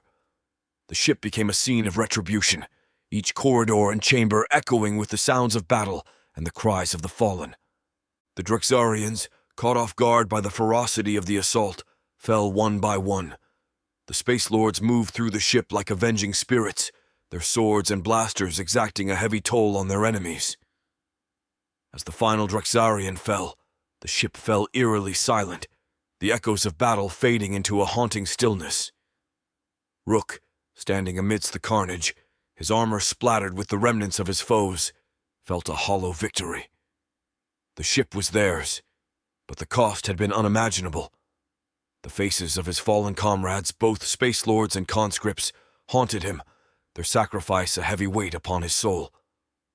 Rook knew that this battle, though won, was just one of many. But now, it was personal. His grief and rage had forged a new resolve within him, a resolve to see the Drexarians defeated, with none remaining alive at its end, no matter the cost. In the aftermath of the brutal battle on the Drexarian command ship, the psychological transformation of Rook and his remaining team was stark and profound. The intense violence they had both witnessed and perpetrated, particularly the merciless killing of their fellow conscripts by the Drexarians, had pushed them beyond their limits. What had started as a fight for freedom and justice had morphed into a darker, more vengeful crusade. As Rook and his remaining team of Space Lords gathered in the dim corridors of the ship, filled with triumph and sorrow, underlying these emotions was a simmering rage, a desire for retribution that overshadowed their earlier ideals. Rook, once a leader driven by the hope of liberation, now found himself consumed by a thirst for revenge. Their transformation was evident as they distributed the sirens of Tenebrus's pills to the remaining conscripts. The conscripts, their spirits broken by the horrors they had endured, accepted the pills eagerly. Each one of them, in taking the pill, was not only seeking the empowerment of becoming a Space Lord, but also aligning themselves with Rook's newfound mission of retribution. A newly transformed Space Lord approached Rook, his expression hard and resolute. "Commander, we've suffered at the hands of the Drexarians. We've seen our brothers and sisters fall. We pledge to follow you, not just to fight, but to eradicate the Drexarians from the universe. No mercy, no prisoners." Rook, his eyes reflecting a cold fire, nodded in agreement. The rules of engagement had changed for him. "The Drexarians have shown us no mercy," he said, his voice laced with bitterness. "They've taken from us what cannot be returned. We will respond in kind. We will cleanse the universe of their kind." The words resonated with the new Space Lords, echoing their own feelings of anger and the desire for vengeance. They rallied around Rook, their pledge not just one of allegiance but of shared purpose in a campaign of retribution. As they prepared to depart the ship, the mood among the Space Lords was one of grim determination. They were no longer fighting just to free the oppressed or to dismantle an empire. They were fighting to avenge the fallen, to exact a toll for every life lost to Drexarian cruelty. As the Space Lords set course to join their fleet of conquered Drexarian ships, their resolve was clear. They were no longer just rebels fighting against tyranny. They had become avengers, seeking to purge the galaxy of their tormentors. Chapter 33. A Desperate Journey. The world seemed to have turned against Emma and Alexei as they navigated the labyrinth of alleyways and back streets, constantly looking over their shoulders. It wasn't just their own government they were fleeing from. It appeared that multiple international agencies were also on their trail. Their pursuit of the truth had made them targets in a high-stakes game they were only beginning to understand. "Every step we take seems to lead us further into danger," Emma gasped, her breath fogging in the cold air as they paused in the shadow of a deserted building.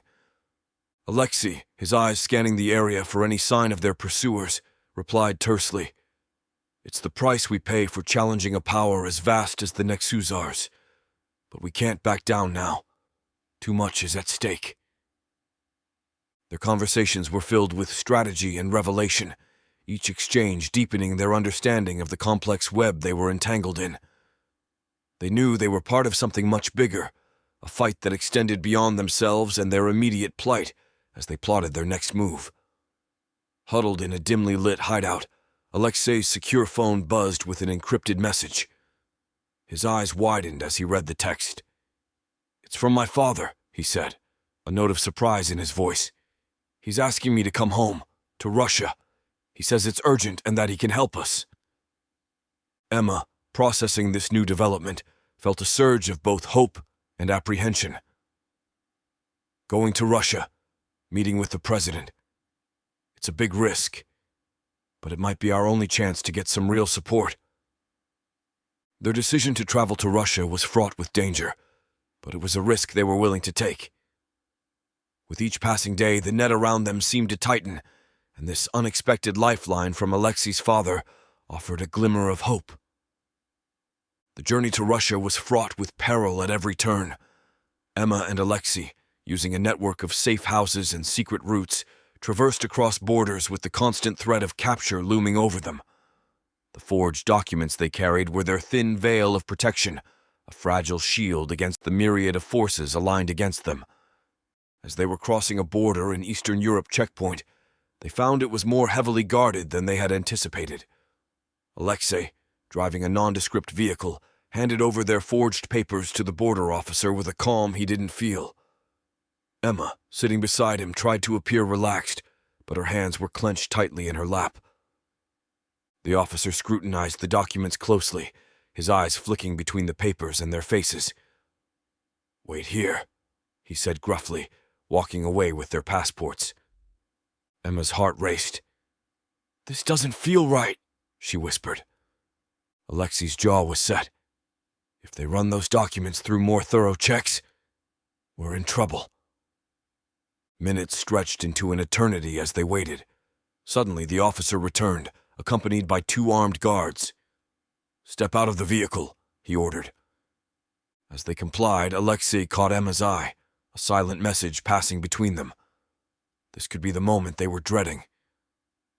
"Is there a problem, officer?" Alexei asked, trying to keep his voice steady. The officer didn't respond but signaled to the guards. As one of the guards started to move towards Emma, Alexei acted. He lunged at the officer, grabbing for his gun.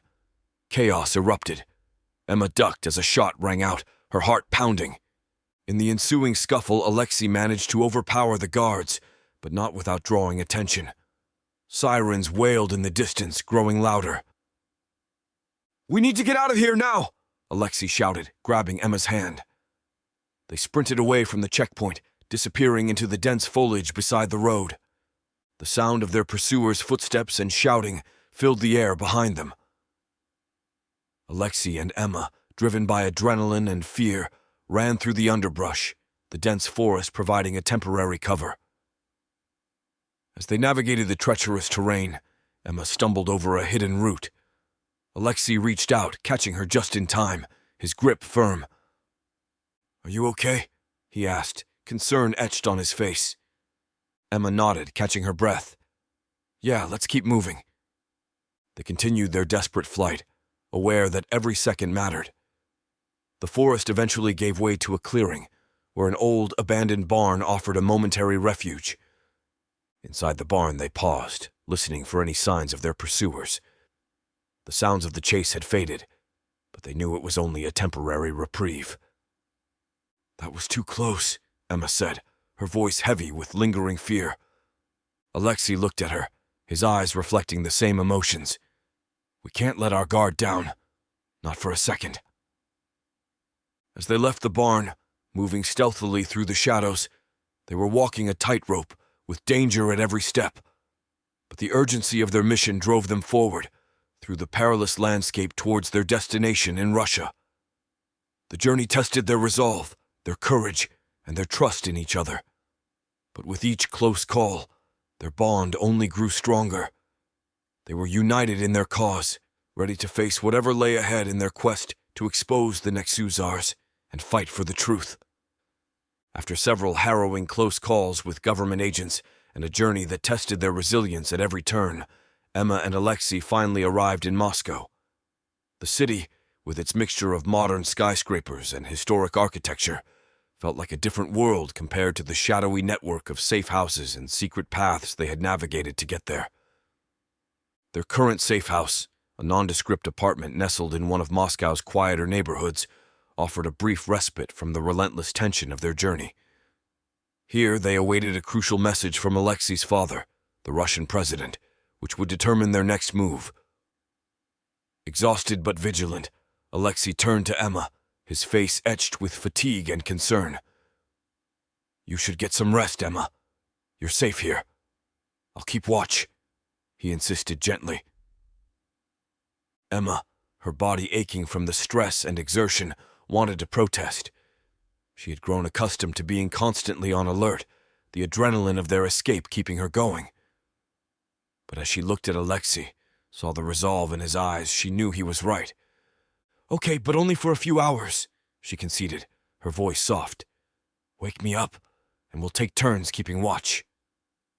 Alexei nodded, a faint smile touching his lips. "I promise." As Emma lay down on the makeshift bed, her mind was a whirlwind of thoughts and emotions. Despite the danger that lay ahead, she felt an undeniable sense of safety in Alexei's presence. Her last thoughts before sleep took her were of their shared mission and the bond that had formed between them, a bond forged in the fires of their shared ordeal. In the middle of the night, Emma awoke to find the safe house bathed in the soft glow of the streetlights outside. She saw Alexei standing by the window, his silhouette outlined against the dark world beyond. He was still awake, keeping his silent vigil. She rose quietly from the bed, drawn to his side. As she approached, she realized how deeply their journey had affected her, how her feelings for Alexei had evolved into something profound. The danger they faced together had brought them closer in ways she hadn't anticipated.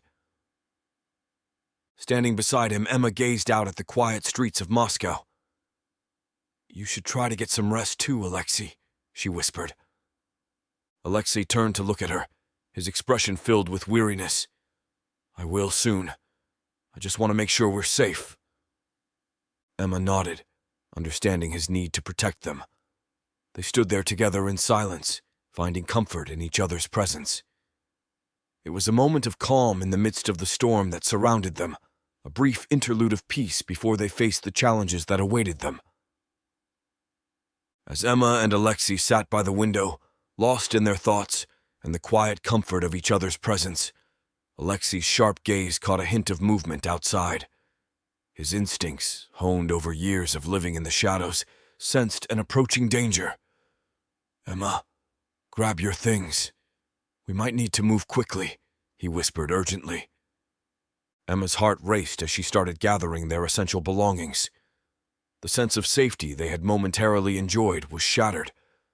But before they could make a move, A knock at the door froze them in their tracks. Alexei silently drew his pistol, his body tense and ready for confrontation. As he moved towards the door, a familiar voice, thick with a Russian accent, called out, "Come on, little Robin. It is time to go." Recognition flashed in Alexei's eyes. "Igor," he muttered with surprise in his voice. Igor had been his father's most trusted agent, and Alexei's connection to his father since childhood, a guardian who had kept both father and son safe through turbulent times. Lowering his pistol, Alexei opened the door to find Igor standing there, a stoic expression on his weathered face. "We don't have much time. Your father is waiting," Igor said, his gaze shifting to include Emma. Quickly, they gathered their remaining belongings and followed Igor out of the safe house.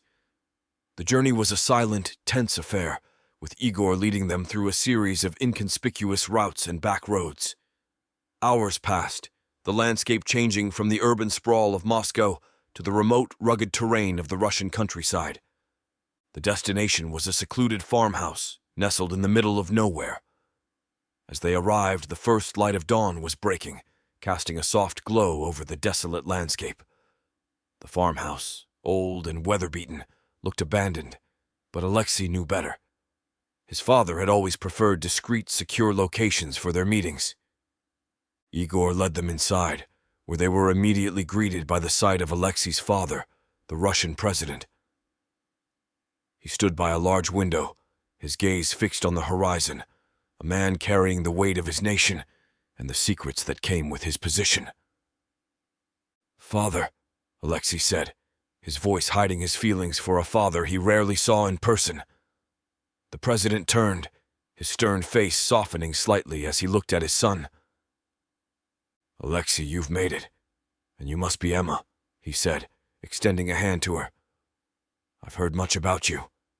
Your work obviously has not gone unnoticed." Emma shook his hand, aware of the significance of this meeting. The president, a figure shrouded in power and mystery, was now their ally in the fight against the Nexuzars. Chapter 34.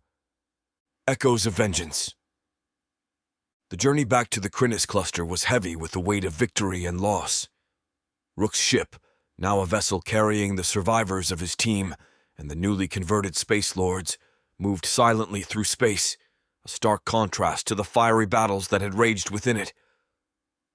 As the ship docked, Nakia, who had been coordinating other assaults, made her way over to welcome Rook and his team back. She was eager to hear of their success and to reunite with her fellow Space Lords. The anticipation of a celebratory reunion was great as she entered Rook's ship. However, as the doors to the deportation area slid open, Nakia was met with a sight that stopped her in her tracks. There, in the center of the room, was a macabre display of Drexarian heads, each one severed and arranged in a chilling pile.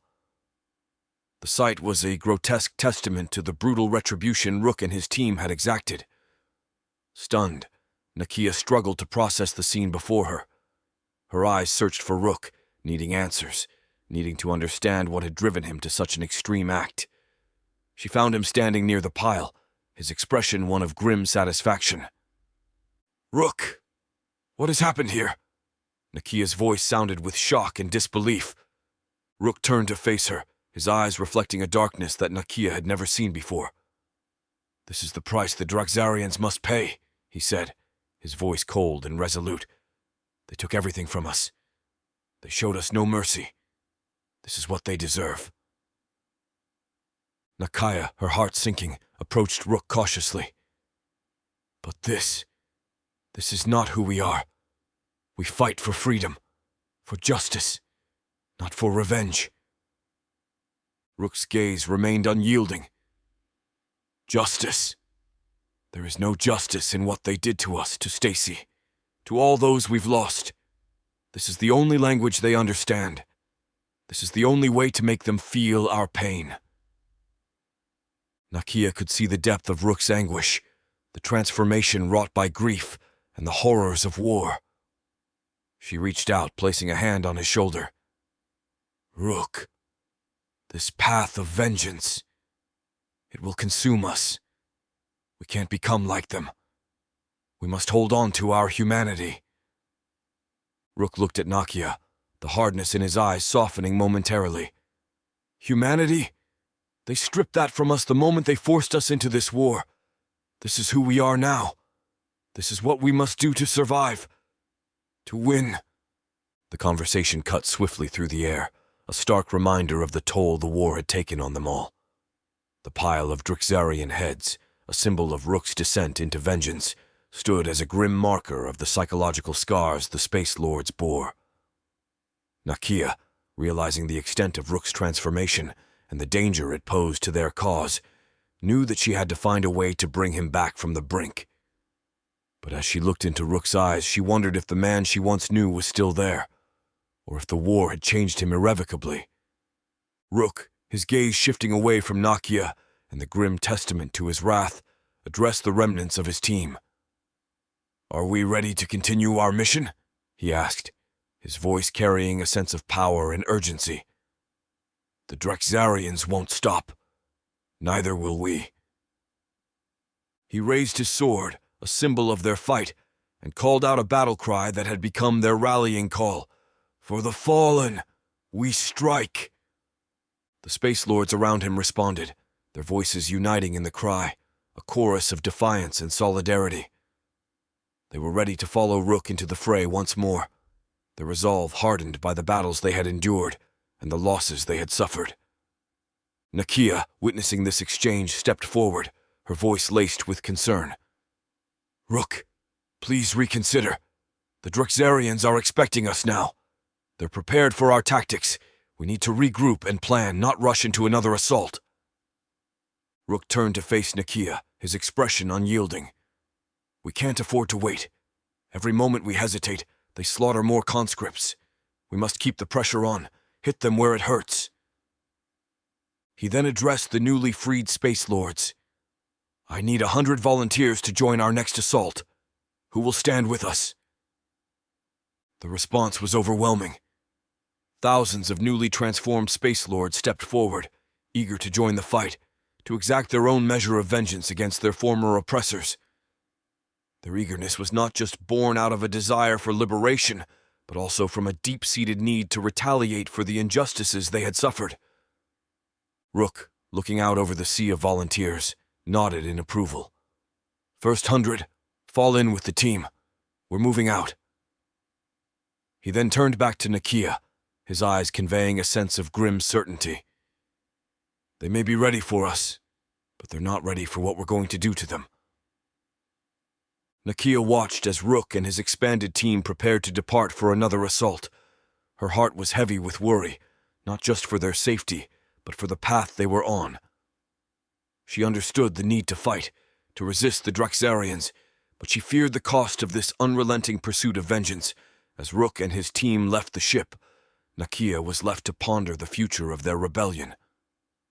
The line between justice and vengeance was blurring, and she wondered if they were losing sight of what they were truly fighting for. The Space Lords had become a formidable force, but at what cost to their humanity, to their original mission? In the ensuing weeks, Rook's relentless campaign against the Drexarians intensified. His strategy became a brutal cycle: assault Drexarian ships, conquer them, return with the spoils, and then quickly replenish his ranks with newly converted Space Lords, replacing those lost in the fierce battles.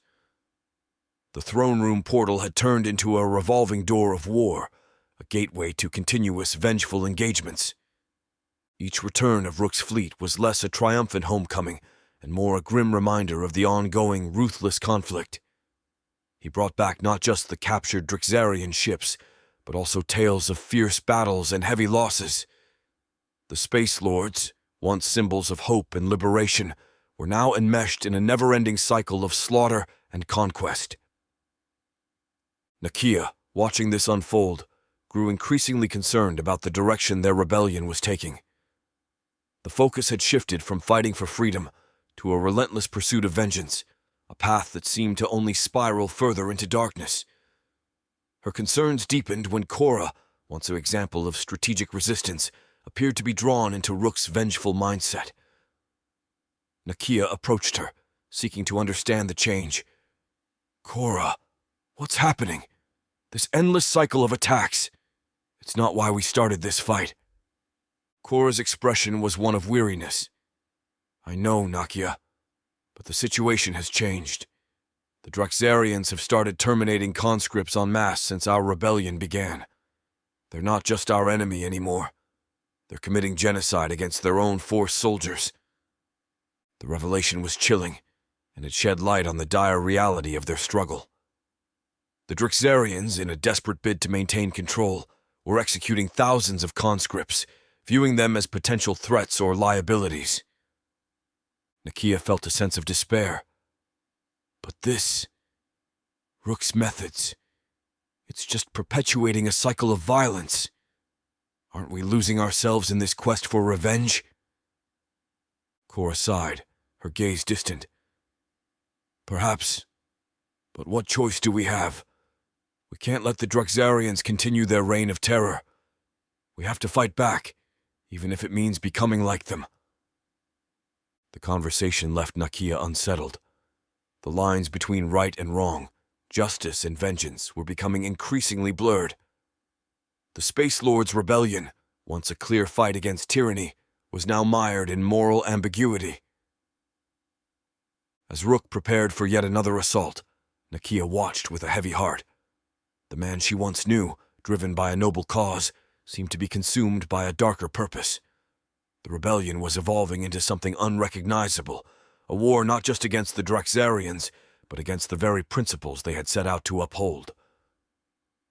The cycle of vengeance continued, with each battle won at a great cost. The Space Lords, once heralded as liberators, were now caught in a relentless pursuit of revenge, a path that threatened to consume them and their mission. Nakia knew that something had to change, that they needed to find their way back to their original purpose. But as she watched Rook lead his team once more through the portal, she wondered if it was already too late, if the cycle of vengeance had already taken its toll. Months had passed in the relentless campaign against the Drexarians, marked by a continuous cycle of battles and bloodshed.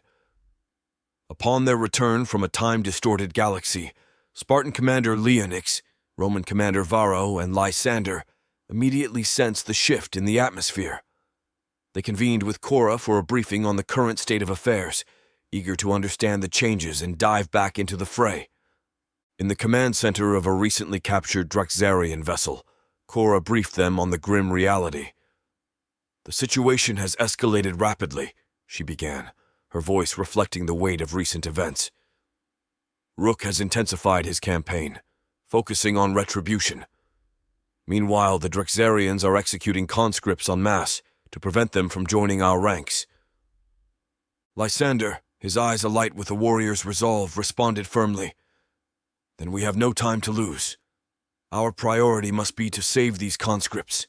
Every life we save is a blow against the Drexarians." Commander Leonix, fueled by a sense of duty, added, "We've trained for this. Our experience in Spartan warfare can turn the tide in these rescue missions. Let's put it to good use."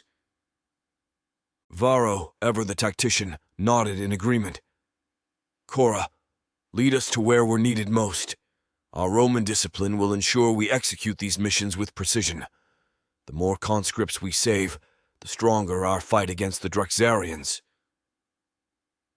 Cora, heartened by their eagerness to rejoin the battle, outlined their next operation. "Our intelligence has identified several Drexarian ships where conscripts are still alive. We strike fast, free them, and disrupt the enemy's plans." The conversation invigorated the group. They were united in their purpose, to save lives and weaken the Drexarian grip over many systems of multiple galaxies. The commanders, with their unique skills and battle-hardened prowess, were essential to this mission. As they prepared to depart, Lysander rallied his fellow commanders. "Let's remind the Drexarians why they should fear the Space Lords. We fight not just with strength, but with honor and purpose. For every conscript we save, we restore hope to the galaxy." With a renewed sense of purpose, the commanders and Cora coordinated their teams for the upcoming missions. The newly returned commanders, alongside Cora, set out to rejoin the fight, their focus clear: Rescue as many conscripts as possible and bring them into the fold of the Space Lords. Their actions would not only save lives but also bolster the morale and ranks of their forces, proving that their rebellion was about more than just defeating the Draxarians. It was about saving and changing lives for the better. Chapter 35. The Gathering Storm. In the quiet farmhouse, the conversation between Emma, Alexei, and Russian President Mikhail Petrov was interrupted by an urgent message. Petrov's phone buzzed, and as he read the message, his expression turned grave. "Zalarian, the lead Nexusar, has called for a meeting. It seems the situation is escalating faster than we anticipated," he announced. Petrov looked at Emma and Alexei with a glint in his eyes. "You both should come. This meeting will give you invaluable insight into the Nexusar's plans and the stance of the world leaders involved." Without further discussion, they hurried to a waiting helicopter. The flight was swift and silent, taking them over the vast, snow-covered landscape of Russia towards a remote area in Finland. Each felt the strong tension of what awaited as they flew, each lost in their thoughts about the impending meeting and its implications. Upon landing, Igor, ever the vigilant protector, quickly escorted Emma and Alexei to a discreet area of the complex where the meeting was to take place. It was a secluded room, equipped with advanced surveillance technology that allowed them to observe the proceedings without being seen. The room where the meeting was held was stark and imposing, a fitting backdrop for the high-stakes discussion that was about to unfold. One by one, the world leaders arrived. U.S. President Elizabeth H. Graham, British Prime Minister Aaron Jones, Chinese President Liang Wei, and of course, Mikhail Petrov himself. Zalarian, the Nexusar leader, was the last to enter. His presence was commanding, an alien figure surrounded by the most powerful leaders of Earth. The tension in the room spiked as he took his place at the head of the table. From their hidden vantage point, Emma and Alexei watched intently as the meeting began. Zalarian spoke first, his voice resonating with an eerie authority that sent chills down the spines of all present. "The situation with our conscripts has become increasingly complex," he began, his voice resonating with a cold, calculated calmness. "Draxarian's military forces have come under attack by an unknown alien race, resulting in significant losses. Troublingly, many conscripts taken from Earth have defected to fight for this new adversary." A murmur of concern rippled through the room. The world leaders exchanged uneasy glances, the gravity of Zalarian's words sinking in. President Graham leaned forward, her face etched with worry. "You assured us that the conscription program was under control. This development could provoke a crisis of unprecedented scale." Prime Minister Jones, his expression grave, added, "The public's perception of our governments will be irrevocably damaged if it comes to light that our citizens are being used in an extraterrestrial conflict, especially against their will." President Liang Wei interjected, "We must reassess our strategy. This unforeseen threat could destabilize the delicate balance we've maintained." Zalarian's next words sent a shockwave through the room. "The threat is closer than you realize. The Draxarian Lord Zahak has decided to bring the battle to Earth. Your planet will soon face a direct attack." The revelation hit like a bombshell. Petrov, visibly shaken, responded with a hardened resolve. "This changes everything. We cannot allow an alien conflict to spill onto our planet. As I have been saying, we must prepare our defenses and inform our people." Hidden from view, Emma and Alexei listened with growing horror. The stakes of their mission had just escalated exponentially. An alien attack on Earth was no longer a distant possibility. It was an impending reality. Emma turned to Alexei, her voice trembling. "We have to expose this now, Alexei. If people find out their leaders knew about an impending alien attack and did nothing, the consequences will be catastrophic." Alexei nodded, his face set with determination. "We'll use every resource at our disposal. The world needs to know the truth about the Nexusars, the Draxarians, and the imminent danger we all face." In the tense atmosphere of the meeting room, Solarian continued to address the gathered world leaders with a chilling calmness that belied the gravity of his words. The situation has evolved beyond mere conscription. Humanity itself has become the new threat, he declared, his voice cold and detached. A heavy silence fell over the room as the leaders absorbed the horrifying implication of Solarian's statement. President Graham broke the silence, her voice strained with disbelief. Are you saying the Draxarians view us as enemies now? That Zahak intends to... what? Annihilate us? Solarian's next action stunned everyone present. He produced a vial of a substance Emma and Alexei recognized as Teradol, the same drug harvested from humans and used by the Nexusars. With a swift, almost ritualistic motion, he consumed the substance, his demeanor changing as the drug took effect. The Teradol, he said, his voice now laced with a disturbing euphoria, has shown us the true potential of humanity. But your species' resistance, your unwillingness to submit, has forced their hand. Zahak's arrival will mark the end of humanity. Petrov, his face etched with horror, stood up. You can't mean to destroy us all? There must be another way. Solarian, seemingly lost in the effects of the Teradol, spoke with a detached finality. The Nexusar will be leaving your system. The moon station will be abandoned. There will be nothing left alive in this system to feed upon. Your planet's fate is sealed. The reactions in the room were that of shock, fear, and anger. Prime Minister Jones slammed his fist on the table. This is genocide! They can't just decide to wipe out an entire species! President Liang Wei, his face pale, added in a quiet, grave tone. We need to mobilize our forces. Prepare for the worst. From their hidden vantage point, Emma and Alexei watched in horror. The revelation that the Nexusars intended to leave Earth to its fate at the hands of the Draxarians was a nightmare scenario. Emma turned to Alexei, her eyes wide with fear. We have to warn everyone. The world needs to know what's coming. Alexei nodded, his jaw set in a grim line. I'll get in touch with my father. We need to coordinate a global response. This is no longer just about exposing the truth. It's about survival. As the world leaders voiced their shock and plans to prepare for the worst, Solarian responded with what seemed like a laugh, albeit one devoid of any human warmth. It was an alien sound that sent shivers down the spines of all present. Genocide, Solarian mocked, his voice dripping with scorn. What did you think the conscripts taken from Earth have been doing all this time? They have been the instruments of the Draxarians, cleansing countless planets in their path. Now, it is Earth's turn. The room was filled with a stunned silence. The revelation of the true role of Earth's conscripts in the Draxarian military machine was a devastating blow, unraveling any remaining illusions the world leaders might have held. President Graham, her voice barely above a whisper, asked, You mean to say our own people have been used to commit atrocities across the galaxy?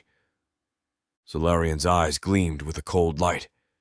Yes, and they have served the Draxarian cause well. But for Earth, the Draxarians will not be sending your conscripted kin. You will face the full might of the Draxarian warriors, unencumbered by human sentimentality. Prime Minister Jones stood up, his face flushed with anger and despair.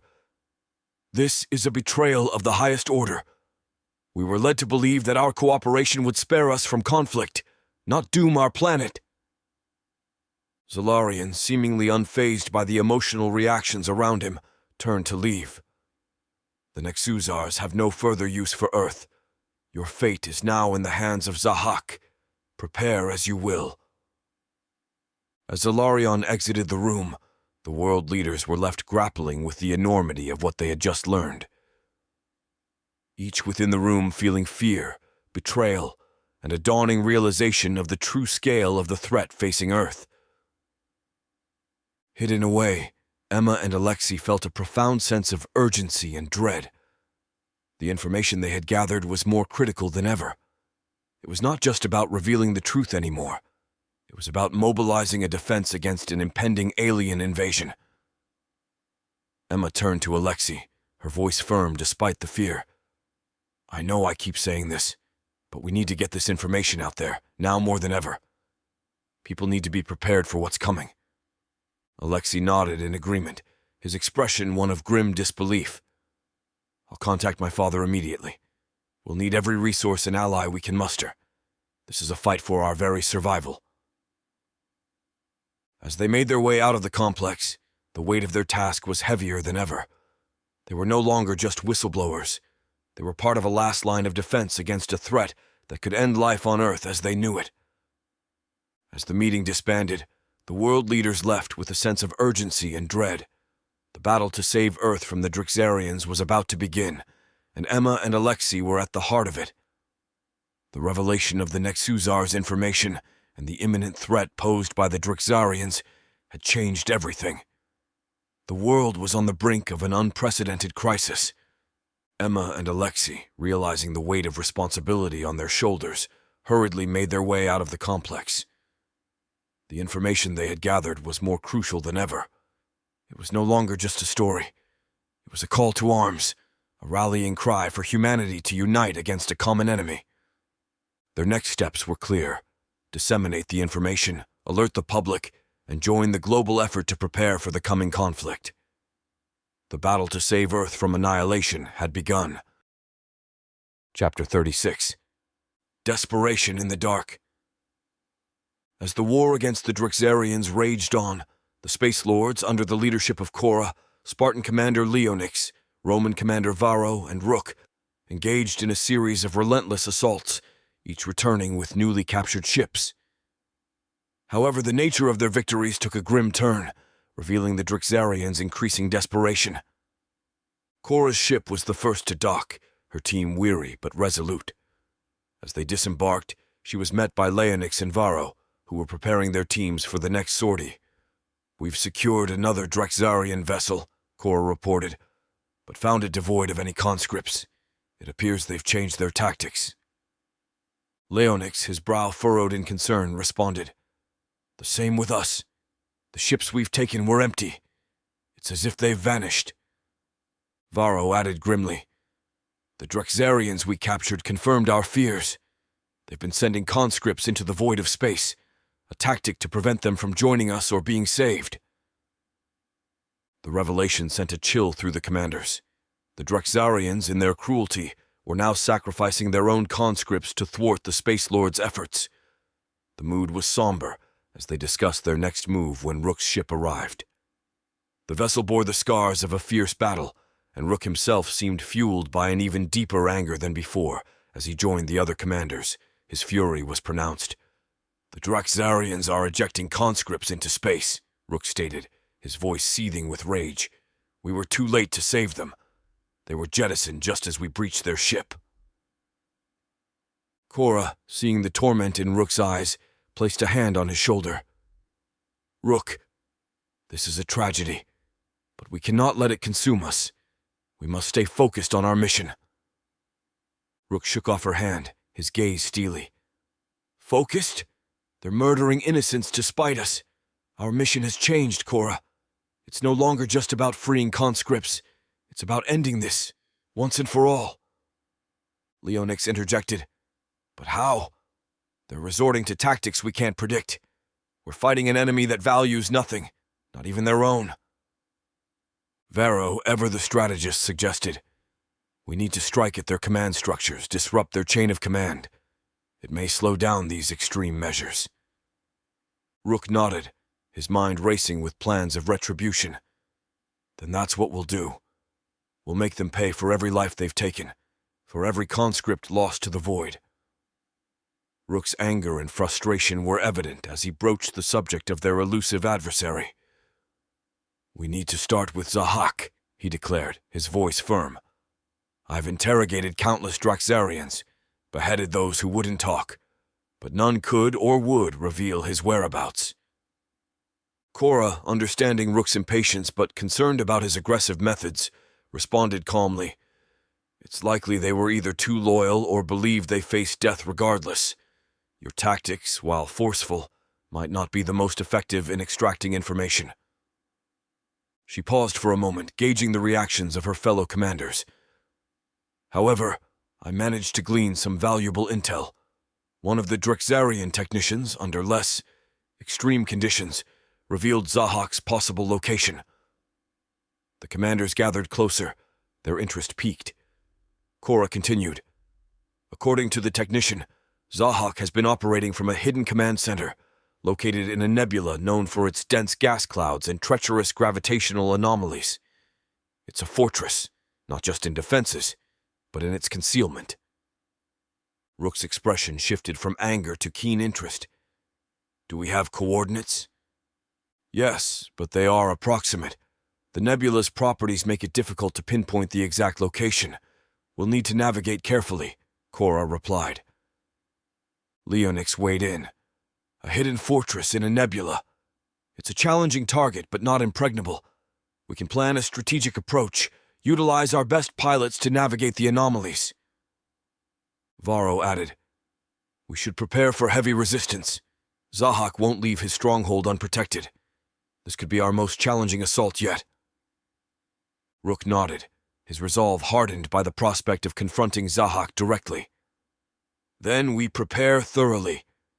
This is our chance to strike at the heart of their operation, to deal a critical blow. Cora concluded, We'll need all hands on deck for this. It's not just about taking down Zahak. It's about dismantling their command structure and saving as many lives as possible. On the moon of Eridani 5, amidst the backdrop of the ongoing galactic conflict, Cora found a moment of respite to reunite with Nakia before their next mission. It was their first opportunity to reconnect, since Nakia had learned of Cora's survival and transformation into a Space Lord. The two had been through so much, both together and apart, and this reunion held a significance that transcended the chaos of the war around them. As Cora approached Nakia, their eyes met, conveying a depth of emotion that words could scarcely capture. In that moment, the war and its burdens seemed to fade into the background, replaced by the profound connection they shared.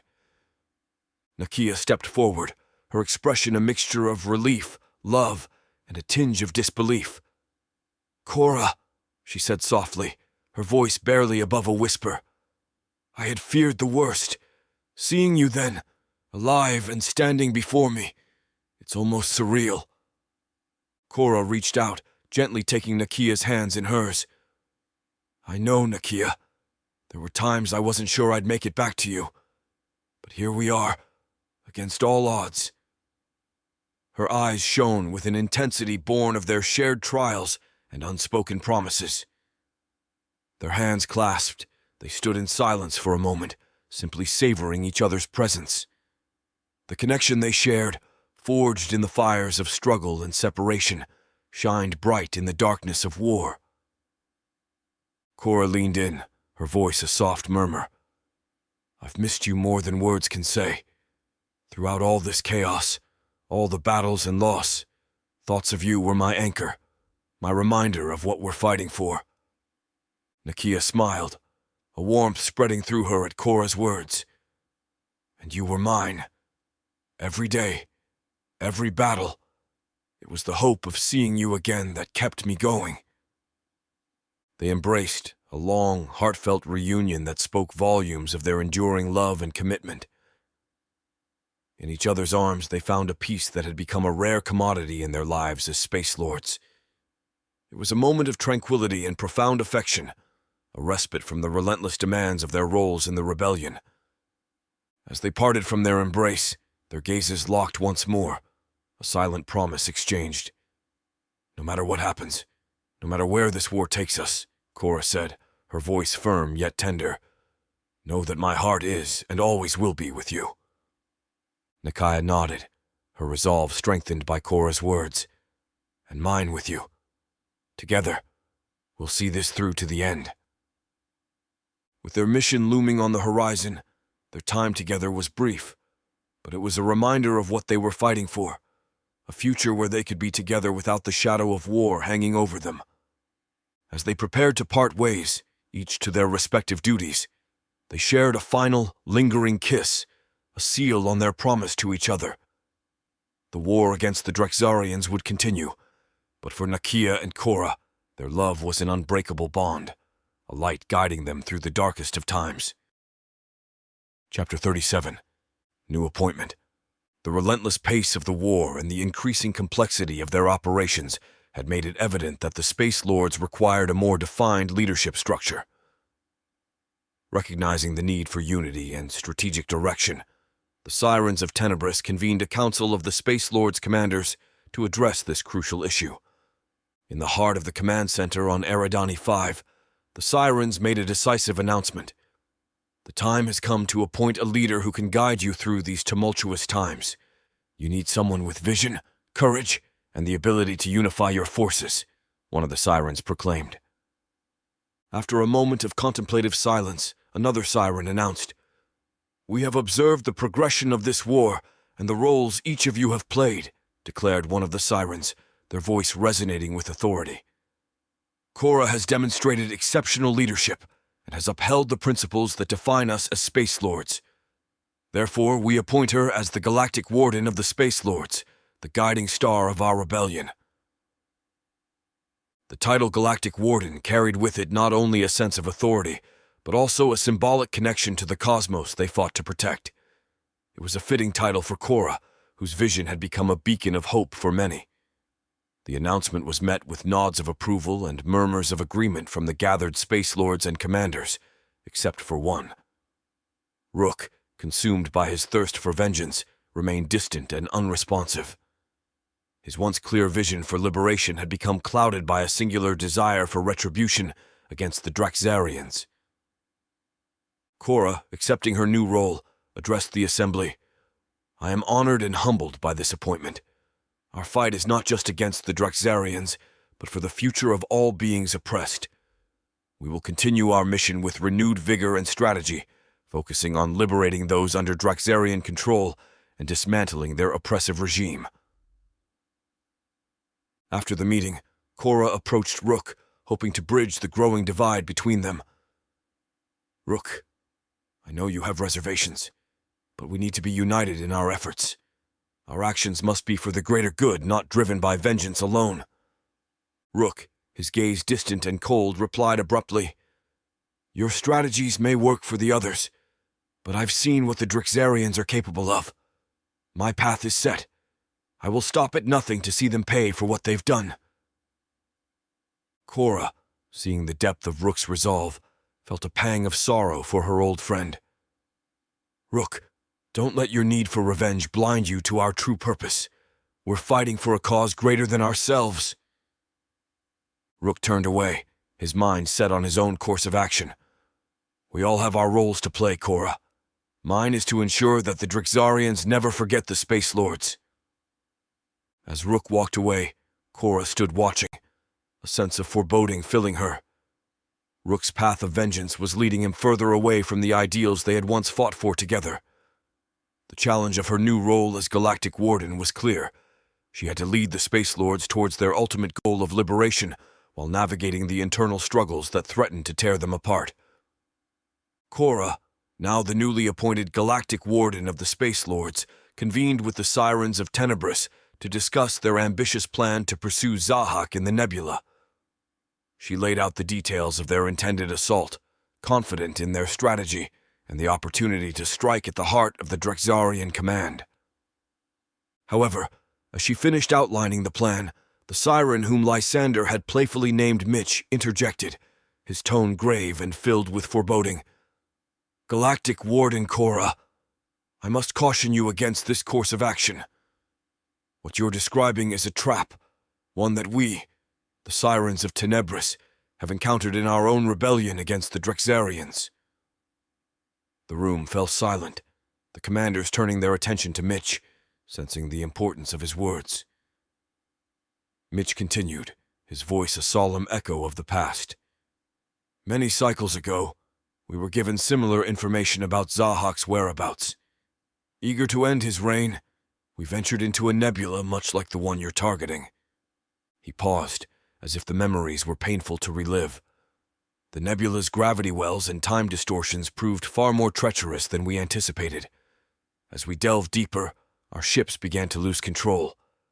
The time distortions interacted unpredictably with the gravity wells, creating a chaotic environment where navigation was nearly impossible. Mitch's expression darkened. We heard the distress calls of our comrades, their voices filled with panic as their ships were torn apart, crushed by the overwhelming gravitational forces. It was a massacre. And Zahak, he was never there. It was all a diversion, a ploy to lead us into a death trap while the Drixarians launched a devastating attack on our home world. The revelation sent a wave of shock through the commanders. Cora, her mind racing, realized the gravity of the situation. Thank you, Mitch. Your insight is invaluable. We must rethink our approach. This trap, it could cost us dearly, not just in lives but in the momentum of our campaign. Commander Leonix spoke up, his voice tinged with frustration. If Zahak is using the same tactics, then we need to outsmart him. We can't afford to fall into the same trap. Varro, analytical as ever, added, We should consider a feint, make them believe we're falling for their trap, while we devise a more strategic assault. We need to be as cunning as they are. Cora nodded, her mind already formulating new plans. Agreed. We'll use this information to our advantage. Zahak thinks he can outmaneuver us, but we'll turn his tactics against him. Rook, ever the skeptic and warrior driven by vengeance, raised a valid point in the strategic meeting. How do we know this situation is the same as the Sirens faced? The Drixarians might anticipate our reliance on the Sirens' experience. For all we know, Zahak could actually be in that nebula. Cora, thoughtful and strategic, considered Rook's perspective. After a moment of contemplation, she responded, You raise an important point, Rook. We can't dismiss the possibility that Zahak might be there.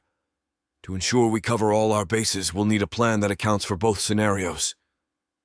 She then outlined a two-pronged strategy.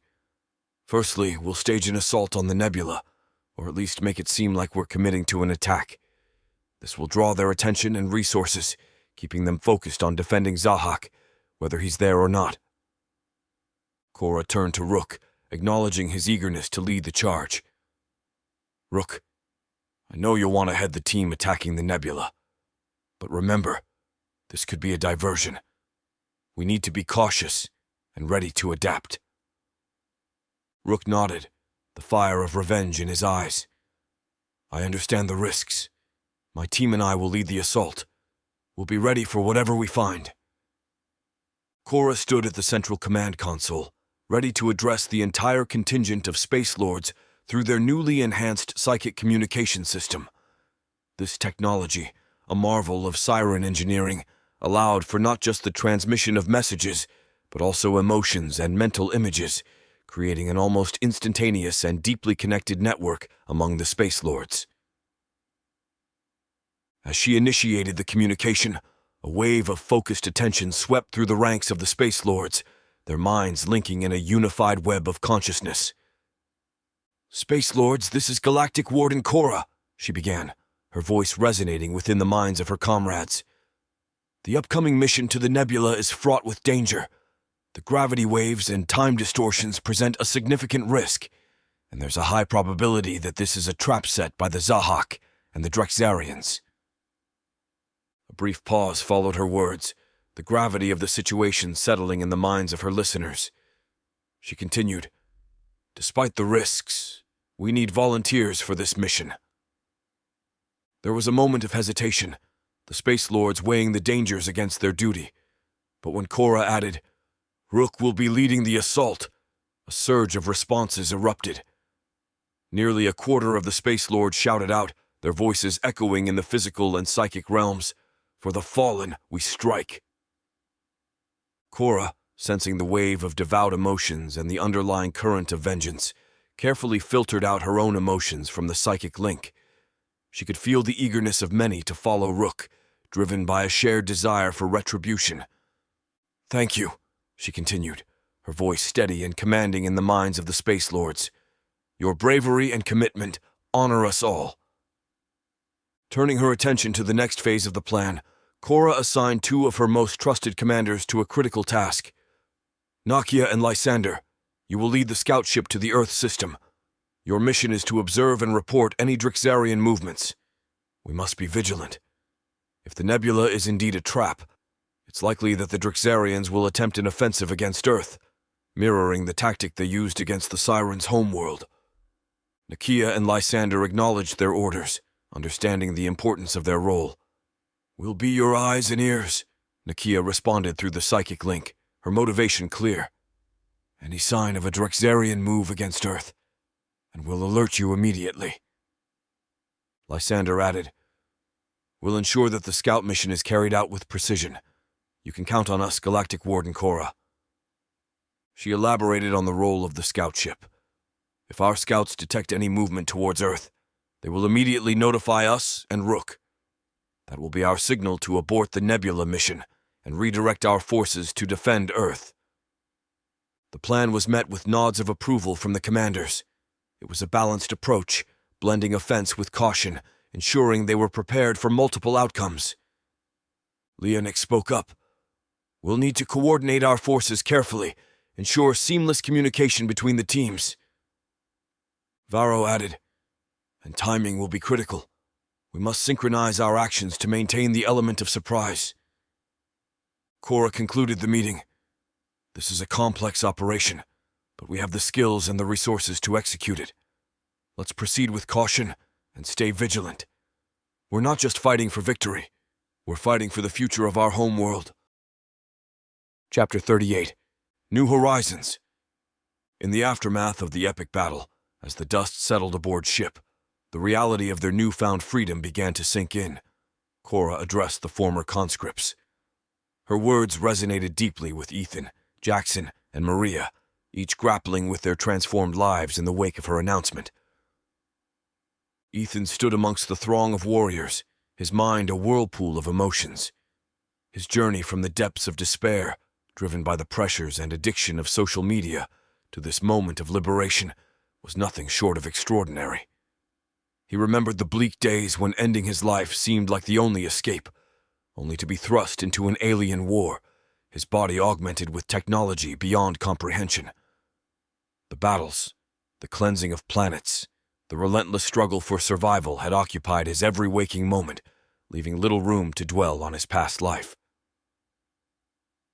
Now, as Cora held the Drixarian general's head high, a symbol of their victory and freedom, Ethan felt a weight lift off his shoulders. He was no longer a pawn in an intergalactic conflict, but a being with the power to choose his destiny.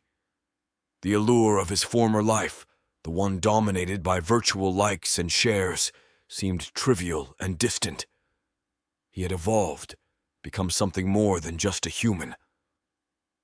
The choice before him was clear: to embrace this new identity as a guardian of the universe, to be part of a cause greater than any he had known. Jackson, standing beside Ethan, felt a surge of relief and purpose. The thought of returning to a normal life was alien to him now. The battles he had fought, the camaraderie he had forged in the heat of conflict, had reshaped his understanding of what mattered. The Space Lords' ethos of fighting for freedom and justice resonated with him. He had seen the horrors of oppression and the cost of liberty. The choice Cora offered was not just a chance to continue fighting. It was an opportunity to protect others from the tyranny he had experienced.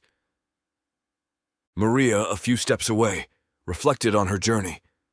She had been an unwilling participant in this cosmic war, her life turned upside down the moment she was taken from Earth. But in the crucible of battle, she had found strength she never knew she possessed. She had witnessed the best and worst of different worlds, the resilience of the oppressed, and the cruelty of their oppressors. The prospect of becoming a Space Lord, a guardian of the universe, was daunting yet exhilarating. It was a chance to use her newfound strength for a noble cause, to be part of a community united by a shared mission. As Cora finished her speech, a murmur of conversations began to ripple through the crowd. Ethan, Jackson, and Maria joined in, discussing their thoughts and feelings about this monumental choice. They talked about the hardships they had endured, the bonds they had formed, and the future that lay before them. The decision to join the Space Lords was not made lightly. It meant continuing a life far removed from the one they had known on Earth, but it also offered a sense of purpose and belonging. For Ethan, it was a path away from the darkness of his past. For Jackson, a continuation of his commitment to a greater good. And for Maria, a chance to use her strength for a cause that mattered. Ethan, Jackson, and Maria stood together, each holding the pill distributed by the Sirens of Tenebris. This pill symbolized a point of no return, a gateway to a new existence far beyond their previous human limitations.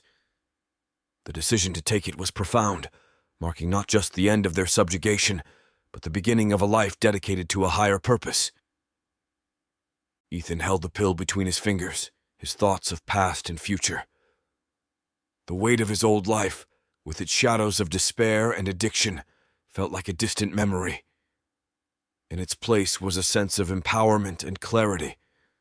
Taking this pill meant not just freedom from the Drixarians, but also embracing a new identity as a Space Lord. It was a chance to rewrite his story, to turn his struggles into a source of strength. He glanced at Jackson and Maria, seeking a silent reassurance in their shared resolve. Jackson, looking down at the pill in his hand, felt a surge of anticipation. His journey had been marked by battles and hardships, shaping him into a warrior in a war he never chose. Yet, in this moment of choice, he felt a sense of urgency he had never experienced before. Swallowing this pill meant stepping into a role he had grown into, accepting the responsibility of protecting others and fighting for a cause greater than himself. He exchanged a nod with Ethan and Maria, a gesture that spoke of solidarity and mutual understanding. Maria, her fingers trembling slightly as she held the pill, was filled with apprehension. The path that had led her here was fraught with challenges and transformations. The decision to become a Space Lord was daunting, but it also represented an opportunity to use her newfound abilities for something meaningful. The idea of being a guardian of the universe, of making a difference on a cosmic scale, was empowering. She looked to her companions, finding strength in their presence and the shared journey that had brought them to this pivotal moment. Together they took a deep breath. In a silent agreement, a mutual recognition of the journey they were about to embark on, they raised the pills to their lips. The act was more than just swallowing a piece of advanced technology. It was a commitment to a new identity, a new purpose, and together, they swallowed the pills. Almost immediately, they felt a rush of energy coursing through their bodies, an indescribable sensation that was both exhilarating and overwhelming. Their senses heightened, their bodies thrumming with newfound power. They experienced the transformation into Space Lords. The change was not just physical, it was a deep, profound alteration of their very essence. They felt their connection to the universe expand, their awareness of the cosmos deepening. They were no longer mere humans. They were part of something greater, warriors in a galactic struggle for freedom and justice. As the transformation completed, Ethan, Jackson, and Maria opened their eyes, looking at each other with a new understanding. They were Space Lords now, bound by a common destiny and a shared commitment to protect the innocent and fight against tyranny. Chapter 39. The Galactic Gambit. In the boundless void of space, the intricate plan set forth by Galactic Warden Cora began to unfold. The Space Lords, each aboard their own commandeered vessel, prepared for the crucial missions ahead, carrying with them the weight of their past and the hope of a free future. Commander Nakia stood aboard the Algerian-named ship Mujahid, meaning warrior in Arabic. The name was a fitting tribute to the spirit of resistance and bravery that the Space Lords embodied. As Nakia walked through the corridors of the Mujahid, she felt a deep connection with its name, a reminder of their struggle and unyielding spirit. Meanwhile, Rook prepared his command ship, the Mortifera, a Latin term translating to harbinger of death. Rook also knew it to be an order of knights that hunted and killed demons. The name echoed Rook's grim determination and the path he had chosen. Aboard the Mortifera, the atmosphere was one of readiness. each Space Lord aware of the ship's symbolic significance and the mission's deadly seriousness. Commander Augustus Varro, ever the tactician and strategist, commandeered a ship aptly named Legionarius, harking back to the legions of ancient Rome. The name symbolized discipline, strategy, and the collective might of a unified force.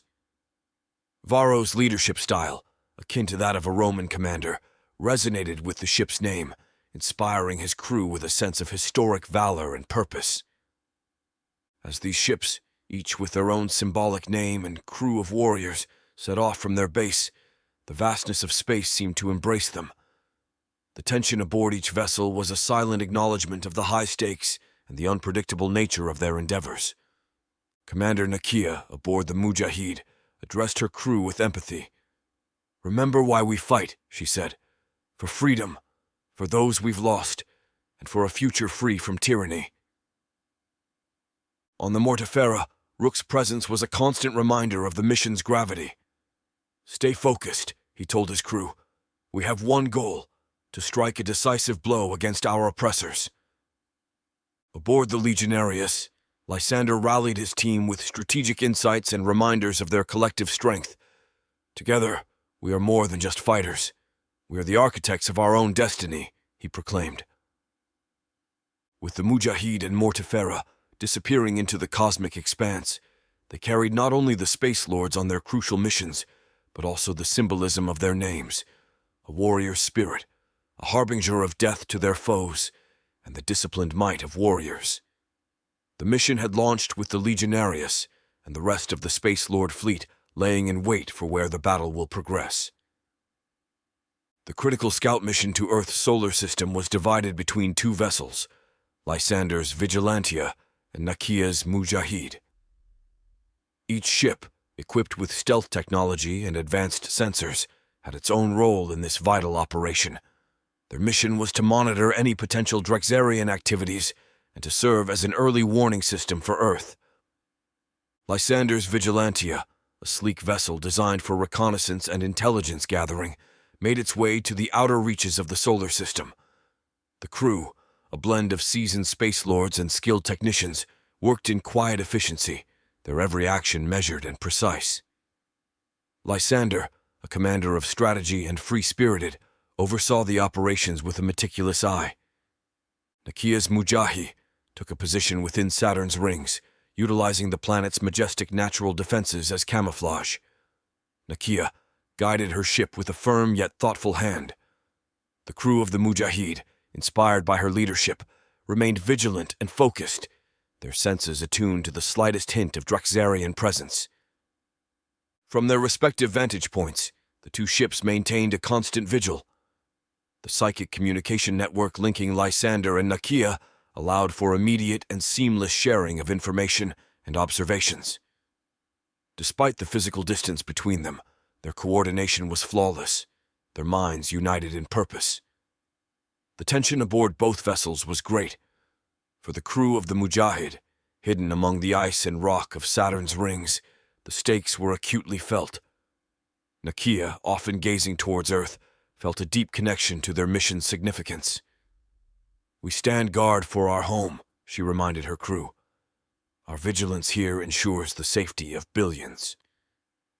Meanwhile, aboard the Vigilantia, Lysander and his crew scanned the far reaches of the solar system. Lysander's approach was methodical, leaving nothing to chance.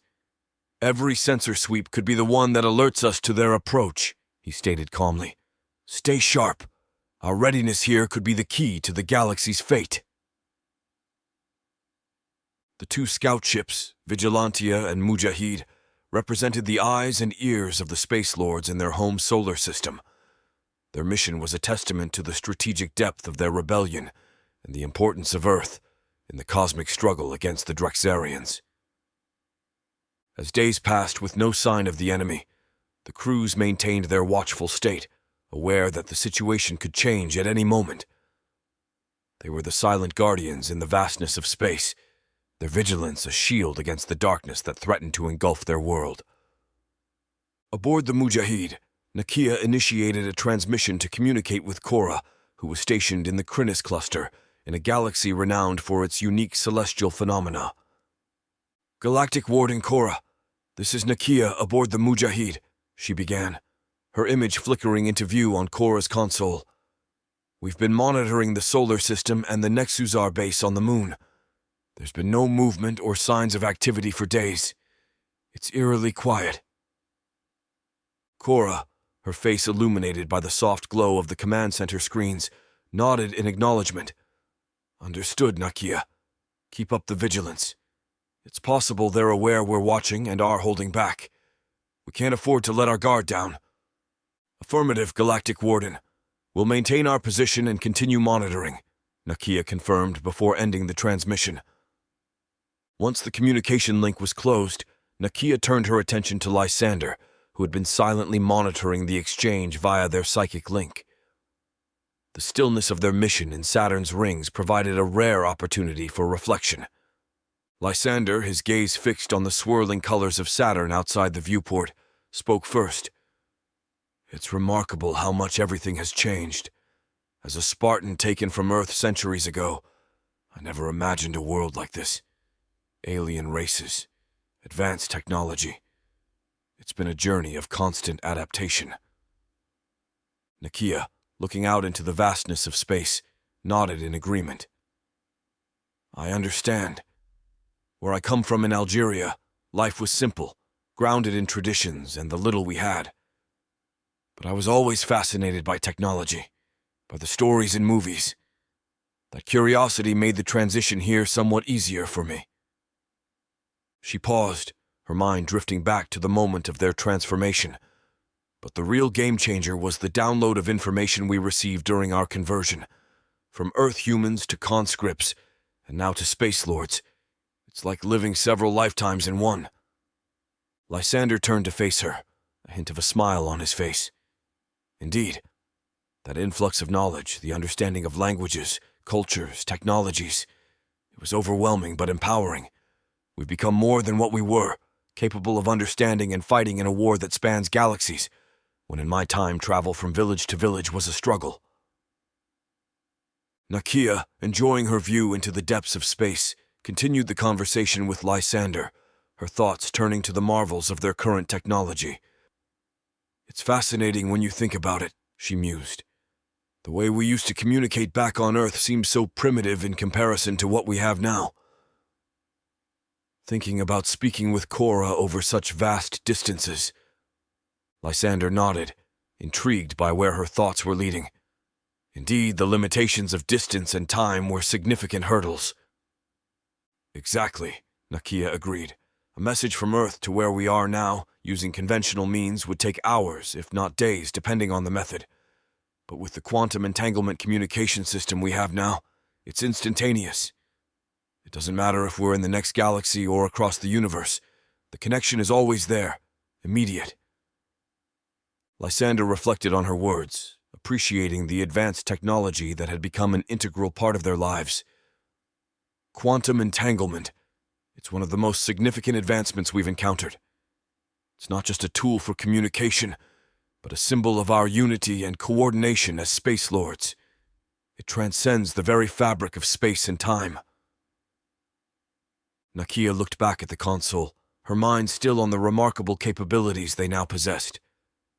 It's more than just practical. It keeps us connected, not just in terms of strategy and command, but also as a community, as a unified force. In a war like ours, that's invaluable. Their conversation highlighted the stark contrast between their origins and their present reality. Nakia, from a relatively technologically modest background, and Lysander, a warrior from an ancient past, now found themselves relying on and discussing technologies that would have been unimaginable in their original lifetimes. As they continued their watch aboard the Mujahid and Vigilantia, hidden within Saturn's rings, their conversation served as a reminder of how far they had come. From Earth to the vastness of the galaxy, their journey had been one of not only physical distance, but also of technological and personal evolution. In the quiet expanse of space, with the stars as their silent witnesses, Nakia and Lysander contemplated their roles in this grand cosmic struggle. They were no longer just individuals from Earth's past. They were part of a larger, interconnected network of warriors, fighting for a cause that spanned the stars. Chapter 40. Rook takes Nebula. Rook's fleet, over 100 ships strong with the Mortifera at its vanguard, made its daring advance into the nebula after jumping into its solar system from the Crinus cluster. Each vessel, crewed by Space Lords, braced for the unpredictable and perilous journey ahead. The nebula, a vast expanse of gas clouds, gravitational anomalies, and time distortions, was a formidable obstacle, a cosmic labyrinth that had claimed many ships in the past. Aboard the Mortifera, Rook stood at the helm, his gaze unwavering as he faced the maelstrom before him. His hands moved with a seasoned pilot's expertise, navigating through the ever-changing sector of space. The holographic display created a mesmerizing yet dangerous dance of colors and movements, a visual testament to the nebula's chaotic nature. His crew of seasoned warriors and skilled technicians stood ready for battle. The atmosphere was tense, each Space Lord acutely aware of the risks, yet driven by their shared mission. They were not just fighting for victory. They were fighting to end the Draxarians that had long enslaved them. As the Mortifera and its accompanying fleet ventured deeper, the true challenge of the nebula revealed itself. The gravitational forces grew more intense, tugging at the ships with increasing ferocity. Time seemed to warp around them, creating disorienting effects that tested even the most experienced pilots.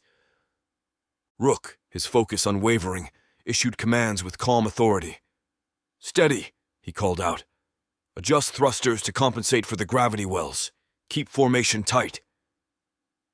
The Space Lords responded with admirable precision, with the fleet moving as one, a collective entity navigating the nebula's treacherous terrain.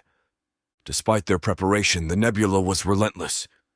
A particularly powerful gravity well suddenly emerged, its pull threatening to engulf the nearest ships. Rook, sensing the imminent danger, barked out orders. "Full reverse thrusters! Evasive maneuvers now!" The crew reacted instantly, the ship straining against the gravitational pull. For a moment, it seemed as though the Mortifera would be lost, but Rook's skillful piloting and the crew's quick response saved them from being swallowed by the nebula. The encounter was a stark reminder of the peril they faced, not just from the Draxarians, but from the cosmos itself. Yet, Rook did not waver. His eyes remained fixed on the path ahead, the mission driving him forward. Days into their perilous journey through the nebula, Rook and his fleet of over 100 ships faced increasingly treacherous conditions. The deeper they ventured into the nebula, the more intense and unpredictable the gravitational wells and time distortions became. Rook, standing at the helm of the Mortifera, rallied his troops, his voice cutting through the tension that gripped the ship. "Stay alert," Rook commanded, his eyes scanning the holographic simulation of the space in front of them. "This nebula is trying to tear us apart, but we are Space Lords. We will not falter. We will not fail." They navigated through the swirling maelstrom of gas clouds. A sudden and intense gravitational well bubble emerged directly in their path. The ships, caught off guard, struggled to adjust their trajectories. Rook, with quick reflexes, steered the Mortifera, narrowly avoiding a collision with the bubble. But the nebula had more in store for them. A time distortion bubble, undetected by their sensors, enveloped a section of the Armada. Within this bubble, time flowed differently. For some ships, time accelerated, causing onboard systems to operate at breakneck speeds. For others, time slowed to a crawl, leaving them vulnerable and exposed.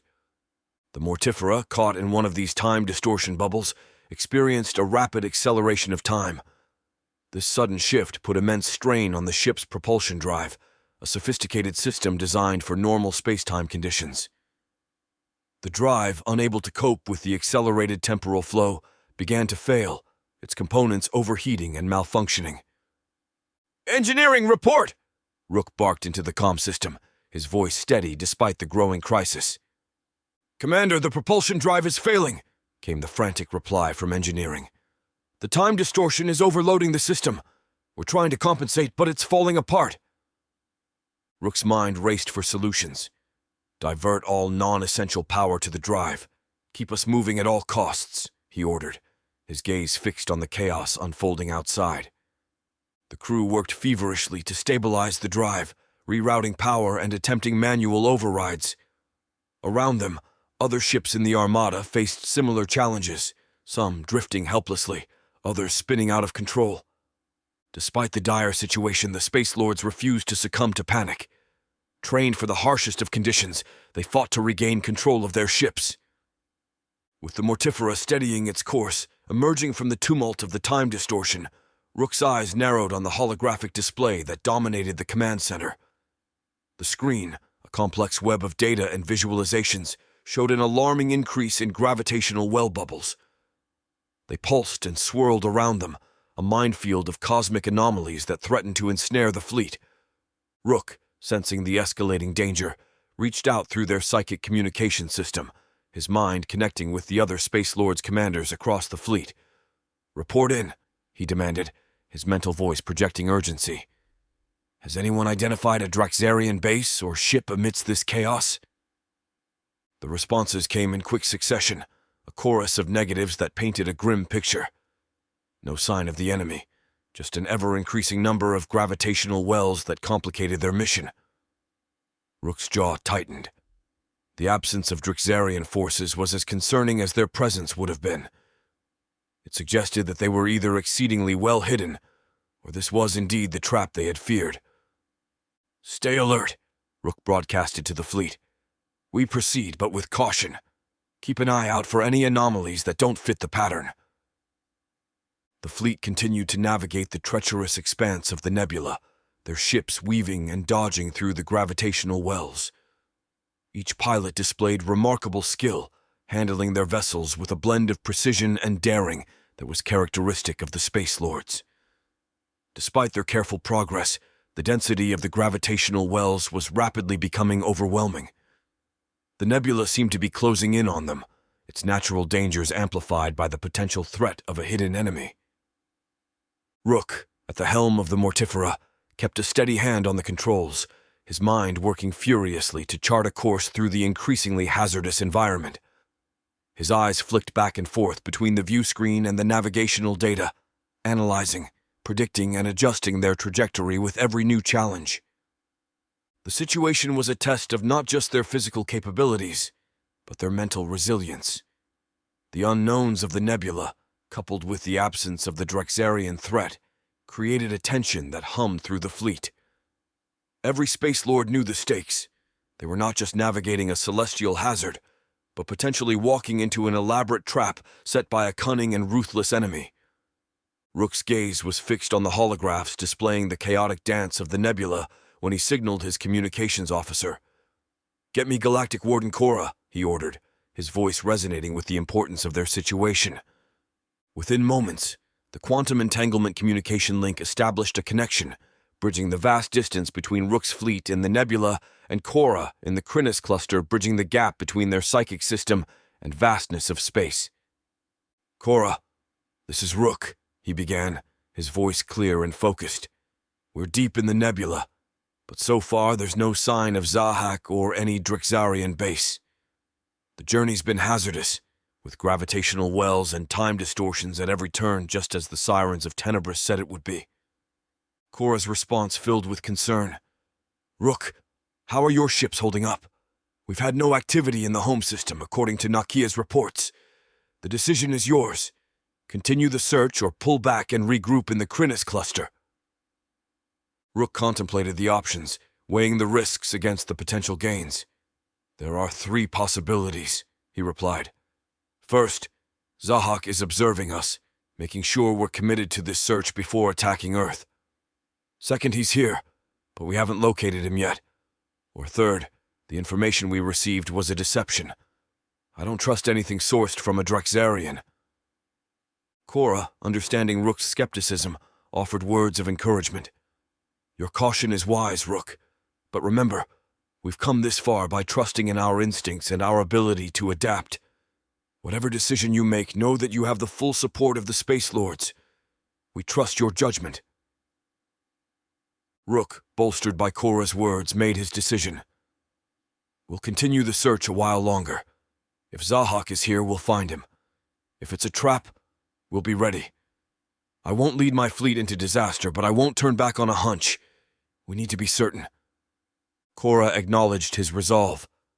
Understood, Rook. Stay vigilant and keep us updated. We're all counting on you. The communication ended, leaving Rook to contemplate their next move. The nebula, with its hidden dangers and secrets, was a formidable adversary, but Rook was determined to uncover the truth, whatever it might be. The fleet continued its cautious advance through the nebula, the Space Lords aboard each ship prepared for any eventuality. Chapter 41. The Unlikely Commander. In the heart of the Krynos cluster aboard the flagship of the Space Lords Armada, Cora stood in the bustling command center after speaking with Rook. The room buzzed with activity, but her focus was inward, reflecting on the unlikely path that had led her to this pivotal moment in the rebellion. Cora's mind wandered back to her life before the abduction, a stark contrast to her current reality. She had been just a regular college student, her biggest concerns far removed from interstellar conflict and leadership. The memory of returning home from a college party, the night she was abducted, played vividly in her mind.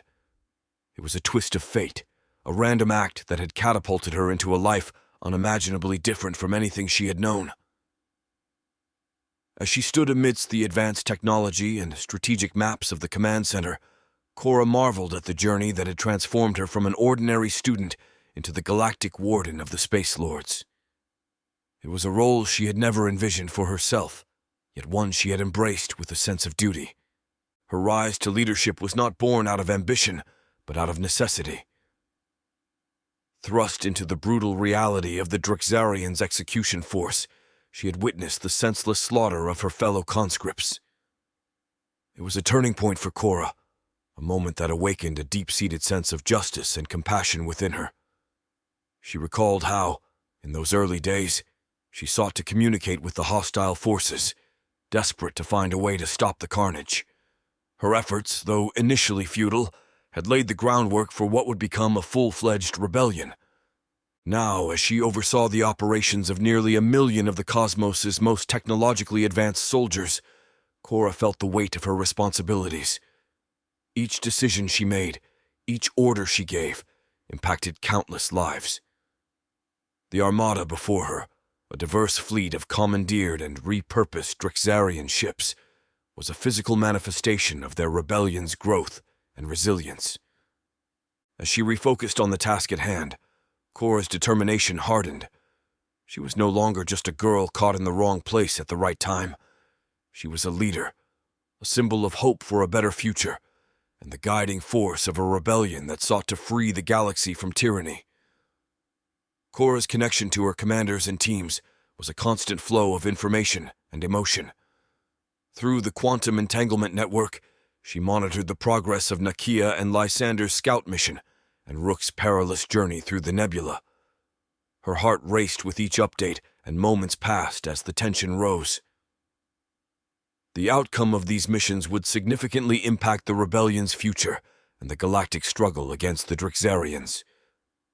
Cora remained steadfast, her resolve unshaken, ready to make swift decisions and provide support wherever it was needed.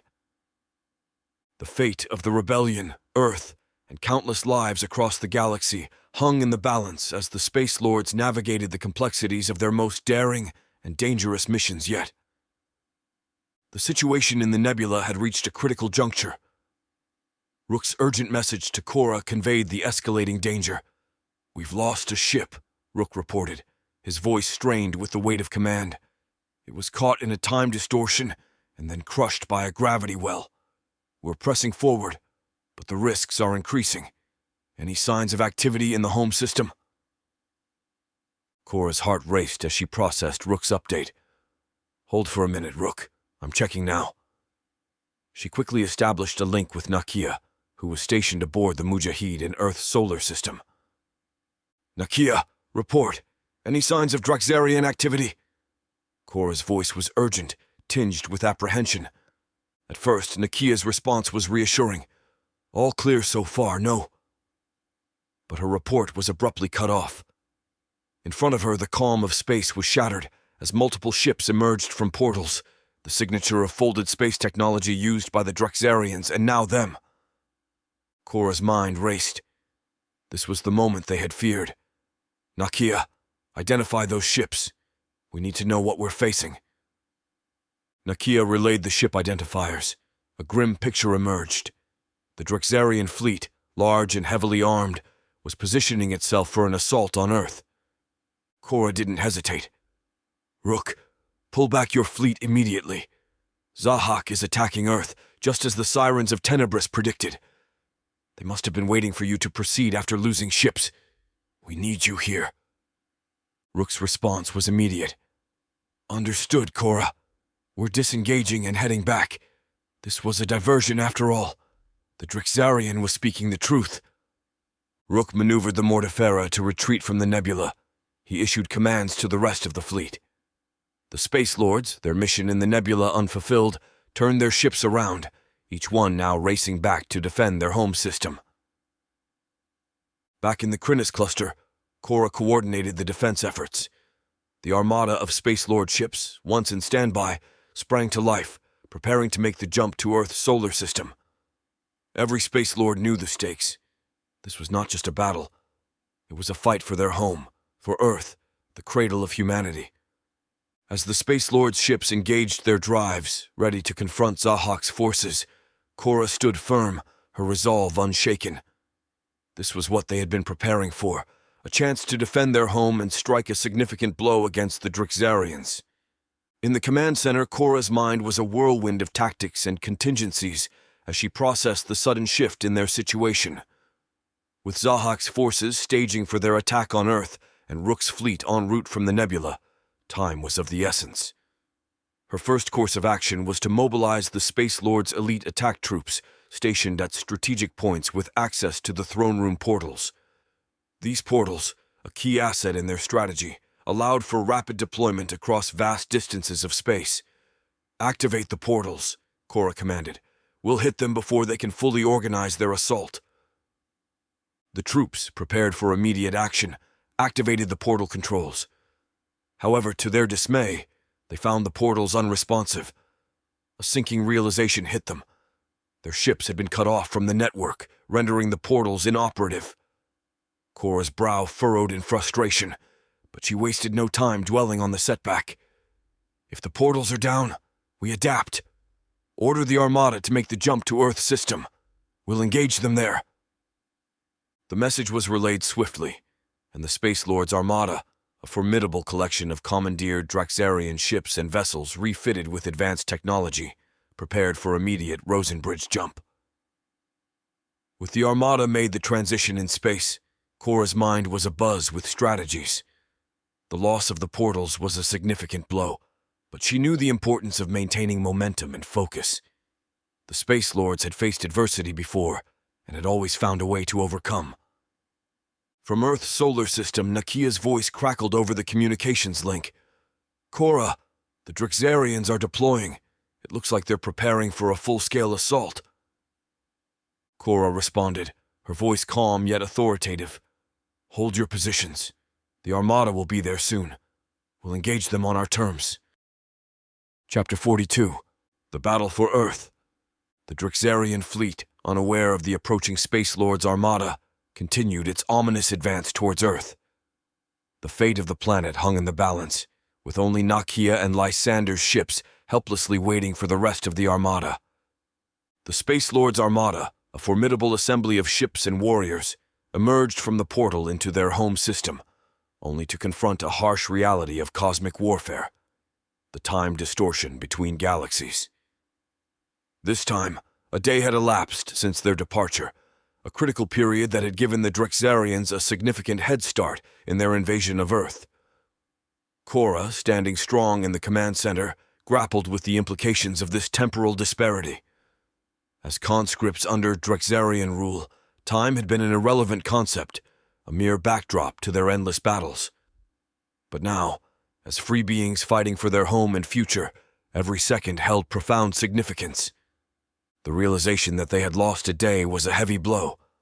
The Drexarians, with their unimpeded advance, had established a strong foothold in the system.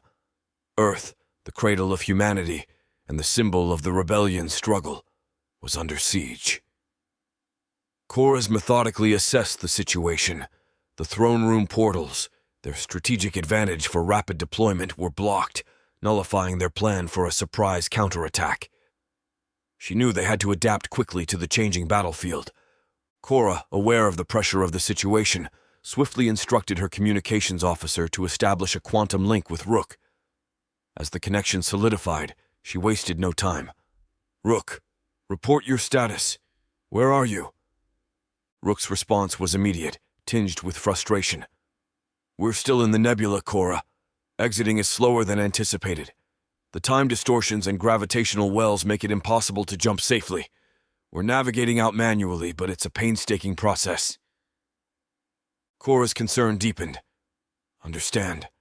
But be aware that our jump to the home system took a day due to time distortion.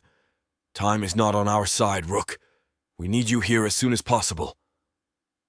Rook acknowledged the seriousness of her tone.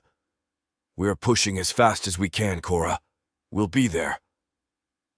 With Rook's fleet still en route, Cora turned her attention to Nakia and Lysander, who were already in the Earth system. Establishing a link with them, she conveyed her message. "Nakia. Lysander, I apologize for the delay. The time distortion set us back. Are you ready to get in the fight?" Nakia's voice was unflinching. "We've been ready, Cora. Just give the word."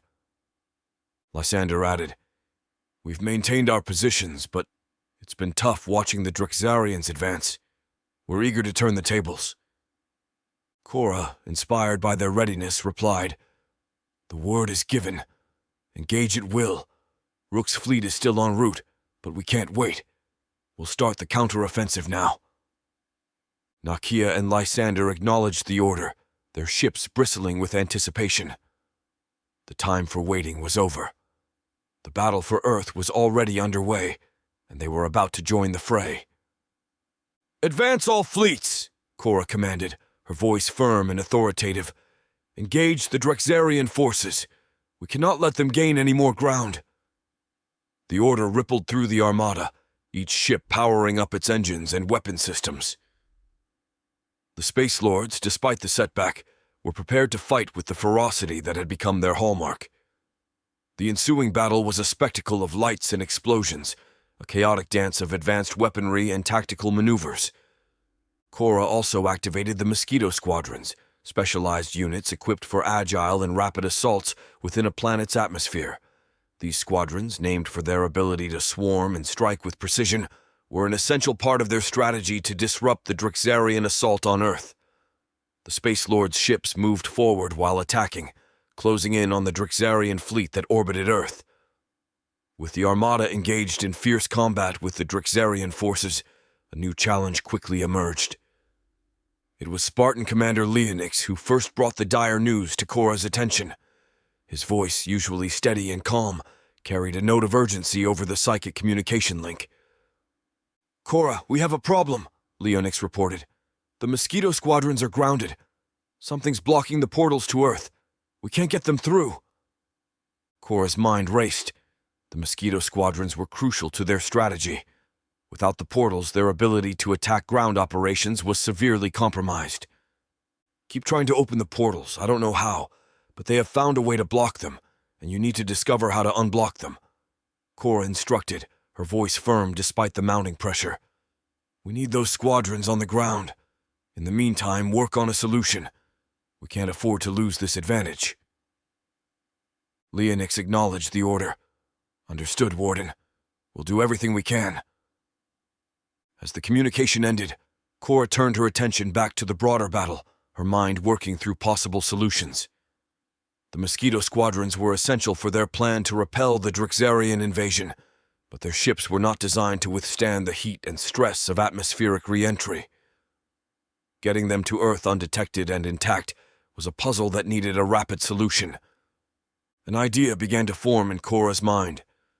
Could we modify some of the larger ships to carry the Mosquito Squadrons through the atmosphere? She mused aloud. It was a risky proposition, but desperate times called for desperate measures. Her team quickly set to work, assessing the feasibility of her idea. Engineers and tacticians collaborated, calculating the stresses and modifications needed for such an endeavor. Time was of the essence, and every moment they spent deliberating was a moment the Drexarians solidified their hold on Earth. With the team working on a solution, Cora's gaze returned to the view screen, watching the ongoing battle. Her fleet fought valiantly, but she knew that the key to turning the tide lay in getting the Mosquito squadrons to the surface. The battle raged on. It became increasingly apparent that the Space Lords were fighting an uphill battle. One by one, strategic elements of their carefully planned attack were being neutralized, leaving them to improvise under less than ideal circumstances. The complexity of the conflict demanded not only physical prowess, but also mental agility and resilience. Cora, standing at the heart of the command center, felt the weight of each setback. The constant updates of their diminishing advantages were disheartening, yet she knew she could not afford to show any sign of despair. The eyes of her crew, her fleet, were upon her, looking for reassurance and guidance in this dire hour. Despite these mounting challenges, Cora maintained her composure, understanding that her reaction would set the tone for the rest of her forces. "We knew this wouldn't be easy," she said, her voice steady and clear over the ship's communication system. "We're Space Lords, forged in the fires of hell. We've overcome impossible odds before. We'll do it again." Around her, the crew nodded, drawing strength from her unwavering conviction. Cora's ability to remain strong in the face of overwhelming odds was more than just a display of leadership. It was an embodiment of the spirit that had driven the Space Lords since the beginning of their rebellion. On holographic images, the battle unfolded in a chaotic symphony of explosions, laser fire, and strategic maneuvers. Each Space Lord ship, despite being outmaneuvered at times, fought valiantly, defending Earth with a fierce resolve. Cora continued to issue orders, adapting their tactics to respond to the changing dynamics of the battlefield. "All ships, focus on protecting key strategic points. We may not have the upper hand, but we can still make every strike count." The situation in Earth's orbit was escalating, each passing moment intensifying the need for decisive action. Cora sought an update on their latest strategy to bypass the blocked portals, modifying their ships for atmospheric re-entry. "Status report," she demanded, her voice cutting through the din of the command center. "How long until we can deploy the Mosquito squadrons?" The engineering team, working feverishly on the modifications, responded with regret. "Warden, we're doing everything we can, but it's a complex process. We're looking at a few hours at the earliest to ensure the ships can handle re-entry without disintegrating." Cora's heart sank at the news. A few hours were a luxury they couldn't afford. The battle was reaching a critical point, and every minute that passed without ground support tipped the scales further in favor of the Drexarians. She knew they didn't have the luxury of time. "Speed up the process as much as you can," she instructed, her mind racing for alternatives. "We need those squadrons on the ground, and we can't wait for hours for a ground attack to commence." Cora turned back to the tactical display, watching the Space Lords' ships engage in a desperate ballet with the Drexarian fleet. The realization hit her that they were approaching a tipping point in the battle, a point of no return where the Drexarians' numerical and positional advantage would become insurmountable. Chapter 43. A Turn in the Tide.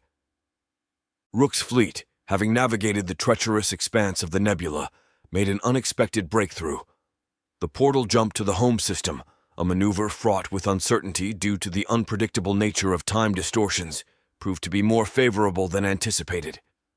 Instead of the lengthy transition they had braced for, the jump took mere seconds, bringing Rook and his fleet closer to Earth much sooner than expected.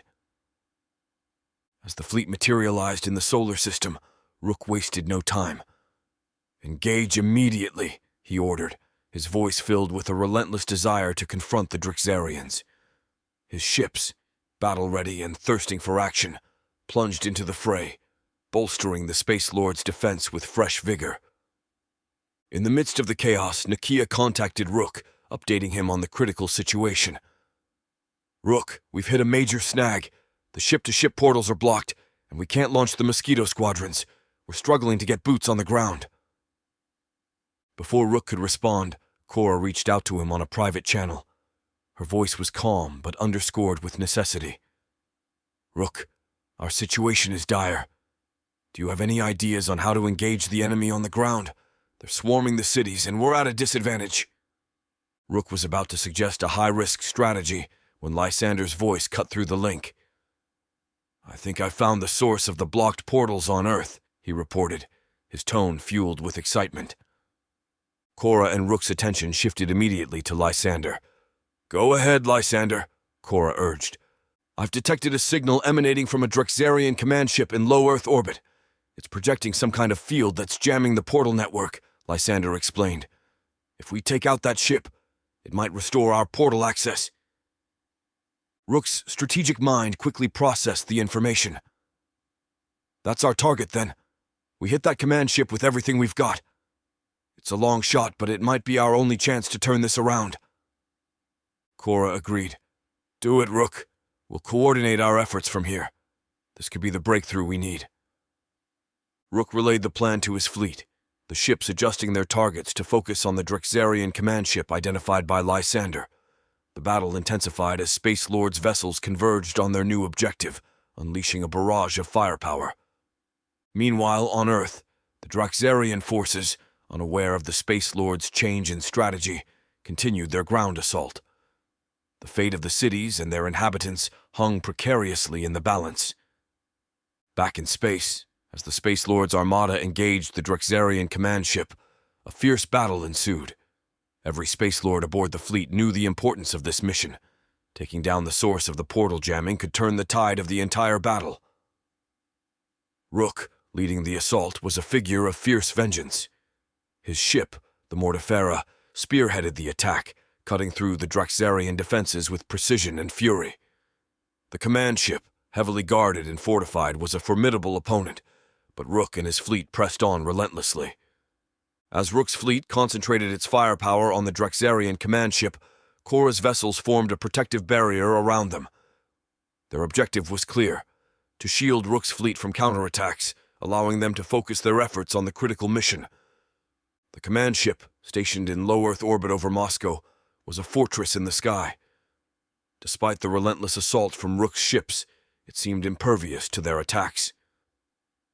The Space Lords' weapons, though advanced and powerful, barely made a dent in the ship's reinforced hull. On the ground, the situation in Moscow was growing increasingly dire. The Drexarian forces had intensified their ground assault, and the city was in turmoil. Amidst the chaos, the President-Minister, recognizing the gravity of the situation, made a desperate attempt to communicate with the attackers in space. The night sky over Moscow was alight with the battle raging above. The citizens, caught between fear and awe, could see the flashes of explosions and the exchange of deadly fire. The sight was both terrifying and mesmerizing, a stark reminder of the high stakes of this conflict. In space, Rook's frustration mounted as the command ship withstood their barrage. "Keep firing," he urged his fleet. "We have to break through. This ship is the key to freeing the portals." Cora, monitoring the battle from her command center, realized the need for a change in tactics. "Rook, direct hits aren't working. We need to target their defenses, their weapon systems. Disable the ship. Don't just try to destroy it." Rook adjusted the fleet's strategy, redirecting their fire towards the command ship's armaments and critical systems. It was a more surgical approach, aiming to cripple the ship's ability to fight back and maintain the jamming field. Back on Earth, the Russian president's efforts to establish contact were met with static. The battle in the heavens seemed beyond the reach of earthly communications, a fight being waged by beings and technology that defied understanding. In orbit, the shift in Rook's tactics began to show results. The command ship's defensive capabilities started to falter, its return fire becoming less coordinated and effective. While continuing their relentless assault on the Drexarian command ship, a critical warning came from the Mortifera's weapons officer, Lieutenant Varric. "Commander Rook, our weapon systems are nearing critical heat levels. Continued fire at this rate risks a complete system shutdown." Rook, absorbing the gravity of Varroc's warning, quickly assessed the situation. Despite their sustained attack, the command ship's defenses remained largely intact. The realization dawned on him that their current strategy might be futile. He thought to himself, if only we could use the portals to board the ship directly. But then, an alternative idea sparked in his mind. A bold, direct approach that didn't rely on the portals. "We don't need portals," Rook muttered under his breath, his strategic mind working at lightning speed. He immediately relayed new orders to the fleet. "Weapons officers, focus your fire on the weakest point we've identified on the command ship. Concentrate all firepower there. It's our best shot." The Space Lords' ships adjusted their positions, aligning for a coordinated strike. The pinpointed area on the command ship, a section of the hull that had shown the most wear under their continuous barrage, became the focal point of their attack. Lieutenant Varroc relayed Rook's command across the Mortifera fleet. "All units, prepare for concentrated fire on the commander's mark." The tension aboard each ship in the fleet was electric as they prepared for the decisive strike. This was a high-stakes gamble, but one that offered a glimmer of hope. The possibility of breaking through the command ship's defenses as Rook counted down. 3, 2, 1, fire! A torrent of energy and projectiles converged on the designated point of the Draxarian command ship. The combined power of the Space Lords' fleet unleashed in a singular, focused assault. For a moment, the space around the command ship was illuminated with a blinding light as the barrage hit its mark. The Draxarian ship shuddered under the impact, its defenses strained to their limits. The crew of the Mortifera and the rest of the fleet watched with bated breath, waiting to see if their desperate plan had succeeded. With light from the explosion subsiding, the damage to the command ship became apparent. The focused assault had breached the hull, causing significant structural damage. This was far from a victory, but it was a critical step leading to Rook's next stage. In the aftermath of the focused assault, Lieutenant Varroc delivered a critical update to Commander Rook. "The majority of our fleet's weapon systems are offline following that blast. It was too much for them." Rook, understanding the severity of the situation, nodded gravely. "It served its purpose, Varroc. We've created an opening in their defenses. That's all I needed." Without hesitation, Rook issued a bold command. "Gather 200 Space Lords in the departure bay. We're going to board the Draxarian command ship." In the departure bay, Rook faced the assembled Space Lords, an unwavering look in his eyes. He addressed the bridge. "Orient the ship towards the command ship in low orbit, then open the compartment to space." Cora, upon hearing Rook's plan, immediately reached out to him. "Rook, what you're proposing is reckless. You're not just risking your own life. You're endangering all those with you. This is a death wish." Rook, however, was steadfast. "We have one chance to turn this battle around, Cora. I have to take it. For the fallen, we strike." His tone left no room for argument. With a final nod to his crew, Rook gave the order to open the compartment. The wall of the departure bay vanished, exposing the Space Lords to the vacuum of space. In an instant, they were propelled towards the Draxarian command ship, their suits protecting them from the harsh environment. As they hurtled through space, Rook led the charge, his figure a beacon for the Space Lords following him. "For the fallen we strike!" he bellowed, his voice carrying through their internal comm systems. The Space Lords, a formidable force in their own right, embraced the audacity of Rook's plan. They were no strangers to risk, and this maneuver, though extreme, was a testament to their commitment and bravery. In a breathtaking display of precision and courage, the Space Lords navigated through the debris and chaos of the battlefield, drawing ever closer to the breach in the command ship's hull. Their approach was a daring gambit, a direct assault on the heart of the enemy. Cora, watching the scene unfold, filled with admiration and pride for what they had become. Rook's tactics were unconventional and perilous, but they embodied the spirit of the Space Lords, fearless, innovative, and unyielding. Rook and his team of 200 Space Lords were thrust into the void, plummeting towards the Draxarian command ship with nothing but the cold vacuum of space around them. As they fell, the physics of their daring maneuver became brutally apparent. The friction of re-entry began to build up heat around them, the glowing aura encapsulating their figures in a fiery sheen.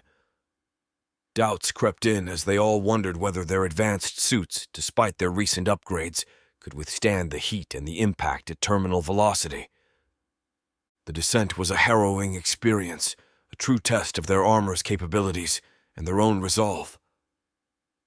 Rook, leading the charge, kept his focus on the breach in the command ship's hull, but part of his mind wrestled with the uncertainty of their survival, while in the intense fall, a transmission pierced through, clear and urgent. It was the Russian president, broadcasting a plea for assistance. "To whoever is attacking the Drexarian command ship," he said, "our military is nearly depleted of the KH-47M2 Kinzhal missiles, the only effective weapon we have against the alien landing crafts." Rook, seizing the opportunity, responded swiftly. "Keep up the fight. We are on our way. Pass this information to other world leaders if possible. Help is coming." But as quickly as the connection had been established, it was lost, leaving Rook and his team in silence once more.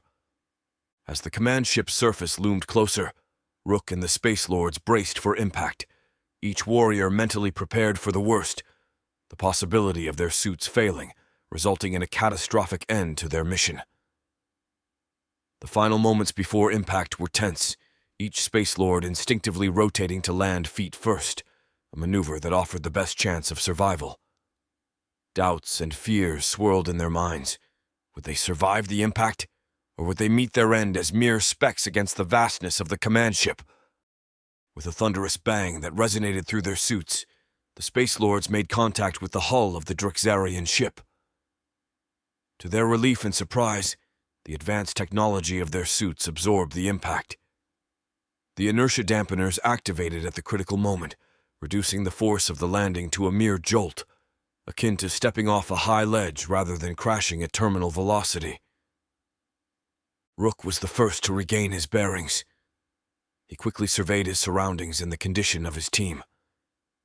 Miraculously, the Space Lords had survived the descent, their suits living up to the challenge. They had landed on the enemy's doorstep, ready to take the fight to the Drexarians in a way they never expected. The Space Lords quickly regrouped, their training kicking in as they prepared to breach the command ship. Rook, now on the offensive, rallied his team. "For the fallen we strike," he declared, leading them into the heart of the enemy vessel. Chapter 44. The Eve of Invasion. In Moscow, under a sky that was about to bear witness to an extraordinary event, a small group gathered in anticipation. Russian President Mikhail Petrov, journalist Emma and Alexei, secret son of Petrov, stood together, preparing for what they knew was coming. An alien invasion that would change the world forever. President Petrov had faced ridicule and disbelief from both the media and international leaders when he first spoke of the impending alien threat. His warnings, born out of classified meetings with an uneasy alliance, were dismissed as the ramblings of a leader under immense stress due to the looming threat of World War III against his country. The world chose to turn a blind eye, continuing with their daily lives as if the threat did not exist.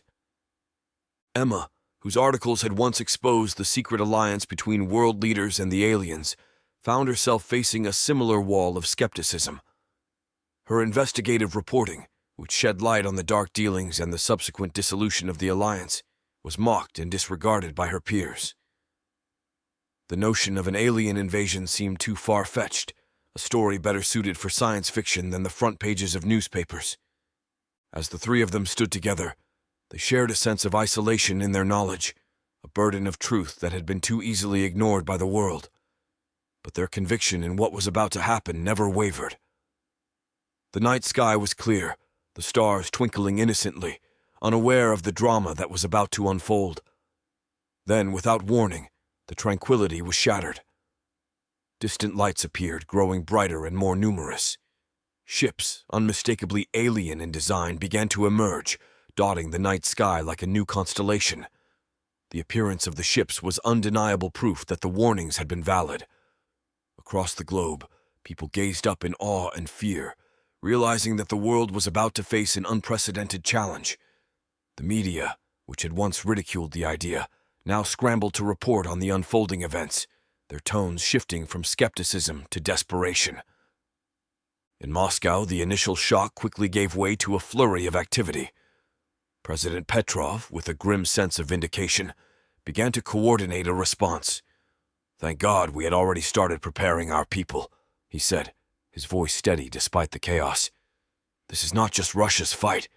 It's the world's fight now." Emma, her journalist instincts kicking in, started documenting the events. Her camera captured the surreal images of the ships, a visual testament to the reality of the invasion. "The world needs to see this," she said. "They need to know what's coming," unaware this was taking place worldwide. Alexei, drawing upon his military experience, began outlining potential strategies. "We have organized and planned our defense, but—" He paused.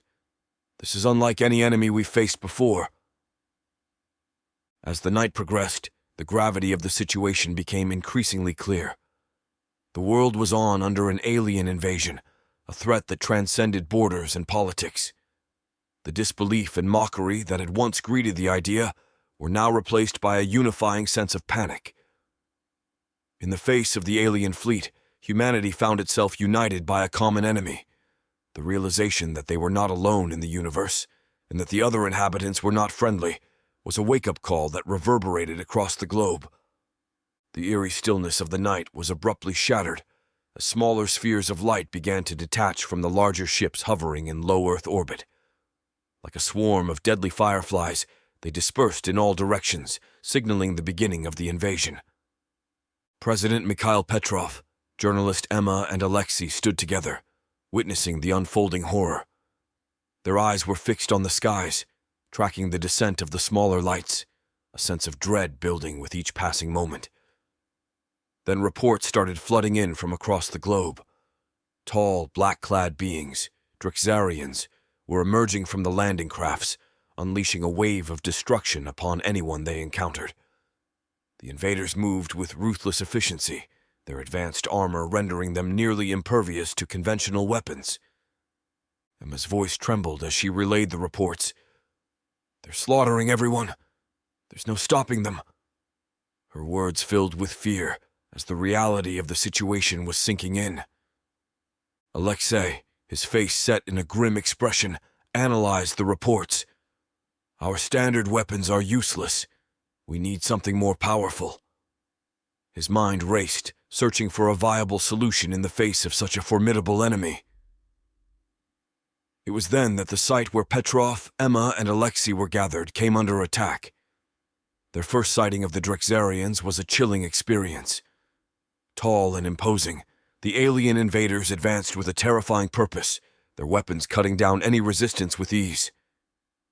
In the chaos of the attack, Petrov made a decisive call. "Deploy the KH-47 M2 Kinzhal missiles," he ordered urgently. "They're our best chance against their landing crafts." The Kinzhal missiles, known for their high explosive payload, proved to be effective against the Drexarian landing crafts. Each successful strike was a small victory, a glimmer of hope in the overwhelming darkness of the invasion. However, the reality of their limited supply weighed heavily on Petrov's mind. "We're depleting our reserves too quickly," he acknowledged, his voice laced with concern. "We need to find a more sustainable way to fight back." Emma, documenting the events with a journalistic duty, captured the explosions in the sky, the downing of the alien crafts, and the desperate battles on the ground. Her camera lens told a story of resilience in the face of overwhelming odds and the human spirit's refusal to surrender. As the onslaught from the skies continued, Petrov, Emma, and Alexei watched in a state of awe and confusion at the fierce battle unfolding in space. Amidst the chaos of the invasion, a new force had joined the fray, engaging the Drexarian ships with formidable prowess. The identity of these new combatants was a mystery, but their presence offered a glimmer of hope. Alexei, his strategic mind analyzing the situation, turned to his father. "Try to contact them," he urged, pointing to the radio equipment. "We need to know who they are." Petrov, skeptical but desperate for any form of assistance, began to work the radio. His attempts seemed futile at first, his calls lost amidst the discord of the battle. But as he persisted, a breakthrough came.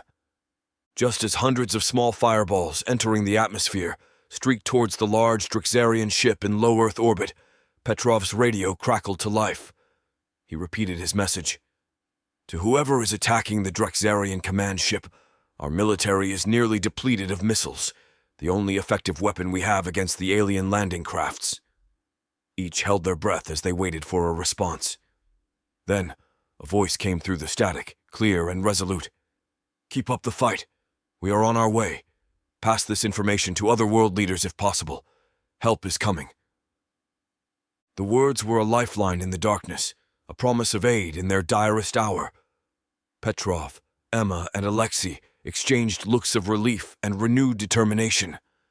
The knowledge that they were not alone in this fight, that help was on its way, reignited their resolve.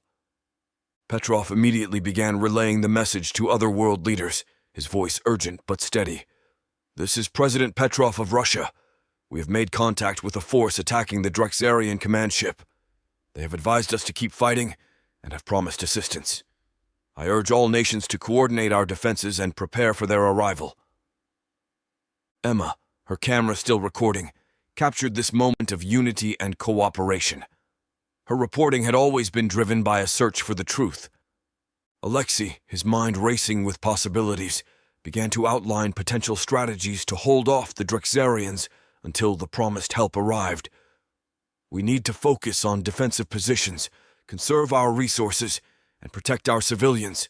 Every minute we hold them back puts us that closer to reinforcements.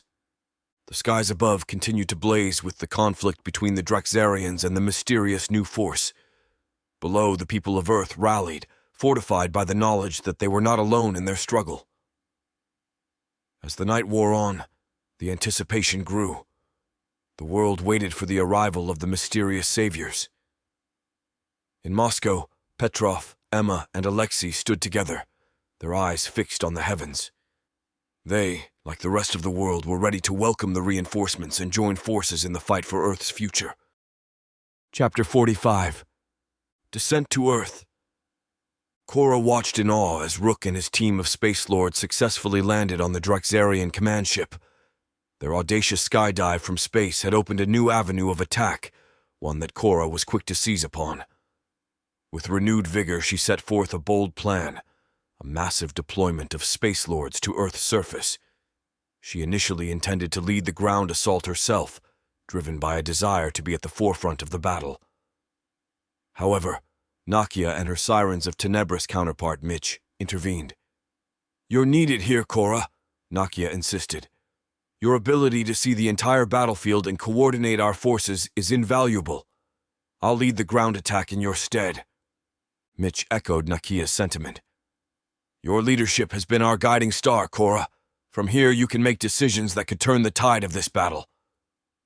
Reluctantly, Cora conceded, recognizing the strategic importance of her role in command. Nakia, a seasoned warrior, was more than capable of leading the ground assault.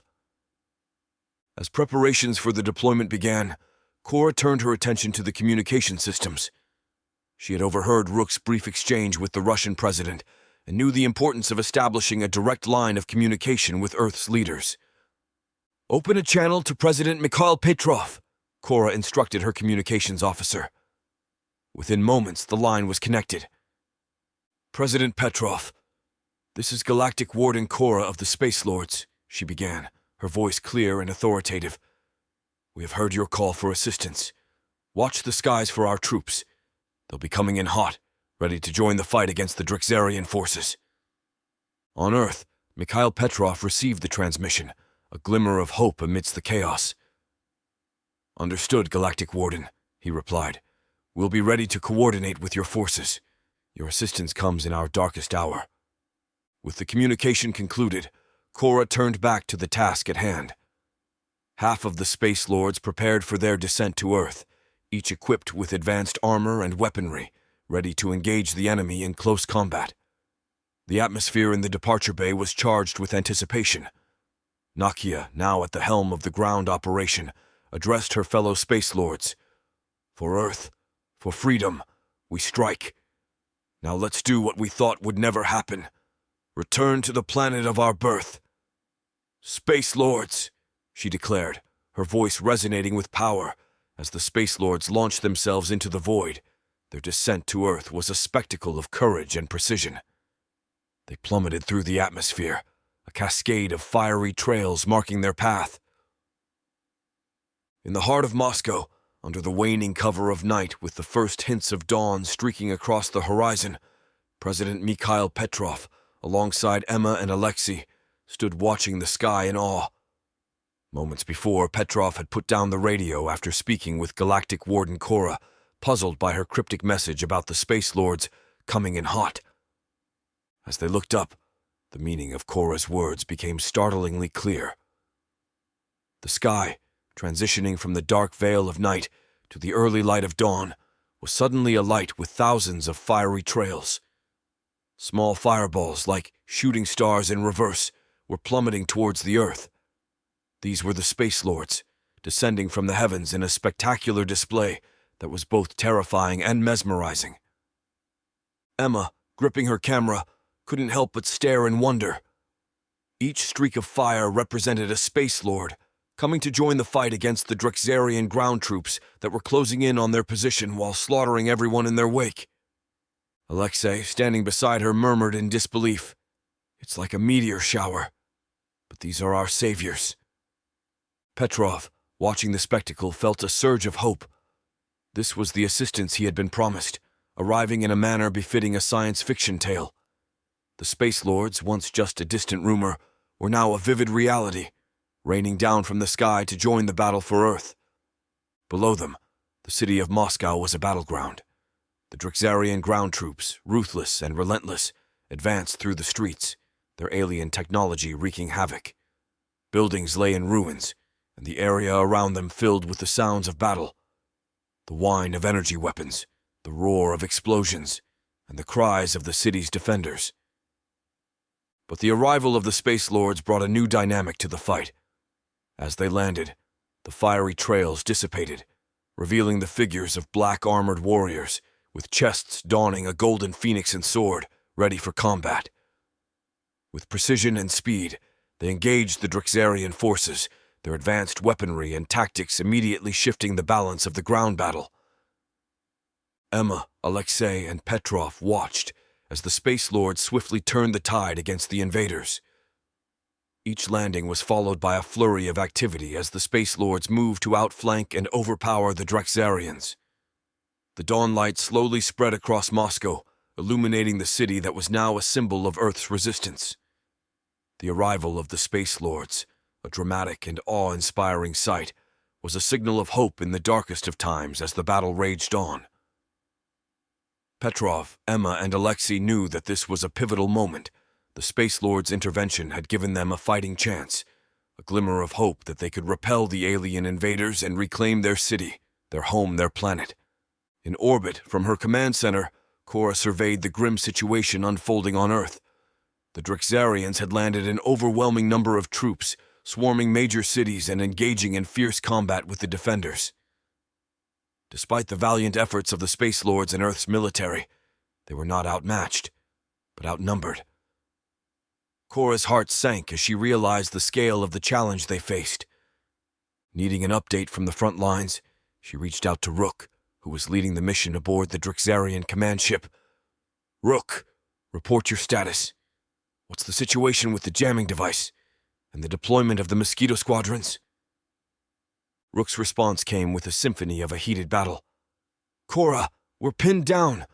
We've encountered heavy resistance trying to reach the throne room. We believe Zahak might be here. The intensity of the defense suggests something important is being protected." His voice was strained, the sounds of energy blasts and shouts echoing in the background. "We've had to shift our focus. We're making our way to the jamming device, but we're taking heavy casualties. We've encountered some of the toughest Drexarian units yet." Cora processed this information, her mind racing for solutions. "Understood, Rook. Stay focused on disabling that jammer. We need those Mosquito squadrons in the air." Turning her attention to the engineers working on the atmospheric ship, she demanded an update. What's the status of the ship modifications? We need those mosquitoes in the fight now. An engineer responded, We have one ship ready for atmospheric entry, but it can only carry a few dozen mosquito units, reported the chief engineer. The news was a breakthrough, yet it fell short of the numbers they desperately needed.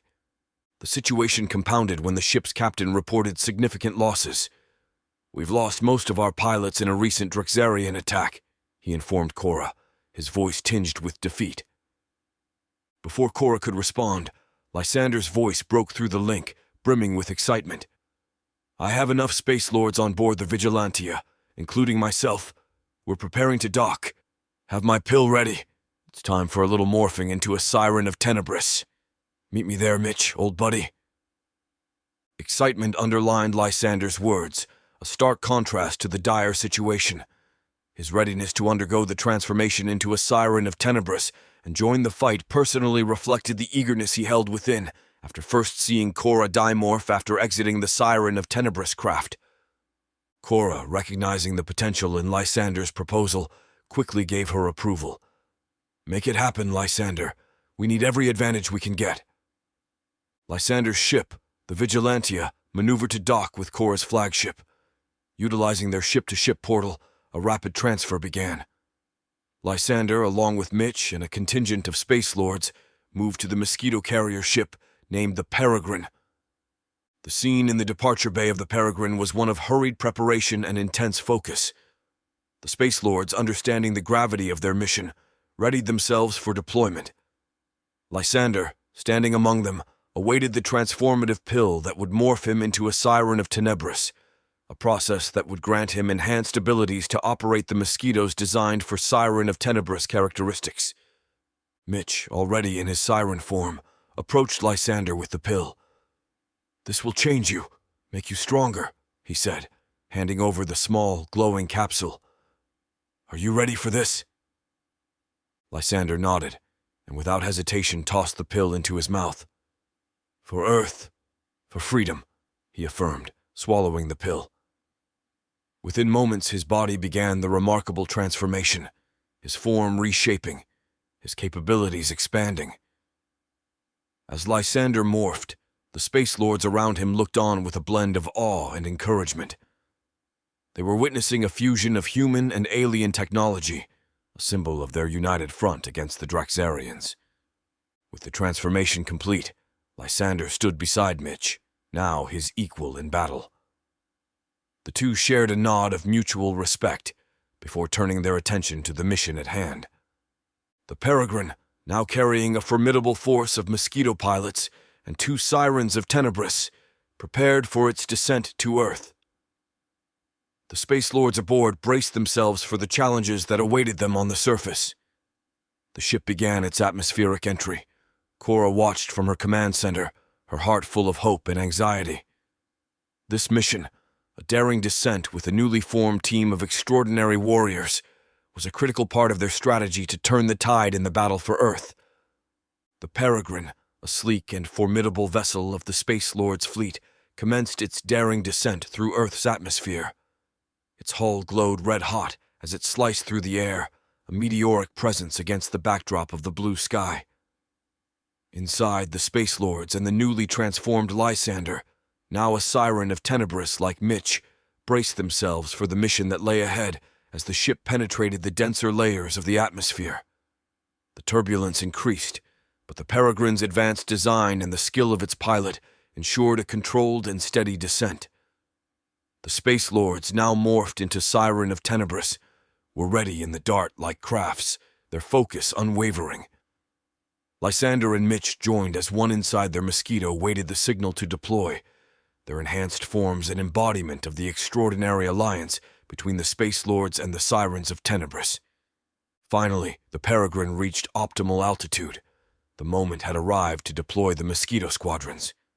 The Peregrine's bay doors opened, unveiling the vast expanse of Earth's atmosphere below.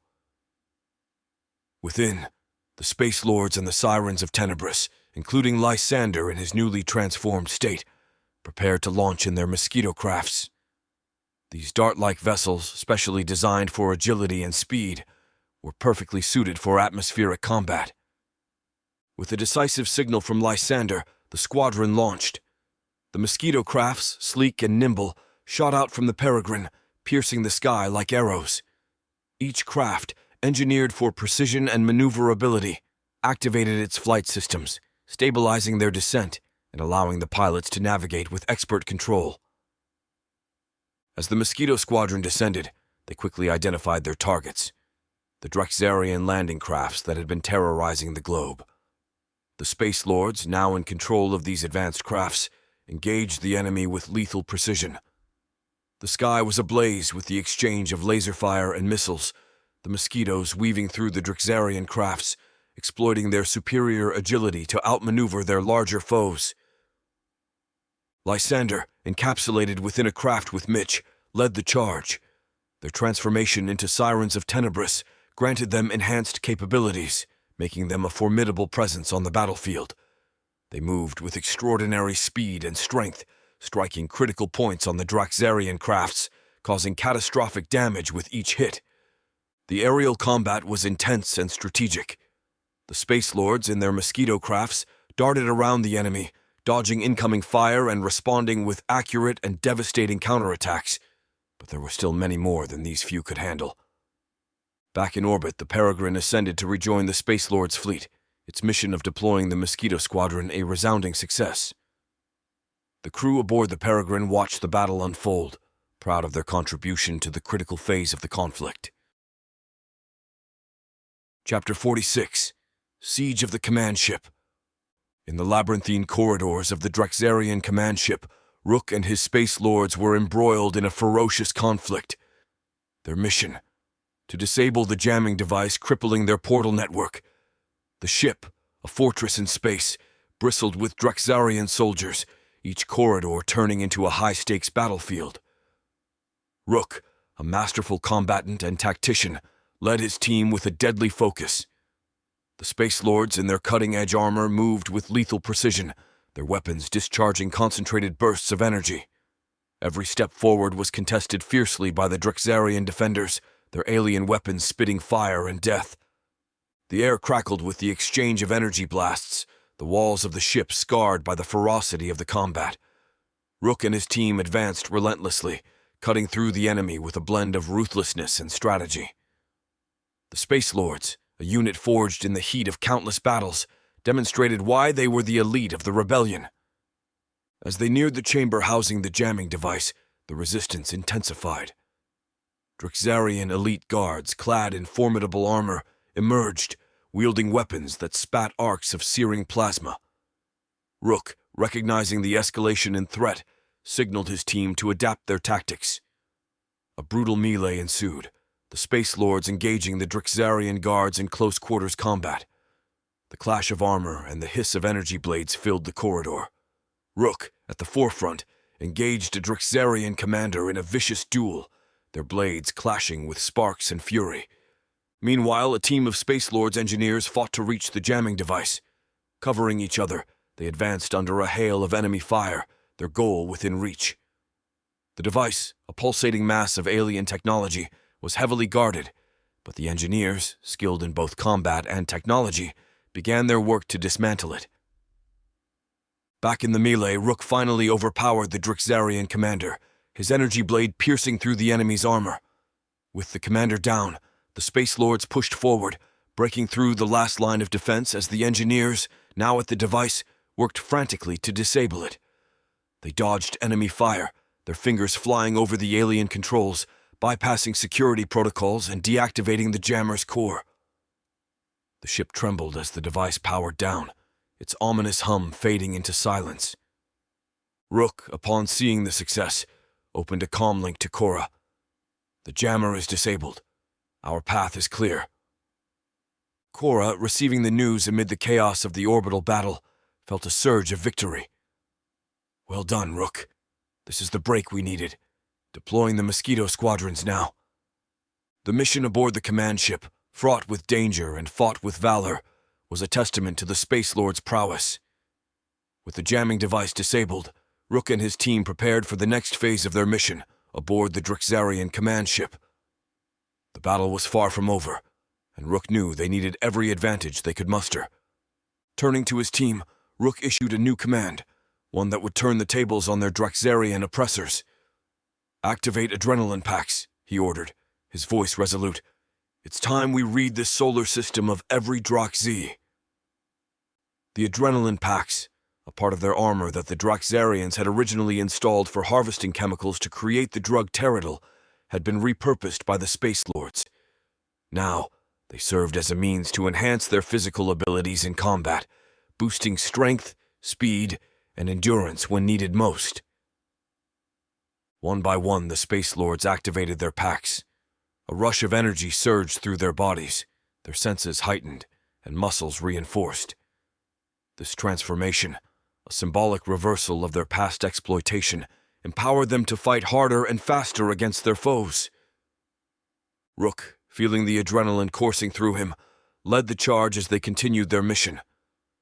The Space Lords, now enhanced, moved through the ship with renewed vigor. Their speed and strength were noticeably amplified, allowing them to overpower the Draxarian soldiers with a newfound intensity. The corridors of the command ship became a blur of motion as the Space Lords engaged their enemies. Each encounter was brief and decisive, their enhanced abilities giving them a clear edge in combat. The Draxarians, caught off guard by this sudden increase in the Space Lords' prowess, struggled to keep up as they fell slaughtered by blades from a bygone era. As they advanced, Rook kept his focus on the ultimate goal, locating and confronting Zahak. The presence of the Draxarian leader on the ship was still unconfirmed, but the fierce resistance they encountered suggested he was nearby. The Space Lords fought their way through the ship, their adrenaline packs pushing them beyond their normal limits. With each cleared corridor and secured chamber, they left no Draxarian alive in their wake. Rook's strategic mind, coupled with his enhanced physical capabilities, made him an unstoppable force. He directed his team with precision, adapting their tactics on the fly to counter the Draxarians' defenses. The battle within the Draxarian command ship reached a fever pitch as Rook and his team, empowered by their adrenaline packs, carved a path through the enemy ranks. Their movements were a blur, a dance of destruction as they cut down Draxarian soldiers with ruthless efficiency. In the chaos, Rook caught a fleeting glimpse of Zahak's distinctive snake-like head weaving above the fray. Seizing the moment, he bellowed a challenge that echoed through the ship's corridors. "Zahak! We will kill every Drax-Z to get to you!" But as Rook's team pushed forward, a sudden and alarming development unfolded. Behind him, Space Lords began to drop one by one, collapsing to the ground with no visible wounds. Confusion and concern spread among the ranks as their comrades had to be dragged away from the front lines. Rook, feeling a sudden drain on his own energy, realized the grave downside of their prolonged use of the adrenaline packs. The packs, while significantly boosting their physical capabilities, also had a critical limitation: extreme and rapid depletion of energy following extended use. The stark reality of their situation set in, now weakened by the adrenaline crash, found themselves struggling to maintain the intensity of their attack. Their once superhuman strength and speed had faded, leaving them vulnerable and exhausted in the heart of enemy territory. Rook, his own body succumbing to the fatigue, rallied his remaining strength. "Fall back," he commanded, recognizing the dire need to regroup and reassess their strategy. As the team retreated, the Draxarian soldiers, sensing the shift in momentum, pressed their attack with renewed vigor. The Space Lords, their numbers dwindling and energy sapped, fought a desperate rearguard action to cover their withdrawal. The retreat was grueling, a stark contrast to their earlier advance. Each step was a struggle, their bodies heavy and unresponsive. Rook, supporting a fallen comrade, cast a glance back at the battlefield. The glimpse of Zahak was now just a fleeting memory, a missed opportunity in the heat of battle. Back at a secured location within the ship, Rook and his team took stock of their situation. The disabling of the adrenaline packs had left them severely compromised. They needed time to recover, but time was a luxury they did not have as the Draxarians began cutting through the barrier between them. Chapter 47. Leap into the Unknown. From the moment the battle began, Ethan, Jackson, and Maria had been swept up in the chaos and fury of the conflict. The transformation into Space Lords had granted them abilities beyond their wildest imagination, yet nothing could have prepared them for the intensity of the war that unfolded above Earth. Ethan, standing in the cramped confines of their ship, felt the rush of adrenaline followed with apprehension coursing through him. The transition from a life overwhelmed by the digital world to the front lines of an intergalactic war was jarring, and yet there was a sense of purpose in this fight that he had never felt before. "We're really doing this, huh?" Jackson said, his voice tinged with excitement. He was checking his gear, ensuring everything was in place for their jump. Maria, always the composed one, nodded firmly. "We have a part to play in this," she said, her resolve clear. "For Earth, for all those we've left behind." As their ship neared Earth, they could see the chaos below through the portholes, cities under siege, the skies alight with the fire of battle. The sight was both terrifying and galvanizing. They were about to dive headfirst into the unknown, to join Nakia and the others in a desperate fight to protect their home planet. Ethan took a deep breath, steadying his nerves. "Remember why we're doing this," he said, more to himself than to the others. "We're not just fighting for survival anymore. We're fighting for something greater." The moment to jump arrived. Nakia, leading the descent, gave the signal. One by one, they moved to the hatch, their hearts pounding in unison. Ethan looked at Jackson and Maria, a silent understanding passing between them. This was it. The moment they took the fight to their enemy. Then, with a nod from Nakia, they leaped. The sensation of free falling through space, then Earth's atmosphere, was exhilarating and terrifying. Ethan felt the heat building around him, the friction of re-entry a stark reminder of the peril they were undertaking. As they hurtled towards the ground, Ethan's thoughts raced. He remembered his old life, the endless scroll of social media feeds, the suffocating pressure of a digital existence. That life felt like a distant dream now. Here, in this moment, he was more alive than he had ever been, fighting for a cause that mattered, for a planet that was his home. Below them, the battlefield drew closer. Ethan could see the flashes of explosions, the movements of Drixarian forces, and the desperate resistance of Earth's defenders. The reality of what they were about to engage in struck him with full force. They landed with the impact of meteorites, their advanced suits absorbing the shock. Immediately they were in the thick of the battle. The Drixarians were formidable foes, their technology and tactics unlike anything Ethan had faced before. "Stay together! Watch each other's backs!" Ethan shouted over the din of battle. They moved as a unit, their training and programming as Space Lords kicking in. Each strike, each maneuver was a dance of death, their enhanced abilities giving them an edge against their alien adversaries. The battle raged around them, a ballet of violence and chaos. But amidst the carnage, Ethan, Jackson, and Maria fought with a single-minded purpose. They were no longer victims of circumstance. They were warriors, Space Lords, defenders of Earth. The battle was relentless, but after some time a startling realization dawned on Ethan. They were fighting in his hometown. His heart skipped a beat as memories, long buried under the weight of his past life and current struggles, resurfaced. The familiarity of the streets, now marred by destruction, brought a pang of sorrow and nostalgia. He barely recognized the place, not just because of the war-torn landscape, but also because he had often been too engrossed in his phone, detached from the world around him. A surge of panic washed over him. "My family," he murmured, the thought of them being in danger overwhelming him. "They think I'm dead. Are they okay?" The worry in his voice was evident, even through the modulated tone of his helmet. Without hesitation, Ethan turned to Jackson and Maria. "I need to find them, see if they're safe. Will you help me?" he asked, his voice tinged with desperation. Jackson and Maria nodded, understanding their friend's desire. "Of course, we're with you," Maria responded, her voice firm. The trio navigated through the chaotic streets, fighting off Drixarian soldiers as they made their way to Ethan's former home. Each step was fraught with danger, but Ethan's new reality pushed them forward as they approached the house. Ethan's heart sank. The home where he had spent his childhood, where he had left behind a life and a family, lay in ruins. His eyes searched frantically, hoping against hope that his family had survived. Then, in the backyard, he spotted them, his parents and siblings, hiding from two Drixarian soldiers who were methodically hunting for survivors. Time seemed to slow as Ethan and his companions sprang into action, swiftly and silently taking down the alien threats. The moment the Drixarians fell, Ethan's family rushed forward, grateful and relieved, showering their armored saviors with heartfelt thanks. They did not recognize the figure in the black suit as their son and brother, the one they believed was gone forever.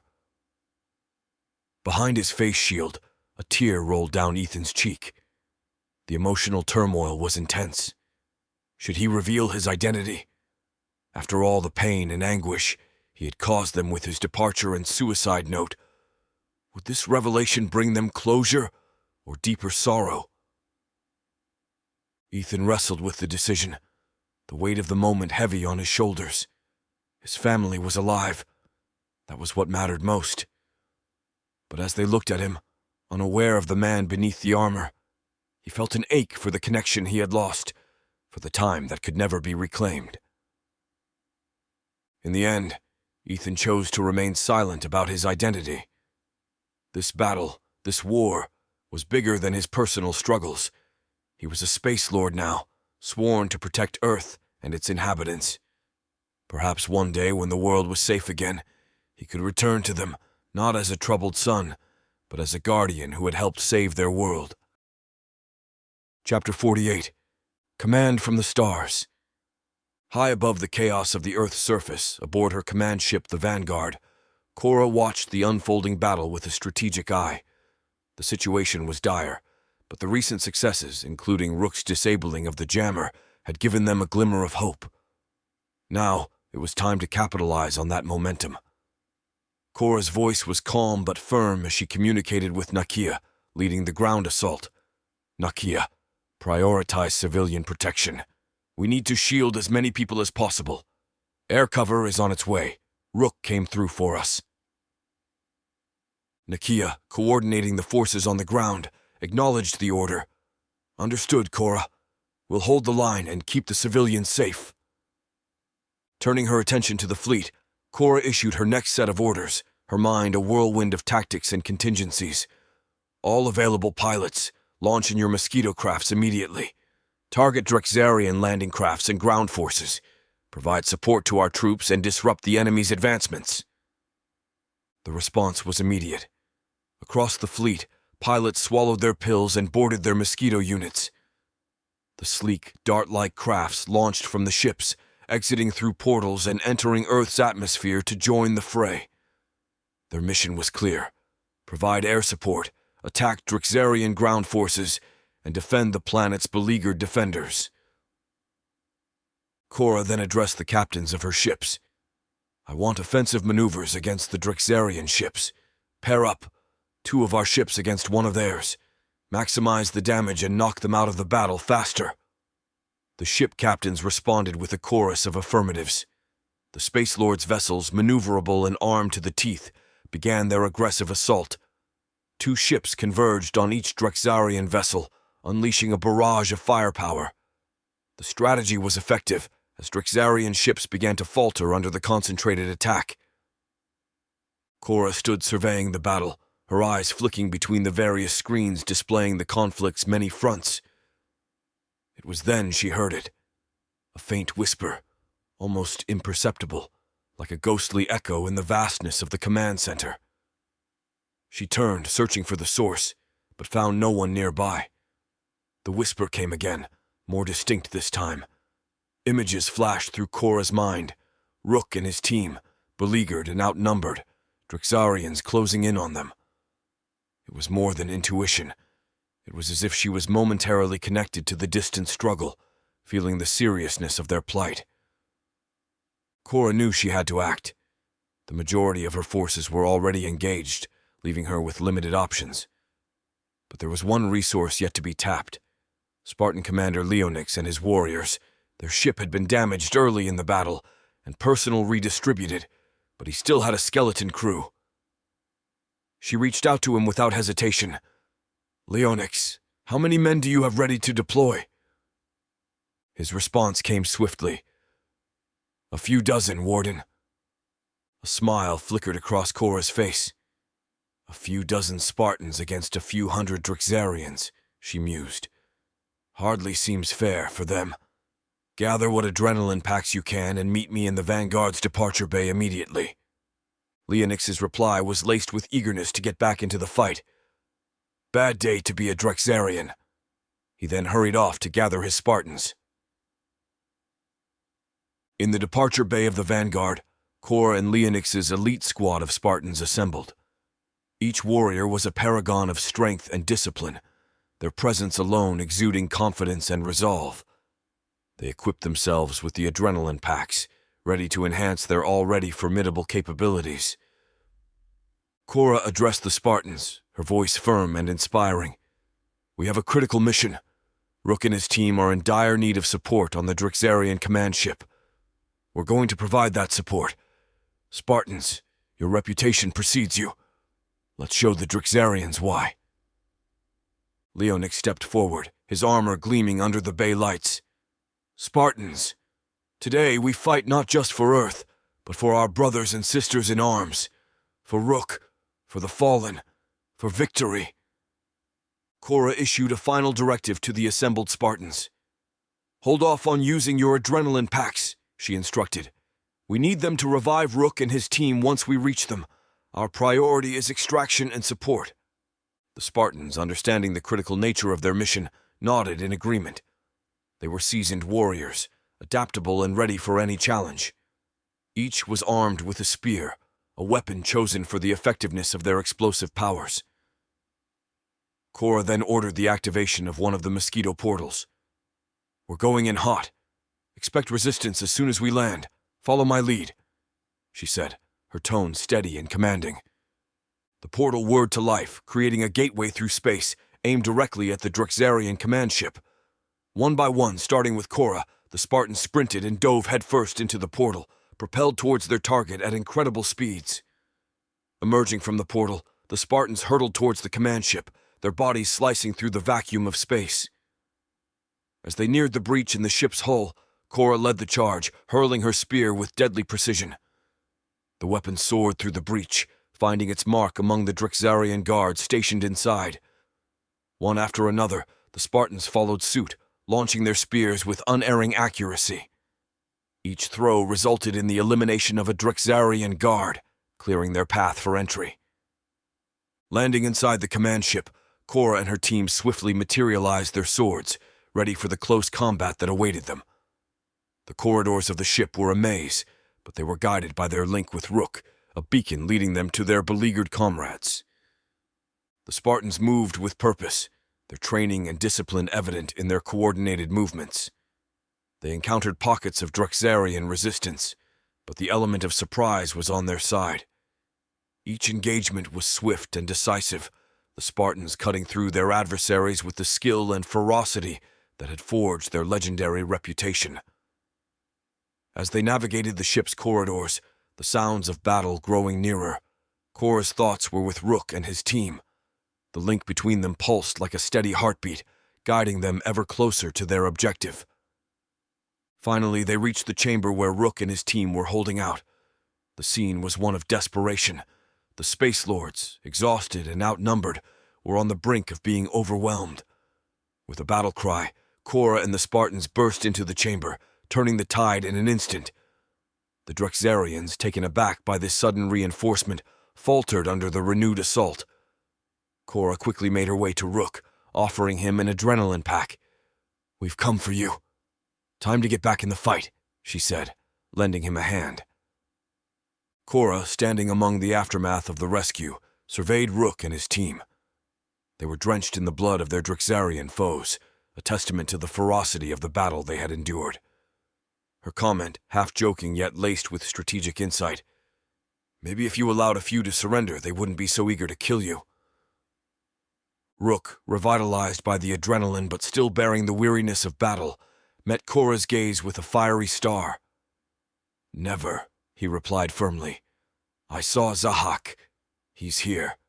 We can end this." Korra, understanding the significance of Rook's words, nodded in agreement. Her mind was already formulating the next move. Cut the head off the snake, she thought. For real this time. With renewed purpose, Korra issued her orders.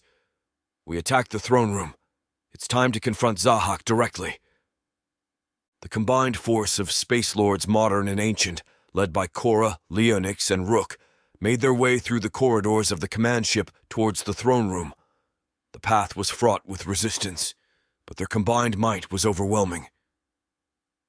Each encounter with Draxarian soldiers was brief and decisive, the invaders falling before their relentless advance. As they neared the throne room, the intensity of the battle heightened. It was clear that the Draxarians were aware of the threat posed to their leader and were desperate to protect him. Finally, they breached the entrance to the throne room. The door slid open to reveal a scene of eerie calm. Zahak sat upon his throne, an imposing figure with a cold, calculating gaze. Beside him, still chained, was the woman who had been with him throughout, a silent, sad figure who bore witness to the unfolding drama. The throne room was vast, a grand chamber befitting the leader of the Draxarian forces. Zahak, upon seeing the intruders, rose slowly from his seat. His presence was commanding, his aura one of malevolent authority. Rook stepped forward, his resolve unshaken despite the odds.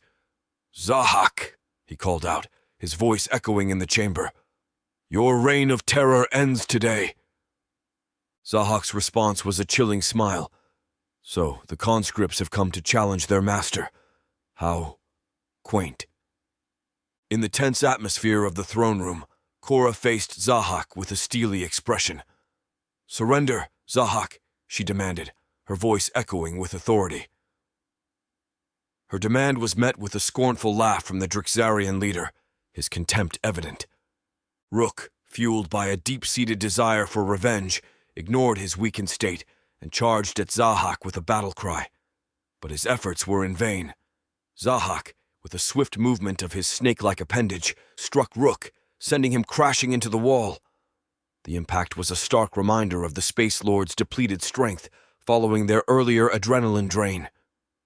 Korra, ever the astute leader, recognized the dire situation. Stepping between the fallen Rook and the menacing Zahak, she confronted the alien tyrant head-on. With a powerful punch, she struck at one of Zahak's snakeheads, following up with a swift swing of her sword, severing the appendage from its body. For a brief moment, victory seemed within grasp, but the triumph was short-lived. To their horror, the severed snakehead regenerated, growing back as if unscathed. Zahak's mocking laughter filled the room. "You cannot defeat something as ancient as I," he sneered. "I have existed since before your planet teemed with life." In a display of his cruel power, Zahak's other snakehead lunged at one of the Spartans, biting directly into the warrior's chest and ripping out his heart in a gruesome show of strength. The throne room was filled with shock and rage. The Space Lords and Spartans realized they were facing an enemy unlike any other, an ancient being with seemingly immortal capabilities. Korra, undeterred by Zahak's display, regrouped with her team. They needed a new strategy, one that could counter Zahak's regenerative abilities. She scanned the room, her mind racing for solutions, aware that conventional tactics would not suffice against such a foe. "Focus on the guards," she commanded her team. "We need to isolate Zahak." Her voice was calm, but the order was clear. The Space Lords and Spartans adjusted their tactics, engaging Zahak's elite guards in an effort to corner the Draxarian leader. Zahak, realizing the shift in strategy, fought with a ferocity born of centuries of conquest and survival. His movements were fluid and deadly, his alien abilities making him a formidable opponent. Korra, Rook, and the others fought bravely, their every move a struggle against Zahak's overwhelming power. The battle in the throne room was intense, a clash of wills and strength between the defenders of Earth and the ancient alien tyrant. Cora swiftly formulated a new plan. Utilizing their psychic link, she communicated her strategy to Rook and Commander Leonix. On my mark, we strike simultaneously. Rook, Leonix, aim for his heads. I'll go for the heart. The throne room was a tumultuous arena, the air charged with the energy of a desperate fight for survival. Rook and Leonix, understanding the plan, nodded subtly, positioning themselves on either side of Zahak. They readied their weapons, preparing for a coordinated strike. Cora, her eyes fixed on Zahak, waited for the perfect moment. The Drexarian leader, engrossed in his battle with the Space Lords and Spartans, was momentarily unaware of the impending coordinated attack. Now! Cora's mental command was sharp and clear. In a fluid motion, Rook and Leonix lunged forward. Rook, with a powerful swing of his blade, aimed at one of Zahak's snakeheads, while Leonix targeted the other with a strike honed by years of combat experience. Their movements were synchronized, a dance of deadly precision. Simultaneously, Cora charged at Zahak, her focus singularly on his chest, where his heart, if such a being had one, would be. She moved with the speed and agility that had become her trademark, her blade poised to strike a blow that she hoped would end Zahak's reign of terror. Zahak, sensing the coordinated attack, reacted with astonishing speed. His body twisted, attempting to evade the simultaneous strikes. Rook's and Leonix's blades met their mark, severing the snakeheads in a spray of alien blood. The severed heads fell to the floor, momentarily leaving Zahak disoriented. Seizing the moment of confusion, Cora thrust her sword forward with all her might, aiming for Zahak's chest. Her blade pierced his armor, plunging into the dark heart of the ancient enemy. The impact of the blow was immediate. Zahak let out a roar of pain and rage, a sound that reverberated through the throne room. His body convulsed as he grappled with the mortal wound inflicted by Cora. The Space Lords paused, their attention fixed on the scene before them. Zahak, weakened and wounded by the combined assault of Rook, Commander Leonix, and Cora, staggered under the unexpected ferocity of their attack. A look of bewilderment crossed his ancient features. In a voice rasping with pain and disbelief, he posed a single question to his assailants. "Who are you?" Cora, standing resolute with her blade plunged into the dark heart of the tyrant, responded gruffly, her voice echoing the strength of her united force. "Space Lords motherfucker," she declared without hesitation, as she drew her sword free of his chest, rising it above her head, the blade glinting in the light of the throne room. With a swift and sure movement, she brought it down, severing Zahak's head from his body. The tyrant's head rolled across the floor, marking the end of his reign of terror and the fall of a seemingly invincible enemy. Zahak's eyes widened in shock and realization as he felt his centuries-long life force ebbing away. The invincible overlord who had thought himself beyond the reach of defeat was now facing the end at the hands of those he had once deemed mere conscripts, mere pawns in his grand design.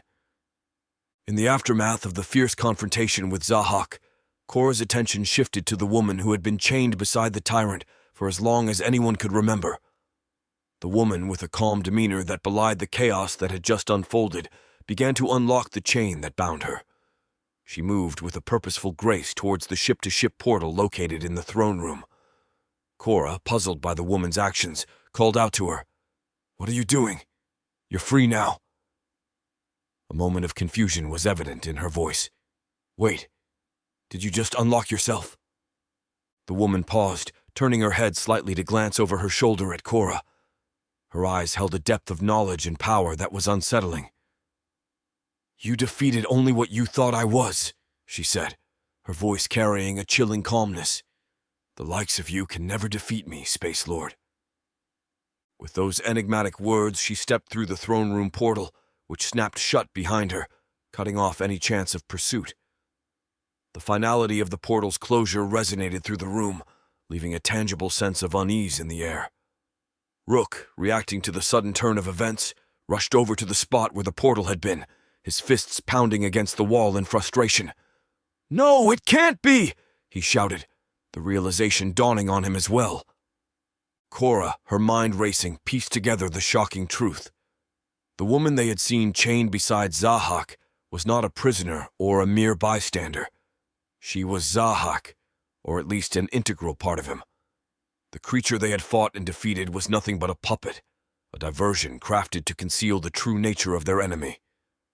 The revelation hit them with the force of a physical blow. The being they had thought to be Zahak, the tyrant they had fought so hard to defeat, was merely a facade. The real Zahak, or whatever the entity truly was, had been hiding in plain sight all along, manipulating events from behind the scenes. Cora stepped back, her mind grappling with the implications of this revelation. The victory they had just celebrated was now cast in a new, unsettling light. The enemy they thought they had vanquished was still at large, its true form and intentions unknown. The Space Lords and Spartans looked to Cora, their expressions that of confusion. The battle they had fought, the sacrifices they had made. What did it all mean in the face of this new knowledge? Cora, despite the shock, knew they needed to stay focused. "We need to regroup and reassess," she said, her voice steady despite the turmoil she felt inside. "This changes things, but our mission remains the same. We fight for Earth, for our freedom. We will find the real Zahak, whatever or whoever it is." The revelation in the throne room had sent ripples of shock and uncertainty through the ranks of the Space Lords, but it also solidified their resolve. The battle against the Drexarians on Earth, however, was reaching its climax, and the tide was turning in favor of the defenders. On the ground, Nakia, leading the Space Lords' forces, witnessed the moment the remaining Drexarians began to surrender. Their once indomitable spirit had crumbled in the face of the relentless and coordinated attacks by the Space Lords and their allies. The streets, once scenes of chaos and destruction, were now filled with the sight of Drexarian soldiers laying down their arms, their resolve broken. Nakia, standing tall among the ruins, accepted their surrender with wariness. This victory was hard won, a testament to the courage and resilience of those who had stood against the Drexarian menace. She knew, however, that the battle for Earth was but one part of a larger war. The true Zahak remained at large, a shadowy threat that loomed over their hard-fought peace. Aboard the Zahak's command ship, Rook grappled with the complexity of their situation. The victory they had achieved was bittersweet, marred by the revelation of Zahak's deception. Lost in thought, he was brought back to the present by the sight of a Drexarian soldier attempting a final, futile act of defiance. With a warrior's instinct, Rook engaged the soldier, his movements a dance of precision and power. As he struck down the enemy with a decisive blow, he shouted, "For the fallen we strike!" His voice echoed through the ship, a rallying cry that had carried them through the darkest of times. The battle for Earth had ended, but the war was far from over. The Space Lords, now more united than ever, faced an uncertain future. The revelation of the true Zahak meant that their fight would continue, but they were ready. They had faced insurmountable odds and emerged victorious. They had transformed from conscripts into champions of freedom. As the dust settled on Earth, the Space Lords began to regroup and plan their next steps. Cora, Rook, Nakia, and the others knew that their journey was not yet complete. They would continue to fight, to protect Earth and the galaxy from any threat, no matter how formidable. The Space Lords had become more than just a force of resistance. They were a symbol of the power of unity and bravery. They stood ready to face whatever challenges lay ahead, their spirits undimmed, their will unbroken.